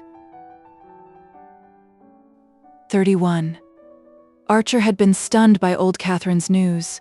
It was only natural that Madame Olenska should have hastened from Washington in response to her grandmother's summons, but that she should have decided to remain under her roof, especially now that Mrs. Mingott had almost regained her health, was less easy to explain. Archer was sure that Madame Olenska's decision had not been influenced by the change in her financial situation. He knew the exact figure of the small income which her husband had allowed her at their separation. Without the addition of her grandmother's allowance, it was hardly enough to live on, in any sense known to the Mingott vocabulary, and now that Medora Manson, who shared her life, had been ruined, such a pittance would barely keep the two women clothed and fed. Yet Archer was convinced that Madame Olenska had not accepted her grandmother's offer from interested motives. She had the heedless generosity and the spasmodic extravagance of persons used to large fortunes and indifferent to money, but she could go without many things which her relations considered indispensable, and Mrs. Lovell Mingott and Mrs. Welland had often been heard to deplore that anyone who had enjoyed the cosmopolitan luxuries of Count Olenski's establishments should care so little about how things were done. Moreover, as Archer knew, several months had passed since her allowance had been cut off, yet in the interval she had made no effort to regain her grandmother's favor. Therefore, if she had changed her course, it must be for a different reason. He did not have far to seek for that reason. On the way from the ferry she had told him that he and she must remain apart, but she had said it with her head on his breast. He knew that there was no calculated coquetry in her words. She was fighting her fate as he had fought his, and clinging desperately to her resolve that they should not break faith with the people who trusted them. But during the 10 days which had elapsed since her return to New York, she had perhaps guessed from his silence, and from the fact of his making no attempt to see her, that he was meditating a decisive step, a step from which there was no turning back. At the thought, a sudden fear of her own weakness might have seized her, and she might have felt that, after all, it was better to accept the compromise usual in such cases and follow the line of least resistance. An hour earlier, when he had rung Mrs. Mingott's bell, Archer had fancied that his path was clear before him. He had meant to have a word alone with Madame Olenska, and failing that, to learn from her grandmother on what day and by which train she was returning to Washington. In that train he intended to join her and travel with her to Washington, or as much farther as she was willing to go. His own fancy inclined to Japan. At any rate, she would understand at once that, wherever she went, he was going. He meant to leave a note for May that should cut off any other alternative. He had fancied himself not only nerved for this plunge but eager to take it, yet his first feeling on hearing that the course of events was changed had been one of relief. Now, however, as he walked home from Mrs. Mingott's, he was conscious of a growing distaste for what lay before him. There was nothing unknown or unfamiliar in the path he was presumably to tread, but when he had trodden it before, it was as a free man, who was accountable to no one for his actions, and could lend himself with an amused detachment to the game of precautions and prevarications, concealments and compliances, that the part required. This procedure was called protecting a woman's honor, and the best fiction, combined with the after-dinner talk of his elders, had long since initiated him into every detail of its code. Now he saw the matter in a new light, and his part in it seemed singularly diminished. It was, in fact, that which, with a secret fatuity, he had watched Mrs. Thorley Rushworth play toward a fond and unperceiving husband, a smiling, bantering, humoring, watchful and incessant lie. A lie by day, a lie by night, a lie in every touch and every look, a lie in every caress and every quarrel, a lie in every word and in every silence. It was easier and less dastardly on the whole, for a wife to play such a part toward her husband. A woman's standard of truthfulness was tacitly held to be lower. She was the subject creature, and versed in the arts of the enslaved. Then she could always plead moods and nerves, and the right not to be held too strictly to account. And even in the most straight-laced societies, the laugh was always against the husband. But in Archer's little world, no one laughed at a wife deceived, and a certain measure of contempt was attached to men who continued their philandering after marriage. In the rotation of crops, there was a recognized season for wild oats, but they were not to be sown more than once. Archer had always shared this view. In his heart he thought Lefferts despicable. But to love Ellen Olenska was not to become a man like Lefferts.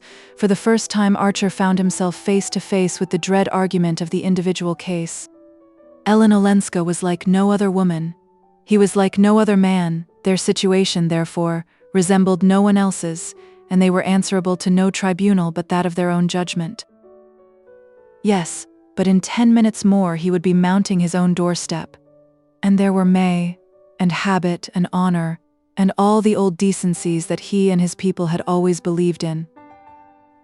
At his corner he hesitated, and then walked on down Fifth Avenue. Ahead of him, in the winter night, loomed a big unlit house. As he drew near, he thought how often he had seen it blazing with lights, its steps awninged and carpeted, and carriages waiting in double line to draw up at the curbstone. It was in the conservatory that stretched its dead black bulk down the side street that he had taken his first kiss from May. It was under the myriad candles of the ballroom that he had seen her appear, tall and silver shining as a young Diana. Now the house was as dark as the grave, except for a faint flare of gas in the basement, and a light in one upstairs room where the blind had not been lowered. As Archer reached the corner, he saw that the carriage standing at the door was Mrs. Manson Mingot's.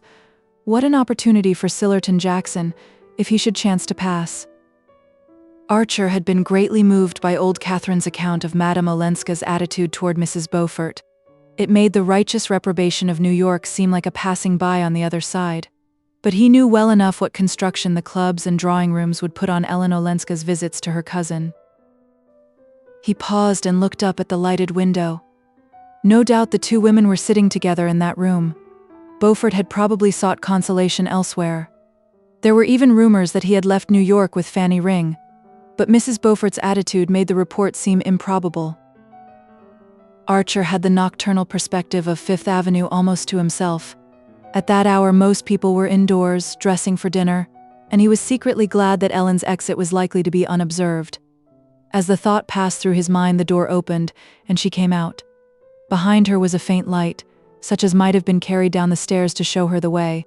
She turned to say a word to someone. Then the door closed, and she came down the steps. "Ellen," he said in a low voice as she reached the pavement. She stopped with a slight start, and just then he saw two young men of fashionable cut approaching. There was a familiar air about their overcoats and the way their smart silk mufflers were folded over their white ties, and he wondered how youths of their quality happened to be dining out so early. Then he remembered that the Reggie Chiverses, whose house was a few doors above, were taking a large party that evening to see Adelaide Nielsen in Romeo and Juliet, and guessed that the two were of the number. They passed under a lamp, and he recognized Lawrence Lefferts and a young Chivers. A mean desire not to have Madame Olenska seen at the Beaufort's door vanished as he felt the penetrating warmth of her hand. "I shall see you now, we shall be together," he broke out, hardly knowing what he said. "Ah," she answered, "Granny has told you?" While he watched her, he was aware that Lefferts and Chivers, on reaching the farther side of the street corner, had discreetly struck away across Fifth Avenue. It was the kind of masculine solidarity that he himself often practiced. Now he sickened at their connivance.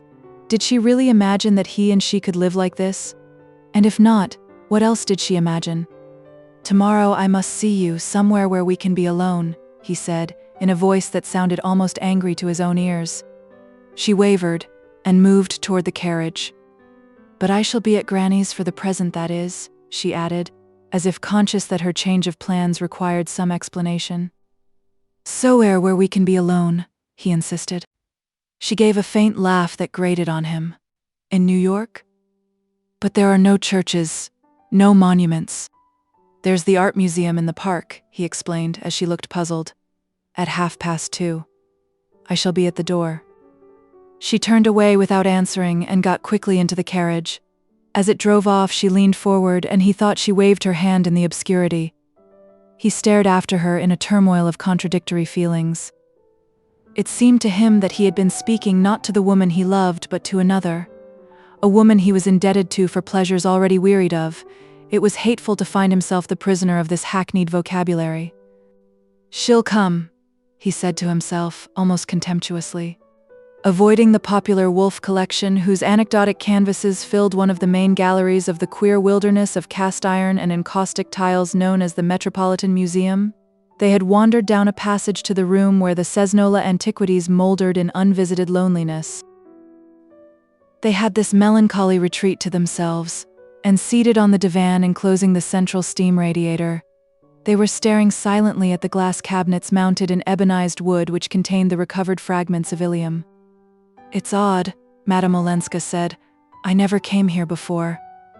Ah, well, someday, I suppose. It will be a great museum. Yes, she assented absently. She stood up and wandered across the room. Archer, remaining seated, watched the light movements of her figure, so girlish even under its heavy furs, the cleverly planted heron wing in her fur cap, and the way a dark curl lay like a flattened vine spiral on each cheek above the ear. His mind, as always when they first met, was wholly absorbed in the delicious details that made her herself and no other. Presently he rose and approached the case before which she stood. Its glass shelves were crowded with small broken objects, hardly recognizable domestic utensils, ornaments and personal trifles, made of glass, of clay, of discolored bronze and other time-blurred substances. It seems cruel, she said, that after a while nothing matters, any more than these little things, that used to be necessary and important to forgotten people, and now have to be guessed at under a magnifying glass and labeled "use unknown." Yes, but meanwhile... meanwhile... As she stood there, in her long sealskin coat, her hands thrust in a small round muff, her veil drawn down like a transparent mask to the tip of her nose, and the bunch of violets he had brought her stirring with her quickly taken breath, it seemed incredible that this pure harmony of line and color should ever suffer the stupid law of change. Meanwhile, everything matters that concerns you, he said. She looked at him thoughtfully and turned back to the divan. He sat down beside her and waited, but suddenly he heard a step echoing far off down the empty rooms and felt the pressure of the minutes. What is it you wanted to tell me? She asked, as if she had received the same warning. What I wanted to tell you? He rejoined. Why, that I believe you came to New York because you were afraid? Afraid? Of my coming to Washington. She looked down at her muff, and he saw her hands stir in it uneasily. Well? Well, yes, she said. You were afraid? You knew? Yes, I knew. Well then, he insisted. Well then? This is better, isn't it? She returned with a long, questioning sigh. Better? We shall hurt others less. Isn't it, after all, what you always wanted? To have you here, you mean in reach and yet out of reach? To meet you in this way, on the sly? It's the very reverse of what I want. I told you the other day what I wanted. She hesitated. And you still think this? Worse? 1,000 times. He paused.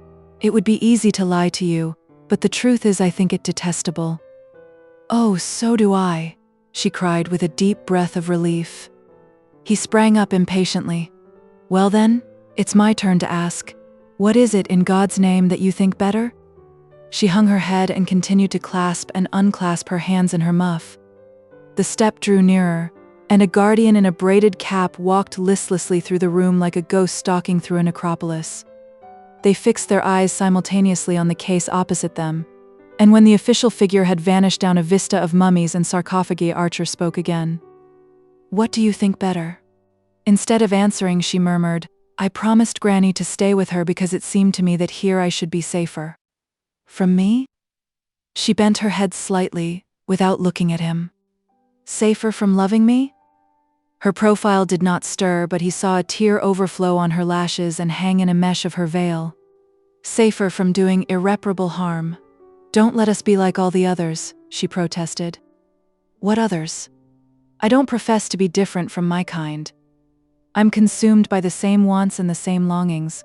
She glanced at him with a kind of terror, and he saw a faint color steal into her cheeks. Shall I once come to you and then go home? She suddenly hazarded in a low, clear voice. The blood rushed to the young man's forehead. Dearest, he said, without moving. It seemed as if he held his heart in his hands, like a full cup that the least motion might overbrim. Then her last phrase struck his ear and his face clouded. Go home. What do you mean by going home? Home to my husband. And you expect me to say yes to that? She raised her troubled eyes to his. What else is there? I can't stay here and lie to the people who've been good to me. But that's the very reason why I ask you to come away. And destroy their lives when they've helped me to remake mine? Archer sprang to his feet and stood looking down on her in inarticulate despair. It would have been easy to say, yes, come once. He knew the power she would put in his hands if she consented. There would be no difficulty then in persuading her not to go back to her husband. But something silenced the word on his lips. A sort of passionate honesty in her made it inconceivable that he should try to draw her into that familiar trap. If I were to let her come, he said to himself, I should have to let her go again, and that was not to be imagined. But he saw the shadow of the lashes on her wet cheek, and wavered. After all, he began again, we have lives of our own. There's no use attempting the impossible.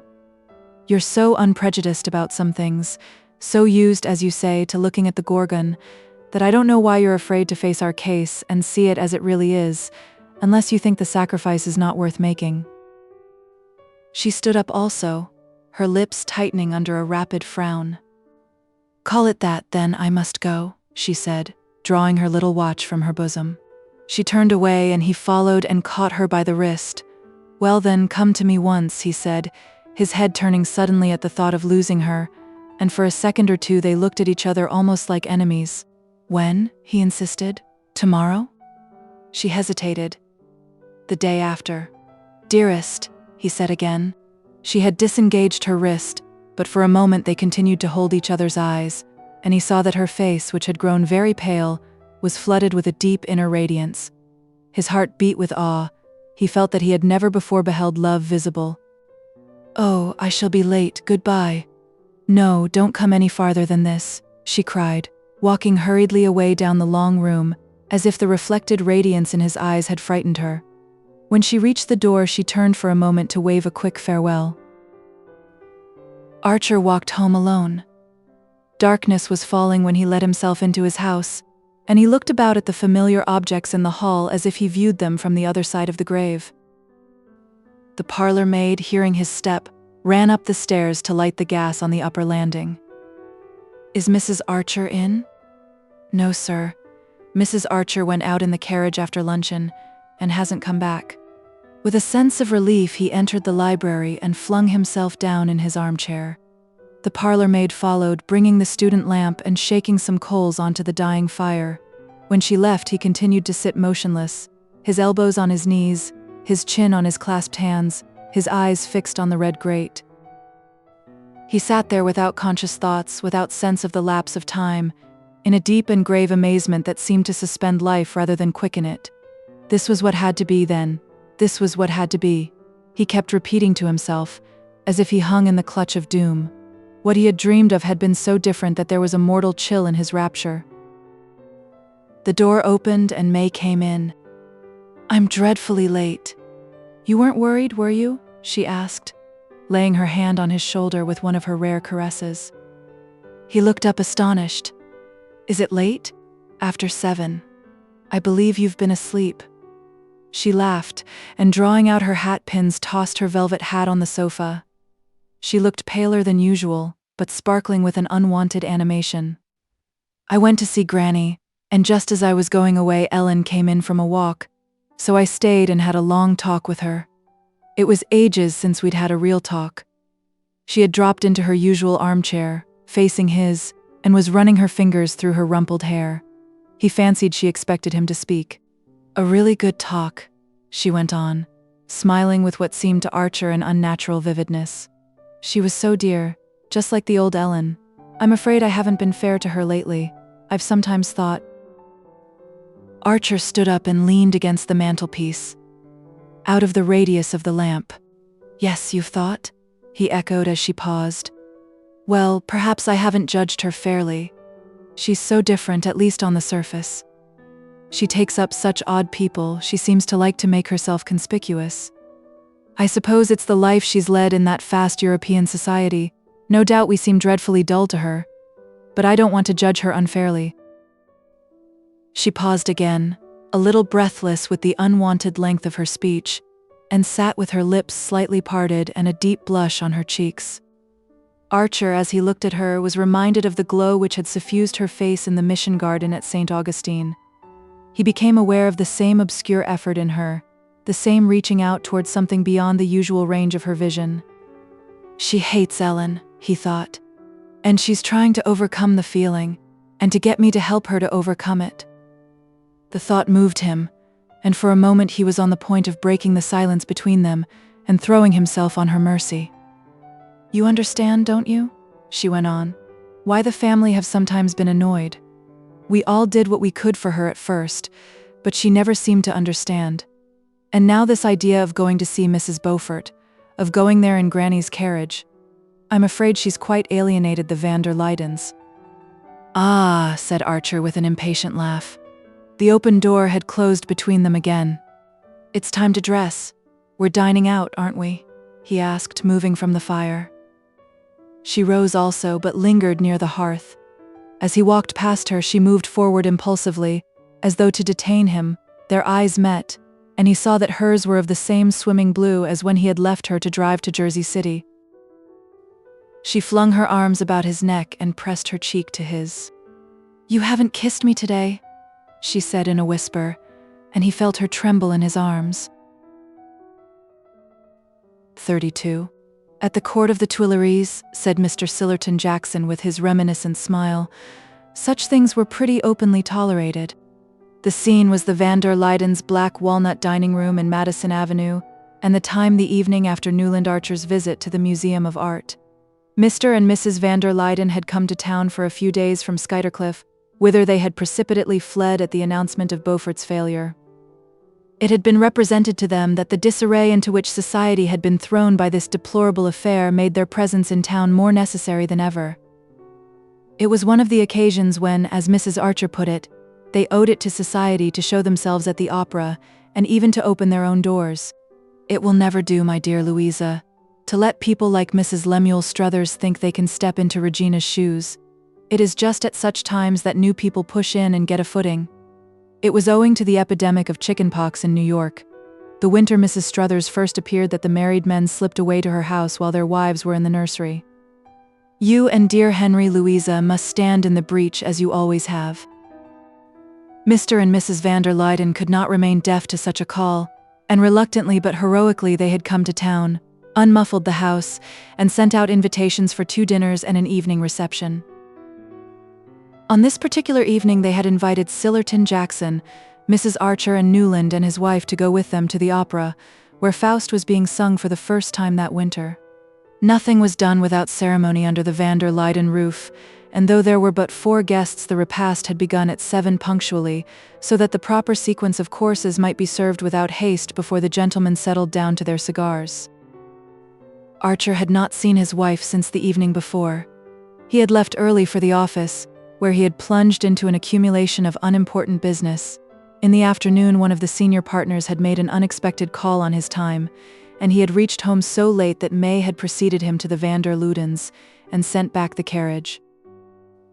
Now, across the Skuytercliff carnations and the massive plate, she struck him as pale and languid, but her eyes shone, and she talked with exaggerated animation. The subject which had called forth Mr. Sillerton Jackson's favorite allusion had been brought up, Archer fancied not without intention, by their hostess. The Beaufort failure, or rather the Beaufort attitude since the failure, was still a fruitful theme for the drawing-room moralist, and after it had been thoroughly examined and condemned, Mrs. van der Luyden had turned her scrupulous eyes on May Archer. "Is it possible, dear, that what I hear is true? I was told your grandmother Mingott's carriage was seen standing at Mrs. Beaufort's door." It was noticeable that she no longer called the offending lady by her Christian name. May's color rose, and Mrs. Archer put in hastily, "If it was, I'm convinced it was there without Mrs. Mingott's knowledge." "Ah, you think?" Mrs. van der Luyden paused, sighed, and glanced at her husband. "I'm afraid," Mr. van der Luyden said, "that Madame Olenska's kind heart may have led her into the imprudence of calling on Mrs. Beaufort." "Or her taste for peculiar people," put in Mrs. Archer in a dry tone, while her eyes dwelt innocently on her son's. "I'm sorry to think it of Madame Olenska," said Mrs. van der Luyden, and Mrs. Archer murmured, "Ah, my dear, and after you'd had her twice at XXIII." It was at this point that Mr. Jackson seized the chance to place his favorite allusion. "At the Tuileries," he repeated, seeing the eyes of the company expectantly turned on him, "the standard was excessively lax in some respects, and if you'd asked where Morney's money came from, or who paid the debts of some of the court beauties—" "I hope, dear Sillerton," said Mrs. Archer, "you are not suggesting that we should adopt such standards." "I never suggest," returned Mr. Jackson imperturbably, "but Madame Olenska's foreign bringing up may make her less particular." "Ah," the two elder ladies sighed. "Still, to have kept her grandmother's carriage at a defaulter's door—" Mr. van der Luyden protested, and Archer guessed that he was remembering and resenting the hampers of carnations he had sent to the little house in 23rd Street. "Of course, I've always said that she looks at things quite differently," Mrs. Archer summed up. A flush rose to May's forehead. She looked across the table at her husband and said precipitately, "I'm sure Ellen meant it kindly." "Imprudent people are often kind," said Mrs. Archer, as if the fact were scarcely an extenuation, and Mrs. van der Luyden murmured, "If only she had consulted someone." "Ah, that she never did," Mrs. Archer rejoined. At this point, Mr. van der Luyden glanced at his wife, who bent her head slightly in the direction of Mrs. Archer, and the glimmering trains of the three ladies swept out of the door while the gentlemen settled down to their cigars. Mr. van der Luyden supplied short ones on opera nights, but they were so good that they made his guests deplore his inexorable punctuality. Archer, after the first act, had detached himself from the party and made his way to the back of the club box. From there he watched, over various Chivers, Mingott, and Rushworth's shoulders, the same scene that he had looked at 2 years previously on the night of his first meeting with Ellen Olenska. He had half expected her to appear again in old Mrs. Mingott's box, but it remained empty, and he sat motionless, his eyes fastened on it, till suddenly Madame Nilsson's pure soprano broke out into a mama, non-mama. Archer turned to the stage where, in the familiar setting of giant roses and pen-wiper pansies, the same large blonde victim was succumbing to the same small brown seducer. From the stage his eyes wandered to the point of the horseshoe where May sat between two older ladies, just as, on that former evening, she had sat between Mrs. Lovell Mingott and her newly arrived foreign cousin. As on that evening she was all in white, and Archer, who had not noticed what she wore, recognized the blue-white satin and old lace of her wedding dress. It was the custom in old New York for brides to appear in this costly garment during the first year or two of marriage. His mother, he knew, kept hers in tissue paper in the hope that Janie might someday wear it, though poor Janie was reaching the age when pearl gray poplin and no bridesmaids would be thought more appropriate. It struck Archer that May, since their return from Europe, had seldom worn her bridal satin, and the surprise of seeing her in it made him compare her appearance with that of the young girl he had watched with such blissful anticipations 2 years earlier. Though May's outline was slightly heavier, as her goddess-like build had foretold, her athletic erectness of carriage, and the girlish transparency of her expression, remained unchanged, but for the slight languor that Archer had lately noticed in her, she would have been the exact image of the girl playing with the bouquet of lilies of the valley on her betrothal evening. The fact seemed an additional appeal to his pity. Such innocence was as moving as the trustful clasp of a child. Then he remembered the passionate generosity latent under that incurious calm. He recalled her glance of understanding when he had urged that their engagement should be announced at the Beaufort ball. He heard the voice in which she had said, in the Mission Garden, "I couldn't have my happiness made out of a wrong to someone else." And an uncontrollable longing seized him to tell her the truth, to throw himself on her generosity, and ask for the freedom he had once refused. Newland Archer was a quiet and self-controlled young man. Conformity to the discipline of a small society had become almost his second nature. It was deeply distasteful to him to do anything melodramatic and conspicuous, anything Mr. van der Luyden would have deprecated and the club box condemned as bad form. But he had become suddenly unconscious of the club box, of Mr. van der Luyden, of all that had so long enclosed him in the warm shelter of habit. He walked along the semicircular passage at the back of the house, and opened the door of Mrs. van der Luyden's box as if it had been a gate into the unknown. "Mama?" thrilled out the triumphant Marguerite, and the occupants of the box looked up in surprise at Archer's entrance. He had already broken one of the rules of his world, which forbade the entering of a box during a solo.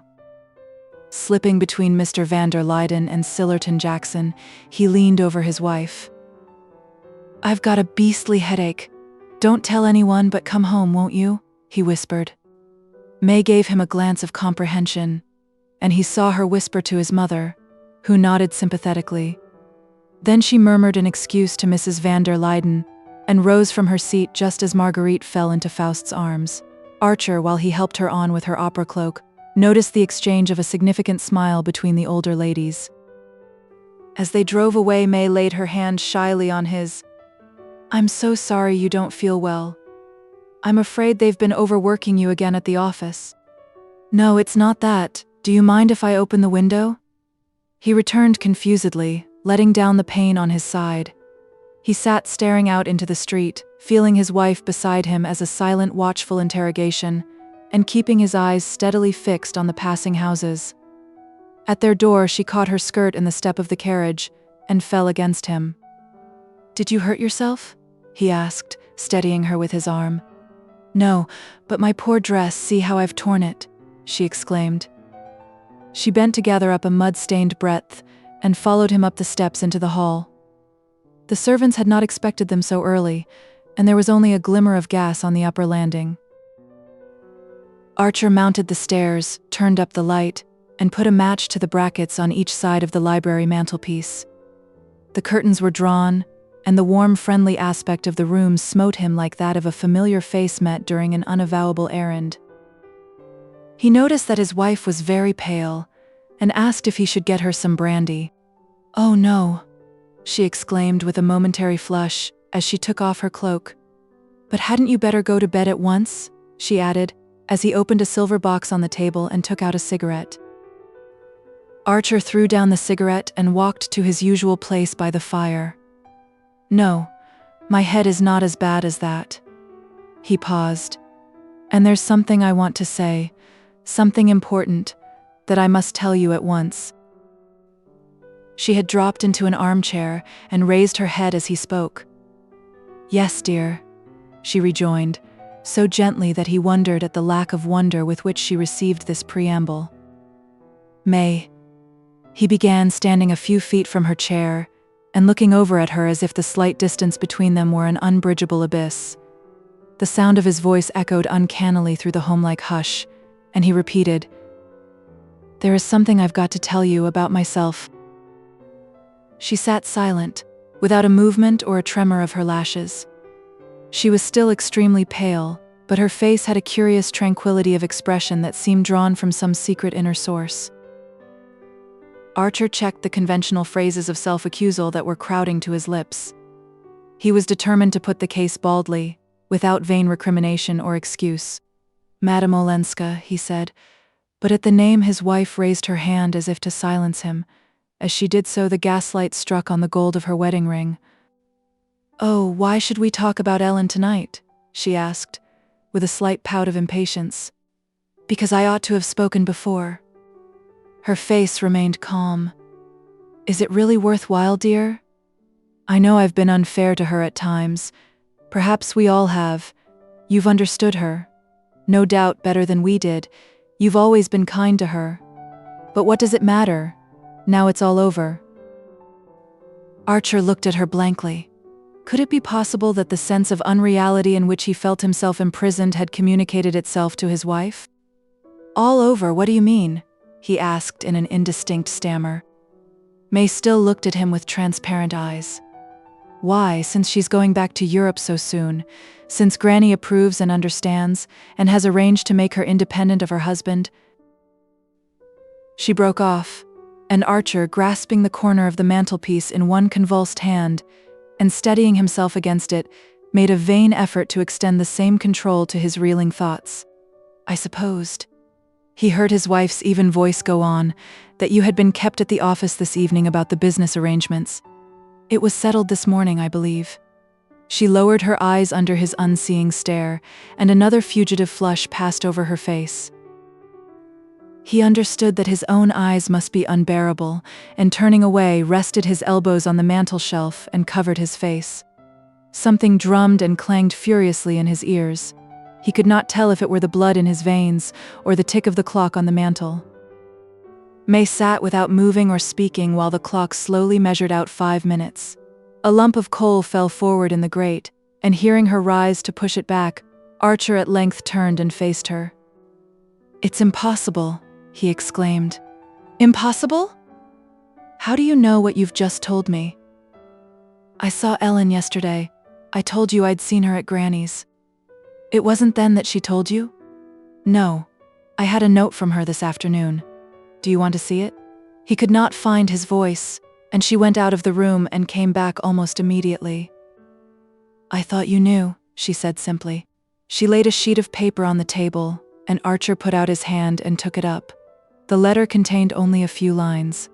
"May dear, I have at last made Granny understand that my visit to her could be no more than a visit, and she has been as kind and generous as ever. She sees now that if I return to Europe, I must live by myself, or rather with poor Aunt Medora, who is coming with me. I am hurrying back to Washington to pack up, and we sail next week.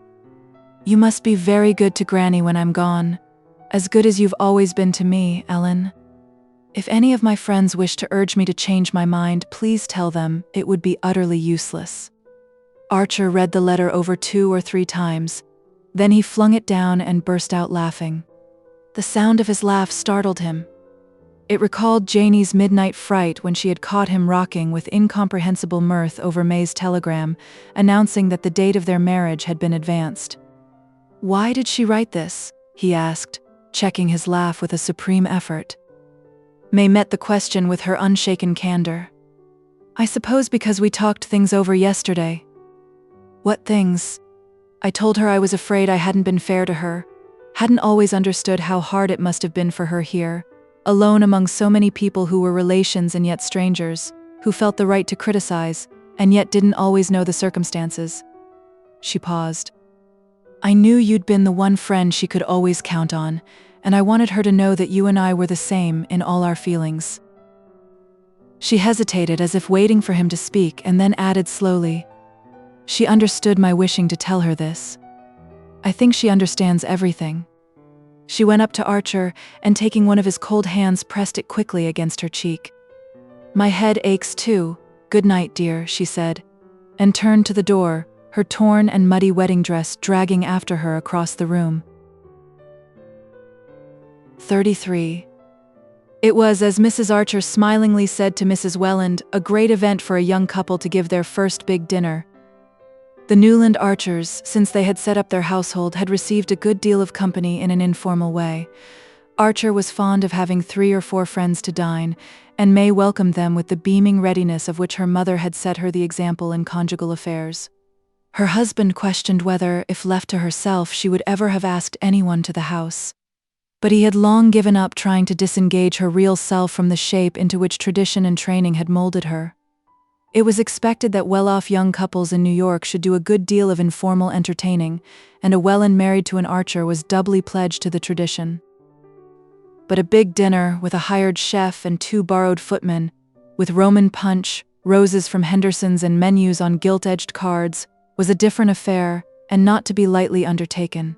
As Mrs. Archer remarked, the Roman punch made all the difference, not in itself but by its manifold implications, since it signified either canvas-backs or terrapin, 2 soups, a hot and a cold sweet, full décolletage with short sleeves, and guests of a proportionate importance. It was always an interesting occasion when a young pair launched their first invitations in the third person, and their summons was seldom refused even by the seasoned and sought after. Still, it was admittedly a triumph that the van der Luydens, at May's request, should have stayed over in order to be present at her farewell dinner for the Countess Olenska. The 2 mothers-in-law sat in May's drawing room on the afternoon of the great day, Mrs. Archer writing out the menus on Tiffany's thickest gilt-edged Bristol, while Mrs. Welland superintended the placing of the palms and standard lamps. Archer, arriving late from his office, found them still there. Mrs. Archer had turned her attention to the name cards for the table, and Mrs. Welland was considering the effect of bringing forward the large gilt sofa so that another corner might be created between the piano and the window. May, they told him, was in the dining room inspecting the mound of Jacqueminot roses and maidenhair in the center of the long table, and the placing of the Maillard bonbons in openwork silver baskets between the candelabra. On the piano stood a large basket of orchids which Mr. van der Luyden had sent from Skuytercliff. Everything was, in short, as it should be on the approach of so considerable an event. Mrs. Archer ran thoughtfully over the list, checking off each name with her sharp gold pen. Henry van der Luyden, Louisa, the Lovell Mingots, the Reggie Chiverses, Lawrence Lefferts, and Gertrude. Yes, I suppose May was right to have them. The Selfridge Marys, Sillerton Jackson, Van Newland and his wife. How time passes. It seems only yesterday that he was your best man, Newland, and Countess Olenska. Yes, I think that's all. Mrs. Welland surveyed her son-in-law affectionately. No one can say, Newland, that you and May are not giving Ellen a handsome send-off. Ah, well, said Mrs. Archer. I understand May's wanting her cousin to tell people abroad that we're not quite barbarians. I'm sure Ellen will appreciate it. She was to arrive this morning, I believe. It will make a most charming last impression.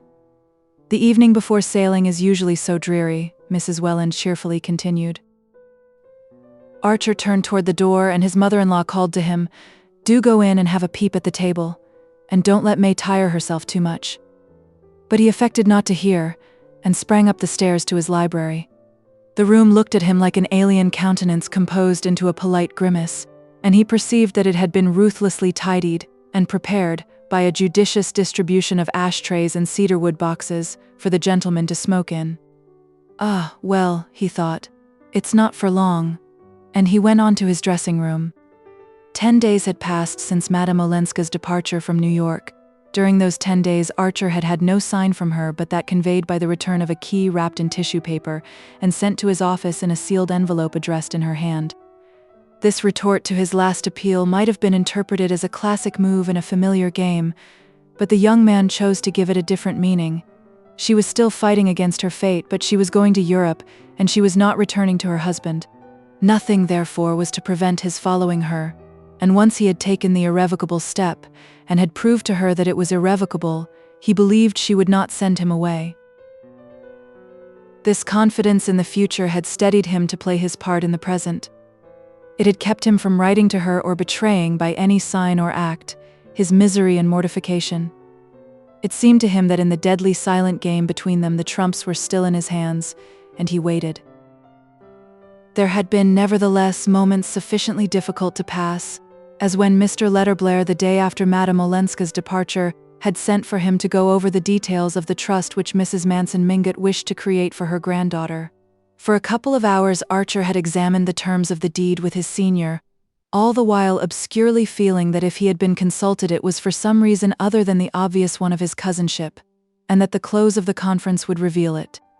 Well, the lady can't deny that it's a handsome arrangement, Mr. Letterblair had summed up, after mumbling over a summary of the settlement.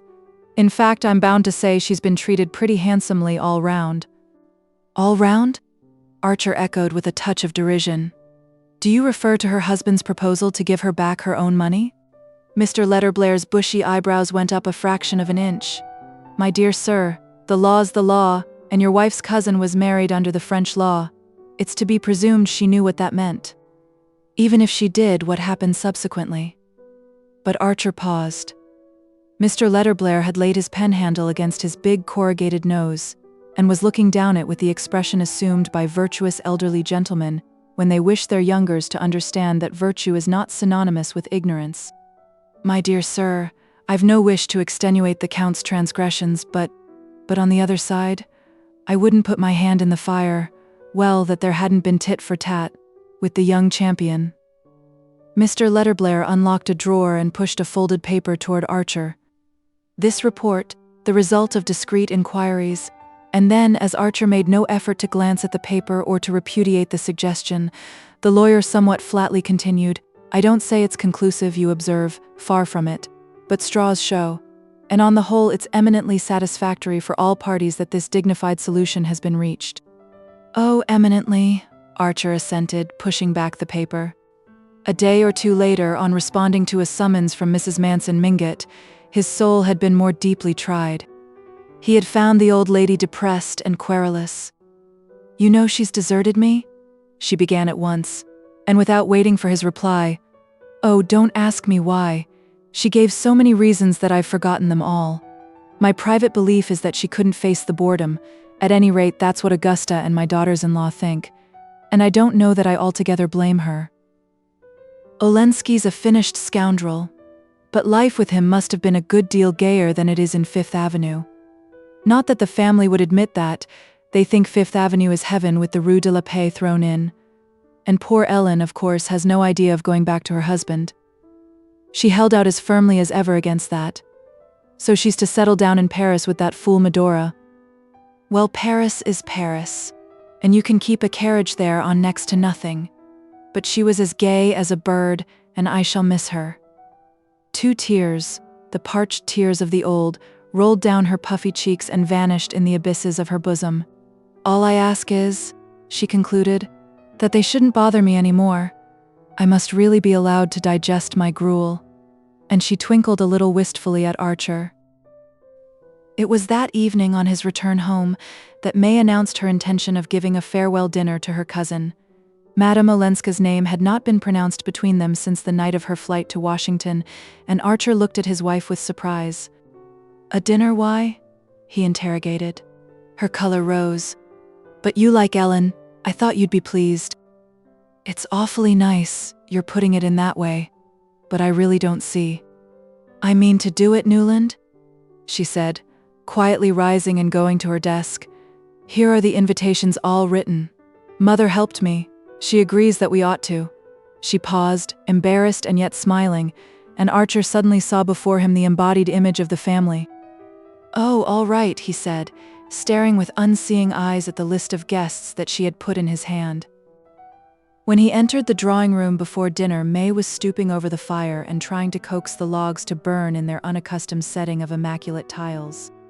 The tall lamps were all lit, and Mr. van der Luyden's orchids had been conspicuously disposed in various receptacles of modern porcelain and knobby silver.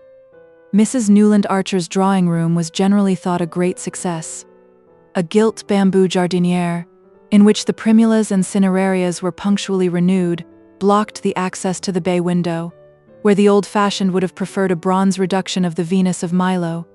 The sofas and armchairs of pale brocade were cleverly grouped about little plush tables densely covered with silver toys, porcelain animals and efflorescent photograph frames.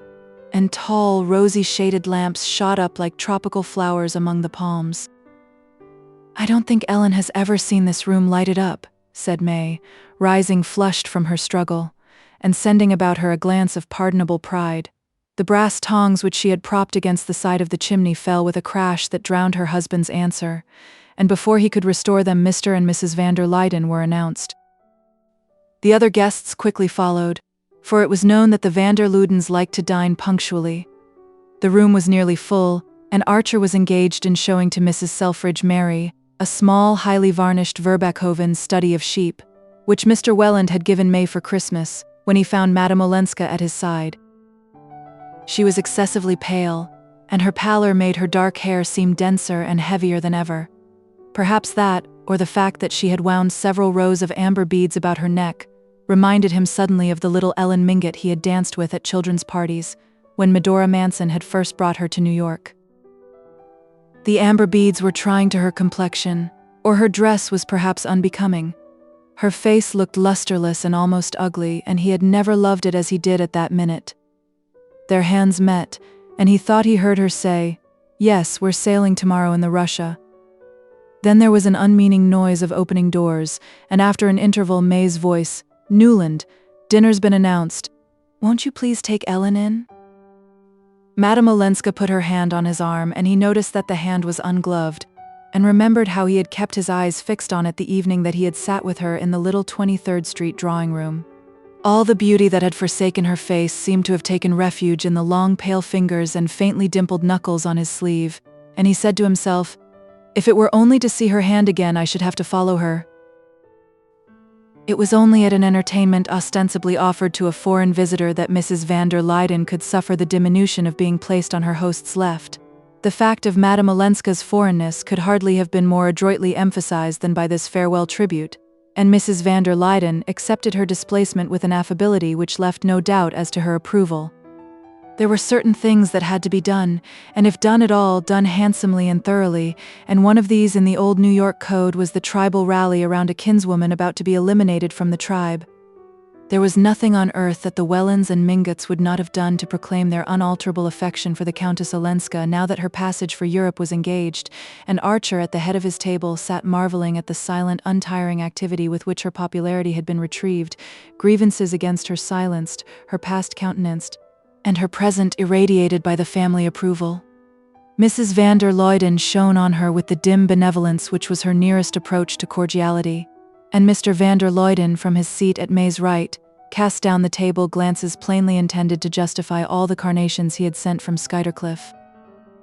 Archer, who seemed to be assisting at the scene in a state of odd imponderability, as if he floated somewhere between chandelier and ceiling, wondered at nothing so much as his own share in the proceedings. As his glance traveled from one placid, well-fed face to another, he saw all the harmless-looking people engaged upon May's canvas backs as a band of dumb conspirators, and himself and the pale woman on his right as the center of their conspiracy.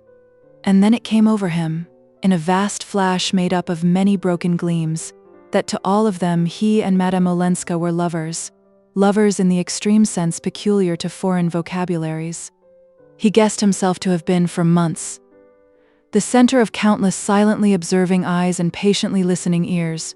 He understood that, by means as yet unknown to him, the separation between himself and the partner of his guilt had been achieved, and that now the whole tribe had rallied about his wife on the tacit assumption that nobody knew anything, or had ever imagined anything, and that the occasion of the entertainment was simply May Archer's natural desire to take an affectionate leave of her friend and cousin. It was the old New York way of taking life without a fusion of blood, the way of people who dreaded scandal more than disease, who placed decency above courage, and who considered that nothing was more ill-bred than scenes, except the behavior of those who gave rise to them. As these thoughts succeeded each other in his mind, Archer felt like a prisoner in the center of an armed camp. He looked about the table, and guessed at the inexorableness of his captors from the tone in which, over the asparagus from Florida, they were dealing with Beaufort and his wife. "It's to show me," he thought, "what would happen to me," and a deathly sense of the superiority of implication and analogy over direct action, and of silence over rash words, closed in on him like the doors of the family vault. He laughed, and met Mrs. van der Luyden's startled eyes. "You think it laughable?" she said with a pinched smile. "Of course, poor Regina's idea of remaining in New York has its ridiculous side, I suppose," and Archer muttered, "Of course." At this point he became conscious that Madame Olenska's other neighbor had been engaged for some time with the lady on his right.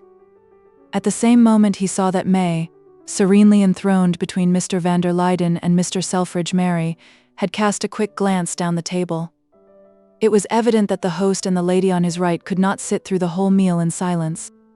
He turned to Madame Olenska, and her pale smile met him. "Oh, do let's see it through," it seemed to say. "Did you find the journey tiring?" he asked in a voice that surprised him by its naturalness, and she answered that, on the contrary, she had seldom traveled with fewer discomforts. "Except, the dreadful heat in the train," she added, and he remarked that she would not suffer from that particular hardship in the country she was going to. "I never," he declared with intensity, was more nearly frozen than once, in April, in the train between Calais and Paris. She said she did not wonder, but remarked that, after all, one could always carry an extra rug, and that every form of travel had its hardships, to which he abruptly returned that he thought them all of no account compared with the blessedness of getting away. She changed color, and he added, his voice suddenly rising in pitch, "I mean to do a lot of traveling myself before long." A tremor crossed her face, and leaning over to Reggie Chivers, he cried out, "I say, Reggie, what do you say to a trip round the world now next month, I mean?" "I'm game if you are," at which Mrs. Reggie piped up that she could not think of letting Reggie go till after the Martha Washington ball she was getting up for the blind asylum in Easter week, and her husband placidly observed that by that time he would have to be practicing for the international polo match. But Mr. Selfridge Merry had caught the phrase "round the world," and having once circled the globe in his steam yacht, he seized the opportunity to send down the table several striking items concerning the shallowness of the Mediterranean ports, though after all, he added, it didn't matter, for when you'd seen Athens and Smyrna and Constantinople, what else was there? And Mrs. Mary said she could never be too grateful to Dr. Bencomb for having made them promise not to go to Naples on account of the fever. "But you must have 3 weeks to do India properly," her husband conceded, anxious to have it understood that he was no frivolous globetrotter. And at this point the ladies went up to the drawing room. In the library, in spite of weightier presences, Lawrence Lefferts predominated. The talk, as usual, had veered around to the Beauforts, and even Mr. van der Luyden and Mr. Selfridge Merry, installed in the honorary armchairs tacitly reserved for them, paused to listen to the younger man's philippic. Never had Lefferts so abounded in the sentiments that adorn Christian manhood and exalt the sanctity of the home. Indignation lent him a scathing eloquence, and it was clear that if others had followed his example and acted as he talked, society would never have been weak enough to receive a foreign upstart like Beaufort. No, sir.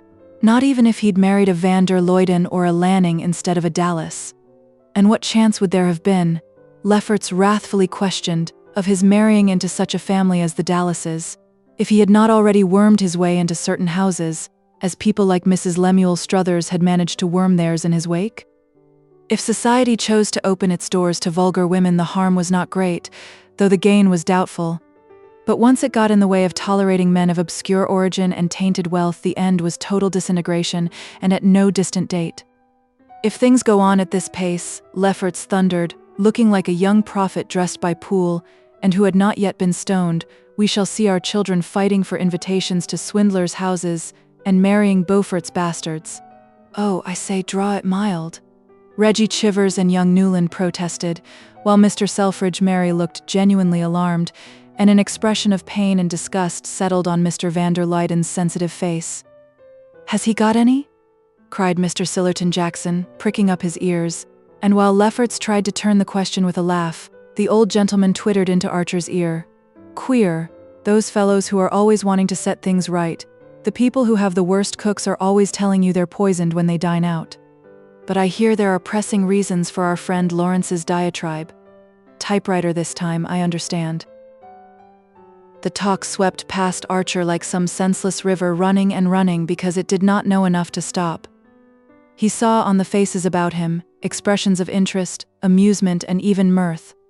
He listened to the younger men's laughter and to the praise of the Archer Madeira, which Mr. van der Luyden and Mr. Merry were thoughtfully celebrating. Through it all, he was dimly aware of a general attitude of friendliness toward himself, as if the guard of the prisoner he felt himself to be were trying to soften his captivity, and the perception increased his passionate determination to be free. In the drawing room, where they presently joined the ladies, he met May's triumphant eyes, and read in them the conviction that everything had gone off beautifully. She rose from Madame Olenska's side, and immediately Mrs. van der Luyden beckoned the latter to a seat on the gilt sofa where she throned. Mrs. Selfridge Merry bore across the room to join them, and it became clear to Archer that here also a conspiracy of rehabilitation and obliteration was going on.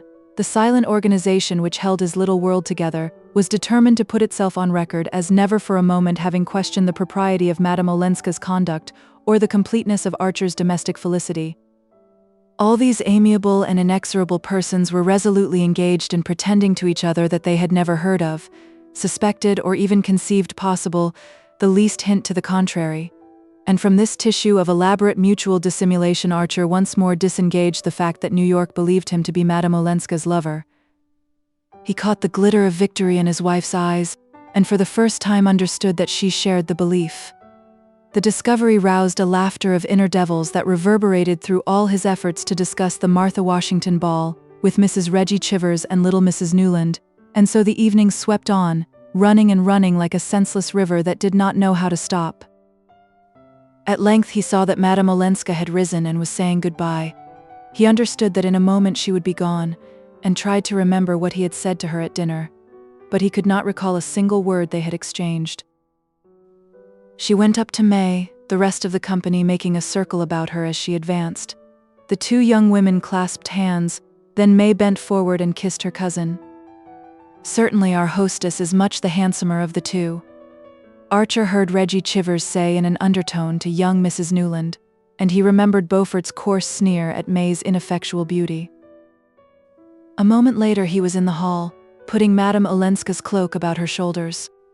Through all his confusion of mind, he had held fast to the resolve to say nothing that might startle or disturb her. Convinced that no power could now turn him from his purpose, he had found strength to let events shape themselves as they would.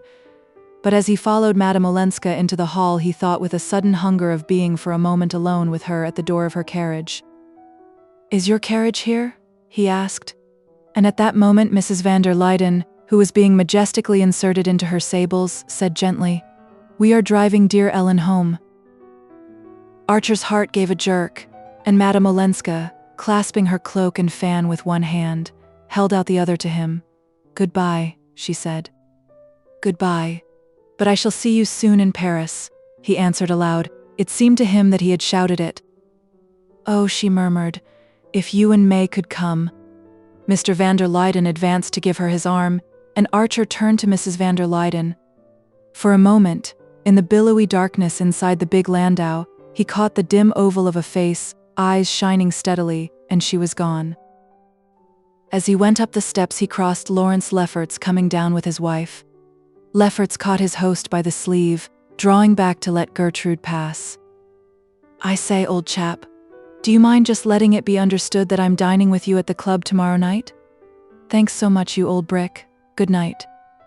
"It did go off beautifully, didn't it?" May questioned from the threshold of the library.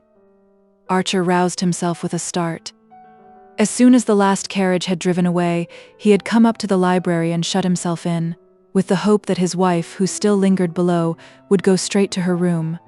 But there she stood, pale and drawn, yet radiating the factitious energy of one who has passed beyond fatigue. "May I come and talk it over?" she asked. "Of course, if you like. But you must be awfully sleepy." "No, I'm not sleepy. I should like to sit with you a little." "Very well," he said, pushing her chair near the fire. She sat down and he resumed his seat, but neither spoke for a long time. At length Archer began abruptly, "Since you're not tired and want to talk, there's something I must tell you. I tried to the other night." She looked at him quickly. "Yes, dear." "Something about yourself?" "About myself." "You say you're not tired. Well, I am, horribly tired." In an instant she was all tender anxiety. "Oh, I've seen it coming on, Newland. You've been so wickedly overworked." "Perhaps it's that. Anyhow, I want to make a break." "A break? To give up the law?" "To go away, at any rate, at once. On a long trip, ever so far off, away from everything." He paused, conscious that he had failed in his attempt to speak with the indifference of a man who longs for a change and is yet too weary to welcome it. Do what he would. The chord of eagerness vibrated. "Away from everything," he repeated. "Ever so far? Where, for instance?" she asked. "Oh, I don't know. India or Japan." She stood up, and as he sat with bent head, his chin propped on his hands, he felt her warmly and fragrantly hovering over him. "As far as that? But I'm afraid you can't, dear," she said in an unsteady voice. "Not unless you'll take me with you." And then, as he was silent, she went on, in tones so clear and evenly pitched that each separate syllable tapped like a little hammer on his brain. That is, if the doctors will let me go, but I'm afraid they won't. For you see, Newland, I've been sure since this morning of something I've been so longing and hoping for." He looked up at her with a sick stare, and she sank down, all dew and roses, and hid her face against his knee. "Oh, my dear," he said, holding her to him while his cold hand stroked her hair. There was a long pause, which the inner devils filled with strident laughter. Then May freed herself from his arms and stood up. "You didn't guess?" "Yes, no, that is, of course I hoped." They looked at each other for an instant and again fell silent. Then, turning his eyes from hers, he asked abruptly, "Have you told anyone else?" "Only Mama and your mother?"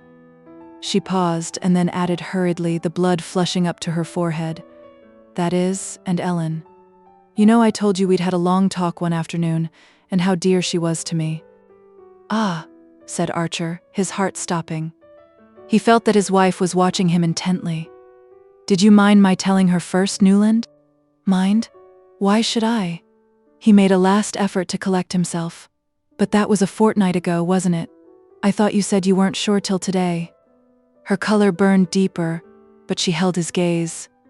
"No, I wasn't sure then, but I told her I was, and you see I was right," she exclaimed, her blue eyes wet with victory. 34. Newland Archer sat at the writing table in his library in East 39th Street.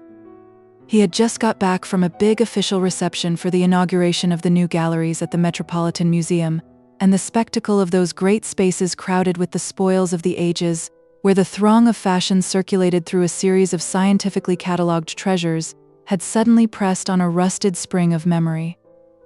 "Why, this used to be one of the old Cesnola rooms," he heard someone say, and instantly everything about him vanished, and he was sitting alone on a hard leather divan against a radiator, while a slight figure in a long sealskin cloak moved away down the meagerly fitted vista of the old museum.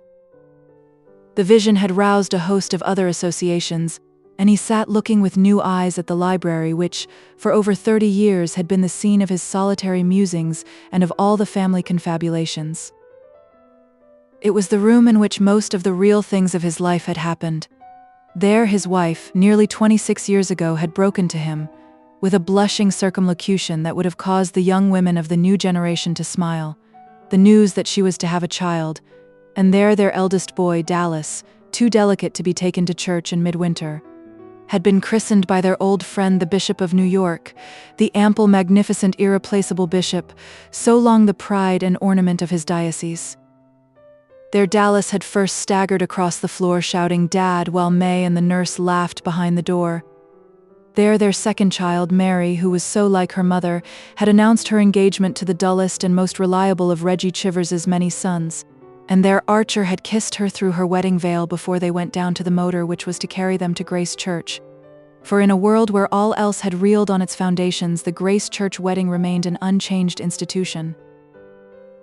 It was in the library that he and May had always discussed the future of the children, the studies of Dallas and his young brother Bill, Mary's incurable indifference to accomplishments and passion for sport and philanthropy, and the vague leanings toward art which had finally landed the restless and curious Dallas in the office of a rising New York architect. The young men nowadays were emancipating themselves from the law and business and taking up all sorts of new things. If they were not absorbed in state politics or municipal reform, the chances were that they were going in for Central American archaeology, for architecture or landscape engineering, taking a keen and learned interest in the pre-revolutionary buildings of their own country, studying and adapting Georgian types, and protesting at the meaningless use of the word colonial. Nobody nowadays had colonial houses except the millionaire grocers of the suburbs. But above all, sometimes Archer put it above all, it was in that library that the governor of New York, coming down from Albany one evening to dine and spend the night, had turned to his host and said, banging his clenched fist on the table and gnashing his eyeglasses, "Hang the professional politician. You're the kind of man the country wants, Archer. If the stable's ever to be cleaned out, men like you have got to lend a hand in the cleaning." Men like you, how Archer had glowed at the phrase, how eagerly he had risen up at the call. It was an echo of Ned Winsett's old appeal to roll his sleeves up and get down into the muck, but spoken by a man who set the example of the gesture and whose summons to follow him was irresistible. Archer, as he looked back, was not sure that men like himself were what his country needed, at least in the active service to which Theodore Roosevelt had pointed.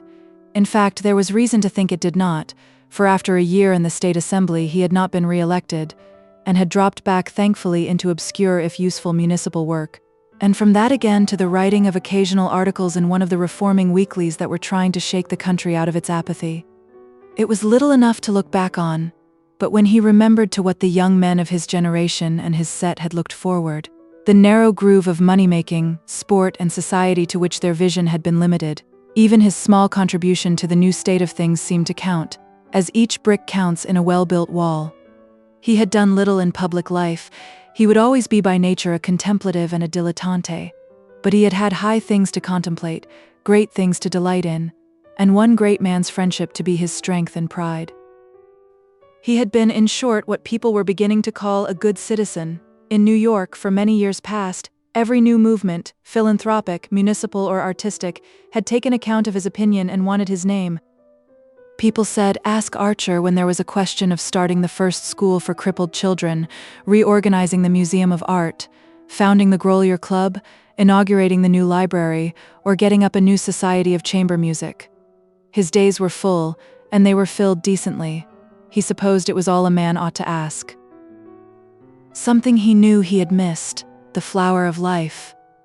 But he thought of it now as a thing so unattainable and improbable that to have repined would have been like despairing because one had not drawn the first prize in a lottery. There were 100 million tickets in his lottery, and there was only one prize. The chances had been too decidedly against him. When he thought of Ellen Olenska, it was abstractly, serenely, as one might think of some imaginary beloved in a book or a picture. She had become the composite vision of all that he had missed. That vision, faint and tenuous as it was, had kept him from thinking of other women. He had been what was called a faithful husband, and when May had suddenly died, carried off by the infectious pneumonia through which she had nursed their youngest child, he had honestly mourned her. Their long years together had shown him that it did not so much matter if marriage was a dull duty, as long as it kept the dignity of a duty. Lapsing from that, it became a mere battle of ugly appetites. Looking about him, he honored his own past and mourned for it. After all, there was good in the old ways. His eyes making the round of the room, done over by Dallas with English mezzotints, Chippendale cabinets, bits of chosen blue and white and pleasantly shaded electric lamps, came back to the old Eastlake writing table that he had never been willing to banish, and to his first photograph of May, which still kept its place beside his inkstand. There she was, tall, round-bosomed and willowy, in her starched muslin and flapping leghorn, as he had seen her under the orange trees in the Mission Garden. And as he had seen her that day, so she had remained, never quite at the same height, yet never far below it, generous, faithful, unwearied, but so lacking in imagination, so incapable of growth, that the world of her youth had fallen into pieces and rebuilt itself without her ever being conscious of the change. This hard, bright blindness had kept her immediate horizon apparently unaltered. Her incapacity to recognize change made her children conceal their views from her as Archer concealed his. There had been, from the first, a joint pretense of sameness, a kind of innocent family hypocrisy in which father and children had unconsciously collaborated.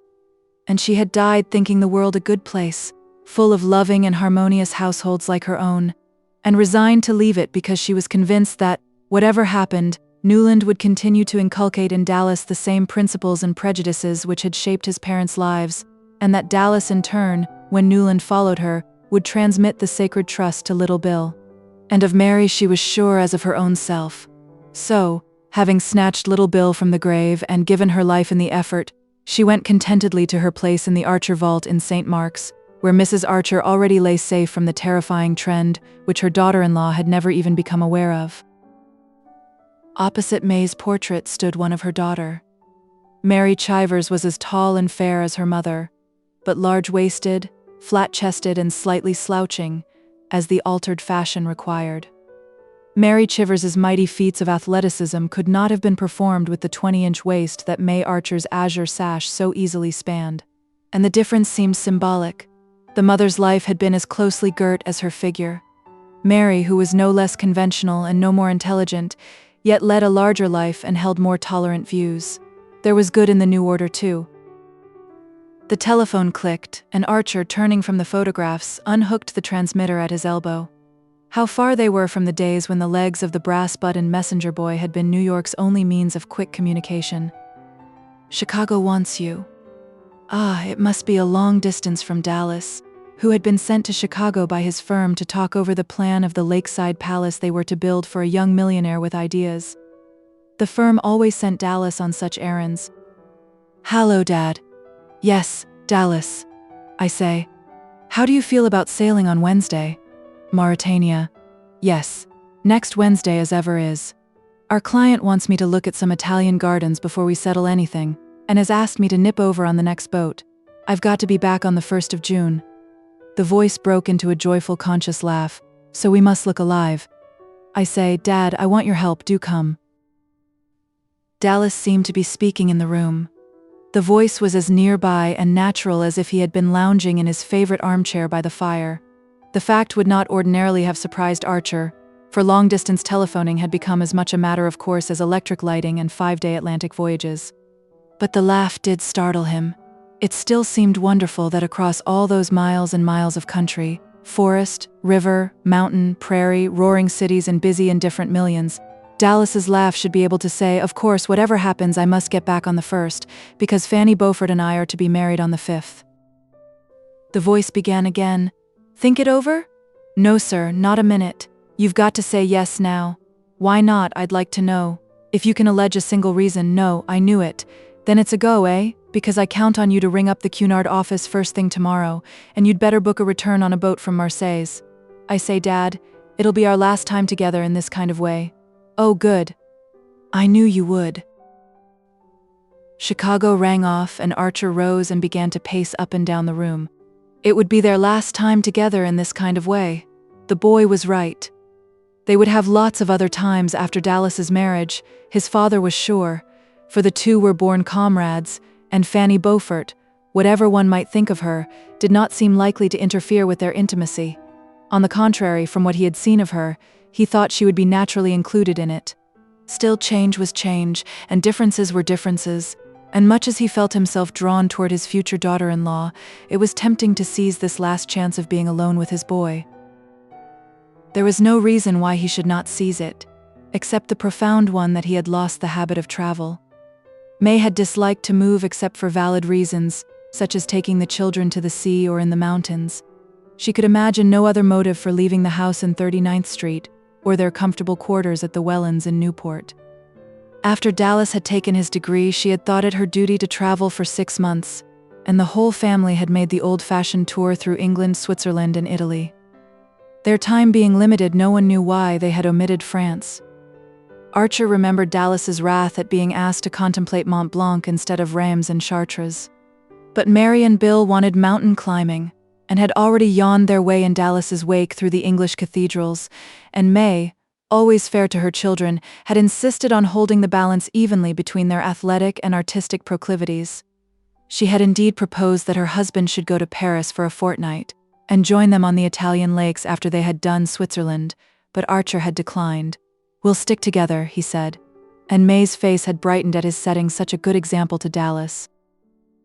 Since her death nearly 2 years before, there had been no reason for his continuing in the same routine. His children had urged him to travel. Mary Chivers had felt sure it would do him good to go abroad and see the galleries. The very mysteriousness of such a cure made her the more confident of its efficacy. But Archer had found himself held fast by habit, by memories, by a sudden startled shrinking from new things. Now, as he reviewed his past, he saw into what a deep rut he had sunk. The worst of doing one's duty was that it apparently unfitted one for doing anything else.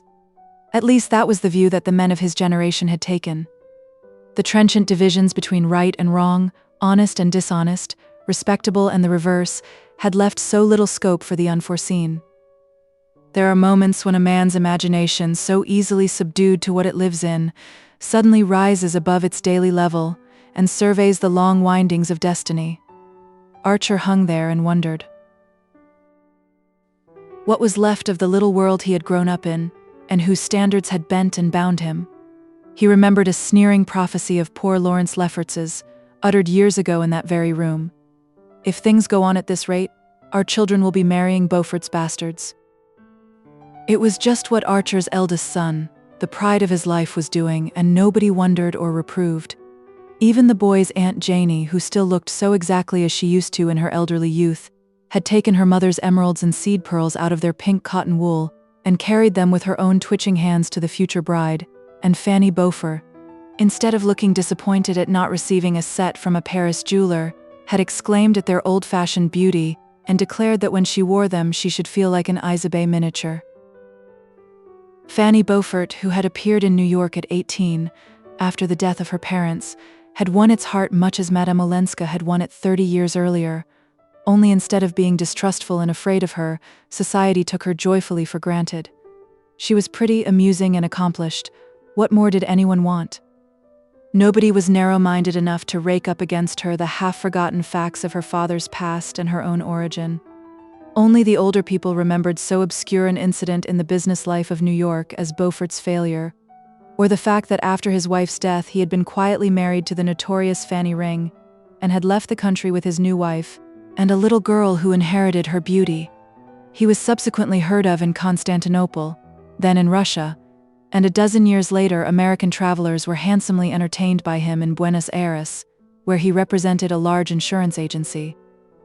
He and his wife died there in the odor of prosperity, and one day their orphaned daughter had appeared in New York in charge of May Archer's sister-in-law, Mrs. Jack Welland, whose husband had been appointed the girl's guardian.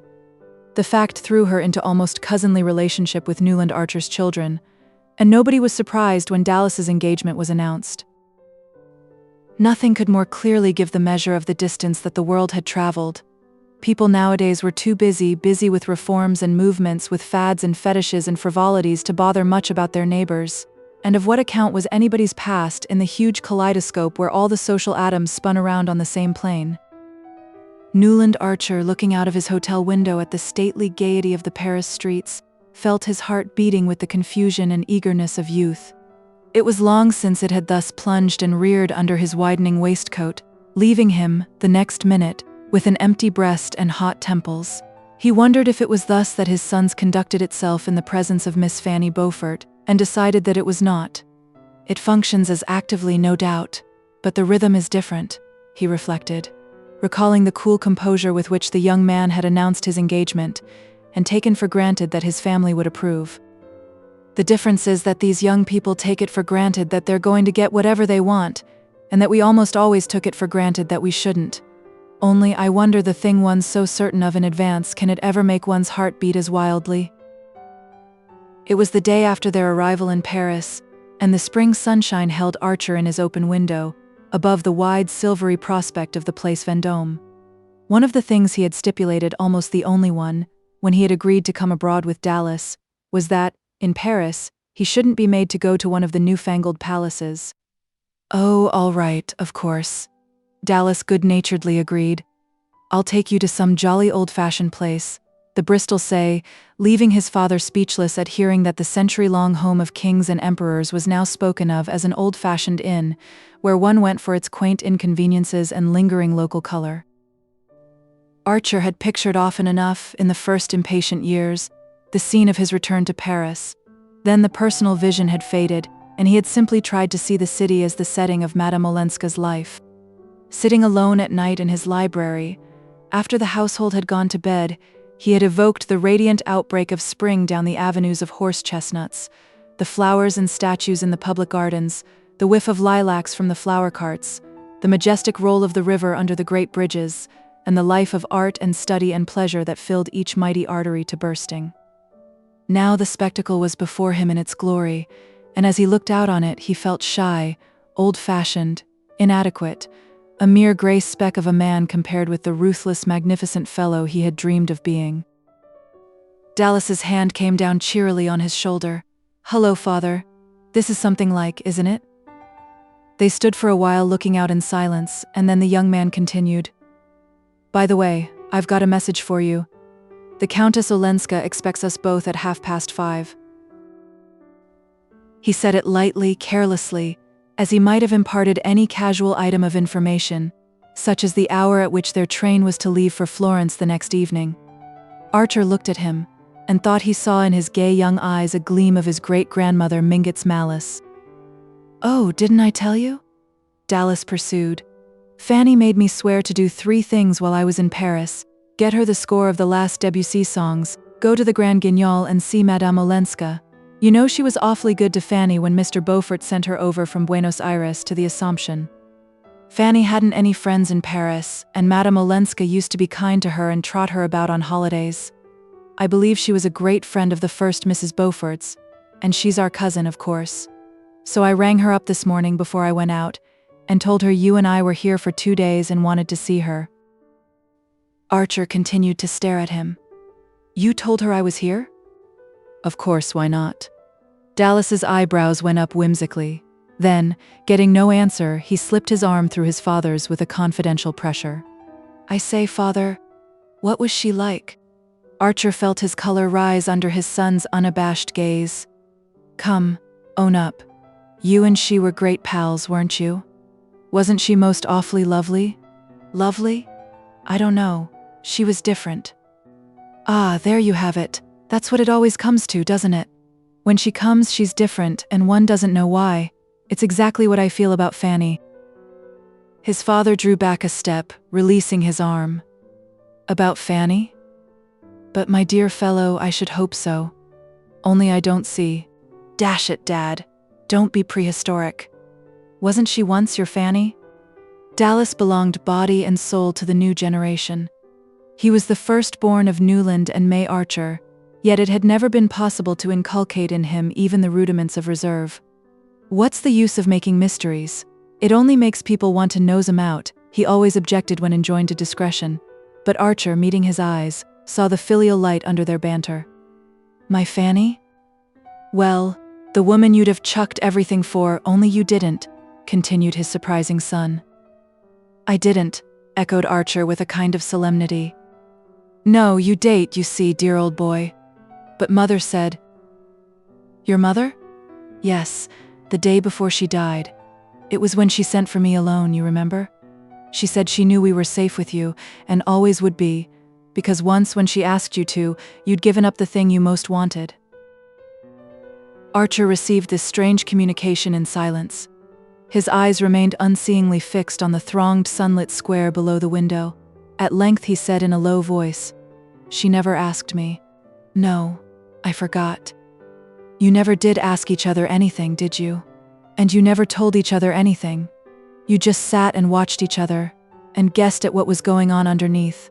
A deaf and dumb asylum, in fact. Well, I back your generation for knowing more about each other's private thoughts than we ever have time to find out about our own. I say, Dad," Dallas broke off, "you're not angry with me? If you are, let's make it up and go and lunch at Henri's. I've got to rush out to Versailles afterward." Archer did not accompany his son to Versailles. He preferred to spend the afternoon in solitary roamings through Paris. He had to deal all at once with the packed regrets and stifled memories of an inarticulate lifetime. After a little while, he did not regret Dallas's indiscretion. It seemed to take an iron band from his heart to know that, after all, someone had guessed and pitied. And that it should have been his wife moved him indescribably. Dallas, for all his affectionate insight, would not have understood that. To the boy, no doubt, the episode was only a pathetic instance of vain frustration, of wasted forces. But was it really no more? For a long time, Archer sat on a bench in the Champs-Élysées and wondered, while the stream of life rolled by. A few streets away, a few hours away, Ellen Olenska waited. She had never gone back to her husband, and when he had died, some years before, she had made no change in her way of living. There was nothing now to keep her and Archer apart, and that afternoon he was to see her. He got up and walked across the Place de la Concorde and the Tuileries gardens to the Louvre. She had once told him that she often went there, and he had a fancy to spend the intervening time in a place where he could think of her as perhaps having lately been. For an hour or more he wandered from gallery to gallery through the dazzle of afternoon light, and one by one the pictures burst on him in their half-forgotten splendor, filling his soul with the long echoes of beauty. After all, his life had been too starved. Suddenly, before an effulgent Titian, he found himself saying, "But I'm only 57, and then he turned away. For such summer dreams it was too late, but surely not for a quiet harvest of friendship, of comradeship, in the blessed hush of her nearness. He went back to the hotel, where he and Dallas were to meet, and together they walked again across the Place de la Concorde and over the bridge that leads to the Chamber of Deputies. Dallas, unconscious of what was going on in his father's mind, was talking excitedly and abundantly of Versailles. He had had but one previous glimpse of it, during a holiday trip in which he had tried to pack all the sights he had been deprived of when he had had to go with the family to Switzerland, and tumultuous enthusiasm and cocksure criticism tripped each other up on his lips. As Archer listened, his sense of inadequacy and inexpressiveness increased. The boy was not insensitive, he knew, but he had the facility and self-confidence that came of looking at fate not as a master but as an equal. "That's it. They feel equal to things they know their way about," he mused, thinking of his son as the spokesman of the new generation which had swept away all the old landmarks, and with them the signposts and the danger signal. Suddenly Dallas stopped short, grasping his father's arm. "Oh, by Jove!" he exclaimed. They had come out into the great tree-planted space before the Invalides. The dome of Mansart floated ethereally above the budding trees and the long grey front of the building, drawing up into itself all the rays of afternoon light. It hung there like the visible symbol of the race's glory. Archer knew that Madame Olenska lived in a square near one of the avenues radiating from the Invalides, and he had pictured the quarter as quiet and almost obscure, forgetting the central splendor that lit it up. Now, by some queer process of association, that golden light became for him the pervading illumination in which she lived. For nearly 30 years, her life, of which he knew so strangely little, had been spent in this rich atmosphere that he already felt to be too dense and yet too stimulating for his lungs. He thought of the theaters she must have been to, the pictures she must have looked at, the sober and splendid old houses she must have frequented, the people she must have talked with, the incessant stir of ideas, curiosities, images, and associations thrown out by an intensely social race in a setting of immemorial manners. And suddenly he remembered the young Frenchman who had once said to him, "Ah, good conversation. There is nothing like it, is there?" Archer had not seen Monsieur Rivière or heard of him for nearly 30 years, and that fact gave the measure of his ignorance of Madame Olenska's existence. More than half a lifetime divided them, and she had spent the long interval among people he did not know, in a society he but faintly guessed at, in conditions he would never wholly understand. During that time he had been living with his youthful memory of her, but she had doubtless had other and more tangible companionship. Perhaps she too had kept her memory of him as something apart, but if she had, it must have been like a relic in a small dim chapel where there was not time to pray every day. They had crossed the Place des Invalides, and were walking down one of the thoroughfares flanking the building. It was a quiet quarter, after all, in spite of its splendor and its history, and the fact gave one an idea of the riches Paris had to draw on, since such scenes as this were left to the few and the indifferent. The day was fading into a soft, sunshot haze, pricked here and there by a yellow electric light, and passers were rare in the little square into which they had turned. Dallas stopped again and looked up. "It must be here," he said, slipping his arm through his father's with a movement from which Archer's shyness did not shrink, and they stood together looking up at the house. It was a modern building without distinctive character, but many-windowed and pleasantly balconied up its wide, cream-colored front. On one of the upper balconies, which hung well above the rounded tops of the horse chestnuts in the square, the awnings were still lowered, as though the sun had just left it. "I wonder which floor," Dallas conjectured, and moving toward the porte-cochere he put his head into the porter's lodge, and came back to say, "The 5th, it must be the one with the awnings." Archer remained motionless, gazing at the upper windows as if the end of their pilgrimage had been attained. "I say, you know, it's nearly 6, his son at length reminded him. The father glanced away at an empty bench under the trees. "I believe I'll sit there a moment," he said. "Why, aren't you well?" his son exclaimed. "Oh, perfectly. But I should like you, please, to go up without me." Dallas paused before him, visibly bewildered. "But," I say, Dad, do you mean you won't come up at all?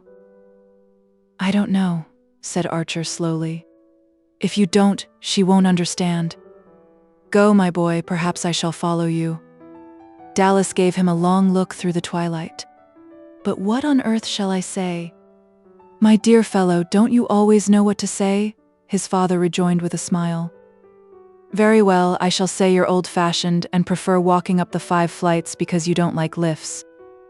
His father smiled again. Say I'm old-fashioned, that's enough. Dallas looked at him again, and then, with an incredulous gesture, passed out of sight under the vaulted doorway. Archer sat down on the bench and continued to gaze at the awninged balcony. He calculated the time it would take his son to be carried up in the lift to the 5th floor, to ring the bell and be admitted to the hall, and then ushered into the drawing room. He pictured Dallas entering that room with his quick, assured step and his delightful smile, and wondered if the people were right who said that his boy took after him. Then he tried to see the persons already in the room, for probably at that sociable hour there would be more than one, and among them a dark lady, pale and dark, who would look up quickly, half rise, and hold out a long, thin hand with 3 rings on it. He thought she would be sitting in a sofa corner near the fire, with azaleas banked behind her on a table. It's more real to me here than if I went up, he suddenly heard himself say, and the fear lest that last shadow of reality should lose its edge kept him rooted to his seat as the minutes succeeded each other. He sat for a long time on the bench in the thickening dusk, his eyes never turning from the balcony. At length a light shone through the windows, and a moment later a manservant came out on the balcony, drew up the awnings and closed the shutters. At that, as if it had been the signal he waited for, Newland Archer got up slowly and walked back alone to his hotel. The end.